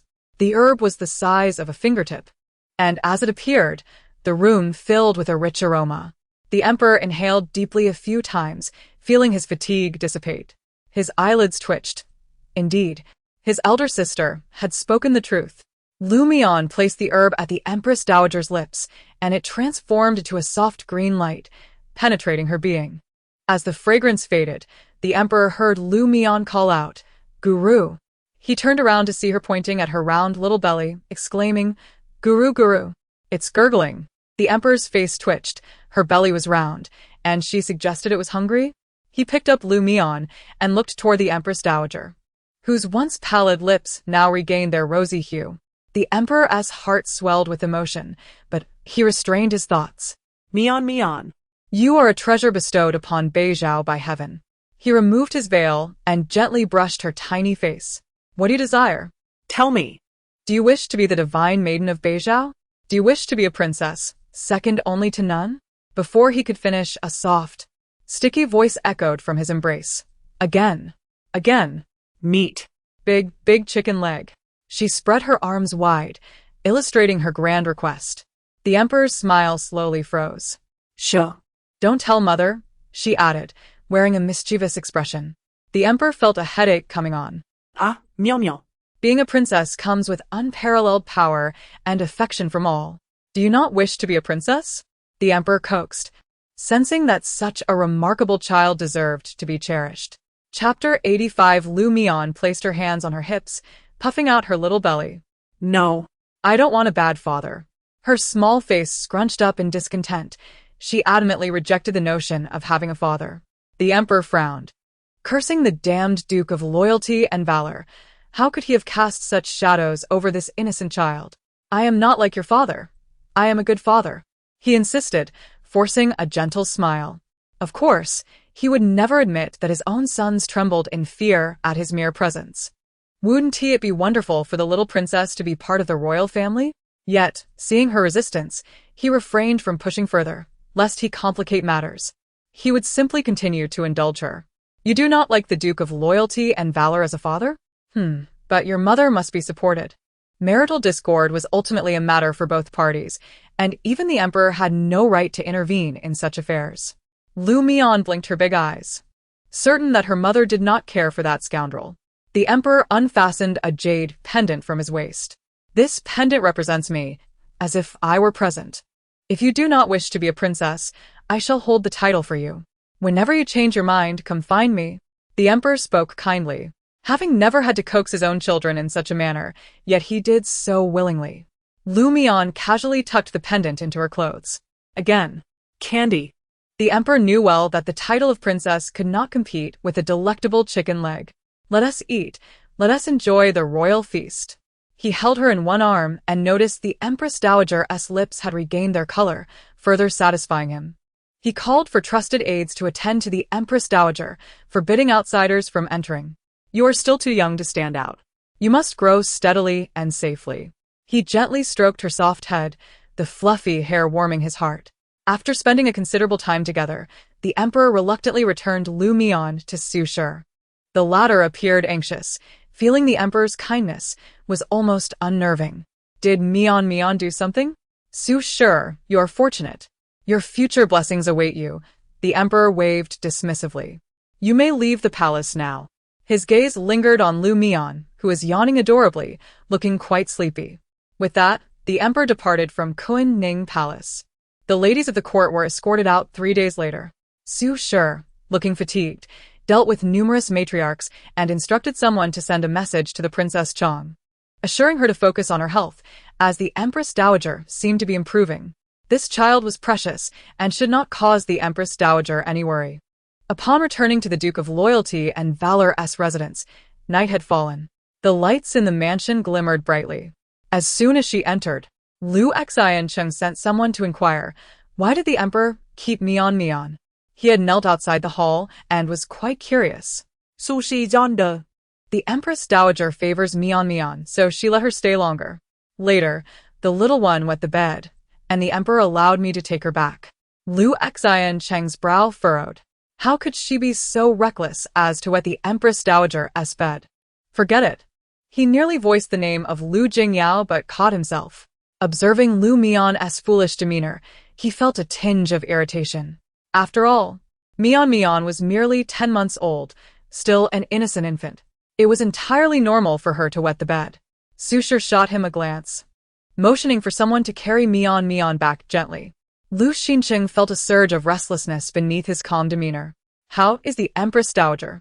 His Majesty has already dispatched someone to seek blessings from the abbot of the Guardian Temple, which should help avert calamity. When Su Shi left the palace, she heard that His Majesty had sent someone to find the abbot. Liu Xincheng nodded in acknowledgement, casting a glance at Su Shi, yet hesitating to speak. Do you have something to say, my lord? Su Shi asked, her expression tinged with a faint smile. However, a closer look revealed that her smile did not reach her eyes. Liu Xincheng shook his head. It is nothing. The year-end approaches, and Jinyang has been working hard. I was foolish the other day and upset her. Su Shi's brows furrowed slightly. Jinyang is of one heart with you, my lord. She does not find it burdensome. Yet Su Shi sighed. Jinyang is now busy caring for Mian, and my lord has no one by his side to share the load. Liu Xincheng's expression faltered slightly before a flash of anger surfaced. Jinyang. When we married, I declared that you would be my only wife. Taking a concubine is absolutely out of the question. He vehemently rejected the notion, hurt evident in his eyes. If Su Shi had not felt Mian's silent thoughts, she might have been moved to tears. He truly believed himself a fool. After Lu Xinqing departed, Su Shi coldly curved her lips into a smile. That night, Lu Zhengyue held Mian as they strolled under the moonlight with Su Jiqing. Su Zaikin clutch headhunt gerçeğe tightly. Having finally resolved to take the last step with Lu Zhengyue. But to her dismay, Lu Zhengyue carried a baby in his arms. Mian clings to me. So, I brought her along. You don't mind, do you, Su? Lu Zhengyue seemed oblivious to her sullen demeanor. Su Jiqing forced a smile, her dress slightly open, while Mian's gaze fixated on her. She pointed, eat milk. Su Jiqing's face flushed crimson. She had no intention of seeking Mian's affection, only Lu Zhengyue's. Lu Zhengyue quickly covered his sister's eyes. Su, quickly pull your collar up. Don't tarnish Mian's eyes. How can you be so careless? She is still so young. His eyes were filled with reproach. Su Jiqing felt a surge of frustration, nearly choking on her emotions. In the countryside, merely revealing her shoulder had made Lu Zhengyue blush furiously. Now, he scolded her with utmost seriousness, resembling a monk. Mian nestled against her brother's shoulder, huffing, dream on, trying to seduce my brother. In the original story, she had gotten her brother drunk, stripped him of his clothes, and they had lain together on the same bed. As they entered the Marquis' residence, Mian internally scoffed. Lu Zhengyue's eyes sparkled slightly as he heard Su Jiqing say, Brother Qingyu, tomorrow is the anniversary of my parents' passing. May I find a place to pay my respects?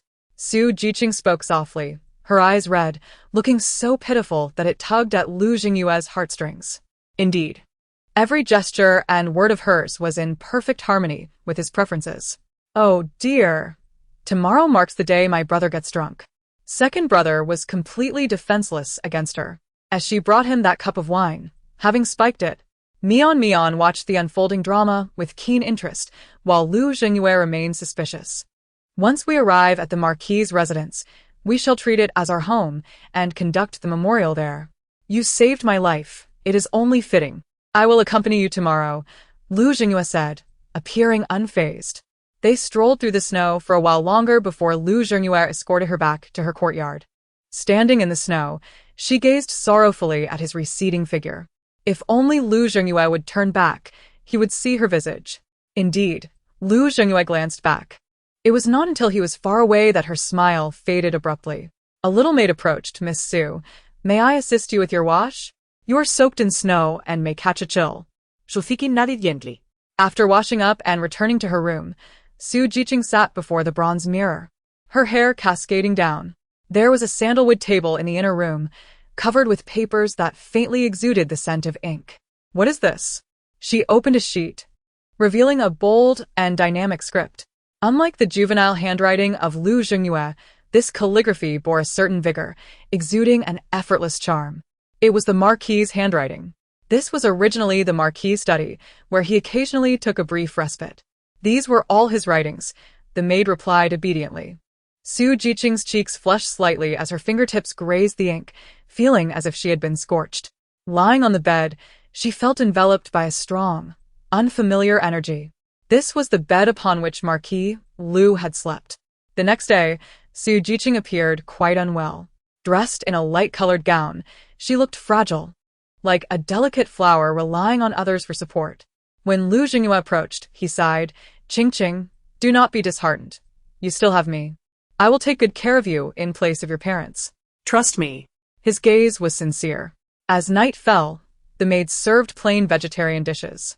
Lu Zhengyue dismissed the others and personally took a bronze basin, conducting the memorial ceremony in the garden with Su Jiqing. The joss paper swirled gracefully in the air as the frail young woman knelt in the snow, shedding silent tears. Father and mother, Qingqing has met Brother Qingyu.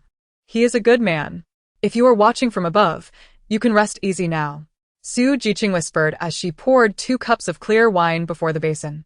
Lu Zhengyue stayed by her side until the last of the joss paper was burned. Su Jiqing's lips had turned pale from the cold. You should eat something. Your health is fragile, and you must not suffer from the chill, Lu Jingyue said, leading her indoors, where a feast had been laid out. His gaze lingered on the 2 wine cups before he averted his eyes. Brother Qingyu, thank you for being by my side. I may have saved you, but in this world, I am all alone. It is you who has given me the courage to continue living. You, too, have redeemed me. Su Jiqing personally brought the wine to him. Lu Jingyue's expression was composed. Qingqing, it is I who should toast to you. He raised his cup, clinking it gently with Su Jiqing's. They both drank to the last drop. Su Jiqing exhaled softly, as if a weight had been lifted from her heart. She encouraged Lu Jingyue to eat more of the vegetarian dishes. Perhaps it was the excessive use of charcoal, or perhaps the wine intoxicated her. She felt the room growing increasingly stifling, and the young man before her began to blur. The sounds around her faded into a distant haze, losing their clarity. She thought she heard him sigh. Qingqing, you are drunk.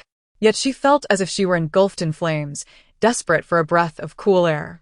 It seemed she had been lifted onto a soft couch, the candle extinguished, and she could hear the sound of the door shutting.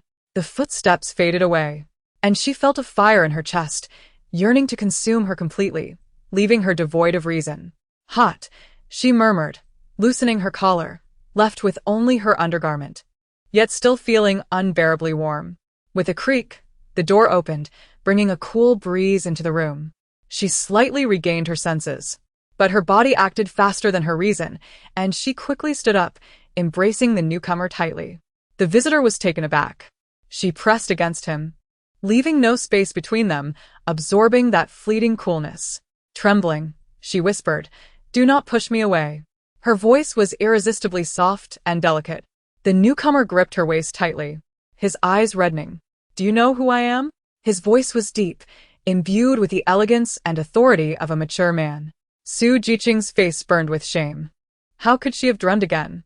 Last night, upon realizing that this was once the study of Lord Lu, and that it was the very bed he had slept in, she felt an overwhelming sense of shyness. How could such an audacious dream manifest tonight? Su Jiqing's voice trembled as her hands explored the contours of the man before her. Even as she unfastened his clothing, she could not suppress her shivers. She melted softly into his embrace. "It is Lord Lu," she whispered, biting her lower lip, her eyes shimmering with unshed tears. "My lord, do not push me away. Do not cast aside Qingqing." Her voice was barely above a whisper, tinged with a hint of pleading. She rose on her toes, wrapping her arms around his neck, gradually offering herself to him. Lu Xinqing felt the tension rise in his forehead. He had navigated life with ease for over a decade. Yet, recently, he had been worn thin by the antics of Su Qingji and Pei. Having indulged in a few too many drinks with his colleagues that night, he found himself slightly muddled, yet as a man, he was acutely aware of his actions. Su Jiqing was unlike the prim and proper daughters of a Su family, nor was she the delicate and gentle Pei. She was a youthful girl, exuding a raw innocence and a humble yearning. At the tender age of 16, she was in the bloom of her youth, distinct from the others. As her agile tongue danced within his mouth, the final thread of his rationality snapped. He lazily lifted her into his arms, and she gasped, clinging tightly to his neck. When the little maid returned with a lantern, she was met with a crescendo of melodic sounds emanating from within, causing her cheeks to flush crimson. Chapter 88. Alarmed, she hurried back to the main courtyard, pale as a ghost. "Madam, there has been an incident," the little maid cried, her voice thick with tears. "I do not know which fool inadvertently led the lord back to the original study and into Miss Su's room." Tears streamed down the maid's face as she struggled to reconcile the raucous sounds from within with the gentle nature of Miss Su. How could such debauchery ensue? Su Shi covered Mian's ears, while Qingyu swiftly carried the little one away. "Why cry and wail? Do not spoil the joy of the new year." Su Shi's eyes turned red as she clenched her teeth, declaring, "The Lord has been with me for nearly 20 years. That is enough. I cannot monopolize his affection." She seemed to sigh, her eyes glistening with unshed tears. Despite her words, everyone could see the sorrow etched on the madam's face. Su Shi spent the night awake, standing in the courtyard, covered in a blanket of snow, staring blankly into the distance, the direction of the study. Behind her, Qingyu had poured copious amounts of ginger soup into her, yet Su Shi remained in a daze, oblivious to the cold snow accumulating on her shoulders. "Madam, please go inside," Qingyu pleaded, kneeling in the snow. Su Shi felt a numbing chill but knew she could not leave. The little maid trembled as she reported, "Last night, the Lord called for water 3 times. Su Shi's face turned ashen, unable to discern whether it was from the cold or a broken heart. The silence in the manor was suffocating. When Lu Xinqing opened his eyes, he found the delicate figure of a woman nestled in his arms, and his reason returned in an instant. Su Ziking gasped in shock. It was not a dream. Last night had not been a mere figment of her imagination. Her face drained of color as she noticed the bruises adorning her body, horrified as she bit down on her lip, trembling uncontrollably. "I was wrong. I was wrong. Everything is wrong." It felt as though her throat had closed up, plunging her into a state of sheer terror. Lu Xinqing had initially harbored some resentment, yet her palpable fear compelled him to comfort her, pulling her closer. "I will explain everything to the madam. Do not be afraid. The madam is kind-hearted. This is my fault. Do not fear. It was I who lost control last night." He pressed his lips together, the intoxicating memories of the previous night momentarily banishing his worries. Su Jiqing was on the verge of tears. "It is over, all is lost." Aunt Pei had equipped her with the preferences of all members of the Lu family to win their favor, but never to usurp her own man. Yet, seeing Lord Lu exude the seasoned air of a mature man, she found herself momentarily entranced. Lord Lu was not Lu Jingyue, nor could he be compared to the naive Lu Jinghuai. Outside, the little maid knocked on the door. "My lord, the madam has stood in the courtyard all night. You must see her. She is frozen outside." The little maid's voice trembled with tears. Lu Xinqing sprang to his feet, hastily dressing, leaving behind a promise. "Qingqing, I will provide you with an explanation." Feeling the scornful gaze of the maid upon her, Su Jiqing felt as if she were being pricked by 1,000 needles. What troubled her even more was the truth of her heart. She truly cherished Lu Jinghuai. She trembled incessantly. She was Lu Jinghuai's woman. She could not marry Lu Xinqing. She harbored a monumental secret, and if it were to be revealed, it would spell her downfall, leaving her with no place to hide. At that moment, Lu Xinqing rushed back to the main courtyard without even donning his shoes or socks. Indeed, there stood a woman, covered in snow. The lady appeared on the verge of collapse, her expression vacant as she gazed at him. Lu Xinqing's heart quickened. "Xinjiang, last night I entered the wrong room. I mistook her for you." Su Qingji, seemingly frozen, spoke in a hoarse voice, her gaze fogged with tears. "My lord, you have been by my side for nearly 20 years. Xinjiang should not be so selfish." "My lord, let Xinjiang calm down for a moment." Qingyu supported her, and as she moved, snowflakes tumbled from her clothing. Just as she turned, Su Shi fainted, prompting Qingyu to shout, her eyes glistening with tears. "Madam!" Lu Xinqing, intending to enter the courtyard, paused as Qingyu shouted in anger. "My lord, do not further provoke the madam. Since you entered Miss Su's room, she has waited all night." With that, she carried the madam into the inner chamber. Chapter 89. Once inside, Su Shi slowly opened her eyes. Several maids immediately approached her quietly, changing her clothing and warming her feet with hot water. Once the ginger soup was consumed, she revived almost instantly. Lu Mian, with tears in her eyes, embraced her mother as hands, which felt as cold as ice. "Ah!" The little one shivered as she hugged her hands to her face. Su Shi quickly withdrew her hand. "Silly girl, do not freeze your face. Mother is not cold. I am merely pretending for him to see. If I do not pretend..." How could he feel at ease bringing Su Jiqing into the manor? Qingyu glanced at the door and remarked, "Madam, the lord has left." He stood outside the courtyard for half an hour, and upon hearing from the maid that Su Jiqing intended to hang herself, he hurriedly departed. "Madam, you calculated perfectly. That Miss Su has indeed set her sights on the lord," Lu Mian chimed, her eyes sparkling. "Mama is truly clever." Su Shi could not help but chuckle. "It is not me who is clever, it is my Mian who is extraordinary." No matter how talented or gifted Lu Jinghuai was, and regardless of his promising future, he had yet to mature. In comparison to a mature man like Lu Xinqing, he was still lacking. Moreover, she had shared a fleeting moment of intimacy with Lu Xinqing while standing vigil in the snow all night. The whispers of their encounter had already spread throughout the manor, effectively severing her chances of re-entering the lord's estate. Now, she could only cling desperately to Lu Xinqing as her lifeline. Seeing her mother, though unwell, with eyes shining brightly, Lu Mian felt reassured. In the afternoon, Su Jiqing donned a peach-colored outfit to visit Tingfeng Courtyard and apologize. Yesterday, she had appeared in attire befitting one yet to be wed, but today, she radiated a captivating charm, her beauty undeniable. Madam, how could she still have the audacity to come? Qingyu glared in disbelief. Su Shi chuckled lightly. Of course she dares to come. She is the lord backing her. Su Jiqing lightly bit her lower lip, her body feeling somewhat unwell, yet she still swayed her way into the listening wind courtyard. Upon entering, she knelt before the hall. The red marks on her neck were exceedingly conspicuous. Madam, all of this is Qingqing's fault. It has nothing to do with the Marquis.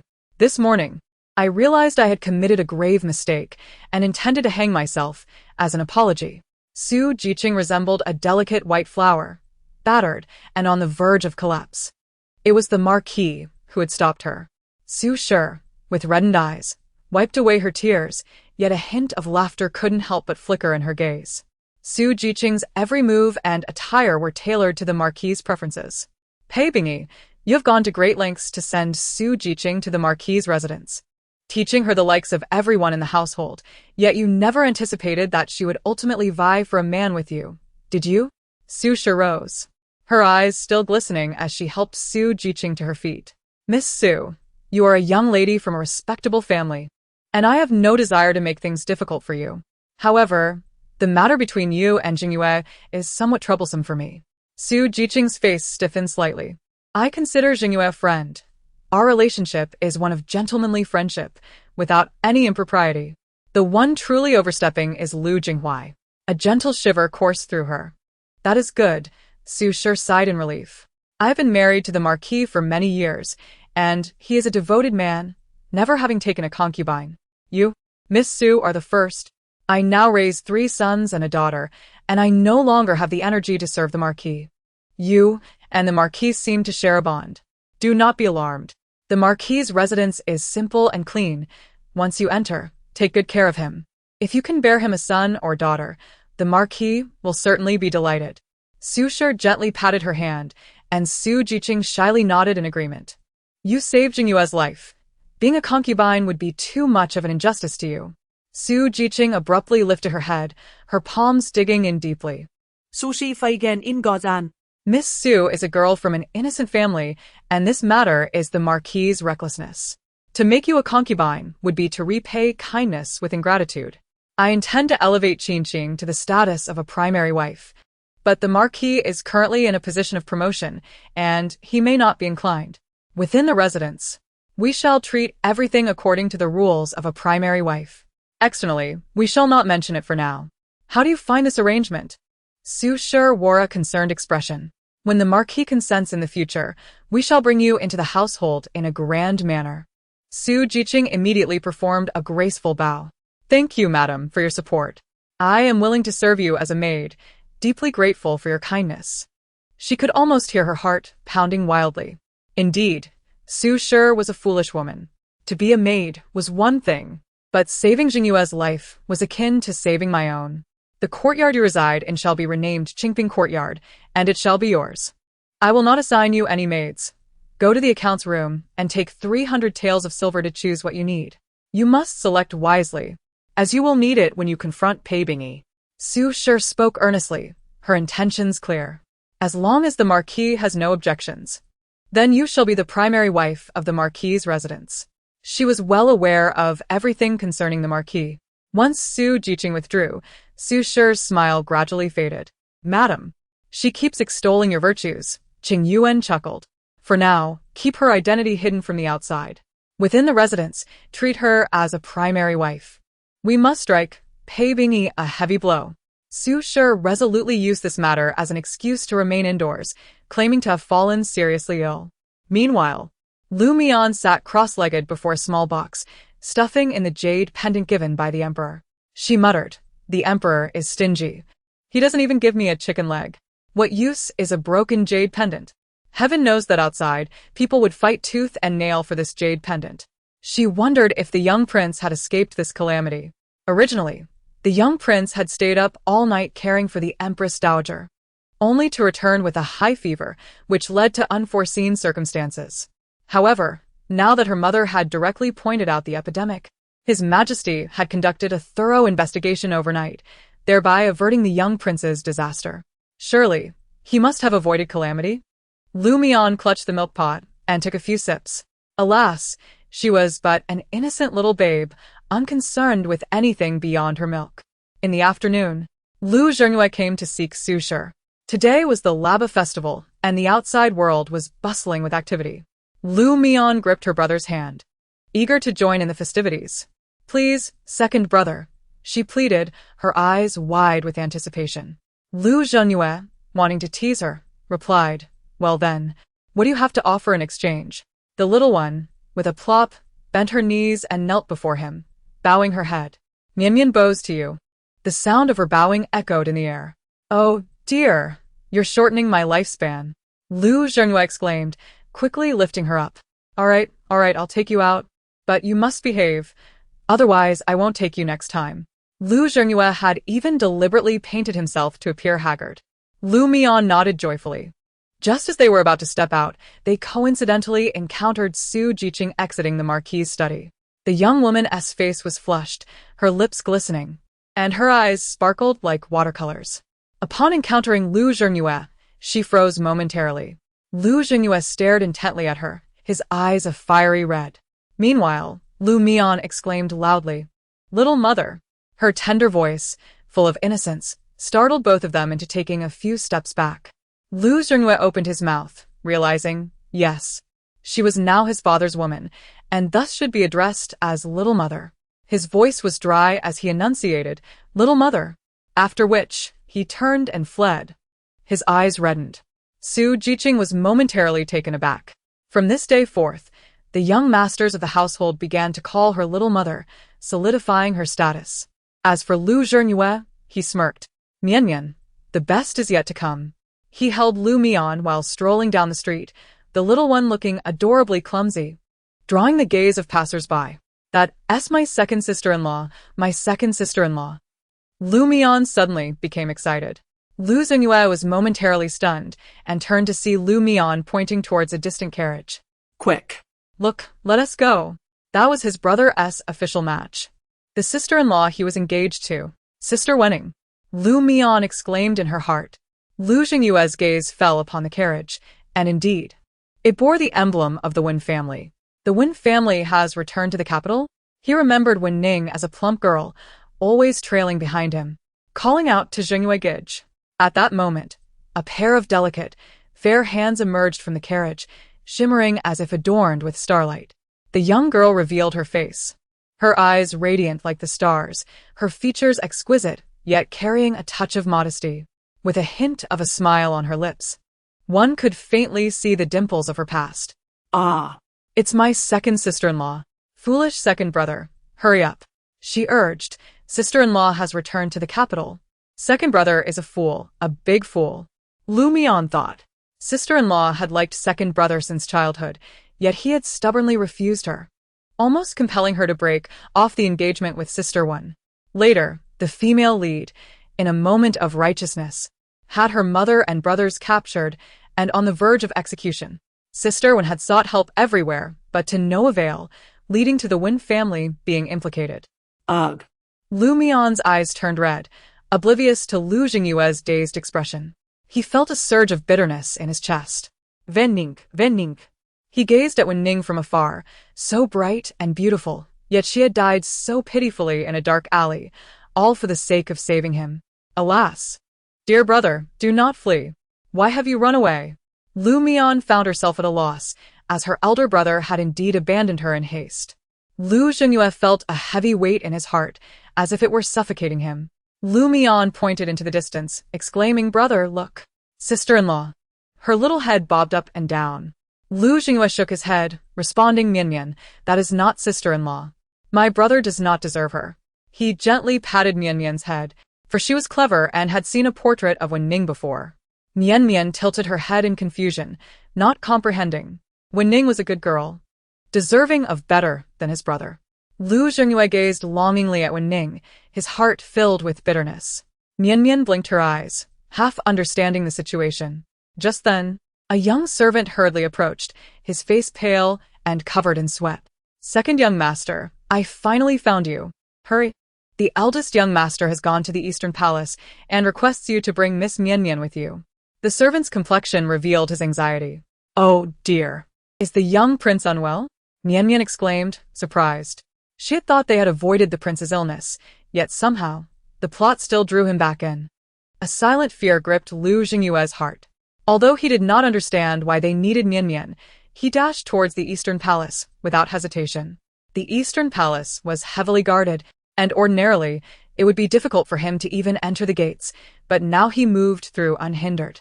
Inside, the atmosphere was tense. "What is happening?" Lu Zhengyue inquired. Grasping the arm of a bystander, the young prince fell into the water. Upon awakening, "He seems to have lost his soul," the attendant replied in a panic. Lu Yanshu sat in his wheelchair, his expression grave, casting a glance at Mian Mian before taking her into his arms. Recently, he had been quite close to the young prince, and today, he happened to be in the Eastern Palace when the prince awoke, suddenly clutching his head. Despite no one being by his side, he shouted, "Get out. Leave my body." It was as if two different souls were struggling for control within him. Lu Yanshu felt he was losing his mind. "Do not be afraid, Mian Mian. The young prince is calling for you," he reassured her, though he was baffled as to why the prince urgently sought her name, calling for her with increasing urgency. Mian Mian, oblivious to the tension, took a few hearty sips from her milk bottle, unaware of the pale faces behind her. Lu Yanshu took a deep breath as cries of anguish echoed throughout the hall. The young prince was behaving unusually today, his eyes alternating between rage and torment, as if battling something from within. "Get out. All of you leave."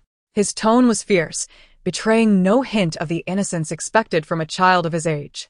The palace attendants knelt at a distance, not daring to approach. Someone had already rushed to summon the emperor.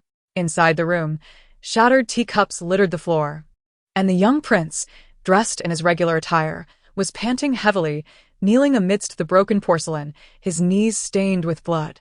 Yet, he seemed impervious to pain. Clutching his head, beads of cold sweat dotting his forehead. "What fiends dare to disturb me? Get out of my body at once."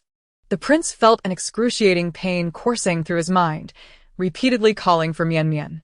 Chapter 92. Quickly, find Mian Mian. Xie Qingxi trembled all over, cold sweat streaming down his face. It seemed as if a restless spirit had invaded his body. A chilling sensation enveloped him, as if an invisible force was attempting to tear him from his very being. "You may depart in peace. I will take good care of this body." The entity fighting for control over him appeared somewhat sinister, having dismissed all palace attendants. "Get out." Xie Qingxi felt disoriented, pain coursing through his fingertips. His vision blurred as if his soul was on the verge of being extracted. Suddenly, someone entered the room. He struggled to open his eyes, barely able to make out a round figure crawling through the threshold, clutching a small milk bottle. With every effort, she made her way towards him, her little body swaying unsteadily. She exuded the scent of milk, her warm little hand resting on his brow, anchoring his drifting soul in place. "Oh, dear, is he dying?" Lu Mian exclaimed, her eyes widening in surprise. "You were meant to succumb to the illness. Yet I altered your fate. I understand now. The heavens are restoring order, reverting everything back." "Curse you, heavens!"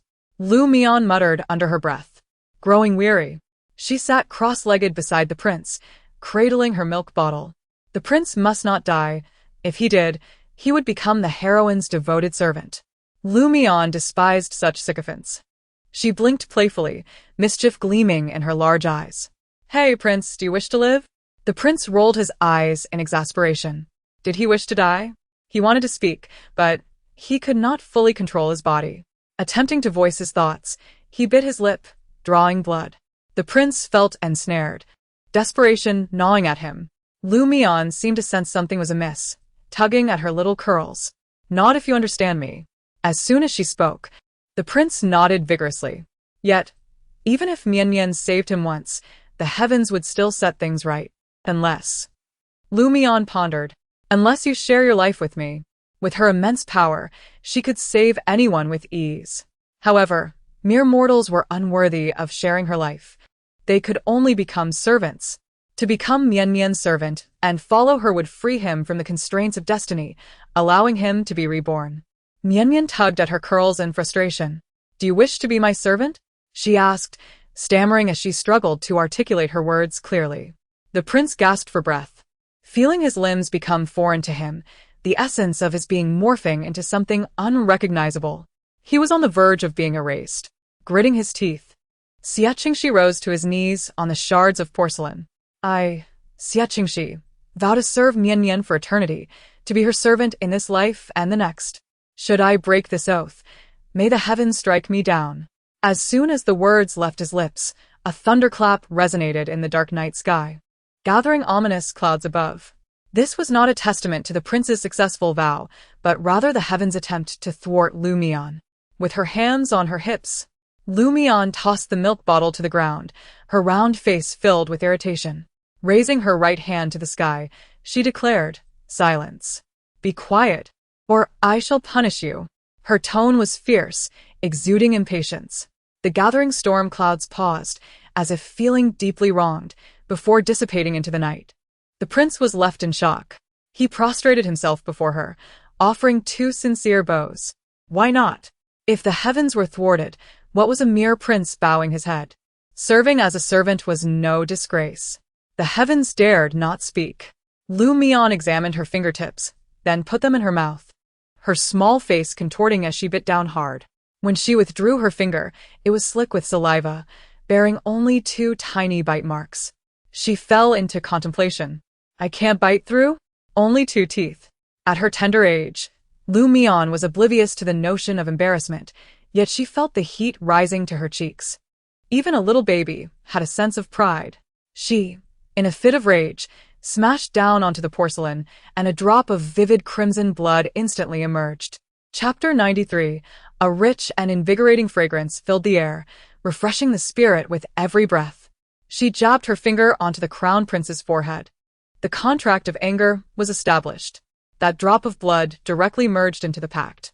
Qingyu distinctly felt a formidable force surge within him, solidifying his spirit. The clamorous soul from another realm was instantly expelled. The crown prince, drained of strength, slumped to the ground. Qingyu, I pledge to follow Mian and become her servant. I owe my life to her. The crown prince solemnly bowed to Mian. He refrained from revealing that he could hear Mian's innermost thoughts, fearing it might make her uncomfortable. He began to understand. Qing's daughter must have a remarkable background. Yet, foolish Qing mistook a fish-eye for a pearl. The crown prince removed the jade pendant from his waist and hung it around Mian's waist. Mian, this jade pendant symbolizes my protection. With it, you can roam freely in Beizhou. No one shall harm you in the slightest. Oh, Mian replied nonchalantly. Your father just gave me one. Her numerous supporters could easily frighten her father to death. The crown prince scratched his head, sensing Mian's apparent discontent. What does Mian truly desire? Qingyu crouched down, cautiously addressing Mian. Her eyes lit up. Meat. Big chicken legs, big chicken legs, big chicken legs. Sugar-coated haws, sugar-coated haws. Sugar figurines, sugar figurines. She gazed at Qingyu with fervor. Lacking experience with children, he understood that a 10-month-old could hardly gnaw on chicken legs. He promptly declined. He watched helplessly as the light in little Mian's eyes extinguished. Mian had initially calculated that a life-saving grace would surely earn her a chicken leg. But after the heartless rejection, she could only rage against the unjust heavens and kick the cold underworld. She burst into tears, sobbing uncontrollably. I was deceived. It was promised that a servant would obey their master. Not even a chicken leg. He had denied her a mere chicken leg. Qingyu felt an icy chill in his heart. On the very first day, he had made the little master cry. He was doomed, utterly finished. When Lu Yanshu wheeled in, Mian was already hiccuping from anger. Just moments ago, she had been vehemently denouncing the unfairness of fate. But now she sobbed while accusing. Bad, bad, scold him, mumbling incoherently. Lu Yanshu embraced her, his eyes nearly overflowing with mirth. My little sister is quite mischievous. The prince must be amused. He scrutinized the crown prince, noting that despite his evident fatigue, a familiar smile still graced his face, which relieved him slightly.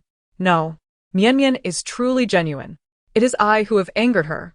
The crown prince cautiously stole glances at Mian, who is now turning her back to him in anger.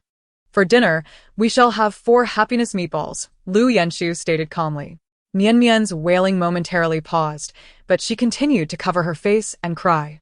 And honey-glazed pigeon. Mian's cries began to weaken. It's a cool evening. Let's prepare a pot as well. Mian seemed unwilling to eat, so Lu Mian, her cheeks wet with tears, cried out, Next.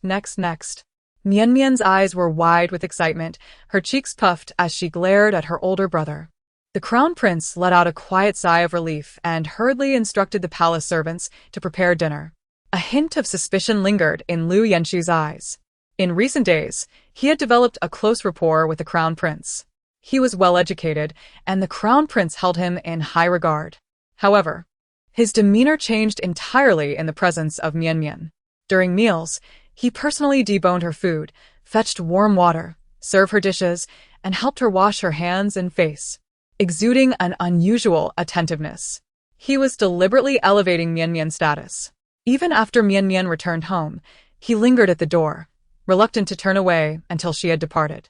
In the carriage, Mian dozed off in her brother Lu Jingyue's embrace. Mian, what happened today at the East Palace?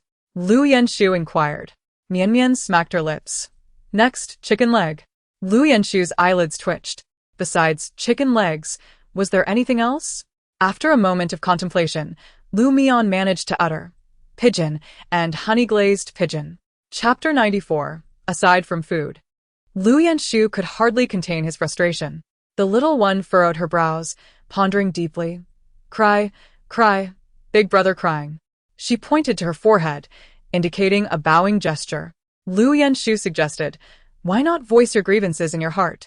Yet at that moment, her inner thoughts were exuberantly proclaiming, the East Palace's meals are truly exquisite. The crispy honey-glazed pigeon melts in the mouth. Absolutely delicious. Tonight's soup is delightful. Oh, my stomach is so full. Why can't I grow 2 stomachs? What a pity I missed out on tonight's roasted lamb leg. It smelled so fragrant. Lu Yanshu silently blocked his ears. Forget it, better not to listen. By the time the carriage returned to the loyal and brave Marquis' residence, the moon hung high above the willow branches. Lu Xincheng was once again resting in Su Jiqing's chamber. Ever since the Su family had promised the position of a concubine, Su Jiqing had employed every trick in the book to ensure Lu Xincheng spent the night in her room. Pei Bingyi had granted her all of the Lu family's preferences, making her task much easier. Speaking of which, Lu Xincheng had truly been riding high lately. Lu Jinghuai's fiancée Yi, from the Jiang family, had seen her grandfather promoted from the minister of the Dali Temple to the head of the Hanlin Academy, attaining the rank of a second-grade official. Recently, Lu Jinghuai had composed an exceptional poem, renowned throughout the land. Who did not know Lu Jinghuai's name? Have you not seen the yellow river's waters coming from the sky, rushing to the sea never to return? Have you not seen the bright mirror in the high hall, lamenting white hair, morning as green silk, evening as snow? From afar, the echoes of praises for the poem could be heard from Qingping courtyard. What a splendid poem, a timeless masterpiece. Lu Xincheng, having indulged in a few cups, wore a delighted expression. His children, Jinghuai and Jingyao, truly brought him honor. The poem had even reached the palace, prompting His Majesty to inquire about Lu Jinghuai's name. Lu Yanshu sat in his wheelchair, his demeanor calm. Lu Jinghuai could compose such a remarkable verse? Lu Jingyue was nearly stunned upon hearing the poem for the first time. What about the crowd outside? Lu Mian yawned. Her sister hailed from a culture that had thrived for 5,000 years. Countless luminaries had paved the way for her to emulate, so it was only natural she could achieve this. Lu Jingyue's hands gradually tightened. Lu Yanshu remarked, in the imperial examination, merely being able to write poetry is insufficient. Lu Jingyue's unease began to dissipate. as if everything could become uncomplicated in the presence of his elder brother. That night, the abbot of the National Protection Temple stood beneath the moonlight, his eyes blind for no reason, now only able to rely on his disciples to gaze at the heavens. The fourth prince, still a young novice, tilted his head to observe the myriad stars. "Master, why does the Ziwei star flicker, sometimes flourishing, sometimes dimming?" "Master, the Ziwei star is growing weaker. It is beginning to blacken," the fourth prince expressed, a hint of unease in his voice. "The Ziwei star represents emperors and royalty." Suddenly, the fourth prince's eyes brightened. "Master, master? A celestial phenomenon has occurred. How strange." The fourth prince leapt up, and countless monks rushed out to witness the extraordinary spectacle in the sky. Numerous monks clasped their hands together, beseeching for the safety and prosperity of the people under an extraordinary phenomenon. "Master, how peculiar!" exclaimed the fourth prince. "A brilliant star has emerged from nowhere, shining brighter than all others. It has lifted the Ziwei star, which had once been dim, restoring its former radiance. The Ziwei star now shines brighter than ever." With a sudden thud, the fourth prince knelt on the ground, bowing his head in reverence. Being of royal lineage, he naturally stood from the perspective of the imperial family. The abbot, taken aback, inquired, "What does that star look like?" He had foreseen a great calamity befalling the royal family, a disaster that could lead to the Xie family's ruin, potentially resulting in the upheaval of the kingdom. Therefore, he had decided to keep the fourth prince within the monastic walls, preserving the royal bloodline. The fourth prince gazed up at the starry expanse, saying, "Master, it is the brightest and most dazzling star in the sky, appearing from an unknown origin, surrounded by all other stars that revolve around it. Even the Ziwei star humbly concedes to it, willingly playing a subordinate role. Master, has a remarkable individual emerged in this world?" The fourth prince looked on eagerly. The abbot's face broke into a subtle smile. "The one destined to break the impasse has appeared.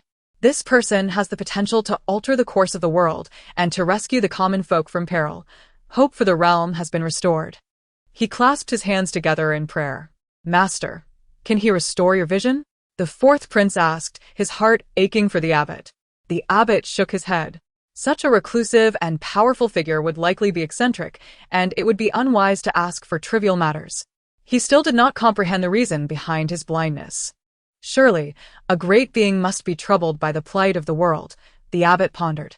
Meanwhile, Mian, a 10-month-old infant, clutched a milk bottle, making audible sounds as she drank. With a sudden drop, she finished, letting the bottle fall to the ground. "No chicken legs for me. How stingy. I shall not save him," she muttered in her dreams, dreaming of delectable dishes. On New Year's Eve, the capital was alive with the sound of firecrackers and adorned with festive decorations. Children donned new clothes, running about joyfully. Mian had turned 11 months old. To her delight, she had sprouted another tooth, now boasting 3 pearly whites. Her joy knew no bounds as she anticipated the chance to gnaw on a chicken leg. Whenever she saw anyone, her wide grin displayed her 3 small, glistening teeth. Su Shi, her mother, chuckled, "All right, I see you've grown another tooth. When we return tonight, you shall have your chicken leg." The little girl's heart soared at the promise, her spirits lifted. Despite the complex layers of her garments, she felt no discomfort. Today, they were to enter the palace for a heavenly offering, followed by a banquet, and Su Shi urged her to behave.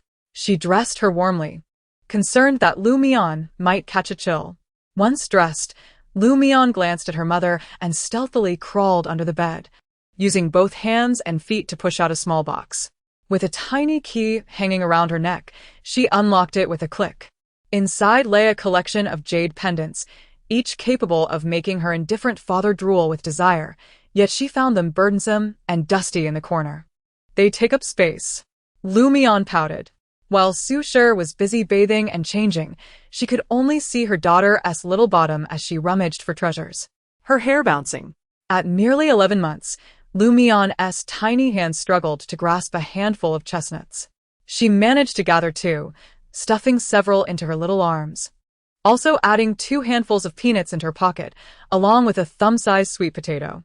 After a flurry of activity, her pockets bulged, and she locked the box again. pushing it back into its hiding place. The heavenly offering was a tedious and solemn affair, with no opportunity for breaks. Su sure dared not drink water. Fearing she might need to relieve herself during the ceremony, she sipped only a couple of spoonfuls of thick rice porridge to stave off hunger. This year, why must both the legitimate sons and daughters participate in the offering ceremony? Mian was only 11 months old and could hardly walk steadily. Qingyu sighed, busily wrapping a scarf around Mian. Su sure looked at her innocent daughter, who was squatting on the ground, poking at ants. She felt that perhaps the emperor wished to see Mian. However, would his majesty have the time for such matters? Setting aside her thoughts, she had just stepped outside with Mian when she spotted Su Jiqing, who wore a joyful expression. The lady looked radiant, having spent the last half-month trying to win the favor of Lu Xinqing. Yet, Lu Xinqing had not even crossed the threshold of Su Shure's home. He seemed to be quite smitten with the charms of a woman. "Madam, may you have a prosperous new year," Su Jiqing began, hesitating as the joy in her eyes was difficult to conceal. "Speak plainly, for delaying the heavenly offering is a grave offense," Su Sure reminded her, as she held a rank that necessitated her entry into the palace for the ceremony. I have become a tool to make Lu Jinghuai's concubine wrathful," she thought, a weapon nurtured to turn against herself. Lu Jinghuai remained oblivious. Su Jiqing paid her respects to Su Sure, revealing that the Marquis had expressed his desire to elevate her to the status of a primary wife. Given the lady's age and her responsibilities towards several children, it was feared she would be overwhelmed. Hence, Su Jiqing was to assist her in alleviating burdens. Su Sure's heart sank at the thought. If that is so, on the morrow of the new year, let us record Miss Su in the family tree. However, she hesitated regarding the marriage. Fortunately, Su Jiqing quickly interjected, "Sister, the new year is busy. There is no rush for marriage. As long as I am recorded in the family tree, I shall be considered a legitimate primary wife." She casually referred to Su Shure's sister. "How dare you, a mere cat or dog, presume to claim kinship?" Qingyu could not restrain herself from retorting. The lady hails from a prestigious family, the beloved daughter of the Su family, and yet has no sisters. Su Sure was infuriated at Qingyuan's words. A primary wife is merely a notch above a concubine or a maid. How dare she even think to call herself a sister to the true wife? Su Jiqing's face flushed with shame, struggling to suppress her anger. What does it matter if one is the legitimate wife? Without a man's affection, what use is it? She was unaware that the Marquis had maintained a mistress outside for nearly 20 years. Her eyes shimmered with pity and schadenfreude as she thought, the Marquis's affection for Su Sure is indeed genuine. Qingyuan's lesson was that Su Jiqing had not recognized her own position. With her head bowed, a faint smirk graced her lips. "Very well, serve the Marquis well." Su Sure cast her no further glance, leading her entourage out of the estate. Today, the emperor would lead the ministers in the heavenly offering. The women and children would be positioned on the opposite side of the altar, safely distanced from the minister's sight and sheltered from the biting cold. Su Sure stood in her designated place, reflecting on how advantageous it was. Little did she know, it had been intentionally reserved for Mian by the emperor and the crown prince. Meanwhile, the ministers knelt in the chilling wind. Although Lu Xinqing held a high title, his official position was low, kneeling slightly behind and unable to see clearly ahead. "Lord Lu, shall we share a few drinks after the palace banquet? Let us savor the exquisite wine together." Every word is a timeless verse. Lu Jinghuai truly possessed genuine talent and knowledge. Last year's Zhongyuan festival, where he could not gather the righteous energy, must have been an accident. After all, it was his first time participating in the parade. Lu Xinqing felt a surge of pride, his heart ablaze. This was his son. Lu Jinghuai was his son. It was said that His Majesty held a great fondness for the wine they would soon enjoy. Even before Lu Jinghuai had participated in the provincial examination, he had already caught the emperor's attention. If he were to achieve the top 3 in the examinations, and a minister had secretly cast a glance at the crown prince, one could only fear that the ancestral grave would be engulfed in smoke. The glory of the Su family would inevitably fall upon Lu Jinghuai. It was uncertain whose child Lu Jinghuai truly was, such an exceptional son raised outside.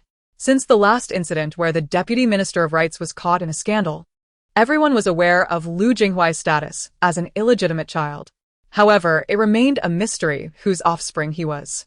Lu Xinchen clenched his palm, his expression darkening, remaining silent.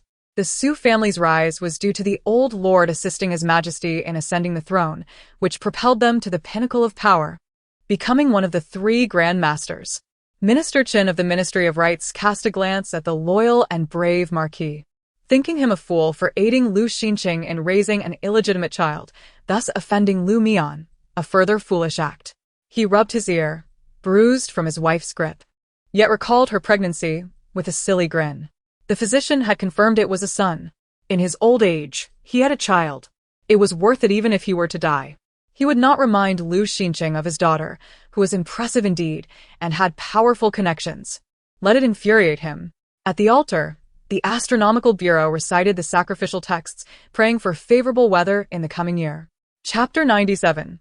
The Emperor, accompanied by the Crown Prince, wore a solemn expression. The Emperor was already aware that Lu Mian had saved the Crown Prince and felt grateful to the heavens for bestowing Lu Mian. Just as the Emperor lowered his head, he caught sight of a chubby infant emerging from behind the large bronze cauldron, the child grinning widely, revealing 3 tiny teeth. The Emperor was momentarily taken aback. The Crown Prince, who had been reciting the sacrificial words, glanced down and spotted Lu Mian's small face. Startled, the little prince stumbled over his words, quickly regaining composure and discreetly moving to block Lu Mian from view. How did she climb up here? Lu Mian curled her small hands around her lips, blowing softly, and pointed to the base of the altar. The Emperor opened his mouth, knowing he should be furious and demand her punishment. Yet, he found himself recalling the dream he had the previous night, thus silently closing his mouth. He even shot a glance at the shocked Minister of Rites on the altar. The old minister, with his white hair, stared wide-eyed at the chubby infant sitting before the bronze cauldron, yet dared not speak. Goodness. Whose child has climbed onto the sacrificial altar? The Emperor is even protecting her. If she were a prince, she would surely be beaten on the spot, with her mother sent to the cold palace. Yet here we are. At that moment, the Emperor deliberately shielded her from discovery. Little did he know. Last night he had a dream about the fate of Beizhao. It was truly heartbreaking to hear and hear. Beizhao was not defeated. It was the folly of love that led to its demise. In the dream, after succumbing to illness, the Crown Prince quietly passed away, and a wandering soul took over his identity. This usurper, posing as the Beizhao Crown Prince, engaged in romance, thereby destroying the empire built over many years by their ancestors, handing it over to a woman to become an empress. The Emperor nearly choked in shock. He even dreamt of the long-deceased former emperor, who grasped his hand, excitedly exclaiming, "There is hope, there is hope. The ancestral grave of the Xie family is smoking. The legacy of the Xie family will surely endure for generations. Take good care of the little ancestor, or I shall crawl back from the underworld to punish you." The Emperor rubbed his face, nearly receiving a slap from the former emperor. Thus, at this moment, he looked at Lu Mian with a particularly kind gaze. Snow began to fall lightly. The accumulated snow rested on their shoulders. The attendees, having not dined, were even more chilled to the bone. Lu Mian took a few sips of milk, feeling a void in her stomach. Suddenly, her eyes lit up. Sitting cross-legged on the ground, she dragged the copper basin used for burning paper offerings closer to her feet. The Emperor watched as she pulled out a handful of chestnuts and tossed them into the fire. The Emperor opened his mouth, momentarily dazed. Soon, amidst the biting wind and heavy snow, the court officials began to smell the sweet aroma of roasted chestnuts wafting through the air. How fragrant! The powerful scent invaded their noses at a time when they were ravenously hungry. The chestnuts burst open, releasing a sweet fragrance. Lu Mian, with her mere 3 teeth, cracked open a chestnut, taking a bite while sipping milk. Her eyes sparkled with delight. Wow, these chestnuts are so fragrant and sweet, tender and sticky. The little prince, still reciting the sacrificial words, swallowed hard. He felt that he was undergoing the greatest trial of his life. The sacrificial words before him transformed into bursting chestnuts. Once the chestnuts were devoured, the sacrificial text remained unfinished. Lu Mian pulled out a handful of peanuts, The aroma of the peanuts was even more robust, filling the entire area, leading some to ponder that a couple of small cups of wine would be perfect right now. Sitting before the copper basin, her little face turned rosy from the fire, she tossed a thumb-sized sweet potato into the flames. In no time, the scent of roasted sweet potatoes filled the air. Mian's mouth was smeared black, occasionally sipping milk, causing the emperor's eyelids to twitch. He silently thought, "Ancestors, it is you who have allowed me to indulge her. Please forgive me." Who knew what kind of sweet potato this girl was eating? The flavor was truly overwhelming. Chapter 98. The court officials were nearly fainting from hunger. Who had such a lack of public decency to secretly bring snacks to such a solemn sacrificial ceremony? One person indulging alone. The once unremarkable chestnuts, peanuts, and sweet potatoes, in this icy weather, were particularly desirable. Mian clasped her milk bottle, burped, and patted her round belly, waving at the emperor and his son. Stealthily, she crawled down the corner ladder. The eunuchs were terrified, their faces pale. When did she go up there? Yet, seeing the emperor and the crown prince with kind expressions, they were even more shocked. The chief eunuch silently noted Mian, elevating her status in his mind. Oh dear. The inconspicuous Marquis of loyalty and bravery was about to encounter great fortune. Xinqing, despite his humble status, had no idea that he was about to give rise to such prosperity. Little did he know, Xinqing was currently plotting to expel the Su family from their home. This great fortune would not belong to him. At this moment, Su knelt at the base of the altar, turning her head in alarm. Where was Mian? There was no one behind her. The cool relative, Mian, tugged at her clothing, tilting her head cutely. Su secretly sighed in relief. Mian, do not wander off. One must not falter during the sacrificial ceremony, or there will be consequences. 2 years ago, someone had faltered during the sacrificial ceremony and was immediately dismissed, dragged away to receive 30 lashes, nearly losing their life and position, undoing years of family effort. Mian frowned. How could I be punished? The emperor and the crown prince are such amiable and benevolent figures. Yet, one cannot help but notice the darkness at the corners of their mouths. Madame Su gently brushed her fingers against the corner of her daughter's lips, a smudge of black that hinted at some clandestine indulgence. Mian absent-mindedly touched her own head, recalling how the roasted sweet potatoes had charred, leaving her teeth stained. Madame Su refrained from commenting, well aware that Mian often stashed away treats in her pockets. A flurry of snowflakes landed on Mian's shoulder, and a chill swept over her, prompting an involuntary sneeze. The crown prince on stage momentarily faltered before quickening his pace. Before long, the grand sacrifice ceremony concluded, surprisingly swiftly this year. Madame Su pondered this anomaly. Typically, such ceremonies lasted half a day, yet today, it was over in merely half an hour. She rubbed her belly, feeling the pangs of hunger souring her stomach, a most uncomfortable sensation. Yet, none dared to indulge during the sacrificial rites. Who could be so audacious as to bring roasted chestnuts and sweet potatoes? 100 heads would not suffice to face the wrath of Madame Su, who had been starving all morning, her mouth watering at the thought. Mian's eyes gleamed as she resolutely chose to remain silent about her own roasting escapades at the altar, even in front of the emperor and the crown prince. Regardless, she was not averse to indulging. She playfully patted her round little belly, making a delightful sound. Mian. Good child. Her head tilted slightly, exuding innocence. Madame Su squinted her eyes and smiled. Of course, I know you are a good child. Our Mian is clever and sweet, never engaging in improper behavior. From birth, Mian had been remarkably composed, never crying out of hunger or discomfort.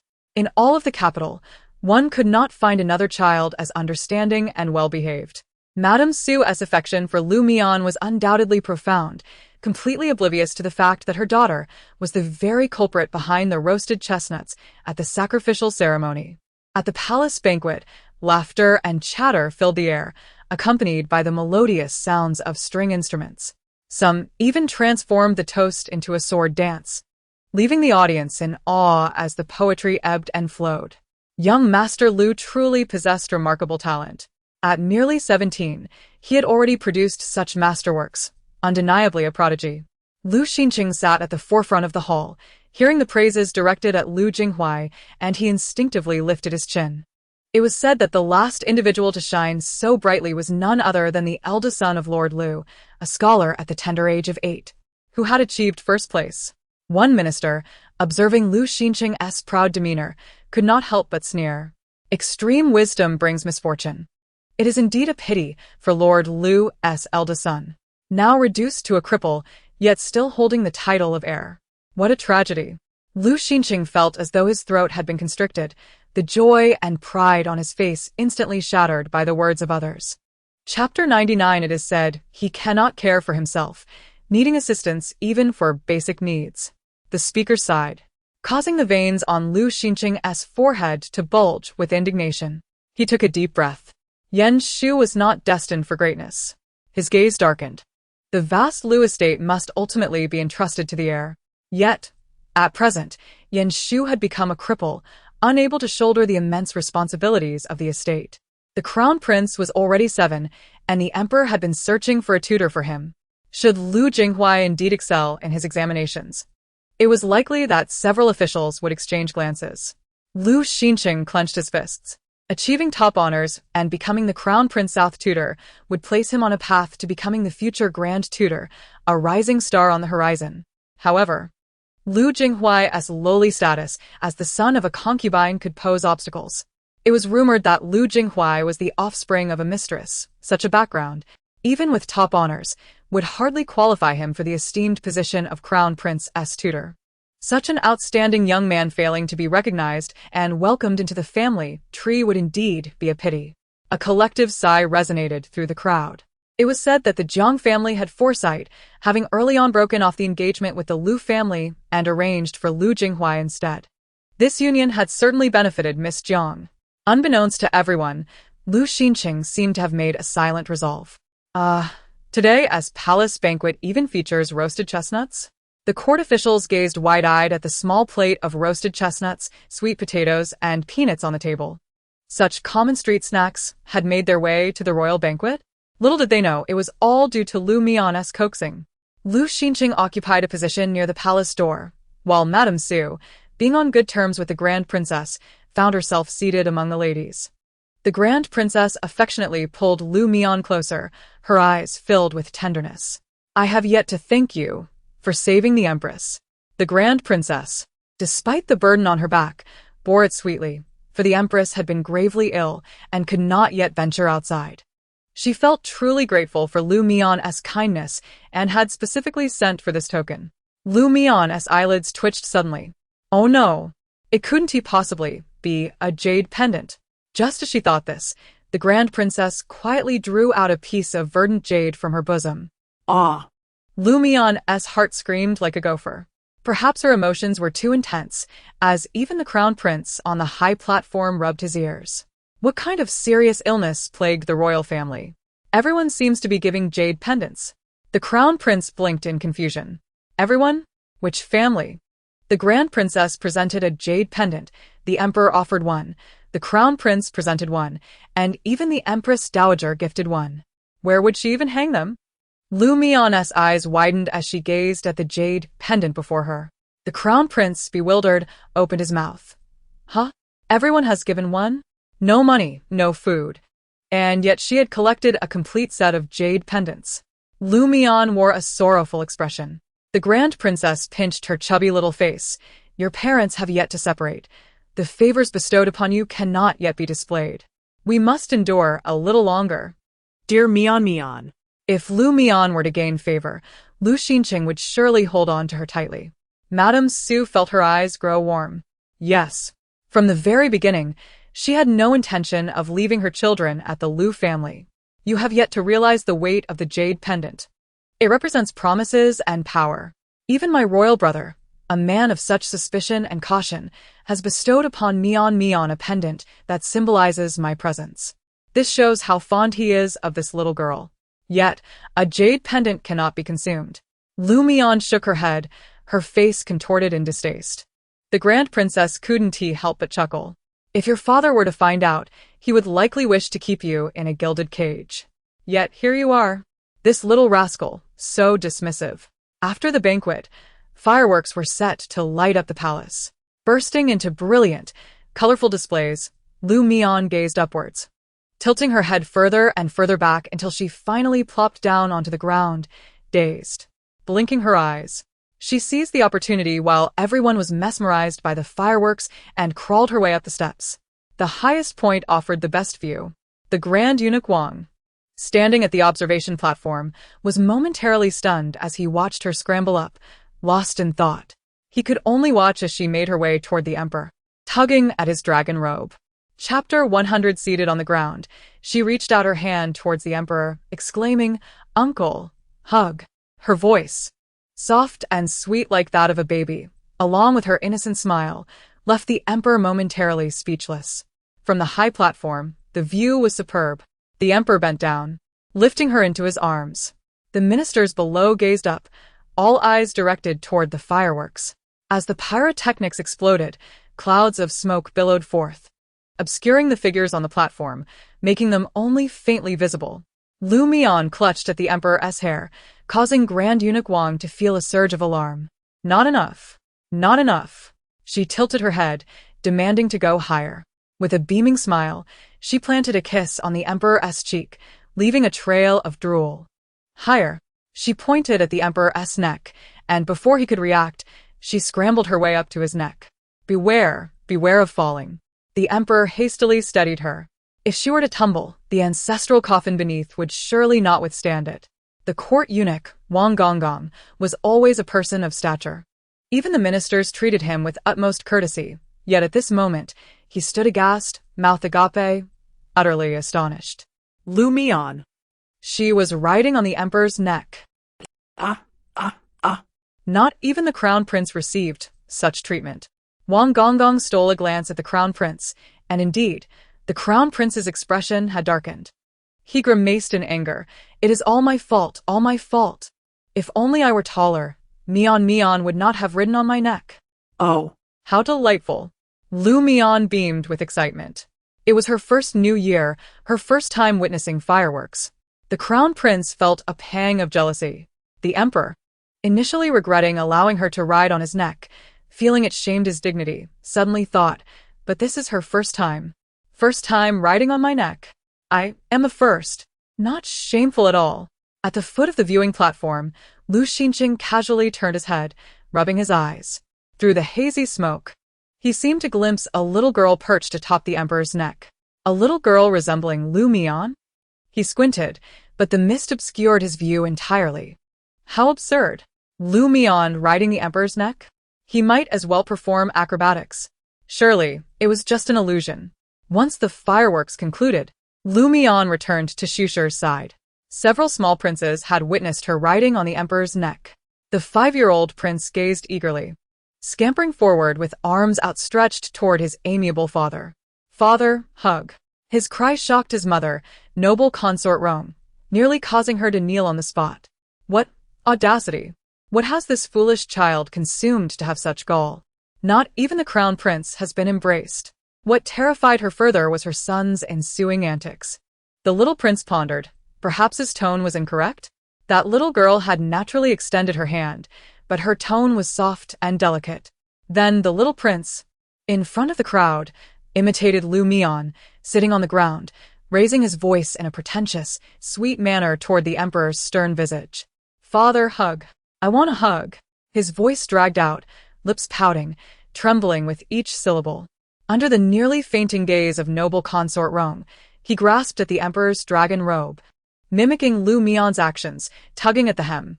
With each shake, it grew more vigorous. Rome's vision darkened, and she fainted, collapsing to the ground. The little prince stared, bewildered, at the torn fabric. Ah. He watched in horror as his father's face turned as dark as a bottomless pot. Enough. Get lost. The emperor gritted through his teeth, glaring at him before turning away. The little prince, confused, scratched his head. Clearly, it was identical. Why did the outcome differ? Only a few concubines who had seen the emperor embrace Mian exchanged glances, concealing their astonishment. As the palace banquet concluded, Mian yawned, nestling obediently in Shusher's embrace. Lu Zhengyue and Lu Shangyuan also attended the banquet, but dined with their classmates at Jinghong Academy. Where is father? Lu Shangyuan inquired. The servant replied. The Marquis said he had matters to attend to and left the palace early. Chapter 101. Xu secretly chuckled. For today, Lu Jinghuai had stolen the spotlight, and Lu Xinqing could hardly wait. The top 3 scholars? The Crown Prince's personal tutor? These potent doses would undoubtedly shake Lu Xinqing's final hesitations. Mother, you still have us 4 siblings, Lu Zhengyue said anxiously, concerned that Xu might be disheartened. Xu chuckled softly, nodding with a smile. The first half of her life had been consumed by romantic folly. In the latter half, she would shatter the treachery of the loyal Marquis. As they exited the palace, they encountered the Jiang family. Even more tumultuous was the sight of Lu Yanshu in a wheelchair, waiting at the entrance for Mian. Lu Yanshu, being disabled, had not entered the palace. Lu Yanshu, how dare you still show your face? The stench of your filth is nearly unbearable. Jiang Yunma fanned her nose. A cripple wishing to marry my sister? He should reflect on his worth. My sister deserves to wed the most talented gentleman in the world, not some cripple like you. Jiang Yunma was keenly aware of how many tears her sister had shed over this paralyzed man. Her sister wished to break off the engagement, but their father, fearing public reproach against the Jiang family for ingratitude, had delayed the annulment. It had taken her sisters near suicide to frighten their father into agreeing to the dissolution. Fortunately, Lu Jinghuai possessed sufficient talent to earn their father's esteem. My sister is surely destined for Brother Jinghuai, the future top scholar. She will become the wife of the foremost scholar. Enough, Yunma. A melodious voice interrupted. Jiang Yunjin sat in the carriage, her brow slightly furrowed. Through the curtain, she could clearly see the young man seated in the carriage. A 17-year-old genius, now confined to a wheelchair. His genius title had long since faded. He was merely a paralyzed youth condemned by the imperial physician, unable to care for himself, even managing bodily functions. Years of paralysis had not dimmed his spirit. Contrary to rumors of his gloom, clad in a white robe, he appeared serene, even seated in a wheelchair, more striking than in his youth. If only he were not a cripple. Jiang Yunjin concealed the sharpness in her gaze. She was grateful to Lu Yanshu for his help when she fell into the water. However, she could not repay a lifetime for that. Do not bully my brother. Humph. If it were not for saving your sister, would my brother have ended up paralyzed? Lu Shangyuan burst forth like a cannonball, his eyes reddened.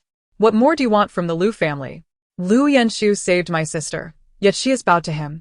Year after year, she has bowed to the Lu family, feeling guilty for it. And what more do you want?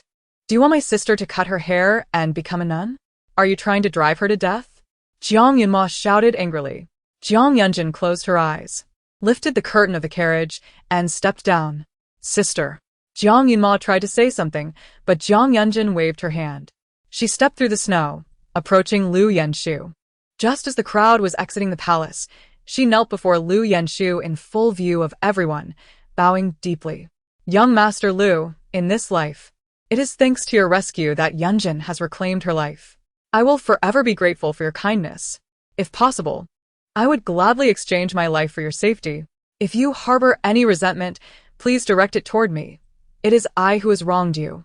Take my life as a token of gratitude for your immense kindness. The young girl knelt in the snow, drawing the gaze of many onlookers. Witnessing this scene, who would not frown? Xu face flushed with anger. What life debt? It was merely a means to morally bind her eldest son. Saving someone had turned into a grievance. Miss Jiang, saving you was my choice, Lu Yanshu replied calmly. Life holds no weight. Even if it were not you, I would have saved another. If you wish to withdraw from the engagement, I consent. Now, what is there to say about repaying a life? I risked everything to save you, and you so lightly dismiss the value of this life? Lu Yanshu gazed at her quietly. Under his gaze, Jiang Yunjin's heart raced. It felt as if he had never been paralyzed, still standing at the pinnacle, looking down upon all. With a collective sigh of regret, the crowd acknowledged that Lu Yanshu was indeed a paragon of youthful integrity. Chapter 102. His character is far more precious than his talents. Minister Chen, the deputy of the Ministry of Rights, shook his head. Young Master Lu, I find myself lacking in comparison to you. Your extraordinary talent and innate brilliance are coupled with a profound love for humanity. Lord Lu, is your choice of Lu Jinghuai truly a wise investment? Young Master Lu, I too find myself wanting in your presence. Young Master Lu, some may forsake you, yet one day they may come to rue their decision. The onlookers, all officials, were captivated by the young man. Miss Jiang, perhaps you have grasped at straws while neglecting the substantial.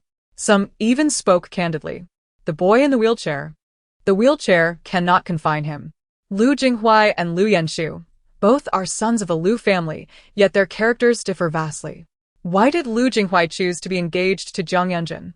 It seems merely an attempt to overshadow a once great talent. Jiang Yunjin's countenance darkened, her eyes glimmering with derision. As she watched the Lu family's carriage fade into the distance, she could not help but scoff. Regret? Absurd. Lu Yenshu is merely a paralytic, while Jinghuai is likely to achieve top honors, placing immense value upon himself. She would never harbor regret. The day Jinghuai achieves top honors will be the day she revels in triumph. On New Year's Eve, Mrs. Su returned home and immediately began preparations. The Duke of Loyalty and Valor's residence was adorned with festive decorations, and smiles illuminated the faces of all. As the old year bid farewell and the new year welcomed, everyone had worked hard throughout the year. Everyone should seek the red envelopes from Qingyu. Mrs. Su, generous as ever, dispensed double monthly silver to all this month. The crowd bowed in gratitude. Su Jiqing personally came to collect her monthly allowance, dressed in the long gown favored by the Duke, her face radiant. May the lady be blessed with health. Why has the Duke not yet returned? Su Jiqing performed a respectful bow, uttering auspicious words, then eagerly inquired about Lu Xinqing. Mrs. Su replied lightly. The Duke left the palace early. He likely has urgent state matters to attend to and may return late tonight. Do not wait for him. Return to your quarters and rest. Tomorrow, on the first day of the new year, if the Duke has not returned, I shall personally record your name in the family registry. You are the savior of my child, and you shall not be treated poorly. Mrs. Su presented herself as the epitome of virtue. Su Jiqing's lips quivered, a glint of resentment flashing in her eyes. Pei Bingyi. He must have gone to find Pei Bingyi. Enraged, Su Jiqing bit her lip, thanked Mrs. Su, and swayed her way back to Qingping courtyard. Mrs. Su's lips curved into a slight smile, though her eyes remained cold. Lu Xinqing, I have labored in the Duke's residence for half a lifetime, while you have another family outside. Can you truly afford the cost of eating from 2 tables? Madam, the elders from the Qingxi clan have been invited, Qingyuan replied softly. The Lu family hailed from Qingxi. The late Duke had earned merit in battle and followed the army to the capital. The clan elders remained in Qingxi to guard the stronghold. Settle them in the adjacent quarters. Each year at year's end, the clan elders gather at the Lu residence. Mrs. Su had settled the elders. And it was already quite late. Where is the old lady? Qingyuan's eyes darkened with displeasure. She stated she would pray through the night and has gone into the small Buddhist hall. I suspect she is keeping vigil there. With Lu Jinghuai's current prominence, the old lady is particularly protective of her precious grandson. That is of no concern. It is just right for our family to enjoy a quiet New Year's Eve dinner. A hint of warmth emerged on Mrs. Su's face. She had not spent quality time with her children in quite some time. She had lost herself over the years, living solely for Lu Xinqing, allowing herself to become consumed by romantic notions. The small kitchen had long been prepared with a feast, and a barbecue grill was set up in the yard, warming the plum wine as Qingyuan smiled cheerfully.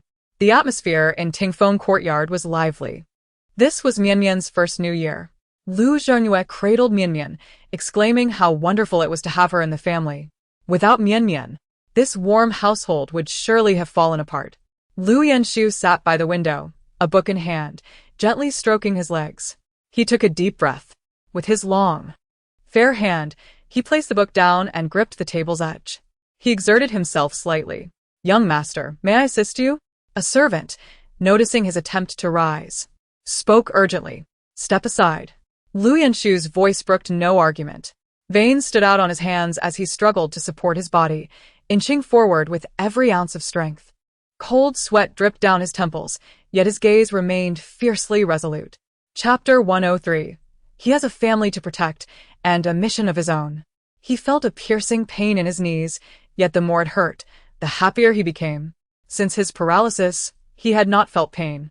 His legs had regained strength.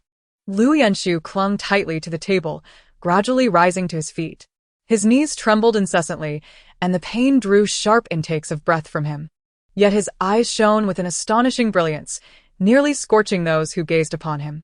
The servant was overjoyed, struggling to find words, and dashed out the door, standing at the threshold, pointing inside with tears of joy in his eyes.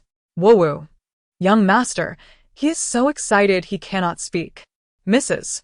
Su and the others hurriedly rushed inside. Yenshu, what has happened? Brother, what is the matter? Lu Jingyue burst in, carrying Lu Mian, who was riding atop his head, happily drinking from her bottle. The sudden movement caused her to burp, and she spewed milk everywhere. Clutching her mouth, Lu Mian was determined not to let any of her hard-earned meal escape. Upon looking up, she spotted a radiant young man, akin to a clear breeze and bright moon, smiling gently at everyone. Mrs. Su immediately broke into tears. Yenshu has stood up. She covered her mouth as tears streamed down her cheeks. Lu Shangyuan leaped with joy. Brother is no longer paralyzed. Brother is no longer paralyzed. Whoever dares to call my brother paralyzed again, I shall make them pay. Lu Shangyuan had fought countless battles in the academy for his brother's honor. Whenever someone insulted him, he would engage in a brawl. In recent years, he had endured numerous punishments from the Duke of Loyalty and Valor. Seeing his family in tears, Lu Yenshu's eyes too turned red as he shakily took a step forward. With that step, his body weakened, and he nearly collapsed. The family rushed forward to support him. No need to rush. If you can take one step, you can take two and then three. You shall regain your health, Mrs. Su sobbed. In this lifetime, I can still witness you stand once more. She cried uncontrollably. Her eldest son had always been the ache in her heart. Even though she had heard Mian say that she could save him, her heart remained uneasy after so many disappointments. She dared not hope again. Lu Yenshu returned to his wheelchair, the excitement gradually fading, replaced by his usual calm demeanor. Mother, in half a year, your son shall return to normalcy, walking freely once more. In the autumn examination, I shall bring home the top scholar's title for you. His tone was calm, yet the pride in his brow was unmistakable. Let us keep the news of my recovery under wraps for now, Mrs. Su whispered. At this moment, Qingyu stood guard at the door, ensuring only family was present. Mother, we shall absolutely keep it a secret. Humph. We shall smash their faces. Lu Shangyuan raised his small fist. As for the top scholar, they can dream. Inside, laughter and chatter filled the air. All were aware that they were about to embark on a formidable journey. Clutching her bottle, Lu Mian smiled with a look of innocence. On the night of the New Year, Lu Mian joyfully kowtowed to the Su family. Happy New Year, she exclaimed, her head knocking against the ground with a rhythmic thud. Happy New Year, echoed the pots and pans. She eagerly spread out her small hands, requesting her red envelopes. Approaching her first birthday, her speech was already quite fluent, though her pronunciation was somewhat unclear. When she received the thick red packet, her eyes sparkled with delight. I am going to hide my money, she announced, her little legs wobbling as she scampered into the room. Surely, she would stash it in the small box under the bed, where all her treasures were kept. Qingyu suppressed her laughter, clearly amused. With a grin, Lu Mian crawled beneath the bed, cheerfully collecting her red envelopes and snacks into her storage space. Upon glancing at the half-filled box of jade pendants, she scrunched her nose in distaste. These worthless trinkets aren't worth hiding. She twisted her little body and emerged from under the bed. On the first day of the new year, the Su family invited the clan elders to the Ho residence. The matriarch also emerged to preside over the proceedings. Where is Xian Cheng? He should have returned to the residence today to pay respects to our ancestors, inquired the clan leader. Chapter 104. The loyal and valiant Marquis was the most distinguished branch of the Lu family, and Qingyu placed great importance on this faction, which served in the capital. Each year, they specifically made a trip to the Ho residence, primarily to indulge in the hospitality. The Qingyu ancestral home even established an academy for the free education of Lu family descendants. In previous years, it was Su Shi who had borne the financial burden, filling the gaps in her dowry. This year, Su Shi rolled her eyes in secret. The matriarch chuckled. He is busy with social engagements today. Let us not hold it against him. I will have Xian Chung return tomorrow to apologize. She cast a glance at Su Shi, revealing her displeasure. Su Shi brought forth Su Zhiqing's birth date. The Marquis has agreed to elevate Miss Su as a secondary wife. Since today is the ancestral worship day, let us inscribe her name. After all, she would become half of the Marquis's consort and a mother to several children. The matriarch was momentarily taken aback. Secondary wife. I was unaware of this matter. Su Zhiqing pinched her palm, her eyes reddening. The matriarch's tone softened, her heart wavering. Leaving aside other considerations, Su Zhiqing had always pleased her, and she held a certain fondness for her. Su Shi smiled. Mother, this is the Marquis's decision. Moreover, he has cared for Xinjiang for over a decade. Since Xinjiang can no longer serve him, it would not do to leave him without companionship. Su Shi appeared downcast, yet the matriarch felt relieved. If it is the Marquis's intention, then let us inscribe the secondary wife. On the first day of the new year, in the presence of the clan elders, Su Zhiqing's birth date was recorded in the family tree, officially making her a secondary wife. The children all called her little mother. Thus, she became a legitimate elder. Mian stood at the back, her expression one of shock as she watched the matriarch and the clan elders bow in reverence to her doll, praying for blessings. The little one instinctively covered her eyes. Lu Xinghua shot her a suspicious glance. What mischief was she up to that made her appear so guilty? On this festive occasion, the Ho residence was abuzz with excitement. In a small alley on the west side of the city, Pei Bingyi dabbed her tears, feeling aggrieved. The cold kitchen and empty stove felt desolate. Recently, she had been anxious. Though Jinghuai was becoming increasingly remarkable, it seemed Lu Xiancheng's heart was no longer with her.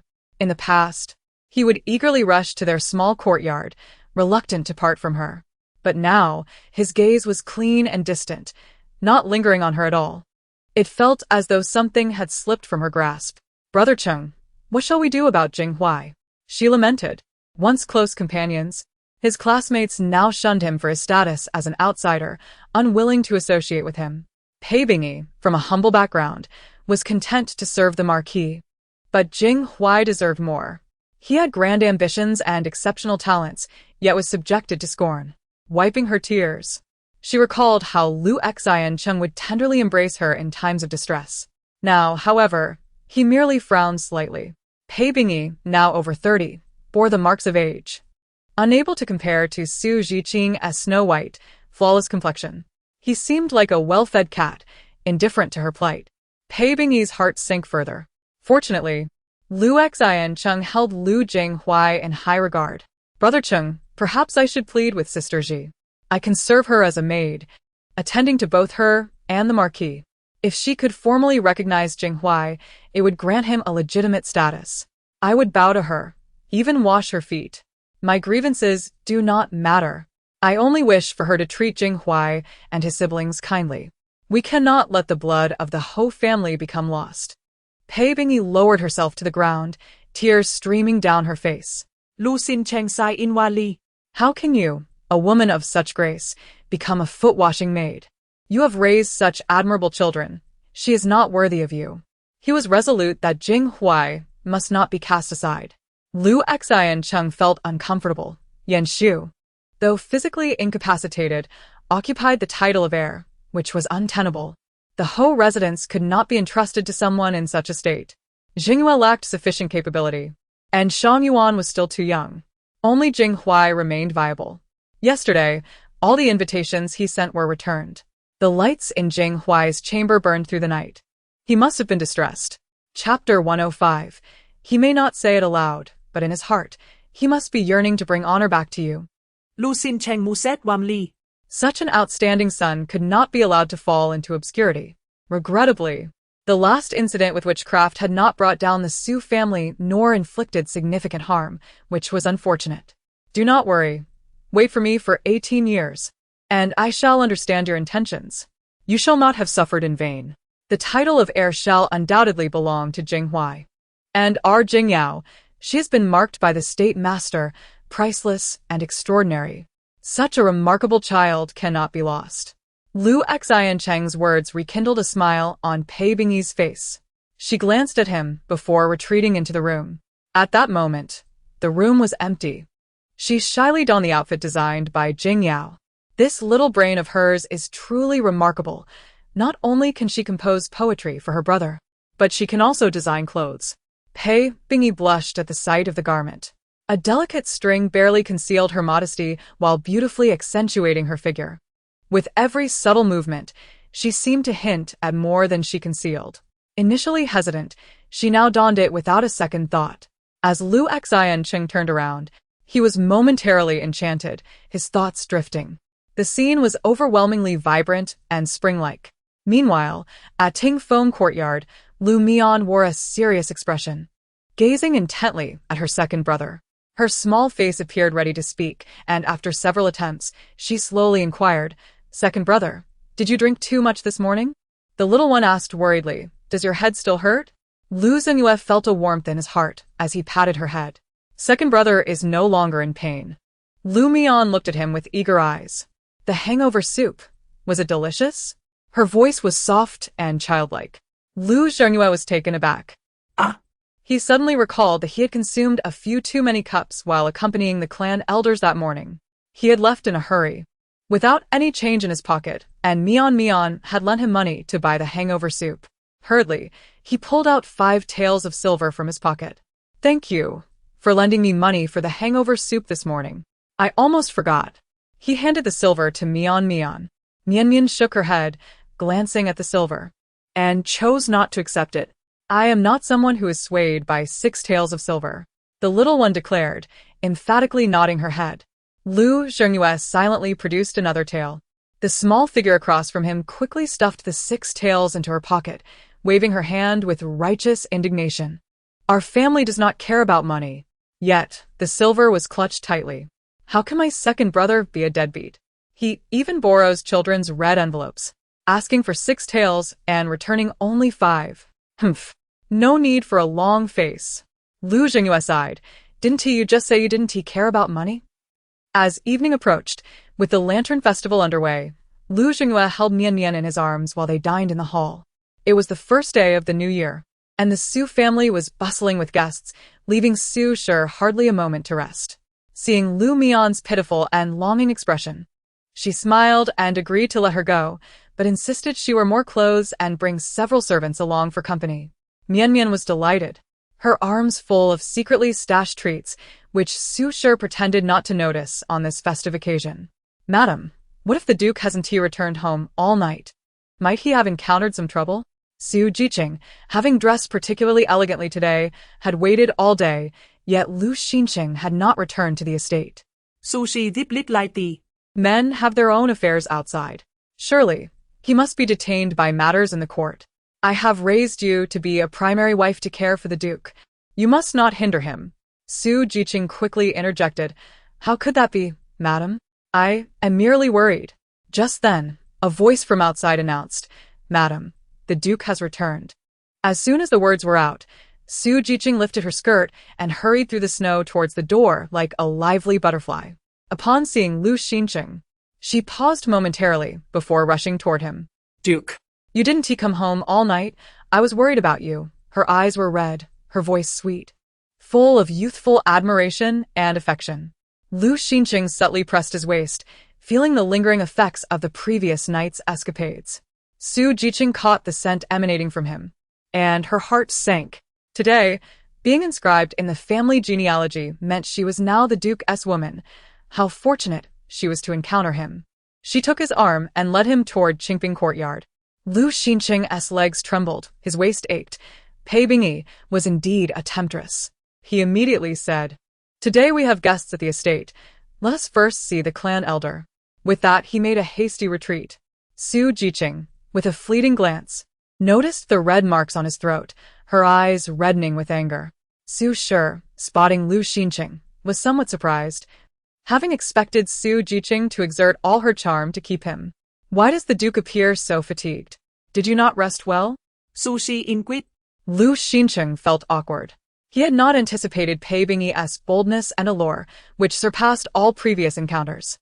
He had been discussing matters with several subordinates late into the night and had lost track of time, indulging in a few too many drinks. Thankfully, his wife was managing the household, and he felt fortunate to have her by his side. Let us attend to the clan elder. He is to return to Qingxi tomorrow. They say the ancestral hall requires repairs, and the old lady has already promised to provide the funds, Su Shi remarked with a resigned smile. I worry that, after all, it is the restoration of the Lu family ancestral home. It would not be proper for Jiqing to contribute her dowry, lest others speak ill of her. How can we let Jiqing bear the burden of the dowry? Lu Xinqing replied, feeling agitated. Previously, Jiqing had always maintained that what was hers was the Lu family's, with no distinction between them. Now that she spoke of a dowry, how could Lu Xinqing bring himself to accept that? I will give the money to the clan elder myself. He turned to seek out the clan elder, still feeling vexed. The Lu family was financially strained. Previously, they had relied on Su Shi's dowry to support the household, but now they found themselves in dire straits. Upon hearing the request for 3,000 taels, Lu Xinqing's expression darkened. 3,000 taels? His face turned ashen. In previous years, his wife had only contributed 1,000 taels. This year, with a need for repairs to the old residence and ancestral hall, 3,000 taels was hardly excessive. The clan leader frowned slightly, questioning Lu Xinqing's stinginess. The old lady sighed. Your father is also buried in Qingxi, as are our ancestors. Xinqing, this money cannot be saved. Let your wife provide the dowry. The old lady still hoped for the return of Su Shi's dowry, as in times past. Lu Xinqing, feeling irritable, tugged at his collar. Using my wife's dowry to repair the ancestral hall, what kind of reasoning is that?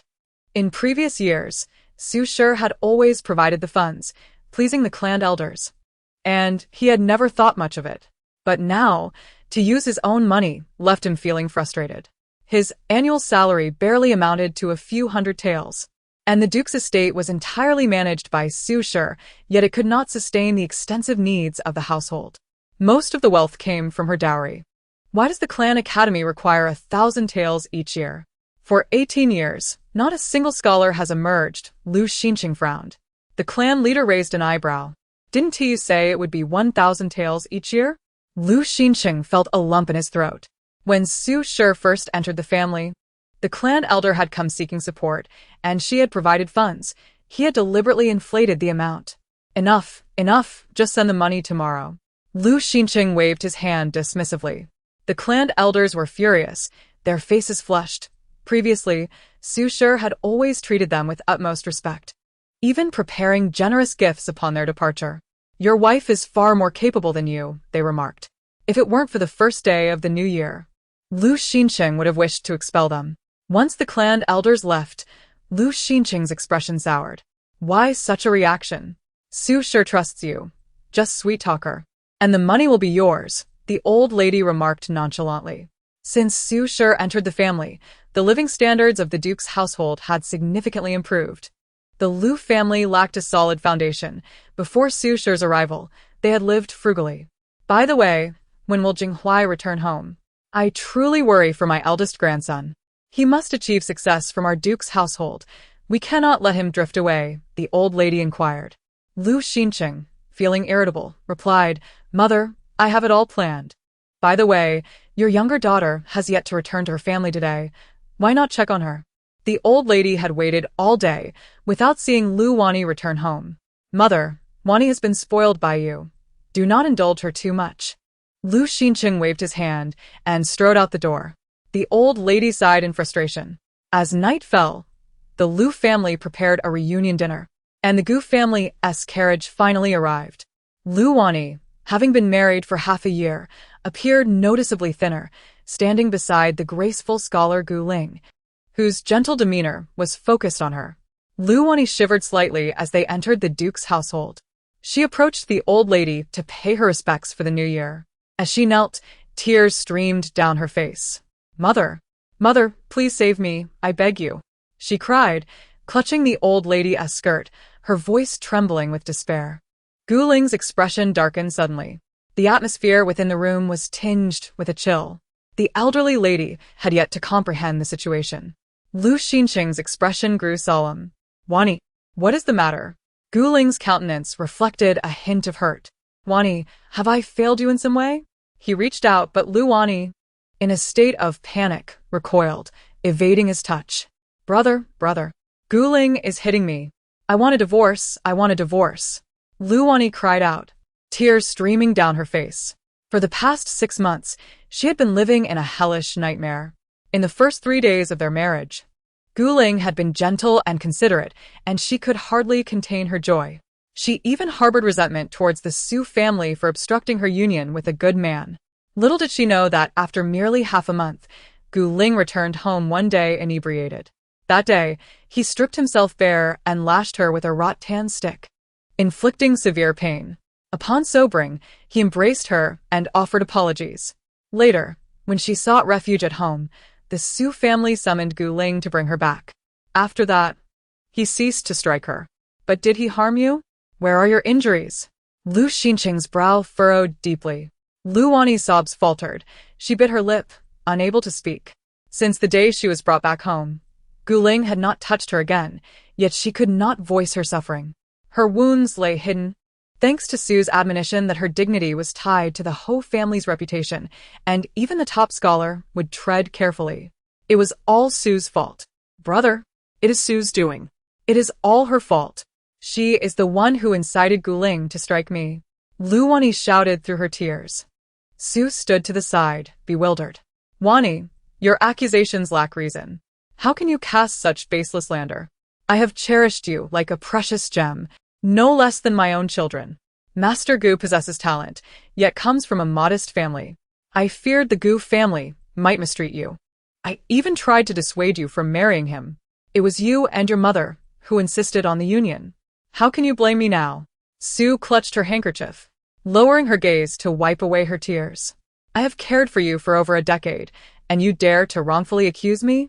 Su's eyes glistened with hurt, a visage of cold disappointment. Lu Xinqing recalled the incident and gazed at Lu Wani with disapproval. Wani, what are you doing? You chose Master Gu yourself. Why do you not articulate how he has harmed you? Lu Xinqing's anger surged. The elderly lady, having witnessed Lu Wani's injuries before, understood her plight and embraced her, weeping together. Master Gu has never wronged Wani. Since she married into the Gu family, she has managed the household affairs. The entire Gu family is under her command. Even if I were to err, I would be punished. The whole family knows this. Gu Ling's expression was difficult to read as he sighed deeply. Wani's marriage to the Gu family was already a burden. How could I bear to harm her? Even if Wani's temperament is a bit willful, I have always treated her with care and affection. If she makes a mistake, she commands my kneeling, and I have never defied her. Gu Ling's expression bore a hint of sadness. Lu Xinqing, upon hearing this, felt his anger flare. You demand to know where you were hurt, yet you remain silent. It is one thing to be willful at home, but how can you be so thoughtless after marrying? Gu Ling is a court official, kneeling to parents and monarchs alike. How could he kneel to you? Lu Xinqing scolded sharply. Lu Wani, through her sobs, lamented, it is only when he has harmed me that he kneels. Yet, the location of her injuries remained unspoken. Su observed her with concern. What if we summon a physician for you? Lu Wani recoiled in alarm. No. I do not want a physician. She feared showing her injuries, inflicted in secret by Gu Ling, for if this were to become known, her pride would suffer more than death. Su shook her head. Sister, we have cherished and spoiled you, yet you cannot hurl unfounded accusations. Master Gu is a court official. You risk tarnishing his reputation. You claim he struck you but refuse to disclose your injuries or allow a physician to examine you. You are demanding a divorce. What of the Lu family's honor? Su's tone grew stern. The Lord is seeking promotion. Do not jeopardize the Ho family's reputation. Su sighed heavily. Lu Xinqing's expression shifted slightly.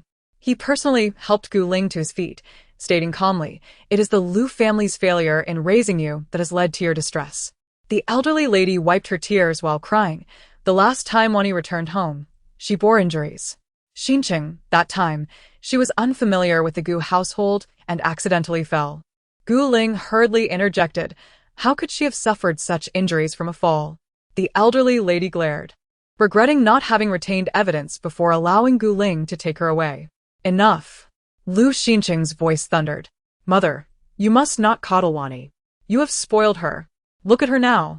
He pointed at Lu Wani. More importantly, with Gu Ling's support in the court, he had the chance to ascend to a third-rank position. Su narrowed her brows, knowing Lu Xinqing all too well. His selfishness, sacrificing his sister for personal gain, was evident. Brother, you must believe me. He hits me. I cannot return. I cannot return. He will beat me to death, brother. Sister-in-law, I was wrong, truly wrong. I should have listened to you. Gu Ling is truly a vile man. Sister-in-law, I know I was wrong. Please save me. Lu Wani knelt in terror, pleading for forgiveness. Take Wani away. This is absurd. Marriage is no trivial matter. Lu Xinqing smiled as he sat with Gu Ling, even suggesting, Wani has been spoiled by us. Who knew she would cause you such trouble after marrying? She has erred. You should teach her properly. The Lu family has no objections. Gu Ling's eyes flickered, and he nodded gently. This girl has indeed wronged you. How foolish. As the gathering continued, Su excused herself to the adjoining room. Lu Wani, confined within, shattered everything in her vicinity. Upon seeing Su enter, her eyes brimmed with venom. Su, you have harmed me. You have harmed me. You deliberately sent me back, allowing Gu Ling to strike me without leaving marks. Su replied calmly, Sister, your words are unreasonable. Was it not you who said that a man striking a woman must have cause? The woman must reflect on her actions. You should ponder where you have gone wrong. Have you not served your husband well? Have you not cared for the elderly lady? Reflect on your own misdeeds. Su's face bore concern. Is this not what Wani told her sister-in-law? Lu Wani trembled with fury, pointing at Su. You will not die a good death. You will not die a good death. Do you think you are truly happy? Ha ha, fool. Do you believe you are truly happy? Lu Wani's eyes sparkled with madness. Su Qingzi. I await the day you descend into hell. Su remained tranquil within, observing her sister-in-law, whom she had cherished for years, now aligning herself closely with pave. You all deserve to perish. I wish for you to fall into the depths of hell. The atmosphere at the dining table grew increasingly bizarre. Su's expression remained impassive, while the elderly lady wore a forlorn visage. Only Lu Xinqing and Gu Ling continued to toast each other, thoroughly enjoying the revelry. Drink, drink, drink. Drink until you drop. Why are you still at the table? Why have you not finished your drink? I want to see the Lantern Festival, the Lantern Festival, the Lantern Festival. Lu Mian silently ridiculed. Lu Yanshu, Lu Zhengyue, and Lu Shangyuan, the three brothers, silently raised their hands to touch their ears. Upon hearing the phrase old bai deng, Lu Zhengyue suddenly erupted into a fit of coughs. Cough, cough, cough. What is this old bai deng? It sounds quite unsavory. Su sure twitched her lips, observing that the little one had begun to grind her teeth, evidently reaching a point of unbearable impatience. I am going to lose my mind. I shall throw a tantrum. If I do not throw a tantrum, do you all think I am a toothless cat? Although I lack teeth, I am still formidable.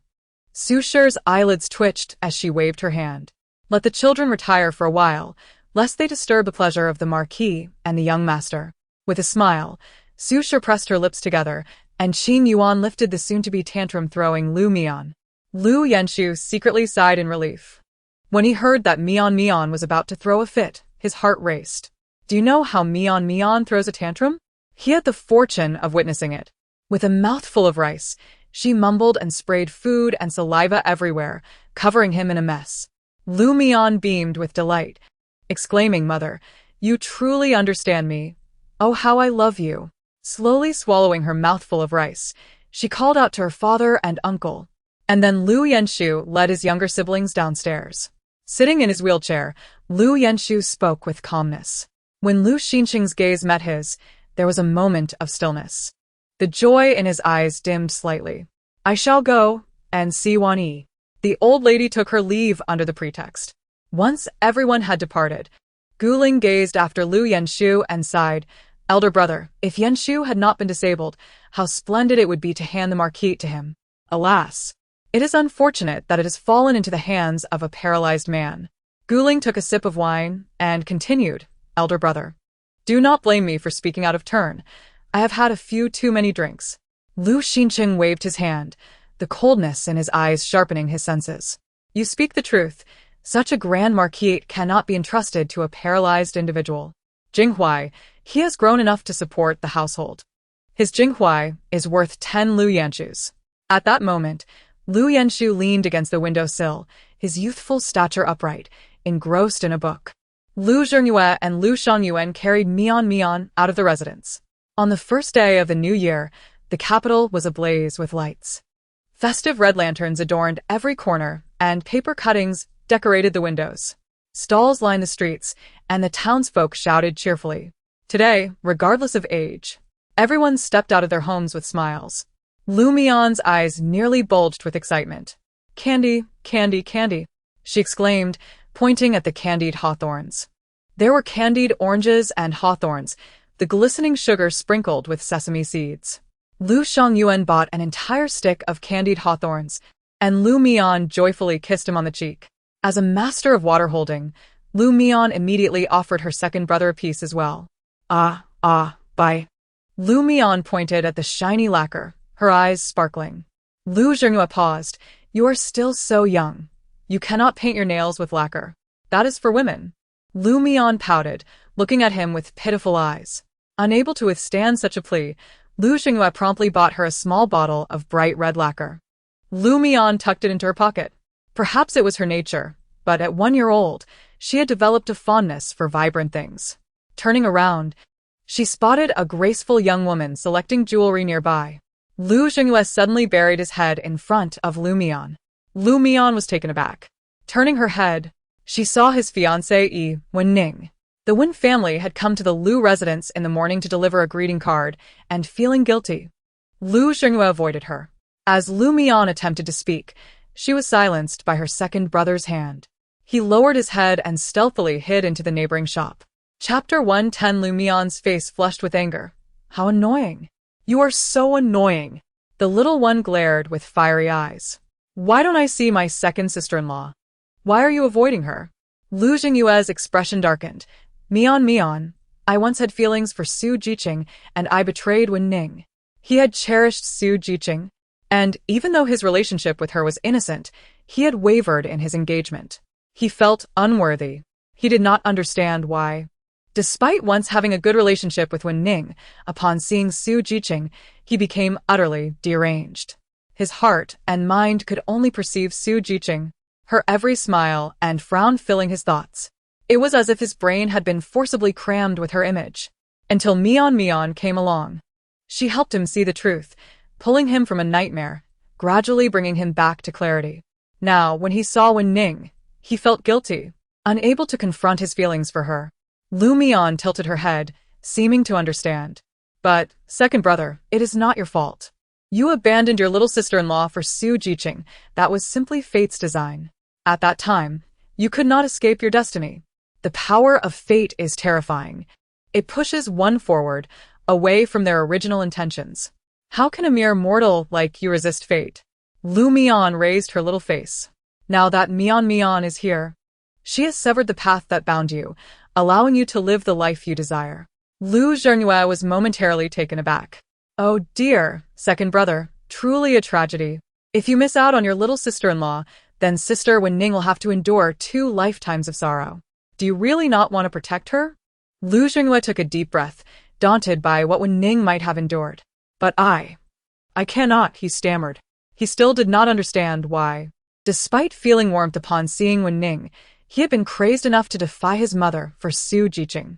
During that time, he felt utterly lost. Now, he was clear-headed and understood that he had feelings for Wen Ning. His heart raced. Though he liked her, he dared not approach her. Lu Mian blinked her eyes. Mian will help you. I want to dress up my second brother beautifully, so that sister Wen Ning is dazzled. Lu Shangyuan's eyes widened in surprise. My little sister actually has this talent. Lu Zhengyue was skeptical, but upon reflection, his sister was indeed a girl. Although she was still a month shy of her first birthday, she was more reliable than he was. He had unwavering confidence in his sister's abilities. He took out the coins from his pocket, watching as his third brother carried his sister and returned with an array of items. First, To showcase his second brother's scholarly talents, he held a fan, looking refined as he nodded slightly. Indeed, he had some ability. However, holding a fan in the snow made him appear rather foolish. Next, we must attract her attention, Mian declared, handing a golden-trimmed long robe to her second brother. Qingyu hesitated for a moment before retreating to change. When he emerged, everyone was momentarily stunned. All eyes turned toward him. Is it useful? Mian patted her chest proudly. Initially skeptical, Qingyu nodded in agreement as he noticed the gazes upon him. Now, we must display the wealth of the Marquis. This is crucial in courting a wife. Mian solemnly pulled out a large gold chain and a grand ring from her bosom, adorning Qingyu with them. Now, I have adorned my second brother with all the finest treasures. He will surely dazzle my sister-in-law. The sight is sure to bring tears of surprise to my sister-in-law. Is it really that stunning? Qingyu found himself doubting. He glanced down at his attire, the golden threads shimmering brightly, blinding him momentarily. Qingyu transitioned from excitement to astonishment, his mouth tightly shut, silent in disbelief. He vowed never to allow his sister to choose an outfit again. Mian gestured around, noting that indeed, everyone's gaze was fixed upon him. Chapter 111 revealed that the crowd wore smiles, their expressions remarkably amiable. Mian nudged her second brother's foot, urging him to find Wenning. Qingyu's heart raced. Turning around, he spotted a little one raising a fist, cheering him on. He nodded emphatically. I will go. Striding towards Wenning, he failed to notice that the entire street fell silent upon his exit. Under the lights, the golden threads on his attire sparkled brilliantly, resembling a walking deity of fortune. As Qingyu reached the entrance of Wenning's shop, he posed dramatically with a fan before gently opening it. Everyone inside turned to look at him in unison. Qingyu steeled himself, feeling something was amiss. The small maid beside Wenning widened her eyes, tugging at her mistress's sleeve, exclaiming in a near cry, "Miss, look quickly." Wenning lifted her gaze. Even for someone as worldly as her, she found herself momentarily dazed. Who is this madman fanning himself in the snow? Decked in golden chains, he hardly seems like a good person.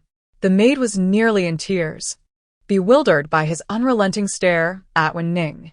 Wenning's eyes mirrored the shimmering stars, a gentle smile beginning to form. The once reserved girl now took a step back, only to advance cautiously towards Qingyu upon seeing the hurt in his eyes. Unable to contain herself, she broke into a wide smile. "Brother Qingyu, is that you?" she exclaimed, nearly laughing to the point of tears. "I can hardly recognize you. What if everyone laughs at me?" Clearing his throat, Qingyu sensed the strangeness of the moment. "Sister Ning," he said, his eyes sparkling with clarity as memories of their past flooded back. Free from the madness he felt around Su Jiqing. In that moment, his eyes welled up with tears, realizing he had genuinely fallen for Su Jiqing, betraying Wenning. Wenning, startled, asked, "Brother Qingyu, what's wrong? Why are you crying?" "Please don't cry, I'm not laughing at you. I'm so happy to see you." Although Qingyu seemed a bit daft, Wenning blushed, now having grown from a little girl chasing after him into a young woman. Qingyu recalled the conclusion of Mian's heartfelt thoughts and felt an overwhelming ache. His eyes reddened, lips trembling.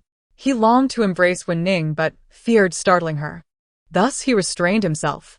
"I miss you so much, Aining," he confessed, realizing he had never uttered those words to her before. Aining gently pressed her lips together, her eyes sparkling with joy.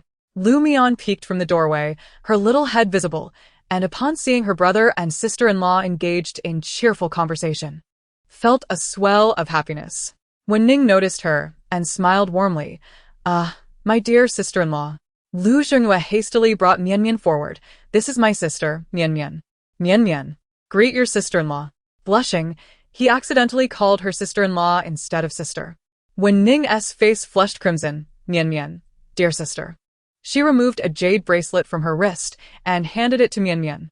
"Since I haven't brought you a proper gift for our meeting, I shall make it up to you next time." Wenning gazed at Mian, finding her utterly adorable. Mian grasped the bracelet, sweetly calling out, "Sister-in-law." Both of them blushed. "Miss, it's time to return. The master is still waiting."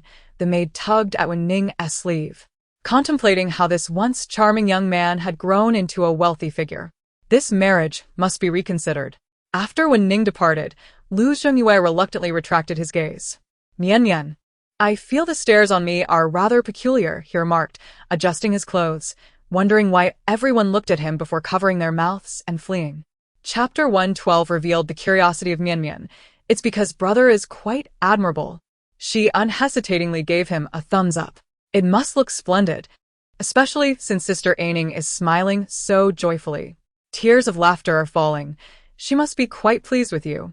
Turning around, Lu Zhengyue saw Lu Shangyuan lingering at a distance. Shangyuan, why are you walking so slowly? If you stay so far, people will think we don't know each other. Returning to reality, Lu Shangyuan muttered, Oh, I'd rather not know you. Knowing you all is my misfortune. This was perhaps the most attention-grabbing day of his life. At that moment, all the thieves in the city were drawn to this street, intrigued by this flamboyant spectacle. Among the crowd, several individuals gazed at his golden chains with gleaming eyes.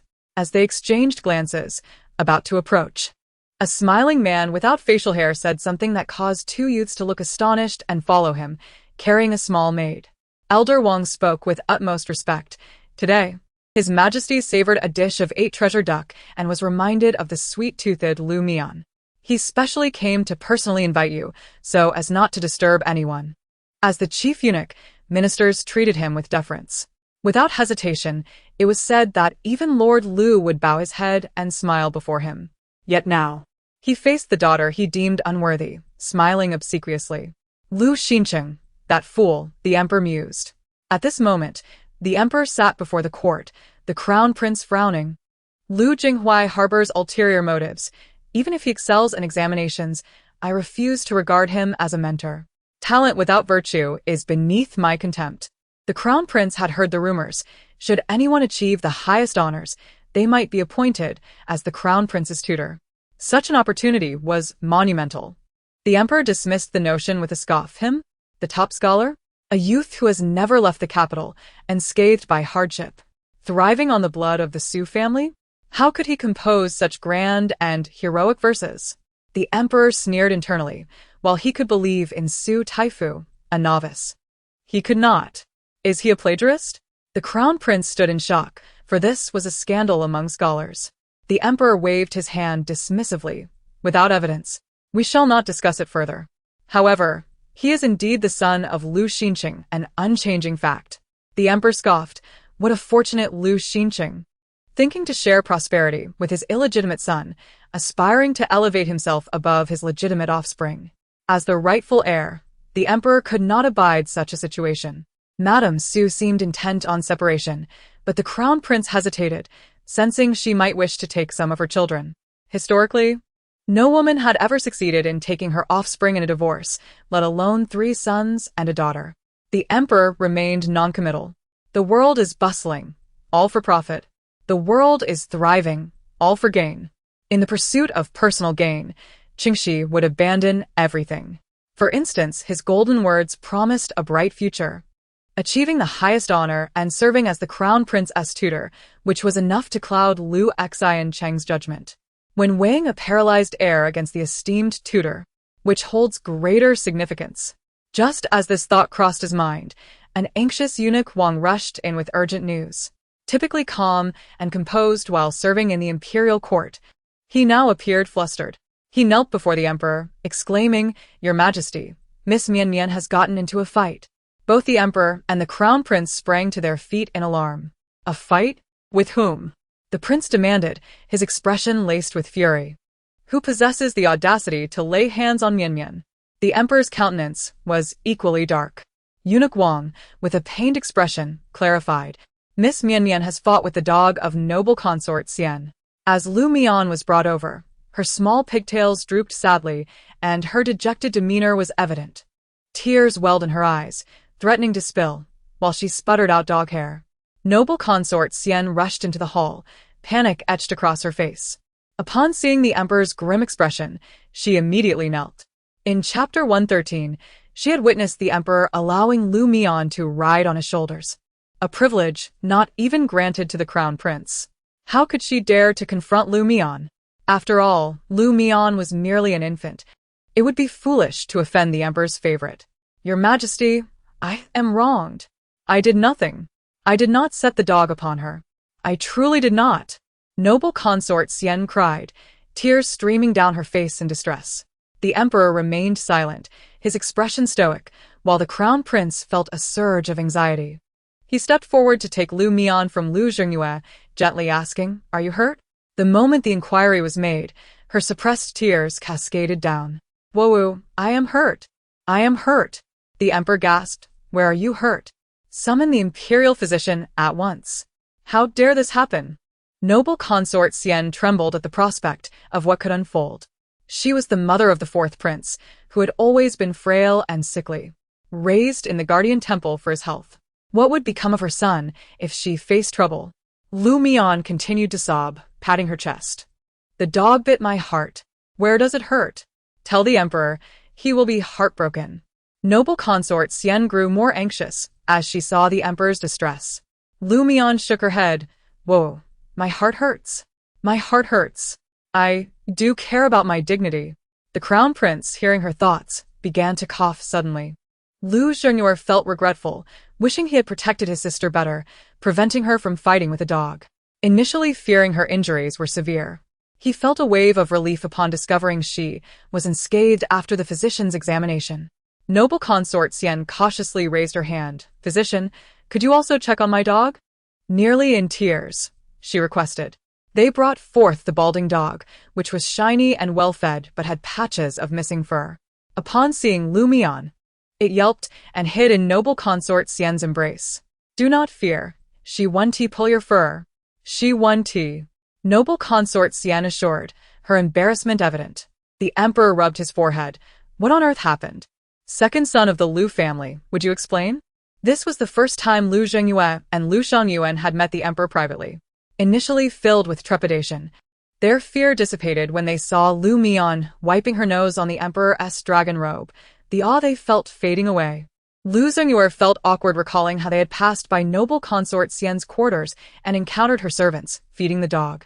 It was dog food specifically prepared by the servants, containing chicken sausage and fish paste. The aroma was enticing. Who could have predicted it would attract this creature? He lamented, "I did not manage to stop her." Mian had grabbed a handful of dog food and stuffed it into her mouth, and upon discovering the taste was delightful, she insisted on competing with the dog for food. Of course, the dog would not scratch her, but it barked loudly to scare her away.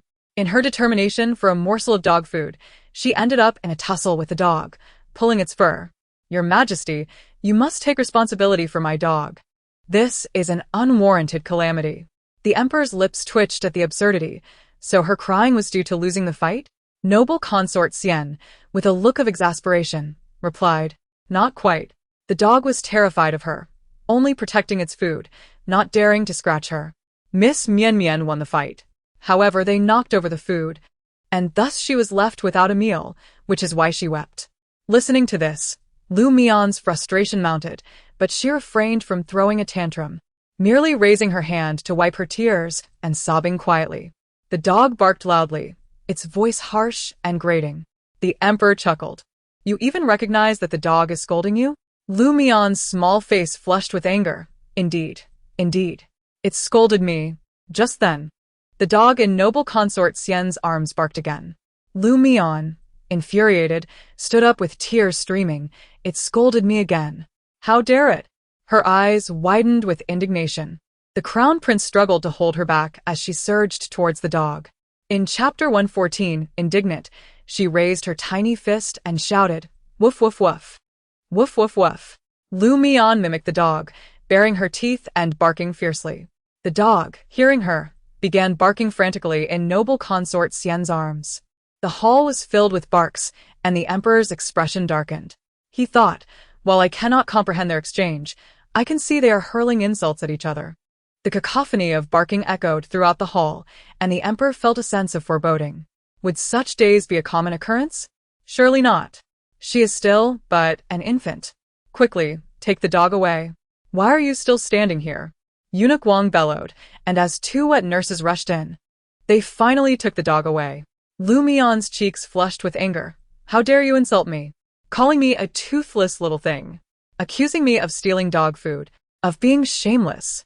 Everyone assumed she and the dog were just playing, but in truth, they were genuinely arguing in a language only they understood. Beloved consort, please provide that dog food recipe to the Imperial Study. Let them explore the possibility of creating an infamous supplementary food. On this first day of the Lunar New Year, the Emperor decided to summon the fourth prince back to accompany noble consort Xian for a while, hoping to compensate her. With a soft thud, noble consort Xian fell to her knees, overwhelmed with joy. "Thank you, Your Majesty. Thank you, Your Majesty." She gazed at Lu Mian as though she were a precious treasure. That dog food was worth stealing. Last time, when she was gravely ill, the fourth prince could only return for 7 days. Over the years, she has been consumed by longing for her child, with dreams filled with the child's visage. To her surprise, she is able to return for half a month this year. Outsiders often remark that the fourth prince is ill-fated, born frail and sickly. Yet, she comprehends the deeper truth. It is not merely that the fourth prince's destiny is unfavorable, but rather that his presence disrupts the fortunes of the Beizhou kingdom. Upon his birth, the national master, who is also the abbot of the protecting nation temple, boldly declared, "This child possesses a peculiar fate. I fear he cannot be contained, which will hinder Beizhou." Indeed, on the very day he was born, the late emperor passed away. That same year, Beizhou faced a severe drought. Consequently, Emperor Xianping was compelled to send him to the protecting nation temple to serve as a novice monk to stabilize his fate. Fortunately, Emperor Xianping was not entirely foolish. Otherwise, the child's life might have been sacrificed for the kingdom's fortunes. "Stop crying, stop crying. Bring in the royal feast," the emperor commanded, noticing her swollen eyes from weeping. Fearful that the ancestors might intrude upon her dreams at night, he ordered the imperial kitchen to prepare an abundance of delicacies. "Your father believes you will enjoy the sweet 8-treasure duck, which is why he summoned you to the palace to taste it." Observing the Lu brothers' restraint, the crown prince invited them to dine in an adjacent chamber. Lu Shongyuan speculated that it might be due to his second brother's piercing gaze. The crown prince personally served Mian, who wept with a flushed face. The crown prince, sharing in her emotions, could empathize with the little girl's sorrow. For adults, such matters may seem trivial, yet for a child, they are monumental. She truly yearned for that morsel of food. The crown prince picked up silver chopsticks and, under the astonished gaze of Gong Wang, gently fed Mian. Eating while crying risks choking. "Do try the royal feast," he urged, his soft and tender demeanor contrasting sharply with the austere reputation he had garnered. The emperor remained unfazed. The empress dowager had recovered, and the imperial physician heralded it as a miracle. She even discreetly confided in him that she could consume 3 bowls of rice in one sitting, feeling a boundless surge of energy. The emperor kept this news under wraps, feeling a twinge of envy. Mian, amidst her sniffles, pointed eagerly at the duck. The emperor, without lifting his brow, replied, "When you leave the palace, I shall have a portion brought back for you." After a moment's contemplation, he decided to reward the chef behind the 8-treasure duck. Chapter 115. Gong Wang smiled and agreed. He recognized the chef, a fellow townsman known for his expertise in sweet dishes, albeit somewhat clumsy, yet his culinary skills were commendable. He often faced exclusion in the imperial kitchen, with his dishes placed farthest from the emperor. Now, it seemed his fortunes were about to soar. The emperor contemplated visiting the Chengdiang palace to see if the divine flower had bloomed yet. His expression grew serious, concealing a hint of urgency. Aware of the importance of the matter, Gong Wang offered to investigate personally. Mian tilted her head curiously, asking, "What is blooming?" The crown prince gently tousled her hair, explaining, "It is the divine flower, revered by Beizhou." In a world filled with countless deities, Beizhou relied solely on the blessings of the divine to fend off calamities, ensuring good harvests and the well-being of its people. The blooming of the divine flower each year signified a prosperous year ahead, free from natural disasters. Last year, the divine flower did not bloom, resulting in earthquakes and floods, leaving the populace in despair. The crown prince's expression turned somber as Mian, though somewhat confused, grasped that the blooming of the flower indicated divine protection.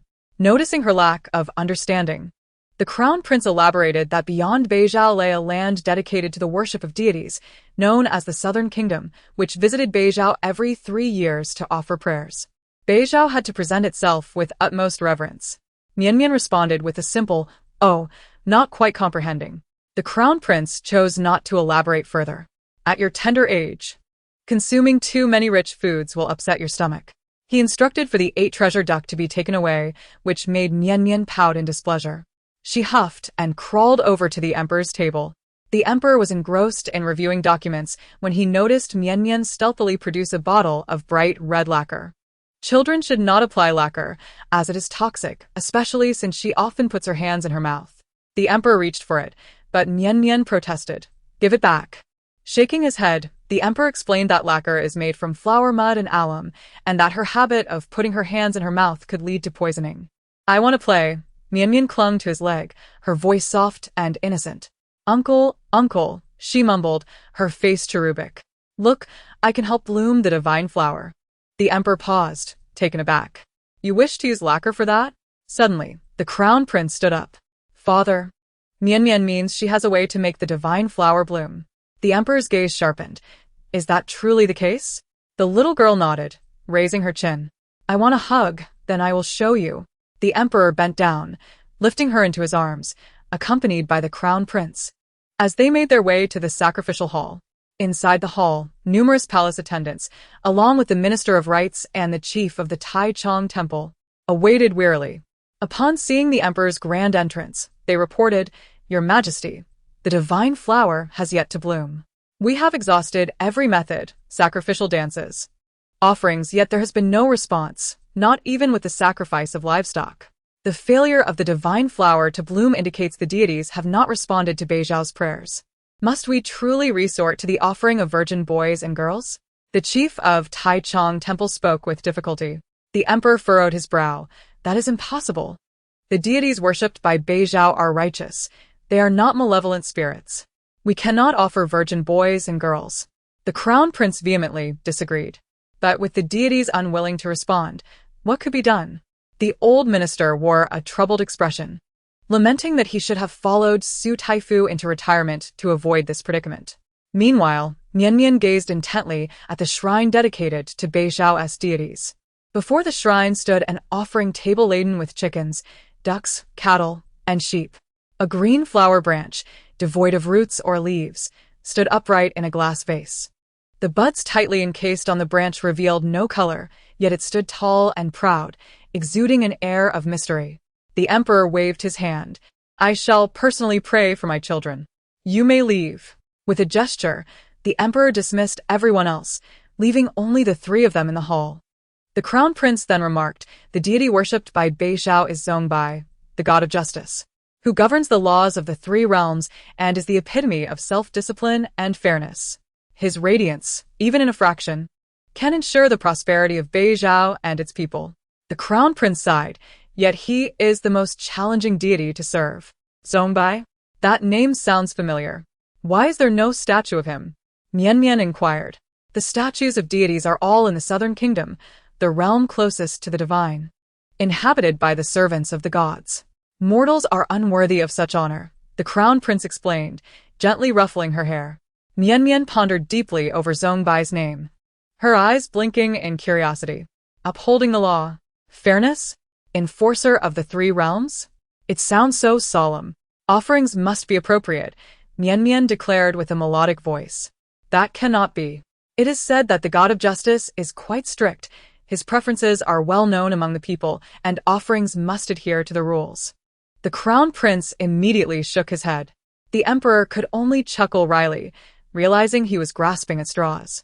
Mian slowly retrieved a handful of milk candies from her pocket, contemplating before pulling out another one.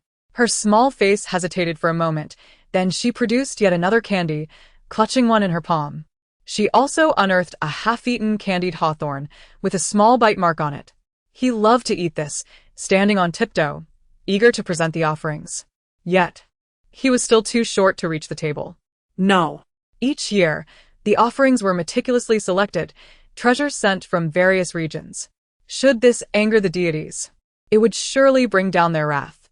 The prince's heart raced with fear. A miserly piece of candy. A half-eaten candied hawthorn. What kind of offering was this? The emperor's eyes revealed a flicker of doubt. Trust me, he loves to eat, Mian asserted with unwavering confidence. Zombai? The Zombai I know loves to eat. The prince bit his lip, glanced at his father, gritted his teeth, and presented the two items on the offering table.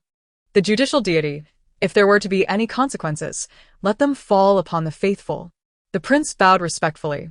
Before he could finish his prostrations, he watched as the flower bud floating in the glass vial slowly began to bloom. The emperor, the prince, the deities responded? No, that couldn't be right. The judicial heavenly god, who adhered strictly to celestial rules, enjoyed snacks? For centuries, the sacred texts had not mentioned this. Everyone had followed the scriptures for their offerings. Mian, no rumors, no spreading of rumors. What you believe is a rumor. What I present is the truth. Please give us 5-star reviews. Love you all. The divine flower had bloomed. My dear minister, go home and celebrate the new year. You have worked hard. As the emperor exited the sacrificial hall, he could no longer suppress the smile on his face. The minister of rites, astonished, hurriedly stepped inside.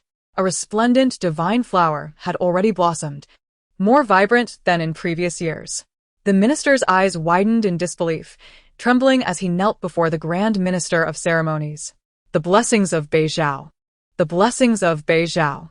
The common folk will surely be grateful to the deities. Thanking the deities for their grace, several people prostrated themselves with utmost sincerity. Your Majesty, how did you make the flowers bloom? How did you elicit a response from the divine? The Minister of Rites' gaze was fervent. The emperor waved his hand. We'll discuss this in detail later. Zhou, you should return home for the new year. You might still make it to the Lantern Festival. He personally escorted Mian, smiling as they departed. All the way back to the imperial study, the emperor's smile never faded. Bring over some snacks that won't fill the belly, suitable for a little one. The emperor placed Mian on the dragon throne. How could anyone dare to sleep beside me? He mused. But Mian could. The emperor dismissed those around them and retrieved an ancient tome. The book was adorned with intricate illustrations and characters, clearly aged. This was the sacred text, sent from the Southern Kingdom for the purpose of worshipping the deities. The Southern Kingdom, which honored the divine servants, understood the deities best. This treasure had been passed down for many years, and every nation adhered to the rules inscribed within. The preferences and taboos of the deities were contained in this book. The emperor solemnly placed it before her. Mian blinked, bewildered, pointing at herself.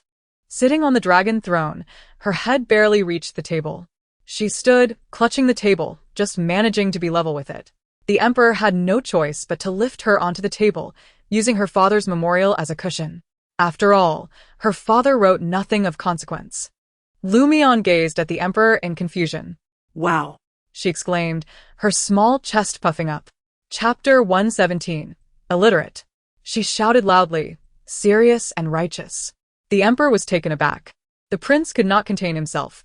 Why are you so proud to be illiterate? Let me ask, why are you so proud? The prince, feeling helpless, took the book and began to explain to her. Zongbai, the god of justice, was serious and valued rules. His sacrifices were the most challenging, but the fortunes he bestowed were also the most significant. His offerings must be precise, with not a single mistake allowed. The sacred text dictated that each year, pigs and sheep must be slaughtered, and incense must burn continuously to show respect for the deity. Mian, infuriated, pounded the table with her small hands, but her delicate hands only made a soft sound, causing her to wince. It's all lies. All lies. He used to steal my pea pudding. He even stole my spirit melons, secretly hollowing them out with a spoon, and then urinating inside. When I went to harvest the fruit, I was furious. Strict rules? Bah. He was the most mischievous one. And what of the spring god, who governed the seasons? She adored gentle breezes and rain, and her offerings had to be prepared a full year in advance. They must comply with the 24 solar terms, including the beginning of spring, rainwater, awakening of insects, spring equinox, Qingming, grain rain, beginning of summer, minor fullness and grain in ear. She was the most transcendent and untainted fairy among the gods. Any deviation in the order of the solar terms would result in a poor harvest that year. Mian looked disdainful. Transcendent? Lies, all lies. Clearly, she adored the little yellow books. Humph. I won't listen, it's all nonsense. Mian covered her ears, insisting it was all false. The emperor, exasperated, instructed the prince to take the sacred text away. Mian perked up. Tutu, she opened her hands toward the emperor. Tutu. Seeing the emperor feign ignorance, she continued. Tutu, judge ya. She touched her delicate little nails. A child not yet a year old could not have nail polish. You'll chew your nails, it's toxic. As Mian appeared ready to cry, the emperor quickly added, you can paint others' nails. Mian's tears ceased immediately as she looked at him in surprise. The prince felt a shiver run down his spine, as if he were being watched by some terrifying beast. He quietly stepped back. Indeed. The emperor raised a hand. Although you cannot paint your own, someone else can. Mian, if you paint him, you cannot paint me. With a thud, the prince's legs went weak. Your Majesty, your son's life is also at stake. Father, I am your biological son.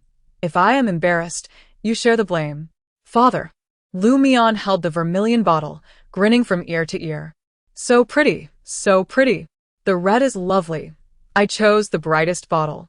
The prince, steeling himself, said, Mian, how about we choose someone else? Let us paint Lord Wang. Lord Wang trembled at the mention. Your Highness, I have never wronged you. Please spare me. The thought of that bright vermilion made his skin crawl. The emperor chuckled as Mian pouted. No, with the prince. The prince stifled a laugh, pondering the embarrassing situation 1,000 times. Although he could not escape, as long as the emperor painted his nails, no one would dare laugh. Mian could offend the emperor. Mian was the emperor's favorite. He was not. If the emperor punished him, it would be real punishment. Uncle, next time. I won't be naughty anymore, the little one said softly, and the emperor extended his hand. For the common folk, for the ancestral legacy, for the people. The emperor's eyes turned red with anger.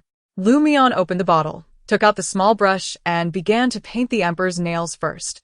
The emperor closed his eyes throughout, extending his fingers, allowing Mian to apply the cool vermilion. The tips of his fingers felt cool, and his heart felt equally chilled. The emperor thought today felt exceptionally long.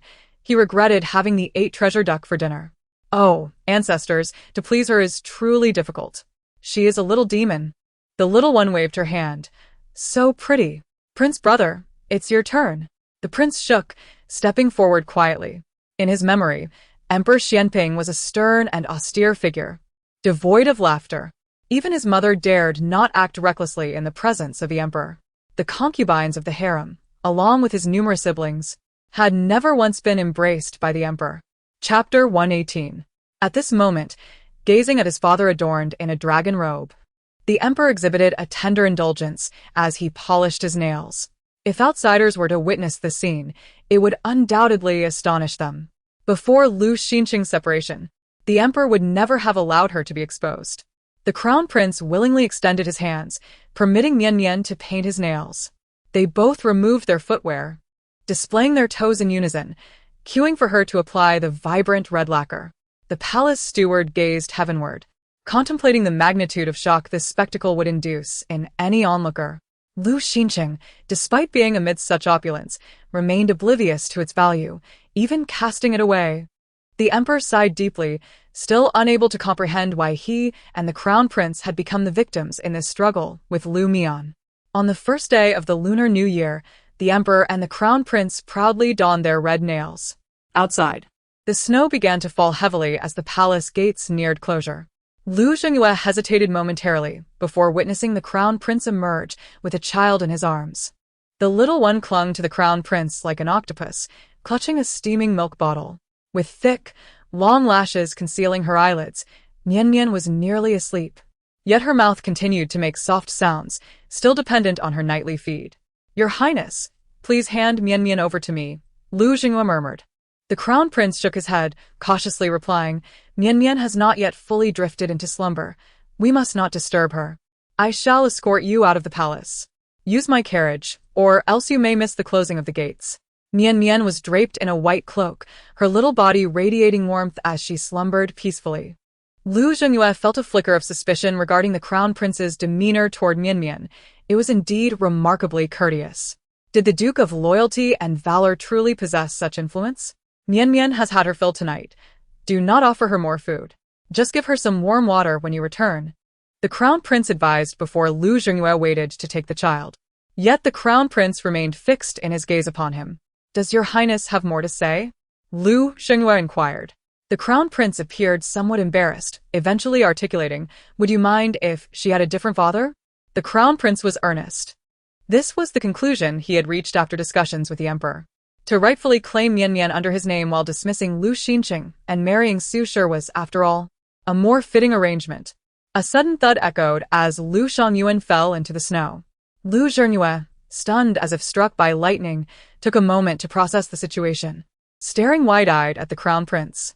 The crown prince waved his hand dismissively. Never mind, I was foolish. Forget what I just said. He then stated resolutely, however, Lu Xinqing is unworthy of being Mian's father. Lu Zhengyue nodded in agreement. My mother shares the same sentiment. A faint smile graced the crown prince's lips. Su Shi was indeed wise to discard her romantic notions. Reluctantly, the crown prince returned Lu Mian to Lu Zhengyue, watching as they boarded the carriage, gradually disappearing into the dark. Upon returning to the Duke's residence, they encountered Lu Wani, who was tearfully leaving. She glanced back repeatedly, reluctant to part from her home. Young Master Gu should diligently instruct Wani on propriety. Now that she is the top scholar's wife, her actions reflect on the Gu family's reputation. Su Shi remarked with a calm demeanor, exchanging knowing smiles with Gu Ling. Gu Ling was no virtuous character, and Su Shi would inevitably deal with him. However, using his influence to manage Lu Wani was a mutually beneficial arrangement. Once the Gu family carriage departed, Lu Zhengyue cradled his sister and returned home. Was everything smooth? Su Shi was aware that Mian had been summoned to the palace and had saved the Empress Dowager, which might have earned her some favor from the emperor. Yet, Su Shi was entirely ignorant of the depth of this favoritism. It has been relatively smooth, except for a minor altercation with the consort. The group engaged in hushed conversation for a while, tending to Lu Mian's simple washing before placing her back in her chamber. Lu Zhengyue collapsed onto his bed, his thoughts drifting to Su Jiqing, now a legitimate daughter of the Lu family. He recalled Wen Ning, his eyes brightening with an unintentional gentleness. As night enveloped the world, Lu Zhengyue felt as though he had slipped into a dream. Faintly, he heard pleas and cries. Please, please, save the Su family, save Zhengyue. The Su family would not rebel. The Lu family members were filled with righteousness, and they would not betray their country. Chapter 119. They were wronged. I implore you to investigate this matter thoroughly. In the heavy snowfall, one could see Wen Ning, dressed inadequately, desperately kneeling in the snow, attempting to stop passing carriages. At that moment, Wen Ning's brow bore the weight of exhaustion as she repeatedly halted carriage after carriage. Wronged? How could it be a false accusation when the legitimate daughter of the Su family had reported it herself? Miss Lu Jingyao had acted with great integrity, indeed. The Su family was implicated in a conspiracy against the state, dragging the Duke of Loyalty and Valor into the fray. Fortunately, the Crown Prince, in his righteousness, had only executed the direct descendants of the Lu family. People pointed and whispered among themselves. Some approached Wen Ning discreetly. If you crawl through the legs of the young master, he will submit a petition on your behalf. What do you say? One servant grinned. Wen Ning, with her hair disheveled, bit her lip, unsure whether from the cold or from anger. Are you serious? The Su family is innocent. Please save us. I will crawl. Kneeling in the snow amidst the laughter of the crowd, Wen Ning humiliated herself by crawling through the young master's legs. A stream of warm, fall air descended from above, provoking further raucous laughter from the crowd. And yet, you still wish to submit a petition? Brothers, pull her away. Miss Jingyao has declared that the Wen family will be exiled to Lingnan tomorrow. The crowd laughed heartily as they dragged the terrified and screaming Wen Ning into a narrow alleyway. No. Please, you will not have a good end. Wen Ning's piercing voice echoed in the alley, met with a chorus of malicious laughter. Lu Zhengyue, like a shadow, furiously rushed toward the crowd. Let go of Wen Ning. Let go of her. As he heard her despairing cries and witnessed them tearing her garments, he awoke in a cold sweat from the nightmare. His heart raced wildly. Consumed by sorrow, fury, and despair, his body trembling uncontrollably. Wen Ning! Wen Ning! His Wen Ning! This was no dream. None of it was a mere figment. It was the trajectory of fate he had chosen after selecting Su Jiqing. This was the original path of his destiny without Mian. Tears streamed down Lu Jingyue's face as he pondered how much suffering his Wen Ning had endured.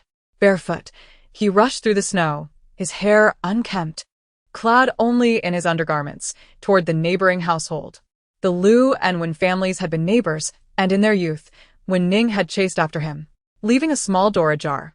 However, after the Wen family's exile, that door had been locked. Now, frantically, he searched for the key. Unlocking the small door, as he dashed toward Wen Ning. This time, he would hold onto her hand tightly, never letting go.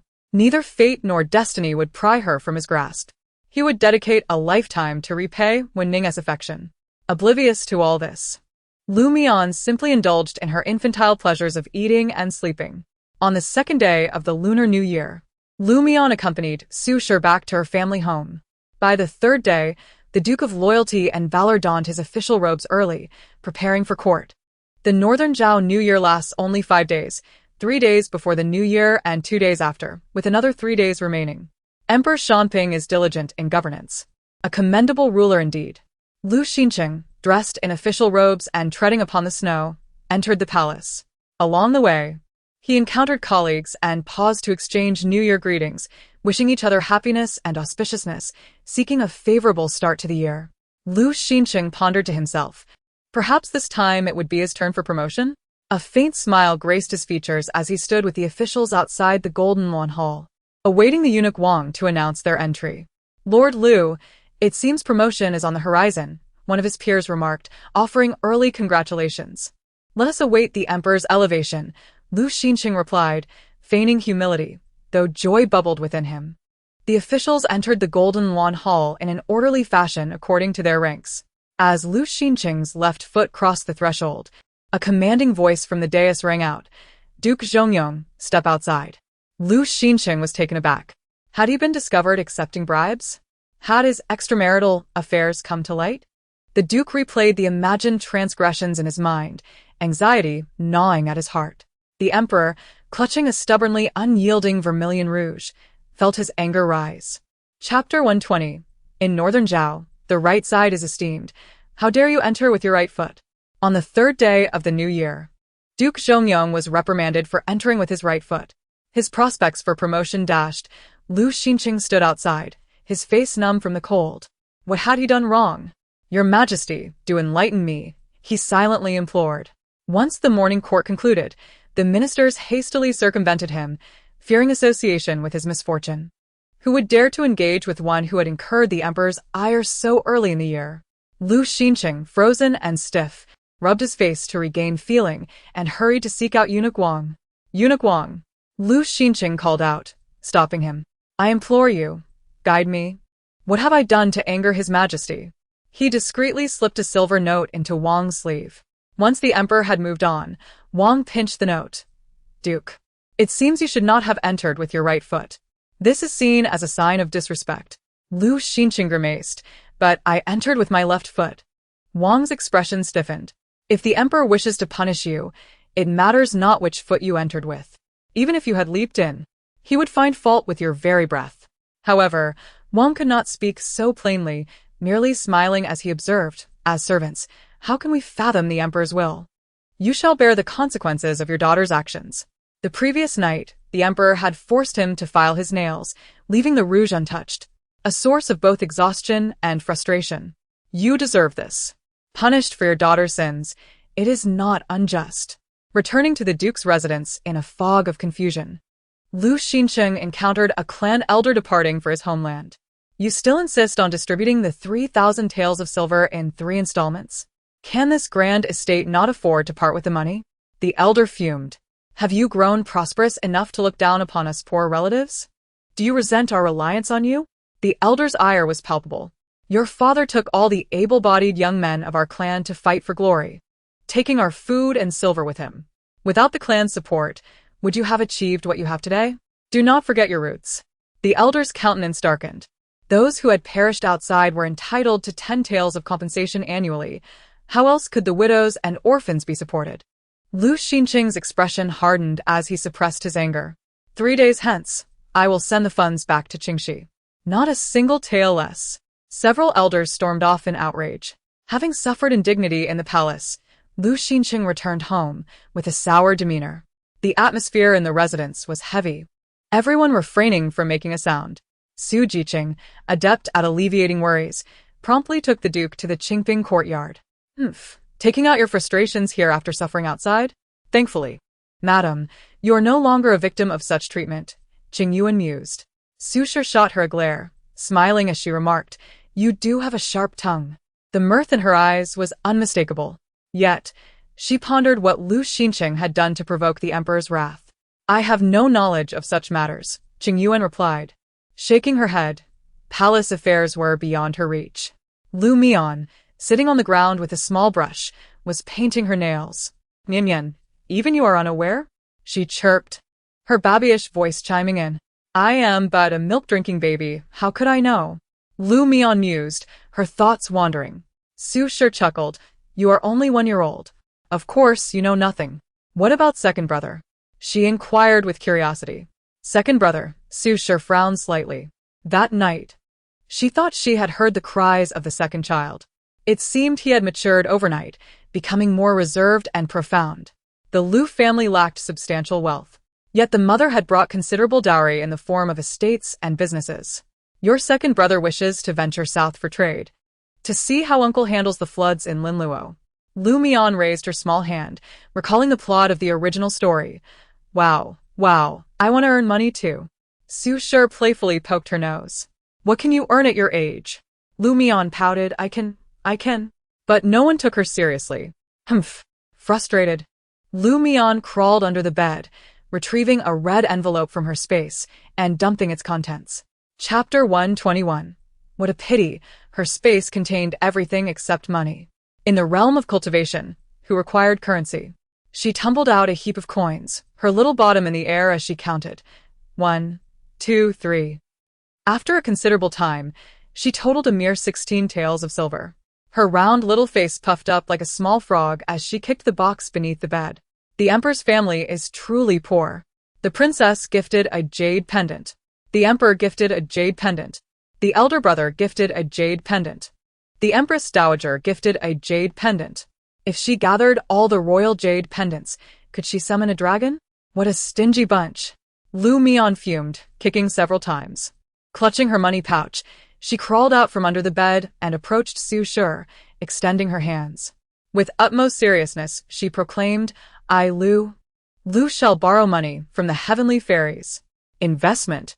Sharing profits. Lu Mian's eyes sparkled with determination. Assist me, and upon my return to the celestial realm, I shall repay you 100-fold. Su Shi pressed her lips together, nearly bursting with laughter, and handed 5 taels of silver to Qingyu. Here, little fairy. Consider this a gift from your mother. No need to repay. Lu Mian wrinkled her nose in disdain at the amount, but still accepted it. Yuqin, take note.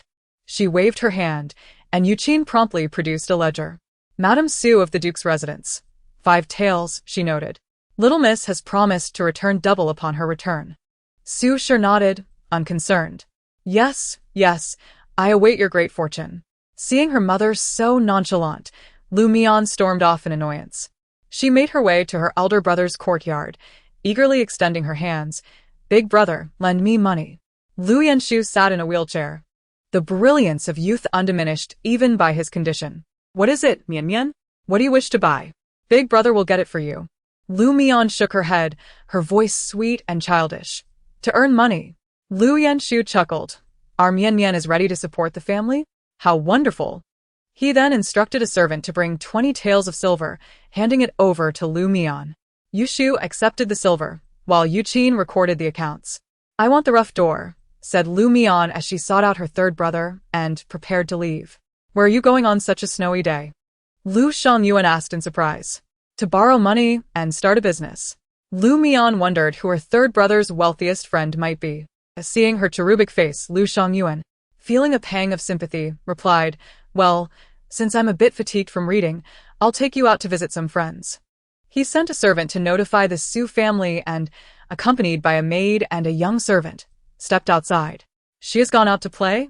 Su smiled widely. Qingyuan covered her mouth and said, "Our young miss is quite precocious. She speaks early and loves to learn from others."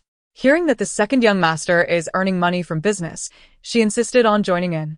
At this moment, Su was unaware that Mian was about to achieve something monumental for the nation and its people, which, of course, also led to a great commotion among the children of the city. Lu Xiangyuan's first stop was the Lin family, the wealthiest in town. If one were to speak of riches, it would undoubtedly be the Lin family. Their business had flourished over the years, yet with wealth came the desire for power. The Lin family sought to elevate their status and become imperial merchants, but their aspirations had not come to fruition in years. However, this was of little concern to the 9-year-old son of the family, who was still in his formative years. Lin Yangyang welcomed his friend at the door, his gaze falling upon the child in Lu Xiangyuan's arms. "Last time, Li Siki mentioned you brought your sister to the academy, and it turns out to be true. Let me have a look." Mian, feeling short in stature while seeking money, grinned, revealing a few teeth. "Yenyang, your sister is truly adorable," Lu Xiangyuan said proudly. Lin Yenyang, the youngest son of the Lin family, immediately took a liking to the soft little girl. "Indeed, she resembles me," Lu Xiangyuan beamed with pride. Lin Yenyang scoffed. "If she resembles you, that's not a good thing." As close friends, they were unconcerned with playful banter. "My sister wishes to borrow some money to start a business. Would you like to join us?" Lu Xiangyuan grinned like a sly wolf. Lin Yenyang was taken aback. "Start a business? Just us?" Lu Xiangyuan nodded affirmatively. "Of course. I consider you a friend, so you're the first person I approached. It certainly isn't just because of your wealth. Make a big fortune." Mian gestured exaggeratedly. "Your sister wants to borrow?" Lin Yenyang exclaimed in astonishment. Mian nodded vigorously. "Yenyang, do you have any New Year's money?" Lin Yenyang confirmed he had been saving his New Year's money every year. He led Lu Xiangyuan into the house, instructing a maid to watch the door. He retrieved a box, much larger than Mian's, and upon opening it, revealed a substantial amount of silver notes. "Wow, you have money!" Mian exclaimed. Lin Yenyang bashfully scratched his head. "My father gives me quite a bit, and I spent a lot too. I still have 6,000 taels left. I'll lend it all to you, Mian." He handed all the silver notes to her. Lu Xiangyuan wasted no time, taking the money. He carried Mian out the door. Just as they were leaving, they encountered Uncle Lin returning home, thoroughly intoxicated. Lin Yenyang's face showed concern. "My father has been coming home drunk every day lately. Our family has been merchants for generations, and he wants to change our status. It's not so easy. A few years ago, he aimed to donate for an official position, but that didn't work out. Now he dreams of becoming an imperial merchant, which is even harder." Uncle Lin stumbled, and Lin Yenyang's mother wept for her husband. "Is this your classmate?" Uncle Lin slurred, reeking of alcohol. "Father, this is my classmate, the esteemed Lu Xiangyuan of the Yonggong Marquis family. This is his sister, Mian." Lin Yenyang helped steady his father. Uncle Lin hiccuped. "First time at our home? Happy New Year." While speaking, he swayed and pulled out some money. "What a beautiful child." Uncle Lin stuffed a silver note into Mian's hands before being helped away by his wife. Lin Yenyang looked apologetic. "My father isn't a nouveau riche. He's just had too much to drink." Yet Mian was ecstatic. "Wow, Uncle Lin is so generous. Who gives away 2,000 taels in a red envelope?" She would gladly visit the wealthiest family every New Year. Lin Yenyang chuckled, realizing his father had mistakenly given too much. However, he didn't mind. After seeing Lu Xiangyuan and Mian to the door, Mian took a deep breath as she clutched the big door. "What's wrong?" her brother inquired. The little one, unsteady on her feet, earnestly grasped the door and inhaled deeply. "I am absorbing wealth." Lin Yenyang found it amusing. Watching the two depart, he sighed, wishing for a benefactor to assist the Lin family. At that moment, Lu Xiangyuan, still cradling Mian, headed to the protectorate's residence. Lu Mian successfully borrowed 2,630 taels from Li Siki, who was 8 years old, 560 taels from the 3-year-old grandson of the Minister of Rights, 621 taels from the 5-year-old grandson of the Minister of Revenue, 800 taels from the 3-year-old granddaughter of the Cabinet Minister, 280 taels from the 2-year-old grandson of the Grand Minister of Ceremonies, and even 8 copper coins and a jug of milk from the 1-year-old grandson of the Minister of Rituals, as she was hungry, with their purses now bulging. Yushu and Yuqin recorded several pages of accounts. How much do we have? Lu Shangyuan's face turned numb. They had borrowed from every child in the capital. Yuqin swallowed hard. 22,368 taels and 8 copper coins. The bulk came from the Lin family, 8,000 taels. Lu Shangyuan was stunned, instinctively covering his backside. Sister, when are we going to start our business? He nearly cried, fearing for his safety. Lu Mian handed all the silver notes to Yuqin. Uncle, let uncle buy. She whispered her intentions to Yuqin, who paused in surprise but quickly agreed. What are we buying?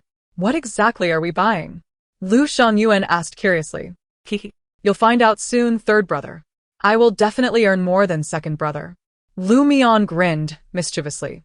That evening, upon returning to the Marquis' residence, Su asked, Where have you two been all day? You didn't come home, taking your sister out to run around.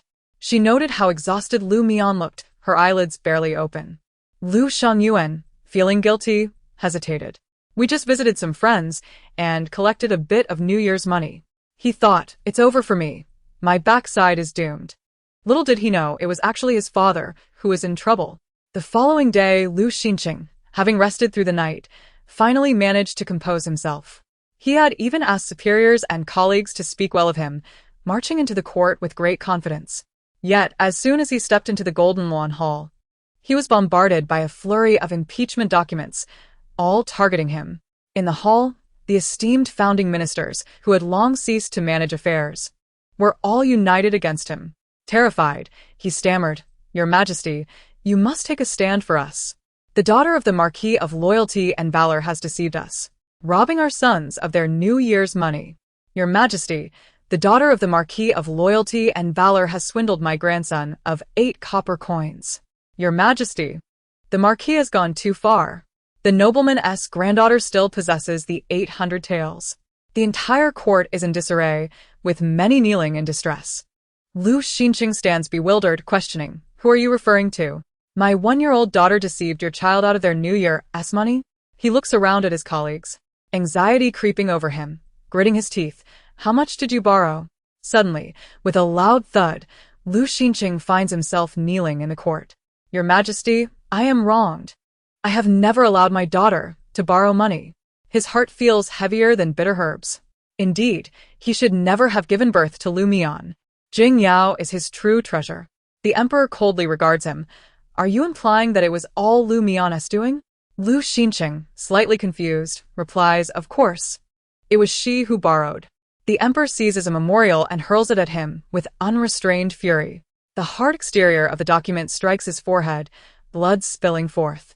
The emperor, experienced in expressing his wrath, stands abruptly, causing Lu Xinqing to tremble in fear, hastily bowing his head, too terrified to cover his bleeding wound. She is merely a year old. How could she possibly comprehend the concept of borrowing money? If not for the adult's instigation, could she even fathom such a thing? She can scarcely walk, let alone engage in financial dealings. The emperor's voice booms with indignation. You dare exploit a child of such tender age for profit? Lu Xinqing, you possess great audacity. The emperor, in a fit of rage, picks up another memorial and throws it at him. Lu Xinqing, overwhelmed with grievance, finds himself at a loss for words. He truly did not partake in such actions. Yet, seeing the courtier shaking his head discreetly, he refrains from further explanation. After all, who would believe that a mere 11-month-old child could borrow money? Lu Xinqing feels utterly humiliated. How could you possibly use a child to amass wealth? You had the audacity to borrow the money she saved over the years? Not only did your daughter borrow money, but she also provided a talisman, claiming it would ensure safety. This is utter nonsense. As colleagues, we shall not speak ill of you, but this money must be returned to the child. A group of elders surrounds Lu Xinqing, demanding restitution. The Minister of Rights quickly interjects, I possess 8 copper coins and a jug of milk. Lu Xinqing, realizing that a 1-year-old child could hardly have borrowed much, agrees to repay without hesitation, promising to deliver the amount to his colleagues without fail. I have inquired around. She has indeed borrowed quite a sum, and each household possesses a promissory note. We shall present you with those shortly, the Minister of Rights remarks nonchalantly. He is a senior official, one whom even the emperor respects. The emperor casts a glance at Lu Xinqing, declaring, this matter of exploiting a child for financial gain warrants severe punishment to serve as a warning. Summon Lu Haoi and administer 30 strokes. Lu Xinqing clenches his lips tightly, unable to plead his case. He is dragged away by the palace attendants. Each strike lands heavily upon him, leaving his visage pale and his lips bloodied. In chapter 124, he can only resent Lu Mian for her lack of fortitude, lamenting that Jing Yao is far more sensible. Once the morning court concludes, the emperor summons several of the aggrieved parties into the study. They exchange glances in confusion. Did she truly provide you with talismans? The emperor, seated upon the dragon throne, suppresses a rising elation. Talisman? Why was I not given such a marvelous thing? Have I failed in some regard? I have bestowed upon her a jade pendant that grants access to the palace and the ability to summon 10,000 elite guards. Where have I gone wrong? The emperor feels increasingly aggrieved. The Minister of Rights produces a yellow talisman, crumpled and worn, depicting intricate symbols. My grandson borrowed 8 copper coins and a jug of milk from her. She provided a truth talisman, claiming that no lies could exist under its power. The little one is quite the charmer, having swindled my grandson of all 8 coins. The Minister of Rights casually holds the yellow talisman, but court eunuch Wang approaches him directly. Surprised, the minister realizes he had no intention of presenting such a trivial item. Nevertheless, he hands it over to Wang. The emperor then addresses the gathered ministers. Zhou, from the Department of Rights, presents a yellow talisman, stating, I borrowed 280 taels from my grandson, and she gave me a talisman for home protection, claiming it would ward off all malevolent spirits. He hands it to Wang. The Grand Secretary of the Cabinet adds, I borrowed 300 taels from my granddaughter, who received a weather talisman. She believes it can summon winds and rain, and she treasures it greatly, demanding its return. Hence, he did not relinquish it to Wang.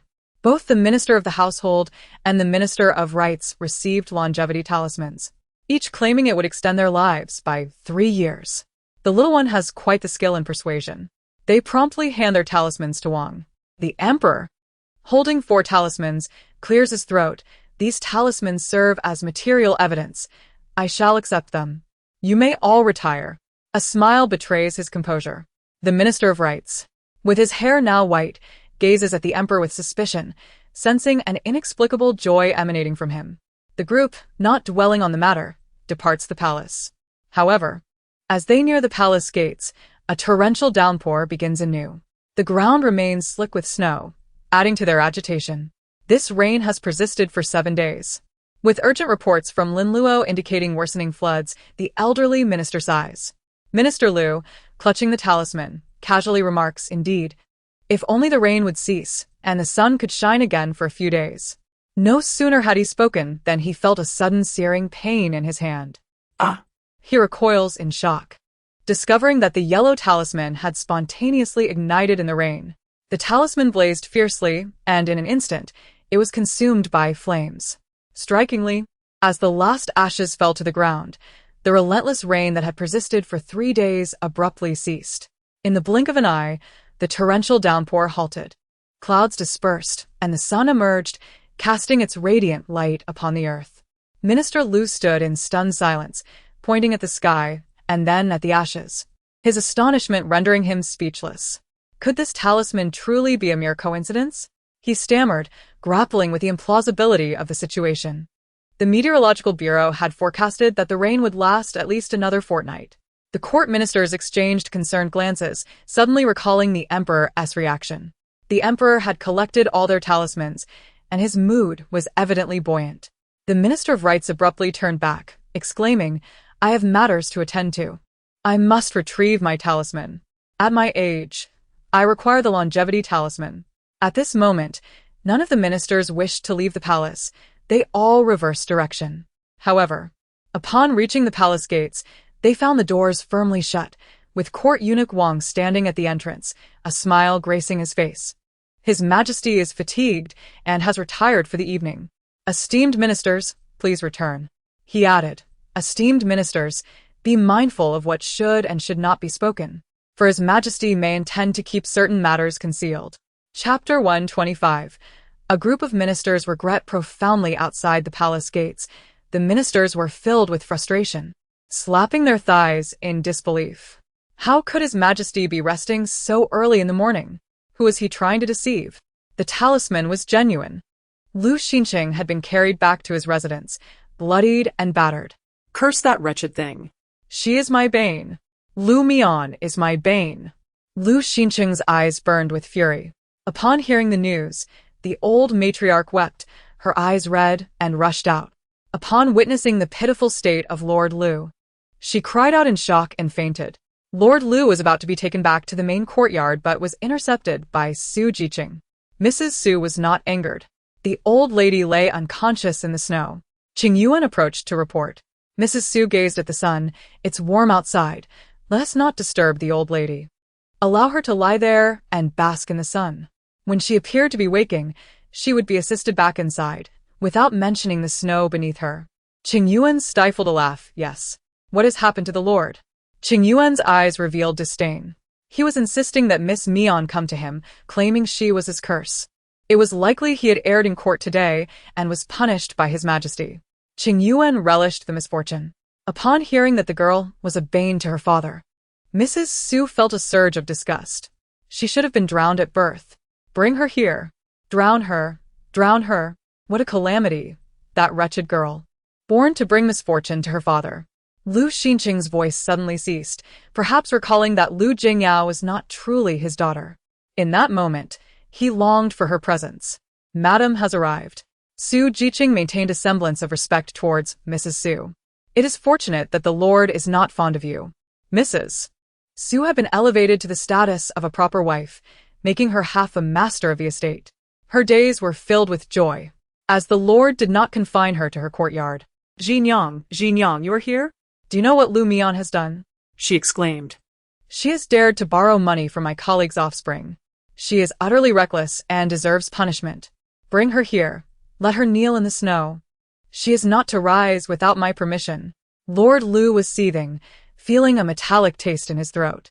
Mrs. Su was filled with ire. My lord, Mian is but a year old. You cannot demand such punishment. She is but a child. You do not understand. She is a curse upon her father. Ever since her arrival, nothing has gone smoothly. I was struck by lightning, and everything has been amiss since. Besides, kneeling does not kill. Lord Lu's eyes darkened. Is that so? Xingyang, I believe Mian is my blessing, my salvation. With her, there is hope.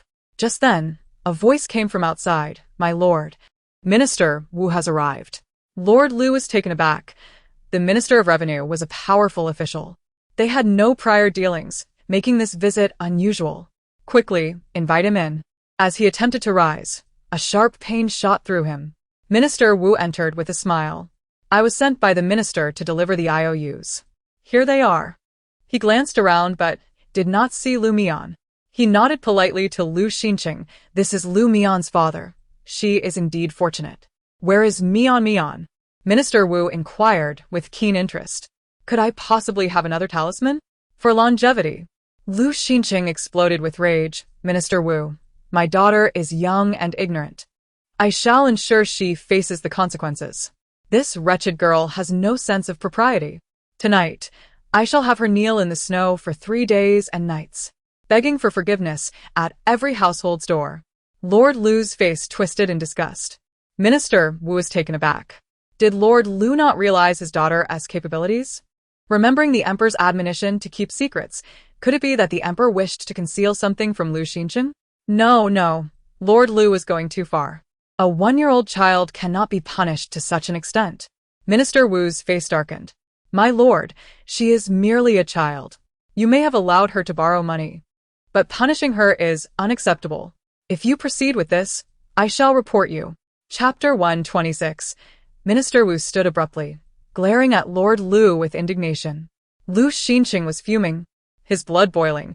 He had not received a single coin. "Take care, my lord. Mian is innocent." With that, he stormed off. Ah. The Duke and the wealthiest merchant have indeed had good fortune. The Duke fell ill and did not attend court, while the merchant, being a traitor, is unworthy of court. They have managed to preserve their talismans. Lu Xinqing trembled with rage. "I did not take any money, not a single copper coin." His anger escalated. He glanced at the ledger. 22,000 taels. This is madness. Who lends such an amount to a 1-year-old child? Is the Lin family out of their minds? Overwhelmed with fury, Lu Xinqing fainted on the spot. Mrs. Su, upon seeing the ledger, gasped in shock. Mian actually borrowed money. When Lu Xinqing regained consciousness, he was gasping for breath, utterly weakened.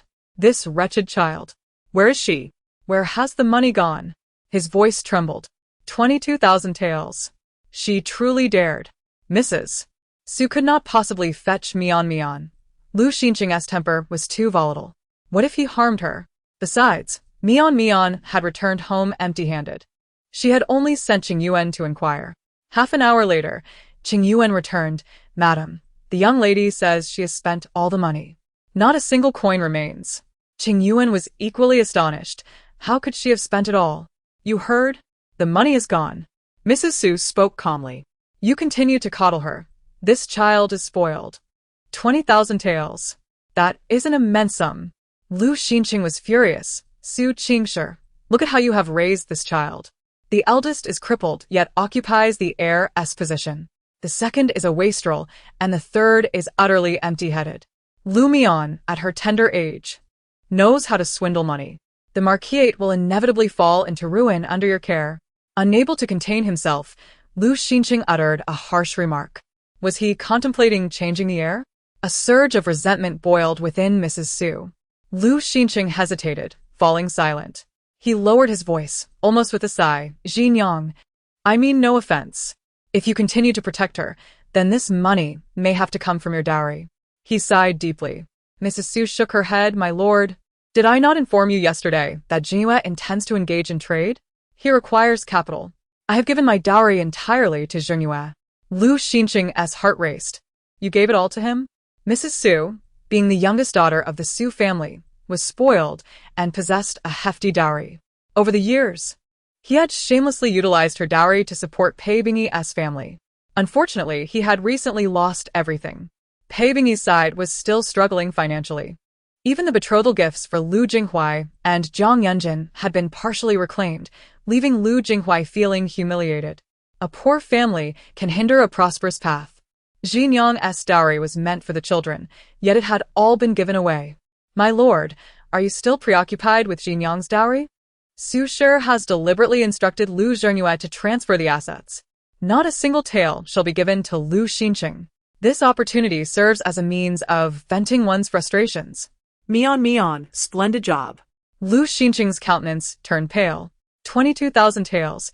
He must repay himself. Furthermore, the clan elder still possesses 3,000 taels. The matriarch only awakened in the evening. Upon regaining consciousness, her body felt numb, as if it had been frozen. Yet, upon opening her eyes, she found the heating stove lit and a brocade quilt covering her. Since the passing of Granny Lin, no one has been considerate by her side. Su Shi, upon hearing that the matriarch had a high fever during the night and mentioned her body feeling numb, sent the house physician to attend her. After the physician prescribed medicine, his expression displayed some concern.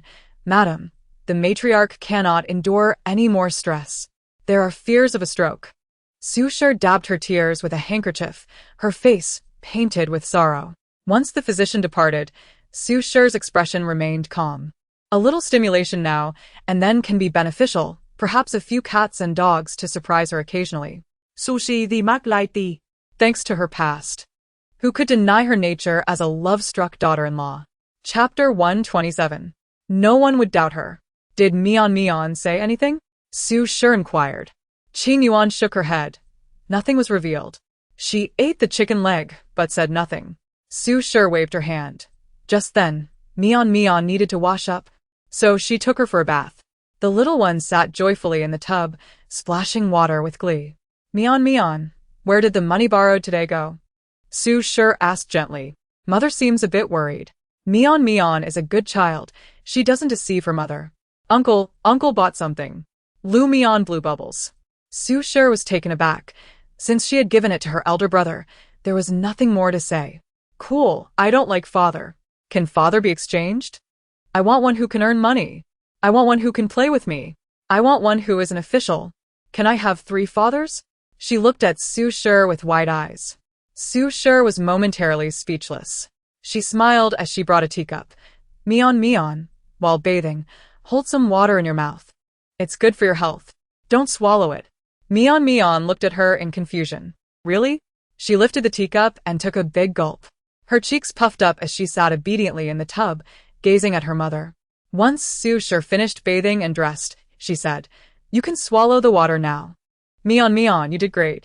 After Lu Mian lay down in bed, Su Shi extinguished the light and quietly slipped out. Madam, is holding water in the mouth during bathing truly beneficial for health? I have never heard of such a remedy, the maid remarked in astonishment. Su Shi's eyes sparkled with amusement. She spoke too much. Holding water in the mouth left no time for chatter. Qingyu, Madam, how can you be like this? Poor Miss Mian, Mian, she suffers from a lack of education. She is completely bewildered. Lu Mian, however, soon fell into a deep slumber. As for the emperor, he remained awake throughout the night. Do you think Mian, Mian is a divine blessing bestowed upon Beizhao? She is here to save us. My son, this true charm I have used on the hostage has indeed proven effective. The emperor's eyes gleamed with excitement. My son, the emperor hesitated for a moment. The crown prince looked at him suspiciously. With such abilities, if Mian, Mian fell into the hands of outsiders, it could mean great peril for Beizhao. The emperor's expression turned grave. The crown prince immediately stood and knelt at the emperor's feet. Father, Mian, Mian is still but a 1-year-old child. I can assure you of her loyalty to Beizhao. Her heart is unwavering. The crown prince spoke with urgency. The emperor waved his hand dismissively. What nonsense are you spouting? The late emperor haunts my dreams. Every night, the late emperor appears, urging me to treat Lu Mian well. What I mean is, only those close to us can be trusted. So, what do you think about me marrying Su Shi? After all, Lu Xinqing has taken a concubine, and a divorce is only a matter of time. Or perhaps we can arrange a betrothal for you and Mian, Mian. Cough, cough, cough. The crown prince suddenly choked. Father. No, no, no. I cannot. The crown prince's face turned red with panic. I, the crown prince, have a life that was meant to end. It was Mian, Mian who defied fate and saved my life. The crown prince gritted his teeth. To save me, she shared her lifespan with me. Now, I can only be her servant and enjoy her longevity. The emperor was taken aback. Yet recalling the late emperor's words, he sighed in resignation. Let's proceed with the divorce first. We can discuss the rest later. At this moment, Lu Xinqing was oblivious to the fact that the wife he despised had already attracted attention. At the start of the year, Lu Xinqing pieced together various resources and sold off considerable family assets. He even retrieved the estate intended for Lu Jingyao, all to repay debts. It was said that Pei Bingyi's eyes turned red with anger. To gather 25,000 taels, Lu Xinqing even resorted to borrowing high-interest loans. He appeared increasingly grim. Not only was he burdened by the need to repay over 20,000 taels of silver, but he also struggled to secure such a large sum of money. Forced to borrow from loan sharks at exorbitant rates. Just the thought of it made his heart ache sharply. Soon, the Lantern Festival arrived. The 15th day of the first month marked both the Shangyuan Festival and the Festival of Praying to the Gods. Every year on this day, the entire populace worshipped the deities. It is said that those who have gained the favor of the gods have had their wishes fulfilled. Chapter 128. Of course, this is merely a tale passed down through generations, and no one knows its veracity. It is said that when the deities descend, all of heaven and earth are aware. On the 15th day of the first month, the matriarch set out early in the morning, declaring her intent to pay homage to the Buddha. Su Shi knew they were headed to the Pei family. Su Jiqing could not intervene. Su Shi had prepared the incense table in advance, following the customary offerings from previous years, even beginning to burn incense and bathe 3 days prior while adhering to a vegetarian diet. The entire capital was meticulously preparing, even more solemnly than during the New Year. Everyone yearned for a response from the divine. The deities of the southern lands must frequently receive divine responses, Su Shi sighed, choosing not to comment further. Mian had little interest in the worship. Rather, she was fascinated by the offerings. The offerings, meant to express sincerity, were all freshly made that day. Various crispy pastries and fragrant roasted chickens filled the air with delightful aromas throughout the residence. When do we worship? Mian clasped her hands together. She could not help but drool. But she must not steal a bite. The deities are watching. The worship occurs at night, during the full moon. Mian tilted her head. What do we worship, the gods? Which deity is it? Mian reached out to touch the roasted chicken and shoved her hand into her mouth. Her eyes instantly lit up. Wow, what a delightful flavor. Honestly, I'm not entirely sure, Su Shi shook her head. This deity is the earth god. He oversees all the deities, and there are no legends of him among the people. Mian exclaimed in understanding. She eagerly awaited the night to fall, the full moon to rise, and the entire city to illuminate with lights. Su Shi placed the offering table in the center of the courtyard. The table was draped with cloth, reaching the ground, and was filled with offerings. A few meters away, cushions were arranged, and Su Shi led the entire household in worship. Where is Mian? Su Shi inquired. Was she not waiting to worship the deity early on? She had just been here, but likely retreated to her room. Someone was guarding the gate, so she surely hadn't left the courtyard. Qingyu was not in a hurry. Let the worship commence, for the auspicious hour must not be missed. Thus, Su Shi led a grand procession to pay homage to the gods. Meanwhile, Mian lay beneath the offering table, deeply asleep, murmuring about roasted chicken atop the highest altar in the capital. The altar loomed high, seemingly within reach of the stars above. The emperor, accompanied by numerous ministers, stood solemnly upon the altar, beseeching divine protection for the populace and praying for the deity to descend upon Beizhou. Every year, the Qingyu festival is a time for worshipping the gods. The entire Beizhou places great emphasis on the moon worship festival, treating it with more solemnity than the New Year. Would they be fortunate enough to have the deity descend this year? The so-called divine descent is merely a fleeting shadow of heaven and earth, separated by countless realms. The notion of divine descent is utterly captivating. Why must they annually worship the principal deity during Qingyu? Is today not the anniversary of his birth? A young prince quietly inquired of his mother. The little bald monk replied, not at all. It is because the days of his descent have always coincided with Qingyu festival. According to legend, he has descended to the mortal realm on 6 occasions, all on Qingyu, hence the day has been designated for worship. It is a chance to receive the deity's favor. The little monk stood beside the virtuous consort, who tightly grasped his hand. The little monk was the 4th prince, born under an ill-fated star and raised in the Hugua temple. The virtuous consort, yearning for her son, fell gravely ill every year. In the past, the spring festival would bring her heartache as she faced the separation from her child while others enjoyed family reunions. Perpetually worrying about the fate of Beizhou and its people, fearing relentless calamities that might require her son as a sacrifice to heaven. This year, however, the virtuous consort wore a smile. On the 15th day, her son would return to the temple once more. The typically proud and haughty consort discreetly wiped away a tear. Mother, are you cold? The little monk, though slender and frail, even with attendants at the temple, looked pitifully thin. Life in the temple was austere, requiring him to rise early each day to attend early prayers with his master. I am not cold. What of you, my son? The virtuous consort suppressed her bitterness, stifling her tears, and offered her son a smile. Chapter 129. The 4th prince pursed his lips and shook his head, his little face adorably shy. The virtuous consort's heart ached for him. How she wished for a deity to descend and save her son's life. She did not seek wealth or the highest position for him, but merely wished for him to be by her side, to share in her joy. The virtuous consort was the daughter of Lord Li, the protector of the nation, and her entry into the palace was grand. Some speculated that if she bore a prince, it might threaten the position of the empress.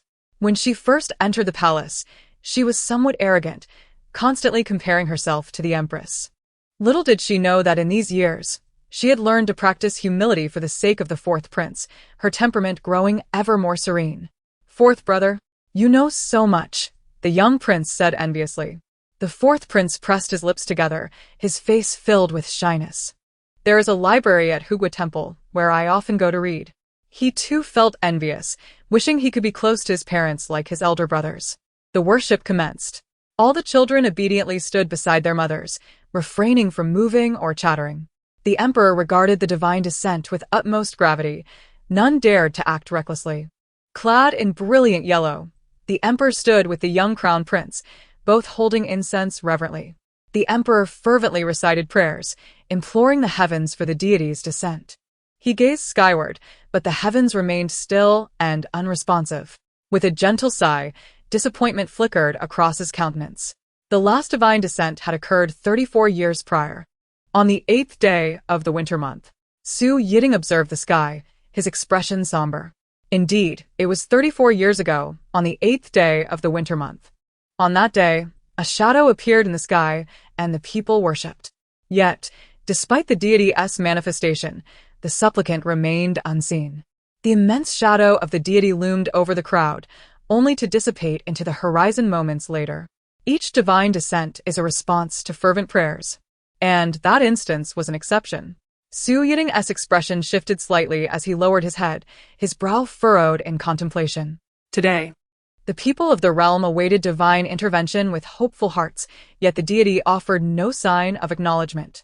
The crowd sighed in collective disappointment.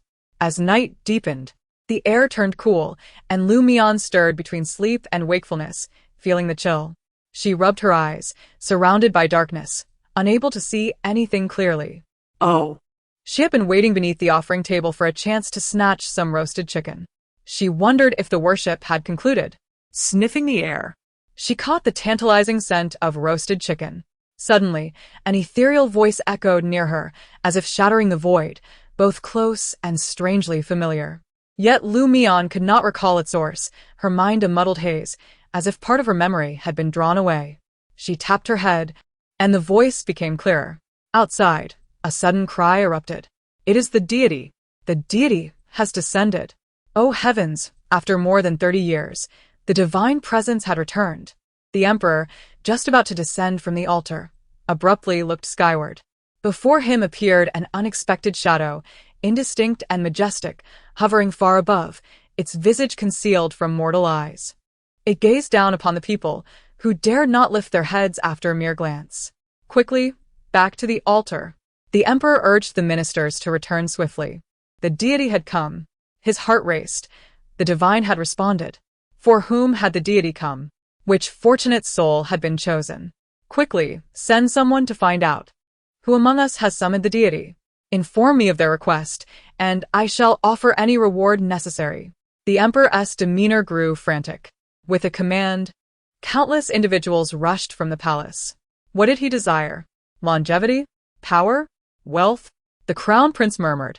The ancestor of the neighboring Qingyu had once made a wish during a divine descent to become emperor, and in the end, he truly became the founding ancestor. The crowd's hearts raced as they heard the deity's inquiry. What is your wish? A question to the divine. The deity was about to bestow its grace. Mian rubbed her ears, overwhelmed by the noise. It was truly deafening. No matter how she covered her ears, she could still hear the question. What is your wish? Chapter 130. What do you desire? I can grant you anything in this world. Immortality? Fame and fortune? Wealth?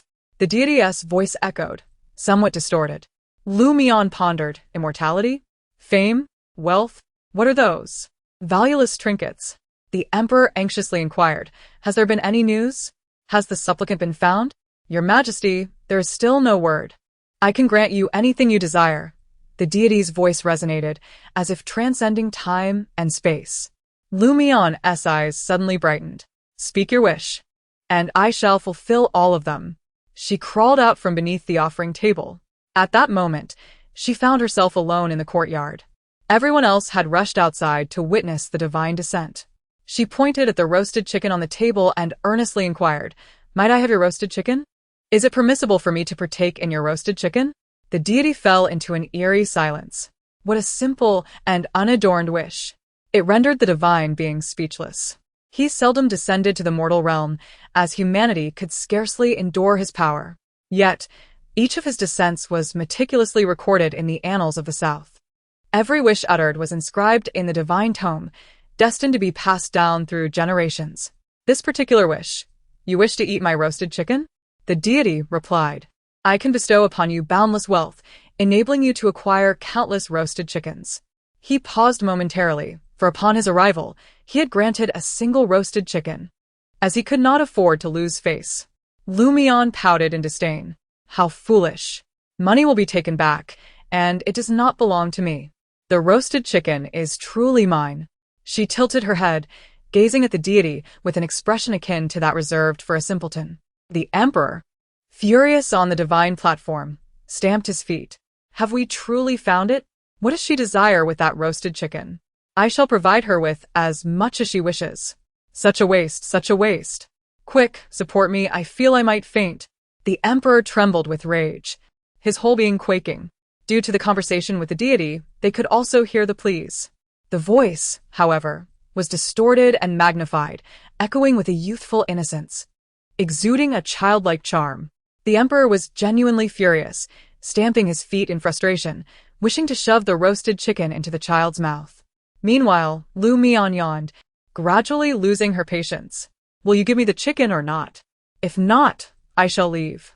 The deity truly was stingy, proclaiming that he could give anything in the world, yet hesitating over a mere roasted chicken. Mian tiptoed, reaching for the roasted chicken on the table, savoring its aroma with delight. Tonight, she decided not to wash her hands, wishing to sleep with the fragrance lingering on her skin. The deity remained silent for a long while, his voice taking on a somewhat desolate tone. "I grant you your wish."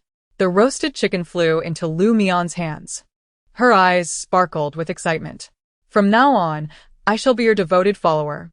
I cannot repay such a favor." She embraced the chicken and took a hearty bite, her face lighting up with joy, nearly leaping with delight. Then she pulled the chicken leg from her mouth. "Would you like a bite?" The deity's gaze fell upon the chicken leg, gradually dissipating into the night sky. Mian tilted her head, the voice sounding familiar, yet she could not recall from where. She had already assimilated into this world. Cradling the roasted chicken in her hands, she squealed with delight, her face smeared with grease as she savored the tender meat. How wonderful it was to worship the deity and feast upon roasted chicken. The emperor, on the brink of collapse, pressed his hand against his chest, his face pale with fury. "Find that foolish child, even if I must search 3 feet into the ground." The emperor gritted his teeth. The crown prince wore a peculiar expression, his head bowed in silence. "Roasted chicken, roasted chicken, roasted chicken. I want to eat roasted chicken." At this moment, his mind was consumed with Mian's incessant chatter about roasted chicken. He could probably guess who the root cause was. The entire city was abuzz with speculation about which little fool had asked the deity for roasted chicken. Presumably, it was a child. The faint voices that could be heard were undoubtedly those of children. Not long after the emperor returned to the palace, he received word. "Your Majesty, we have found her." A soldier reported that they had encountered a child outside, clutching a roasted chicken, claiming it was a divine gift. "Bring her in," the emperor commanded, his brow furrowing slightly. Soon after, a woman led a little girl forward unsteadily. The child appeared to be about a year old, her eyes sparkling, undeniably a child yet somewhat out of place. "You say the deity granted you that roasted chicken?" The emperor, standing on high, bore an imposing expression. The eunuch whispered, "This is Lu Jinghuai's sister, named Lu Jingyao, soon to be 1 year old." The woman standing behind her was her mother, Madame Pei. The emperor and the crown prince exchanged wary glances. "Madame Pei? Lu Jinghuai?" The consort of Lu Xinqing. Madame Pei, holding Lu Jingyao, felt her heart race as she prostrated herself. "Long live your Majesty." Lu Jingyao dutifully bowed twice. Madame Pei dared not raise her head to meet the ruler's gaze, her hands trembling as she held Lu Jingyao. Jingyao is truly clever. Children favored by the deities are indeed blessed by heaven, at least in the eyes of the emperor. The offspring of Su Shi had been reduced to dust in comparison. "Your Majesty," she began, but was swiftly interrupted by the eunuch. "Silence. The emperor did not ask you." Madame Pei panicked, and Lu Jingyao squeezed her mother's hand. Mimicking the adults, she said, "Yes, Your Majesty." It was Jingyao who asked the deity for the roasted chicken. The emperor, already disinclined towards Lu Xinqing's consort, now gazed at them with evident disdain. A mere one-year-old child, yet her gaze was strikingly worldly and materialistic. Was this truly a child of that age? Where was the innocence and simplicity found in Mian? Fool. The emperor fumed. The two trembled in fear at his wrath. "Northern Zhao, have you not eaten or dressed well? How dare you ask the deity for roasted chicken? Ignorant and unable to discern the occasion, you bring shame to Northern Zhao. As her mother, how have you raised this child? She is but 1 year old and does not understand. Do you not also lack understanding?" The emperor pointed an accusatory finger at Madame Pei, who turned pale with fright. She had only sought to claim credit but had not anticipated a reprimand. Lu Jingyao pursed her lips, her eyes filled with confusion as she wondered why it was not as she had imagined. "Get out." The emperor's words struck with fury, sending the eunuch hastily, escorting them away. As they left, he muttered, "This woman claiming to be Lu Jinghuai's mother, I would have believed you. How dare you deceive the emperor? Were it not for the child's young age, she would surely face punishment." Madame Pei, flushed with embarrassment, was driven from the palace in disgrace. However, the incident regarding Lu Jinghuai's mother claiming credit spread throughout the capital. "Father, how do you know it wasn't her?" The emperor shot the crown prince an irritated glance. "I am neither blind nor foolish. Who else but Lu Mian could have done this? Go summon Lu Mian to the palace, but do not alert anyone else." The eunuch hurried off to do so, contemplating that the emperor might shift his anger onto the little girl. When Lu Mian arrived, her face smeared with grease, it was a clear indication of her deeds. "Uncle, would you like to eat chicken?" She even offered the chicken bones to the emperor. The crown prince could only bury his face in his hands, pondering how to plead for Lu Mian's forgiveness. Just then the emperor spoke. "Mian, is it you who asked the deity for the roasted chicken?" The little one nodded vigorously. Yes. It was me. It was so delicious." The crown prince was about to intercede when he heard his father say, "Mian is truly a good child. Unconcerned with fame or power, a truly good child. If it were anyone else, they would have sought my throne, yet Mian only wished for a simple roasted chicken." The crown prince was taken aback. "Just a moment ago, you said otherwise." The emperor, quite serious, gazed affectionately at Mian. "How could this child not be my own? Mian, would you like to have a different father?" The emperor knelt down, his tone exceedingly gentle. The crown prince shuddered, having never seen his father appear so fearsome. Mian, clutching her milk jug, was gulping down water, feeling parched after indulging in roasted chicken. The small bell atop her head jingled melodiously. "Can you play with me?" Mian inquired with curiosity, as her father never played with her. "Of course I can play. I can hunt, play chess, engage in battle, practice martial arts, and even kick a ball. I am quite cultured as well, certainly not inferior to your current father," the emperor asserted, promoting himself vigorously. Lu Mian waved her hand dismissively, her face contorted in distaste. "Can you braid hair?" She pointed at her own locks. The emperor hesitated. "I can learn," he replied slowly after a moment. "Qingxi, summon the young princes to accompany Mian in the palace and let them play together. Inform the Su family that Mian will be staying in the palace today to familiarize herself with it. Is it acceptable for her to spend the night here?" New imperial dishes had emerged, sweet and sour, and the flavors were delightful. The emperor had recruited several new chefs specifically to create treats for infants. Lu Mian's eyes sparkled with excitement. "Wonderful." The emperor's eyes narrowed slightly. The crown prince's eyelids twitched. The Su family had 3 sons and 1 daughter. And now the emperor was marrying their mother for a second time. What a shocking development. Those old-fashioned advisors would likely faint in the court. Father. 4 or 5 young princes entered the study in an orderly manner, kneeling beside their father. Although the empress was the primary consort, her late pregnancy placed the crown prince third in line. The eldest prince, born of consort Hui, was 15 and had already moved out of the palace. The second prince, born of consort Qin, was 12 and currently studying at the Imperial Academy. The crown prince, aged 8, was the third. The fourth prince, Xie Junan, was 6 and born of consort Xian. Today, he would leave the palace, with consort Xian accompanying him. The fifth and sixth princes were both 5, while the seventh and eighth princes were 4 and 3, respectively. All these children were remarkably well-born, as the emperor had specifically chosen the most attractive ones. Take good care of your sister Mian. If she cries, beware of your behinds, the emperor warned, gesturing dismissively. Each prince had a wet nurse and palace attendants with them, so there was no need for concern. Father, little Six will definitely take good care of her, the little ones assured. Having been repeatedly instructed by their mothers not to upset Mian, they took her by the hand and exited the study. Once outside, little Five suddenly clutched his chest, trying to calm himself. "Oh, my father actually smiled at me," he exclaimed, his face filled with astonishment. "Did you see?" Father was trembling. "He's quite terrifying," little Six added, hunching his shoulders. "Mian, aren't you afraid of father?" the seventh prince asked curiously. Mian appeared puzzled. "Uncle is not scary. How could a good uncle be frightening?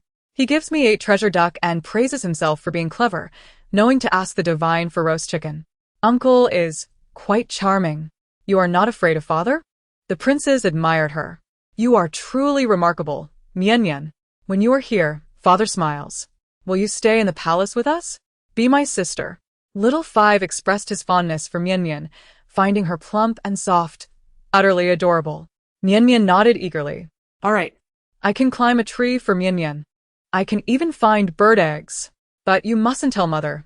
She will get angry." Upon hearing this, the little ones chimed in, eager to compete. "I can do it too. I want to compete with you." Before setting off, their mothers had instructed them not to lose to one another. The children proudly boasted, competing in tree climbing, poetry recitation, running, kicking balls, and arm wrestling. They huddled together, chattering and erupting in laughter from time to time. The wet nurses exchanged glances, silently retreating a few paces to watch the children while providing them ample space. Meanwhile, in the study, the crown prince gazed up at the emperor. "Father, do you wish for them to grow up together?"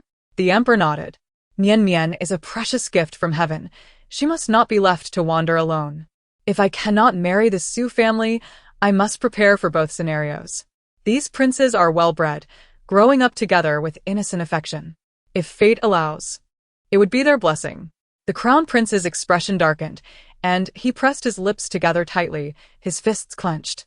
He wanted to speak but merely sighed softly, feeling somewhat lost. He could not comprehend why he felt such a connection to Mian. He sat before the couch, gripping a book in his hand, unable to focus on a single word. They were peers. They should be playing joyfully now. But what were they doing? The emperor casually inquired. "What are the young masters up to?" "Several young lords are by the pond, making clay figures," the steward replied with a smile. They made one of Mian and several of the little princes. Just then, laughter erupted from outside. "Father, we're back," Little Five exclaimed, holding a pair of clay figures. "We took great care of our sister. She had so much fun with us." "Father, here is Mian's clay figure," Lu Mian announced, cradling an adorable figure that, aside from a small tuft on its head, hardly resembled a person. Seeing their joy, the emperor felt a flicker of anticipation. "Does Mian enjoy the palace?" "I love it. Playing in the mud and competing." Lu Mian's eyes sparkled. "Hey, we beat Mian," the princes proudly declared, their chests puffed out, not failing to uphold their father's honor. "Competing in what?" the emperor inquired, intrigued. "Who can pee the highest and farthest while standing?" Little Five exclaimed, raising his hand excitedly. "Father, I won. I peed the farthest." The emperor's expression froze in disbelief. "Competing in peeing?" he gasped, his eyes widening. "We even used our pee to make clay figures. With the leftover clay, we made beggar's chicken and sent it to the kitchen," the princes gleefully explained. The emperor glanced at the steaming dish presented by the steward, the beggar's chicken already missing a few bites. The greedy Lu Mian sniffed the clay figure in her hand before leaning in to smell the chicken. She quietly stepped back, making a show of being a well-behaved child. The emperor felt a wave of dizziness wash over him. Truly, what a wonderful eldest son he had.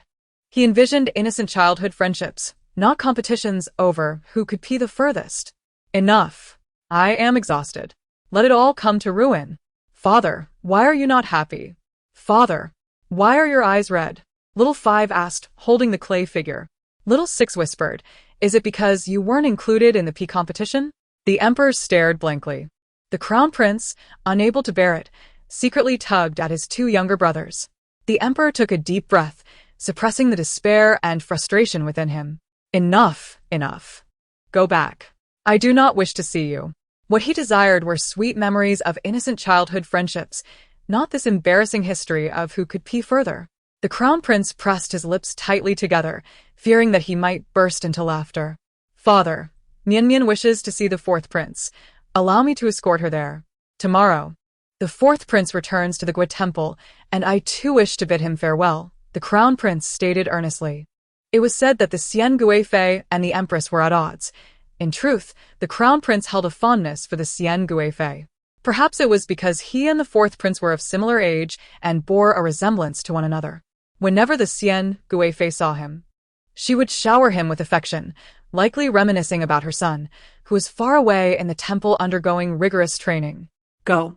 Offer some words of comfort to the Xian Guifei, the emperor sighed, pressing his fingers against his brow. How could he not cherish the 4th prince?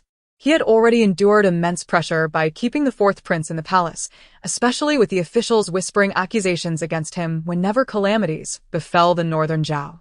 The 4th prince's fate was deemed ill, and there were calls for his sacrifice to appease the heavens. Throughout the year, he could only return to the palace for a few days. The Xian Guifei would surely weep until she bled again. The last time, her longing for her son had driven her to such despair that she had summoned the 4th prince back to the palace in haste. If he did not return soon, the 4th prince would become unmanageable. Mian, you are not afraid, are you? The crown prince asked with a hint of concern. The 4th prince's fate was exceedingly poor. On the day of his birth, all the flowers in the Xian Guifei's palace had withered, heralding an ominous sign. After his birth, he became a magnet for malevolent spirits, and vengeful souls often appeared within the palace. Fortunately, he was later sent to the Gui temple, where he was subdued. However, he could not linger in the palace for long. Mian blinked her large eyes, declaring, Mian is brave, not afraid at all. She patted her chest, insisting that there was nothing terrifying about vengeful spirits. In fact, they were rather adorable. Do not stay too long. Return swiftly. We wouldn't want to frighten Mian, the emperor cautioned. Seeing Mian's eagerness to go, he did not impede her. Thus, Mian clung to the crown prince as they made their way to the Xianqing palace. Within the Xianqing palace, there were few attendants, which puzzled Mian. The crown prince explained, the 4th prince has a heavy aura of misfortune that attracts malevolent beings. Only those with strong destinies can serve here. There have even been instances of palace maids being scared to death. Indeed, even before approaching, they could feel the chilling wind and hear faint cries. The crown prince tightened his grip on Mian's hand. The 4th prince could not be raised in the palace due to the numerous grievances and vengeful spirits that would be drawn to him. Mian curiously looked around, exclaiming, Wow, there are water ghosts in the pond. Oh my, there are some in the well too. Ha ha ha, they're climbing out. She eagerly pointed out a figure. Charred and burnt. The crown prince felt a chill run down his spine, quickening his pace. Upon entering the main hall, he finally sighed in relief. The 4 corners of the hall were adorned with bells sent by the abbot to ward off evil spirits. Inside, the Xian Guifei was softly sobbing, nearly breathless. Mother wishes she could bear your suffering. Since your birth, you have endured hardship in the temple, never experiencing a day of peace. Yunen, why can you not find peace? Mother, do not cry. I am not suffering at all, the 4th prince replied, kneeling to wipe away her tears. I cannot fulfill my filial duties to you, mother. I feel guilty. The young monk's face displayed remorse. I cannot stay for long. These past 15 days have been the happiest of my life. The gathering of vengeful spirits outside is increasing, and I fear they will harm you, mother. The abbot's bells can only hold them at bay for 15 days. The crown prince sighed softly as he noticed the chief palace maid's eyes were red from weeping. Mother, I have enough clothes. Please do not make any more for me. It may ruin your eyes. Every garment he wore had been meticulously sewn by the Xian Guifei herself. What does it matter if you make a few more garments for me in your absence? The Xian Guifei's eyes were swollen from crying as she continued to pack her son's belongings. 6 years, 6 years. I have sent my son away time and again, watching his figure grow distant, she lamented. The abbot said that once I reach 18, I can live a normal life. Mother, I too am afraid. As I grow older, the malevolent energy within me becomes increasingly difficult to suppress, the fourth prince confessed. Your Highness, the crown prince whispered to the Xian Guifei, who finally nodded in acknowledgement. The fourth prince, Xie Junin, also bowed to him. The two were quite familiar, having met when the crown prince visited the temple. I have come to see you, and you will return to the temple tomorrow. Who knows when we shall meet again? The crown prince reached back, only to find the space behind him empty. Where is Mian? Panic surged through the crown prince. Just moments ago, she had been right there. Oh no, it's not safe outside. The Xian Guifei wiped her tears and hastily rushed to the rear hall. The fourth prince's face turned pale. The three hurried towards her, and before they could open the door, they heard Mian's gleeful laughter. So much fun! Higher, even higher. Upon opening the door, they saw a white figure hanging from the roof beam, a vengeful spirit, filled with resentment. The spirit hung there, its tongue of vivid red, tears of blood streaming down its face, while Mian clung tightly to its leg, her feet off the ground. Swing higher, even higher. It's so much fun, Mian shouted. Beside her stood a water ghost with disheveled hair, holding a fruit plate with a sycophantic expression. When she swung back, the water ghost offered her a piece of fruit with a fork. Mian's laughter echoed throughout the Xianqing palace. The fourth prince stared, agape, struggling to comprehend the scene. Master, why can't we rid ourselves of these malevolent spirits? He wondered, as they now appeared docile before Mian. Is this meal for me? I can't swing. Mian pouted, causing the vengeful spirit to cry even louder, blood tears drenching Mian. The spirit wailed, cry, cry, cry. The more Mian scolded, the more pitiful the spirit looked. The others fell silent, the young monk scratching his head. The master had attempted to exorcise the spirits 4 times, but had never succeeded. Previously, the hanging spirit had boasted, infuriating the master. Now, the spirits wailed loudly. The vengeful spirits drawn to the Xianqing palace began to retreat silently. Your Highness! Mian spotted the crown prince and dashed towards him, who quickly lifted her into his arms. This is so much fun. I've made a good friend. A good friend. Mian exclaimed, turning to see the malevolent spirits retreating. Wait, don't go. I want to introduce you to the crown prince. Why are you running away? She shouted, but the more she called, the faster they fled. The 100-year-old malevolent spirits, once unmovable, now fled before her as if encountering a demon. Mian's expression fell, her little face drooping. Why did they leave? Don't they like Mian? Yu Qin, pale-faced, finally found her voice. You kicked their heads like a ball. Mian retorted. But it was them who handed me their heads. They gave them to you. Yu Qin replied, speechless. But they took their heads off to scare you. Mian argued. And yet you kicked them like a ball. Moreover, it was strange that she could touch the malevolent spirits. How disheartening. They don't like me. Mian lay in the prince's embrace, her face a portrait of sorrow. The noble consort was left in a state of shock, her mind reeling. Had the malevolent spirit truly departed? Had it abandoned the Xianqing palace? The abominable entity, which the abbot of the Guaguosi could not exorcise, had fled in such haste?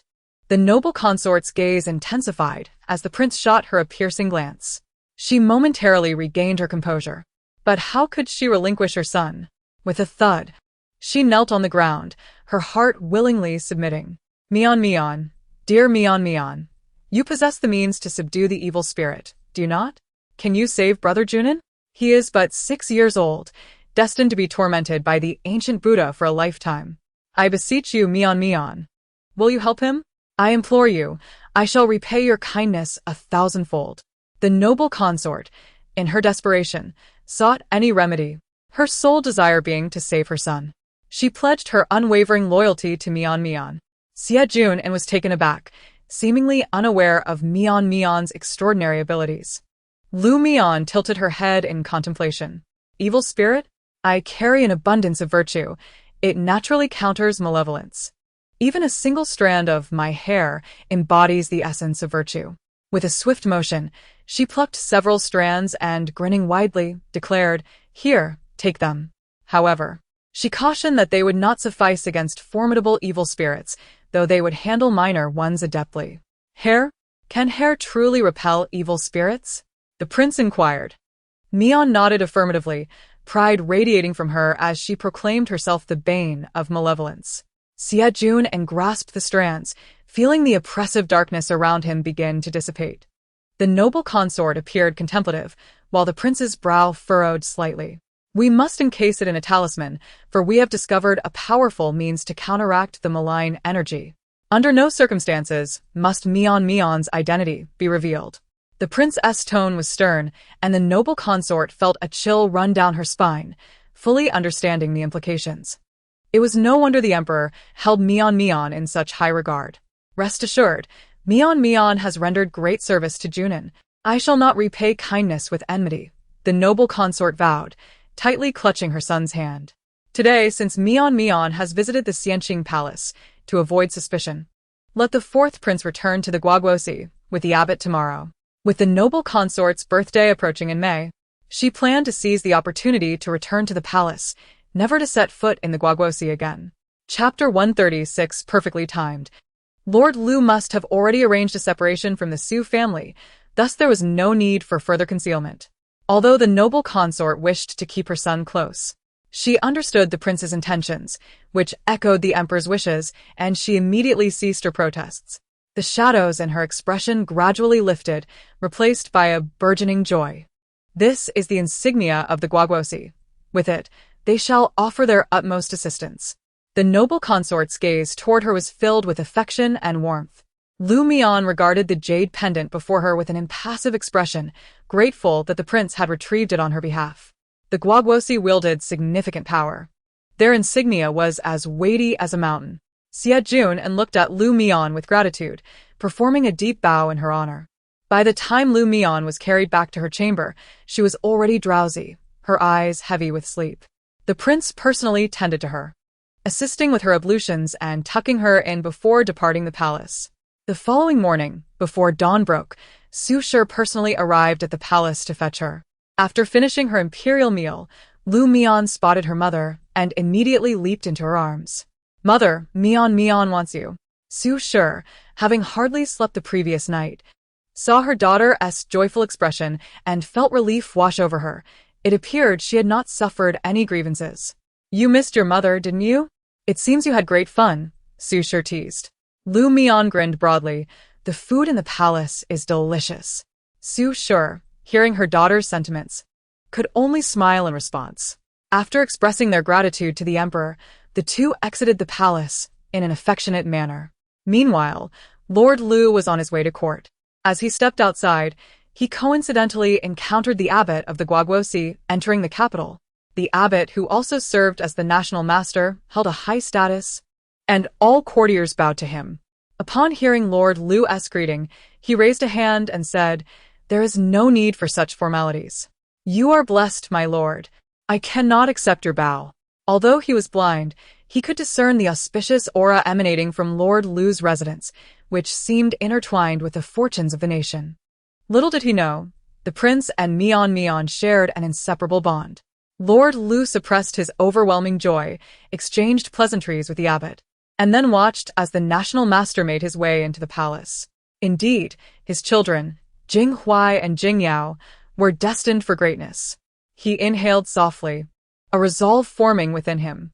Su Shi, Lord Lu's wife, furrowed her brow slightly, unwilling to reveal her innermost thoughts. Her tightly clenched fists betrayed her growing determination. It was time for action. Upon returning home with Mian, Su Shi was met by a servant from the old lady's chambers. A flicker of disdain crossed her eyes. Yet her demeanor remained impeccably composed. Xinjiang, I fear my health is failing. This year has brought one ailment after another, burdening the old lady. Upon seeing her, the old lady sighed. I have caught a chill these past few days, and it has grown into a serious illness. Su Shi merely smiled and wished her longevity, offering words of comfort. Mother, I cannot help but reminisce about the days you cared for me in sickness, the old lady mused. No one has ever served me as you did. When Su Shi first entered the family, she personally tended to the old lady, attending to her every need with utmost respect. Qingyu pressed her lips together, her eyes filled with indignation. In wealthy households, caregiving was often a mere formality. It was rare for a daughter-in-law to attend to the matriarch with such dedication unless it was a deliberate act of malice. There were countless ways for a mother-in-law to make life difficult for her daughter-in-law. The imbalance of power was inherent. Yet you are now a third-rank lady. I am hardly worthy. The old lady waved her hand dismissively. Su Shi maintained a gentle smile. Mother, what does it matter? It is my duty as a daughter-in-law to care for you.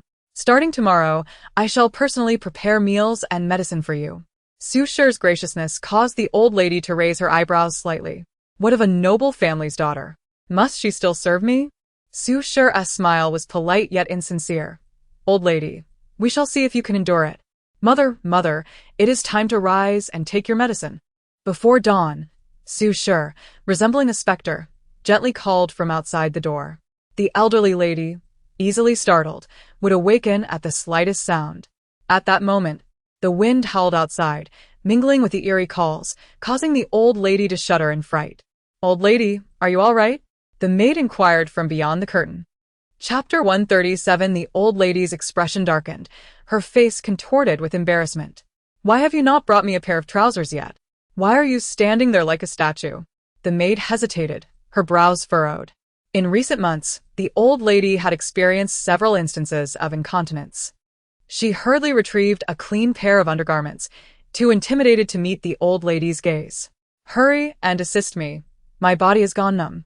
The old lady felt as though she had not fully awakened, her mind clouded. The maid's heart sank at the old lady's condition. She seemed to experience these episodes frequently. With a swift motion, the old lady slapped her across the face. What? Do you find me filthy and odorous? You wretched servant! How dare you despise your mistress? The embarrassment of soiling her trousers only intensified her ire as she caught sight of the maid's astonished expression. The maid bit her lip, lowering her head and falling silent, though the mark of the slap was unmistakable. Before dawn even breaks, what are you shouting for outside? The old lady glared at the sky, noting that even the roosters had yet to crow. Sue's voice was soft as she said, Mother, the doctor insists that you must take your medicine on time. Since the daughter-in-law was personally attending to her illness, she naturally had to adhere to the doctor's orders. The old lady felt a lump in her throat. Come in. Sue entered the room, holding a bowl of herbal soup. Mother, I have never cooked before, so I hope you won't find it lacking. The old lady glanced at the dark concoction, unable to discern anything, but found it even more unpleasant than usual. She accepted the bowl, and, after just one sip, nearly retched. What is this strange taste? The old lady stared at her in shock. Sue blushed with embarrassment. Mother, I've been getting up since dawn to brew the medicine and barely slept, dozing off for a moment at the stove. The medicine has become a bit thick. But rest assured, it won't affect its efficacy. The old lady was furious, yet it was she who had insisted Sue care for her. So she had to swallow her disgust and gulp it down. Once finished, she felt nauseous. Intentionally trying to provoke her, the old lady remarked casually, This morning, I wish to have breakfast made by your own hands. Sue pressed her lips together. Yes, mother. After the old lady finished drinking, she lay back down. But the nauseating medicine churned in her stomach, making her uncomfortable and unable to sleep. Just as dawn broke, she finally closed her eyes. Mother, it's time to rise for breakfast. I have personally prepared it for you, Sue called out. The old lady's eyelids twitched, her fists clenched tightly. The maid, noticing her trembling hands and feet, was filled with apprehension. Though she should have comforted the old lady, she remembered the curses from the previous night and quietly averted her gaze. Old lady, please get up for breakfast. The old lady felt a heavy weight on her chest, struggling to breathe. "Serve the meal," she managed to say, her voice weak. Sue appeared worn out, but maintained a smiling facade. "Mother, I've not cooked in a long while, so I hope you will not look down on my sincere efforts." Sue instructed the servants to bring in the food. "Yesterday, Mother mentioned wanting mushroom chicken soup, and I received fresh mushrooms from the farm this morning. I have stayed awake all night to prepare it, letting it simmer for an hour. It's fresh, and I didn't touch a bite." Sue personally served her bowl. The old lady tasted it and found it quite pleasant. Sitting down, while Sue remained standing, it felt like a cruel act for a family to make the daughter-in-law serve them. The old lady enjoyed the soup and some pastries, feeling her spirits lift. Once, outsiders had remarked that her son had married beneath him, but what did it matter? Sue adored her son. With just one word, she would comply with her wishes. At this moment, witnessing Sue, the esteemed daughter of the Sue family, now the lady of the Marquis' residence, dutifully attending to her, filled the old lady with immense satisfaction. Suddenly, she raised her hand to her stomach, her face contorting in pain. "What's wrong, Mother?" Sue asked anxiously. The old lady's face turned ashen. What is happening?" "My stomach, it hurts." Just after she spoke, a loud fart escaped her. An odd odor permeated the room. Mian, who had been resting at the threshold, immediately vomited. "Grandmother, you've soiled yourself." Mian's words revealed the old lady's shameful predicament. Chapter 138. The old lady felt both humiliated and furious, a tingling sensation spreading across her body as if ants were biting her. Upon careful observation, it dissipated. Uffed. Another fart escaped her. The pain in her stomach intensified, as if a pair of strong hands were churning her insides. Ah! The old lady collapsed onto the floor. "Quick! Fetch the doctor!" Sue shouted in panic. "The household physician is resting today. Hurry to the medical hall. The royal physician will take too long," the others urged, hastily carrying the old lady out. The Marquis of Zhongyong's residence was thrown into chaos, and outsiders looked on in confusion. Mian stood at the entrance, shouting, "Grandmother, you've soiled yourself." The old lady felt humiliated hearing the innocent words from outside. Inside the carriage, she was so furious that she nearly fainted. It was not until the doctor administered acupuncture that she slowly regained consciousness. "Madam has food poisoning. It seems she consumed some wild delicacies this morning. It's likely she has been poisoned by them. With some herbal medicine, she will vomit and have diarrhea to expel the toxins." However, the old lady had a fiery temper and needed to control it, lest she suffer a stroke. She hadn't yet spoken this concern aloud. Upon hearing this, the old lady sat up straight. "Sue, you heartless wretch, may lightning strike you. How dare you harm your mother-in-law?" You have poisoned me. The impact of her words was staggering. If the daughter-in-law had indeed poisoned her mother-in-law, it could be life-threatening. Sue's eyes turned red upon hearing this. "Mother, how can you slander me like this?" She raised her hand to wipe her tears, revealing her swollen and red skin. "You said you were unwell and needed my personal care. You insisted on the long simmering for the soup to enhance its efficacy. I rose at dawn to prepare the medicine, staying up all night. You drank the soup and expressed a desire for my breakfast. Though I come from a distinguished family and have never cooked, I still endeavored to learn. The mushrooms were sent by your maternal relatives. I merely assisted in cooking them. I have been busy since last night, not even closing my eyes for a moment. Mother, how can you slander me?" Sue gently wiped her tears. Qingyu, with red-rimmed eyes, chimed in, "Madam has burnt her hands." The onlookers murmured, realizing that in wealthy families, the act of nursing the sick was often superficial. How could the daughter-in-law, the lady of the house, personally attend to her mother-in-law? Unless it was a deliberate torment. They recalled how the lady of the Marquis of Zhongyong had severed ties with her parents to marry her beloved. She was a quintessential romantic. How could she possibly harm the old lady? The crowd shook their heads, whispering to each other, casting judgmental glances at the old lady. The old lady felt the disdainful gazes of the crowd, and her face flushed with anger. "What illness? She is deliberately tormenting me. She made me rise at dawn to drink medicine. I only allowed her to care for me for one day, and she poisoned my soup." The old lady attempted to explain, but no one cared. You made her stay up all night to prepare the medicine. And you complain about the early hour for drinking it? The crowd scoffed. The old lady was furious and was about to unleash a torrent of curses when she happened to see the Gu family carriage passing by. Luani stared blankly out the window, having been kept under house arrest by Gu Ling. Even when she went out, two burly maids followed closely behind her. At that moment, Luani jumped out of the carriage in a frenzy, catching the two maids off guard. Su Qingji, how could you care for my mother like this? Did you intentionally torment her? After just one day of nursing, you sent her to the medicine hall. You have ill intentions. Luani exclaimed, her face twisted with disgust as she loudly berated Su. Su merely lowered her head in silence. You are being unreasonable. When Madame married in, you were just a toddler. She raised you herself. You even drank her milk when she was pregnant with her eldest son. How can you speak so? Qingyu said, feeling aggrieved. The onlookers glared at Luani, whispering, how ungrateful. Isn't she the wife of Scholar Gu? They pointed fingers, and Luani hurriedly pulled her mother aside. Mother, let me care for you, all right? Gu Ling is mad. He's a lunatic. The mention of his name made her shiver. Chapter 139. Ignoring the maid's warning glances. Luani directly brought her grandmother back to the residence before Su could respond. The elderly lady felt a profound sense of relief. The following day, before dawn, a piercing cry echoed through the elderly lady had coughed up blood. Quickly, summon the physician. Panic ensued within the estate. The house doctor hurriedly arrived, but the situation was dire. The blood loss was severe, and there was little he could do. They had no choice but to carry the elderly lady to the doorstep of the physician's office. The scene bore a striking resemblance to that of the previous day, yet the gravity had intensified.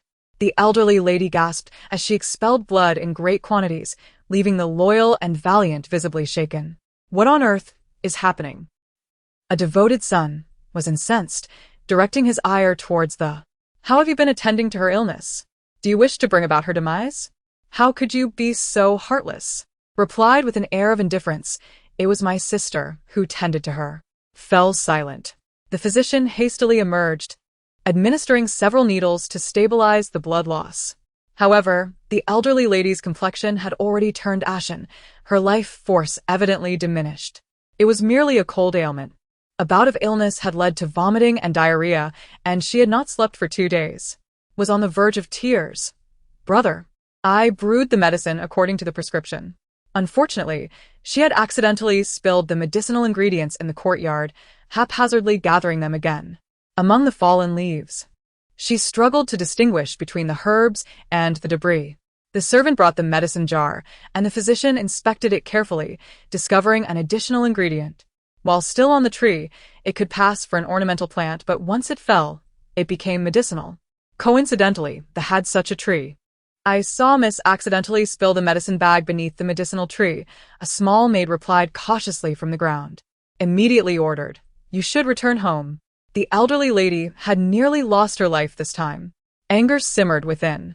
The elderly lady, barely clinging to life, felt as though she could scarcely breathe. She was too exhausted to heed tearful protests. She wished to live a few more years, anticipating the day would achieve his scholarly triumphs and become the prince's tutor. As was dragged away, paused. She murmured, Mother has been raised in luxury. How could she possibly care for the sick? Perhaps it would be better if a daughter-in-law took on that role? The elderly lady's eyes widened in alarm. No, that's not necessary, she rejected vehemently. Fear clouded her features, and she even shifted backward, reluctant to approach. With a sigh, S. demeanor slightly dimmed. Offered her a few words of encouragement. In the end, the elderly lady was the sole casualty of this cold affliction. Taking advantage of the morning chaos, stealthily slipped out of the estate. Unbeknownst to anyone, a solitary child followed behind, tightly clutching a handful of leaves, strikingly similar to those that had poisoned the elderly lady. The little one carelessly crumpled the leaves, preparing to return home, when a kindly woman inquired, Little girl, there's a circus over there. Would you like to see it? Blinked in surprise, gazing up at her with a bemused expression. The woman was accompanied by a boy of about 3 or 4 years. Dressed in a manner that seemed incongruous with the woman, he tilted his head and asked, Where is the circus? This is my little master. Why not join us? The woman hinted. A rugged man emerged from behind her, abruptly lifting into his arms. To onlookers, he cheerfully stated, "This is my young lady." She nearly wandered off. Without waiting for response, he swiftly departed. As eyes sparkled, had she encountered human traffickers? The circus. She pointed with her little finger towards the direction of the performance. She and the young boy were unceremoniously tossed into a carriage. How will we bring back 2 children? Inside the carriage were several young women, all asleep. These 2 children look promising. With a little care, they'll grow up well. Valuable commodities, the woman chuckled, her eyes gleaming with intent. They appear to be from affluent families. They won't cause any trouble, will they? The man meeting her frowned, a large scar running across his cheek. What trouble could they cause? The boy is merely 4, and the girl just 1. Even if they are the princess of, once they enter they will never return. Laughter erupted among them. Was a stronghold for bandits. Difficult to penetrate, and the government had failed to subdue it despite multiple attempts. Besides, she cannot possibly be a princess. Without further ado, they began to alter their appearances, painting their faces. In a short while, they donned entirely new visages. Curiously touched her face, her mouth stretching into a broad grin. How amusing! How delightful! The deities were unamusing. They wouldn't even grant her a roasted chicken. The evil spirits were equally unamusing, avoiding her at all costs. The elderly lady, however, was entertaining, though she was merely an old bone, not meant for play. After just 2 days, she had nearly perished. The elderly lady must not die. If she did, they would have to eat vegetarian. Must be fascinating, right? That girl doesn't appear to be foolish. Does she? The woman mused, her concern growing. Why did she smile like a simpleton? Sensing the woman's gaze, beamed even wider, her gums exposed in a cheerful grin. The woman averted her eyes, unaware that summoning deities is easy, but sending them away is fraught with difficulty. For it was an arduous journey. The carriage boldly departed from the capital. Clutching a small milk jug, sat quietly in a corner of the carriage. The elegantly dressed 4-year-old boy had tears in his eyes as he scanned his surroundings. They are traffickers. We have been abducted. He trembled, unable to conceal his fear. Looked at him in astonishment. Little pot, you just realized? The boy was taken aback. You knew all along? Yet, gazing at the 1-year-old child before him, he sniffled, thinking, what could a 1-year-old possibly understand? As fear gripped him, tears welled in his eyes. There must be an informant in the capital. How could such a large group move so silently? Father and mother must be worried sick. My grandfather is the chief minister. Our family has passed down for 10 generations. Do you think if I tell them, they will release me? The boy, only 4, seemed to have been well protected at home, appearing somewhat naive. The chief minister? Paused. Her maternal grandfather, the old tutor, might have stood equal to the chief minister before his retirement. However, after retirement, her second uncle, even as a second-rank official, paled in comparison to the chief minister. This was a true noble of the highest order, the only heir after 10 generations. Noticed him staring at her, and the little fellow blinked his eyes. Then they might kill you. Tears streamed down the boy's face. What's your name? Asked, intrigued. Whoa. I'm called, you can call me. He sobbed. Whoa, can we escape? Cried heartbrokenly. Finished her milk with a satisfying gulp, the jug now empty. Suddenly, the carriage began to jolt more violently, and faintly, the sound of birds chirping could be heard from outside. The girls inside the carriage began to stir, awakening in fright. Where are we? Who are you? Let me go back. One girl, around 15 or 16, cried out, panic evident in her voice. There were 3 young women within the carriage, all of them strikingly beautiful. 2 wore patched garments, appearing rather impoverished. A young woman, despite her maid's attire, possessed an exquisite beauty that unmistakably marked her as a daughter of a wealthy family. Where is this place?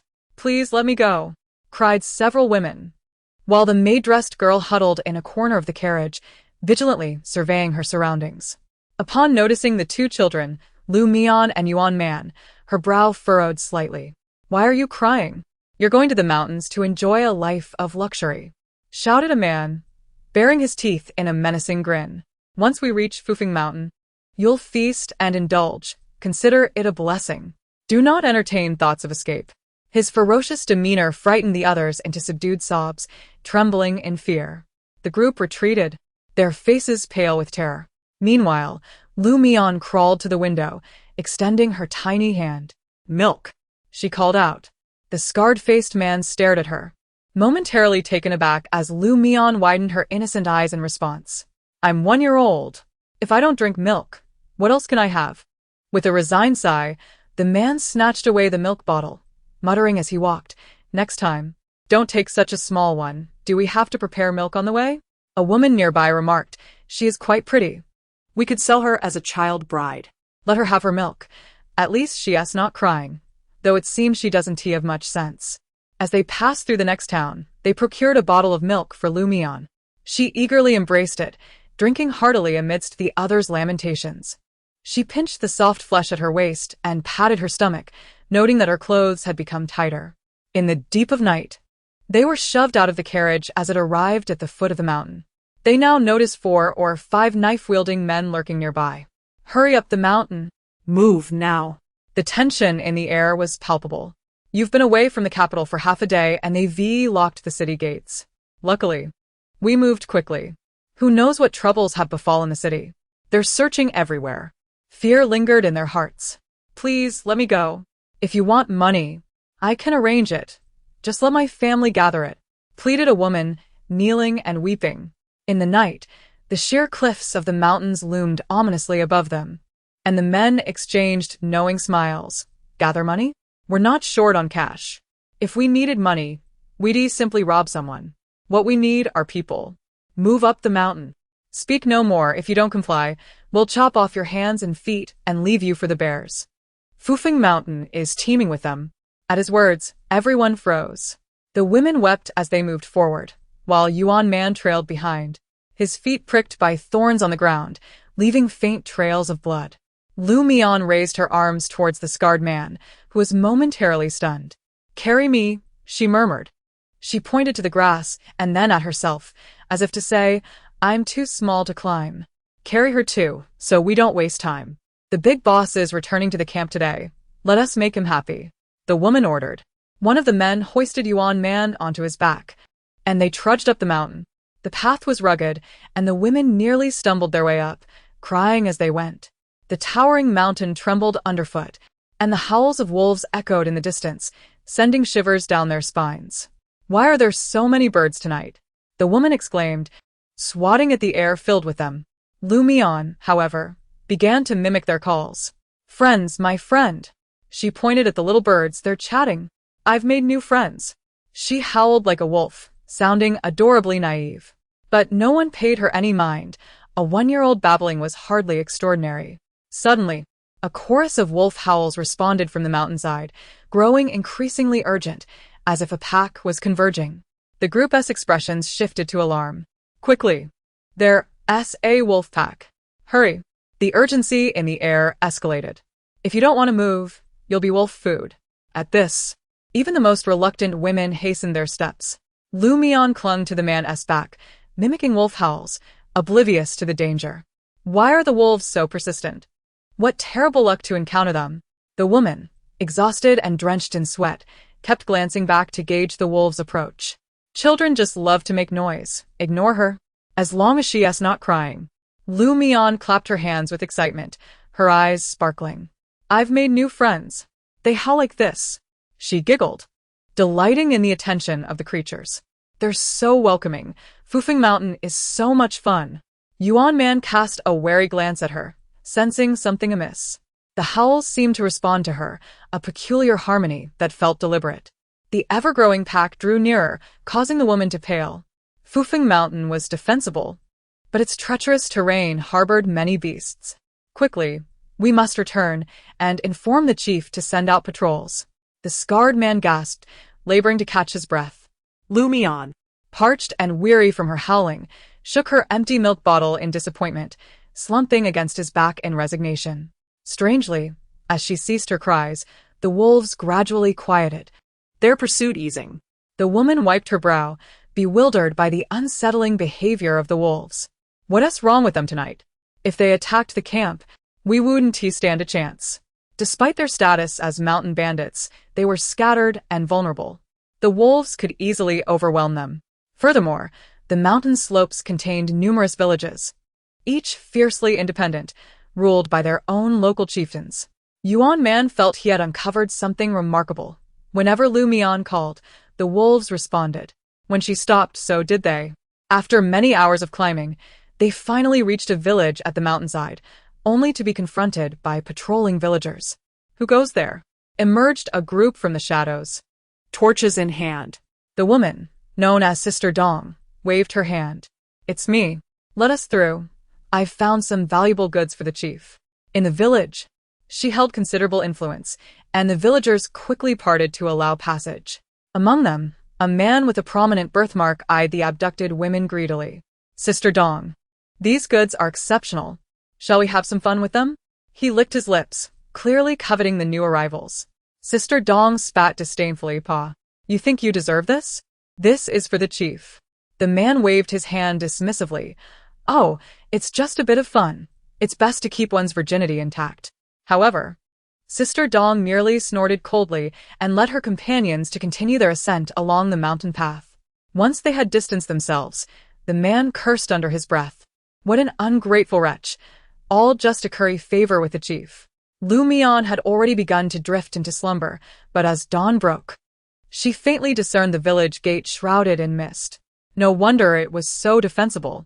The journey had involved countless checkpoints, and the thick fog at night made the climb exceedingly difficult. The group appeared disheveled, and Sister Dong approached the mountain bandits guarding the village, saying, "This batch of goods is splendid. The chief will surely appreciate it. And these two children, they are remarkably well-born. Kept in the mountains. They will be of great use in the future." The bandit guarding the village pinched Sister Dong's waist, eliciting a giggle from her. "Fear not," she assured him. The group was urged forward, and the girls' feet were already stained with blood, their faces a picture of despair. Everyone knew that once they ascended Fufeng Mountain, there would be no return. The maidservant, dressed as a girl, bit her lip, a hint of regret flickering in her eyes. "You'll find comfort serving the chief," Sister Dong remarked. "If I were 20 years younger, I would serve him myself." Sister Dong sighed enviously. Who wouldn't he want to serve the chief in Fufeng Mountain? All right, get them cleaned up and see when the chief is free to receive them. Sister Dong frowned at the two children. Let's send this child directly to the chief. He will surely take a liking to her. Sister Dong recalled that the chief had once lost a daughter at a tender age. That child had been exceptionally bright but had passed away at 2, nearly taking half of the chief's spirit with her. This infant bore a striking resemblance to her, which was precisely why Sister Dong had brought her back. Sister Dong led the way to meet the chief, who was currently seated in the main hall, counting the spoils of their recent raid. Gold, silver, and jewels were being moved into the storeroom, and provisions were being distributed. The chief was tall, with thick brows and bright eyes that held a hint of ferocity. Sister Dong, with a forced smile, explained her purpose, and the chief chuckled lightly, casually picking up a gold ingot, which Sister Dong hurriedly caught, her grin broadening. "Let's keep these two children here on the mountain," the chief said, raising an eyebrow and glancing at the children. His gaze lingered on Mian's face, unyielding. "What is your name?" I am Mian," she stammered, tilting her head back to meet his gaze. I am Yuanman. "Please, send me back. My family has been passed down for 10 generations. They cannot do without me." Man whimpered softly, her courage faltering. "You little girl are quite bold," the chief remarked, casting a glance her way. Sister Dong swiftly interjected. "Oh, it's not boldness. She's just a 1-year-old child, naive and carefree. Just last night, when we encountered a pack of wolves, she insisted they were welcoming her." Sister Dong shook her head. "Return home? Once you enter Fufeng Mountain, there's no turning back," Qingyu said disdainfully. "Keep her here on the mountain," he ordered, dismissing Mian with a wave of his hand. Sister Dong accepted this with a smile, clutching the two children as she exited. "Lock them up for now. Once they're settled, we can release them. We don't want them constantly thinking of escape. Those girls will be disciplined for 3 days, and once they are properly trained, they can be sent to the chief's quarters," Sister Dong declared before heading off to relieve herself. "I want to go too." Lu Mian raised her hand. Aren't you afraid? Yuan Man asked through her tears as she followed behind. Lu Mian looked surprised. It's fun. Fun. Did you see my new friends? Yuan Man paused in her crying. Are you talking about the wolves? She asked cautiously. Yes. Yes. They are my new friends. Lu Mian chirped like a bird, and a flock of small birds flew overhead, circling around her. Can you understand them? Yuan Man asked, intrigued, her tears forgotten. Lu Mian tilted her head in confusion. Isn't it obvious that you can hear them if you have ears? I'll take you to play. Are you ready? Lu Mian's eyes sparkled mischievously as she glanced around. Just then, they arrived at the latrine. She sniffed the air, wrinkling her nose in disgust. It smells awful, she exclaimed. It must be fun to blow it up. Lu Mian pulled out a fire starter from her space, confident that no one had searched her. While Sister Dong was preoccupied, she swiftly tossed the fire starter into the pit. Lu Mian and Yuan Man dashed away, with Lu Mian rolling through the snow to keep pace. In an instant, a thunderous roar erupted. Boom. Boom. The explosions reverberated throughout Fufeng Mountain, sending firelights soaring into the sky, followed by a noxious stench that spread rapidly. The latrines dug deep into the mountain were interconnected, having been sealed for many years, and the accumulated methane ignited with a bang. Lu Mian pinched her nose, her eyes gleaming with delight, while in the distance, Sister Dong's frantic screams echoed. Lu Mian laughed joyfully. How amusing. Truly amusing. Yuan Man stot bewildert. You might have just doomed Fufeng Mountain. In that moment, the entire Fufeng Mountain was engulfed in a foul odor, the north wind howling amid waves of retching. With a calm demeanor, Lu Mian pulled out 2 pieces of cloth, while Yuan Man looked at the white fabric, speechless. Who did this? Shouts of anger echoed across the mountain. Those 2 little brats just sent up the mountain today. Find them. These little rascals, it stinks too much. This is unbearable. The chaos of the situation was overwhelming. How could they blow up the latrine? What were they thinking? Lu Mian stood with her hands in her pockets, her expression unfazed. The air around Fufeng Mountain was thick with the stench, and Qingyu frowned deeply. What has happened outside? Why is it so foul? He was in the midst of a ritual, hands clasped in prayer, reverently paying homage. The second-in-command covered his nose and explained. Those 2 little brats tossed a fire starter into the latrine, blowing it up on the spot. Qingyu waved his hand. Send someone to handle it. Do not disturb my father's rest. Today is the anniversary of his passing. We must not intrude. His expression remained neutral, but then he added, do not harm that little girl. Children can be mischievous. It is to be expected. That little girl bears a striking resemblance to my late daughter, which might explain why Sister Dong took her. The second-in-command quickly agreed and hurried off. Qingyu gazed at his deceased father's altar, his expression darkening. His mother sighed. Your father once mentioned something before he died. He said an old blind man had predicted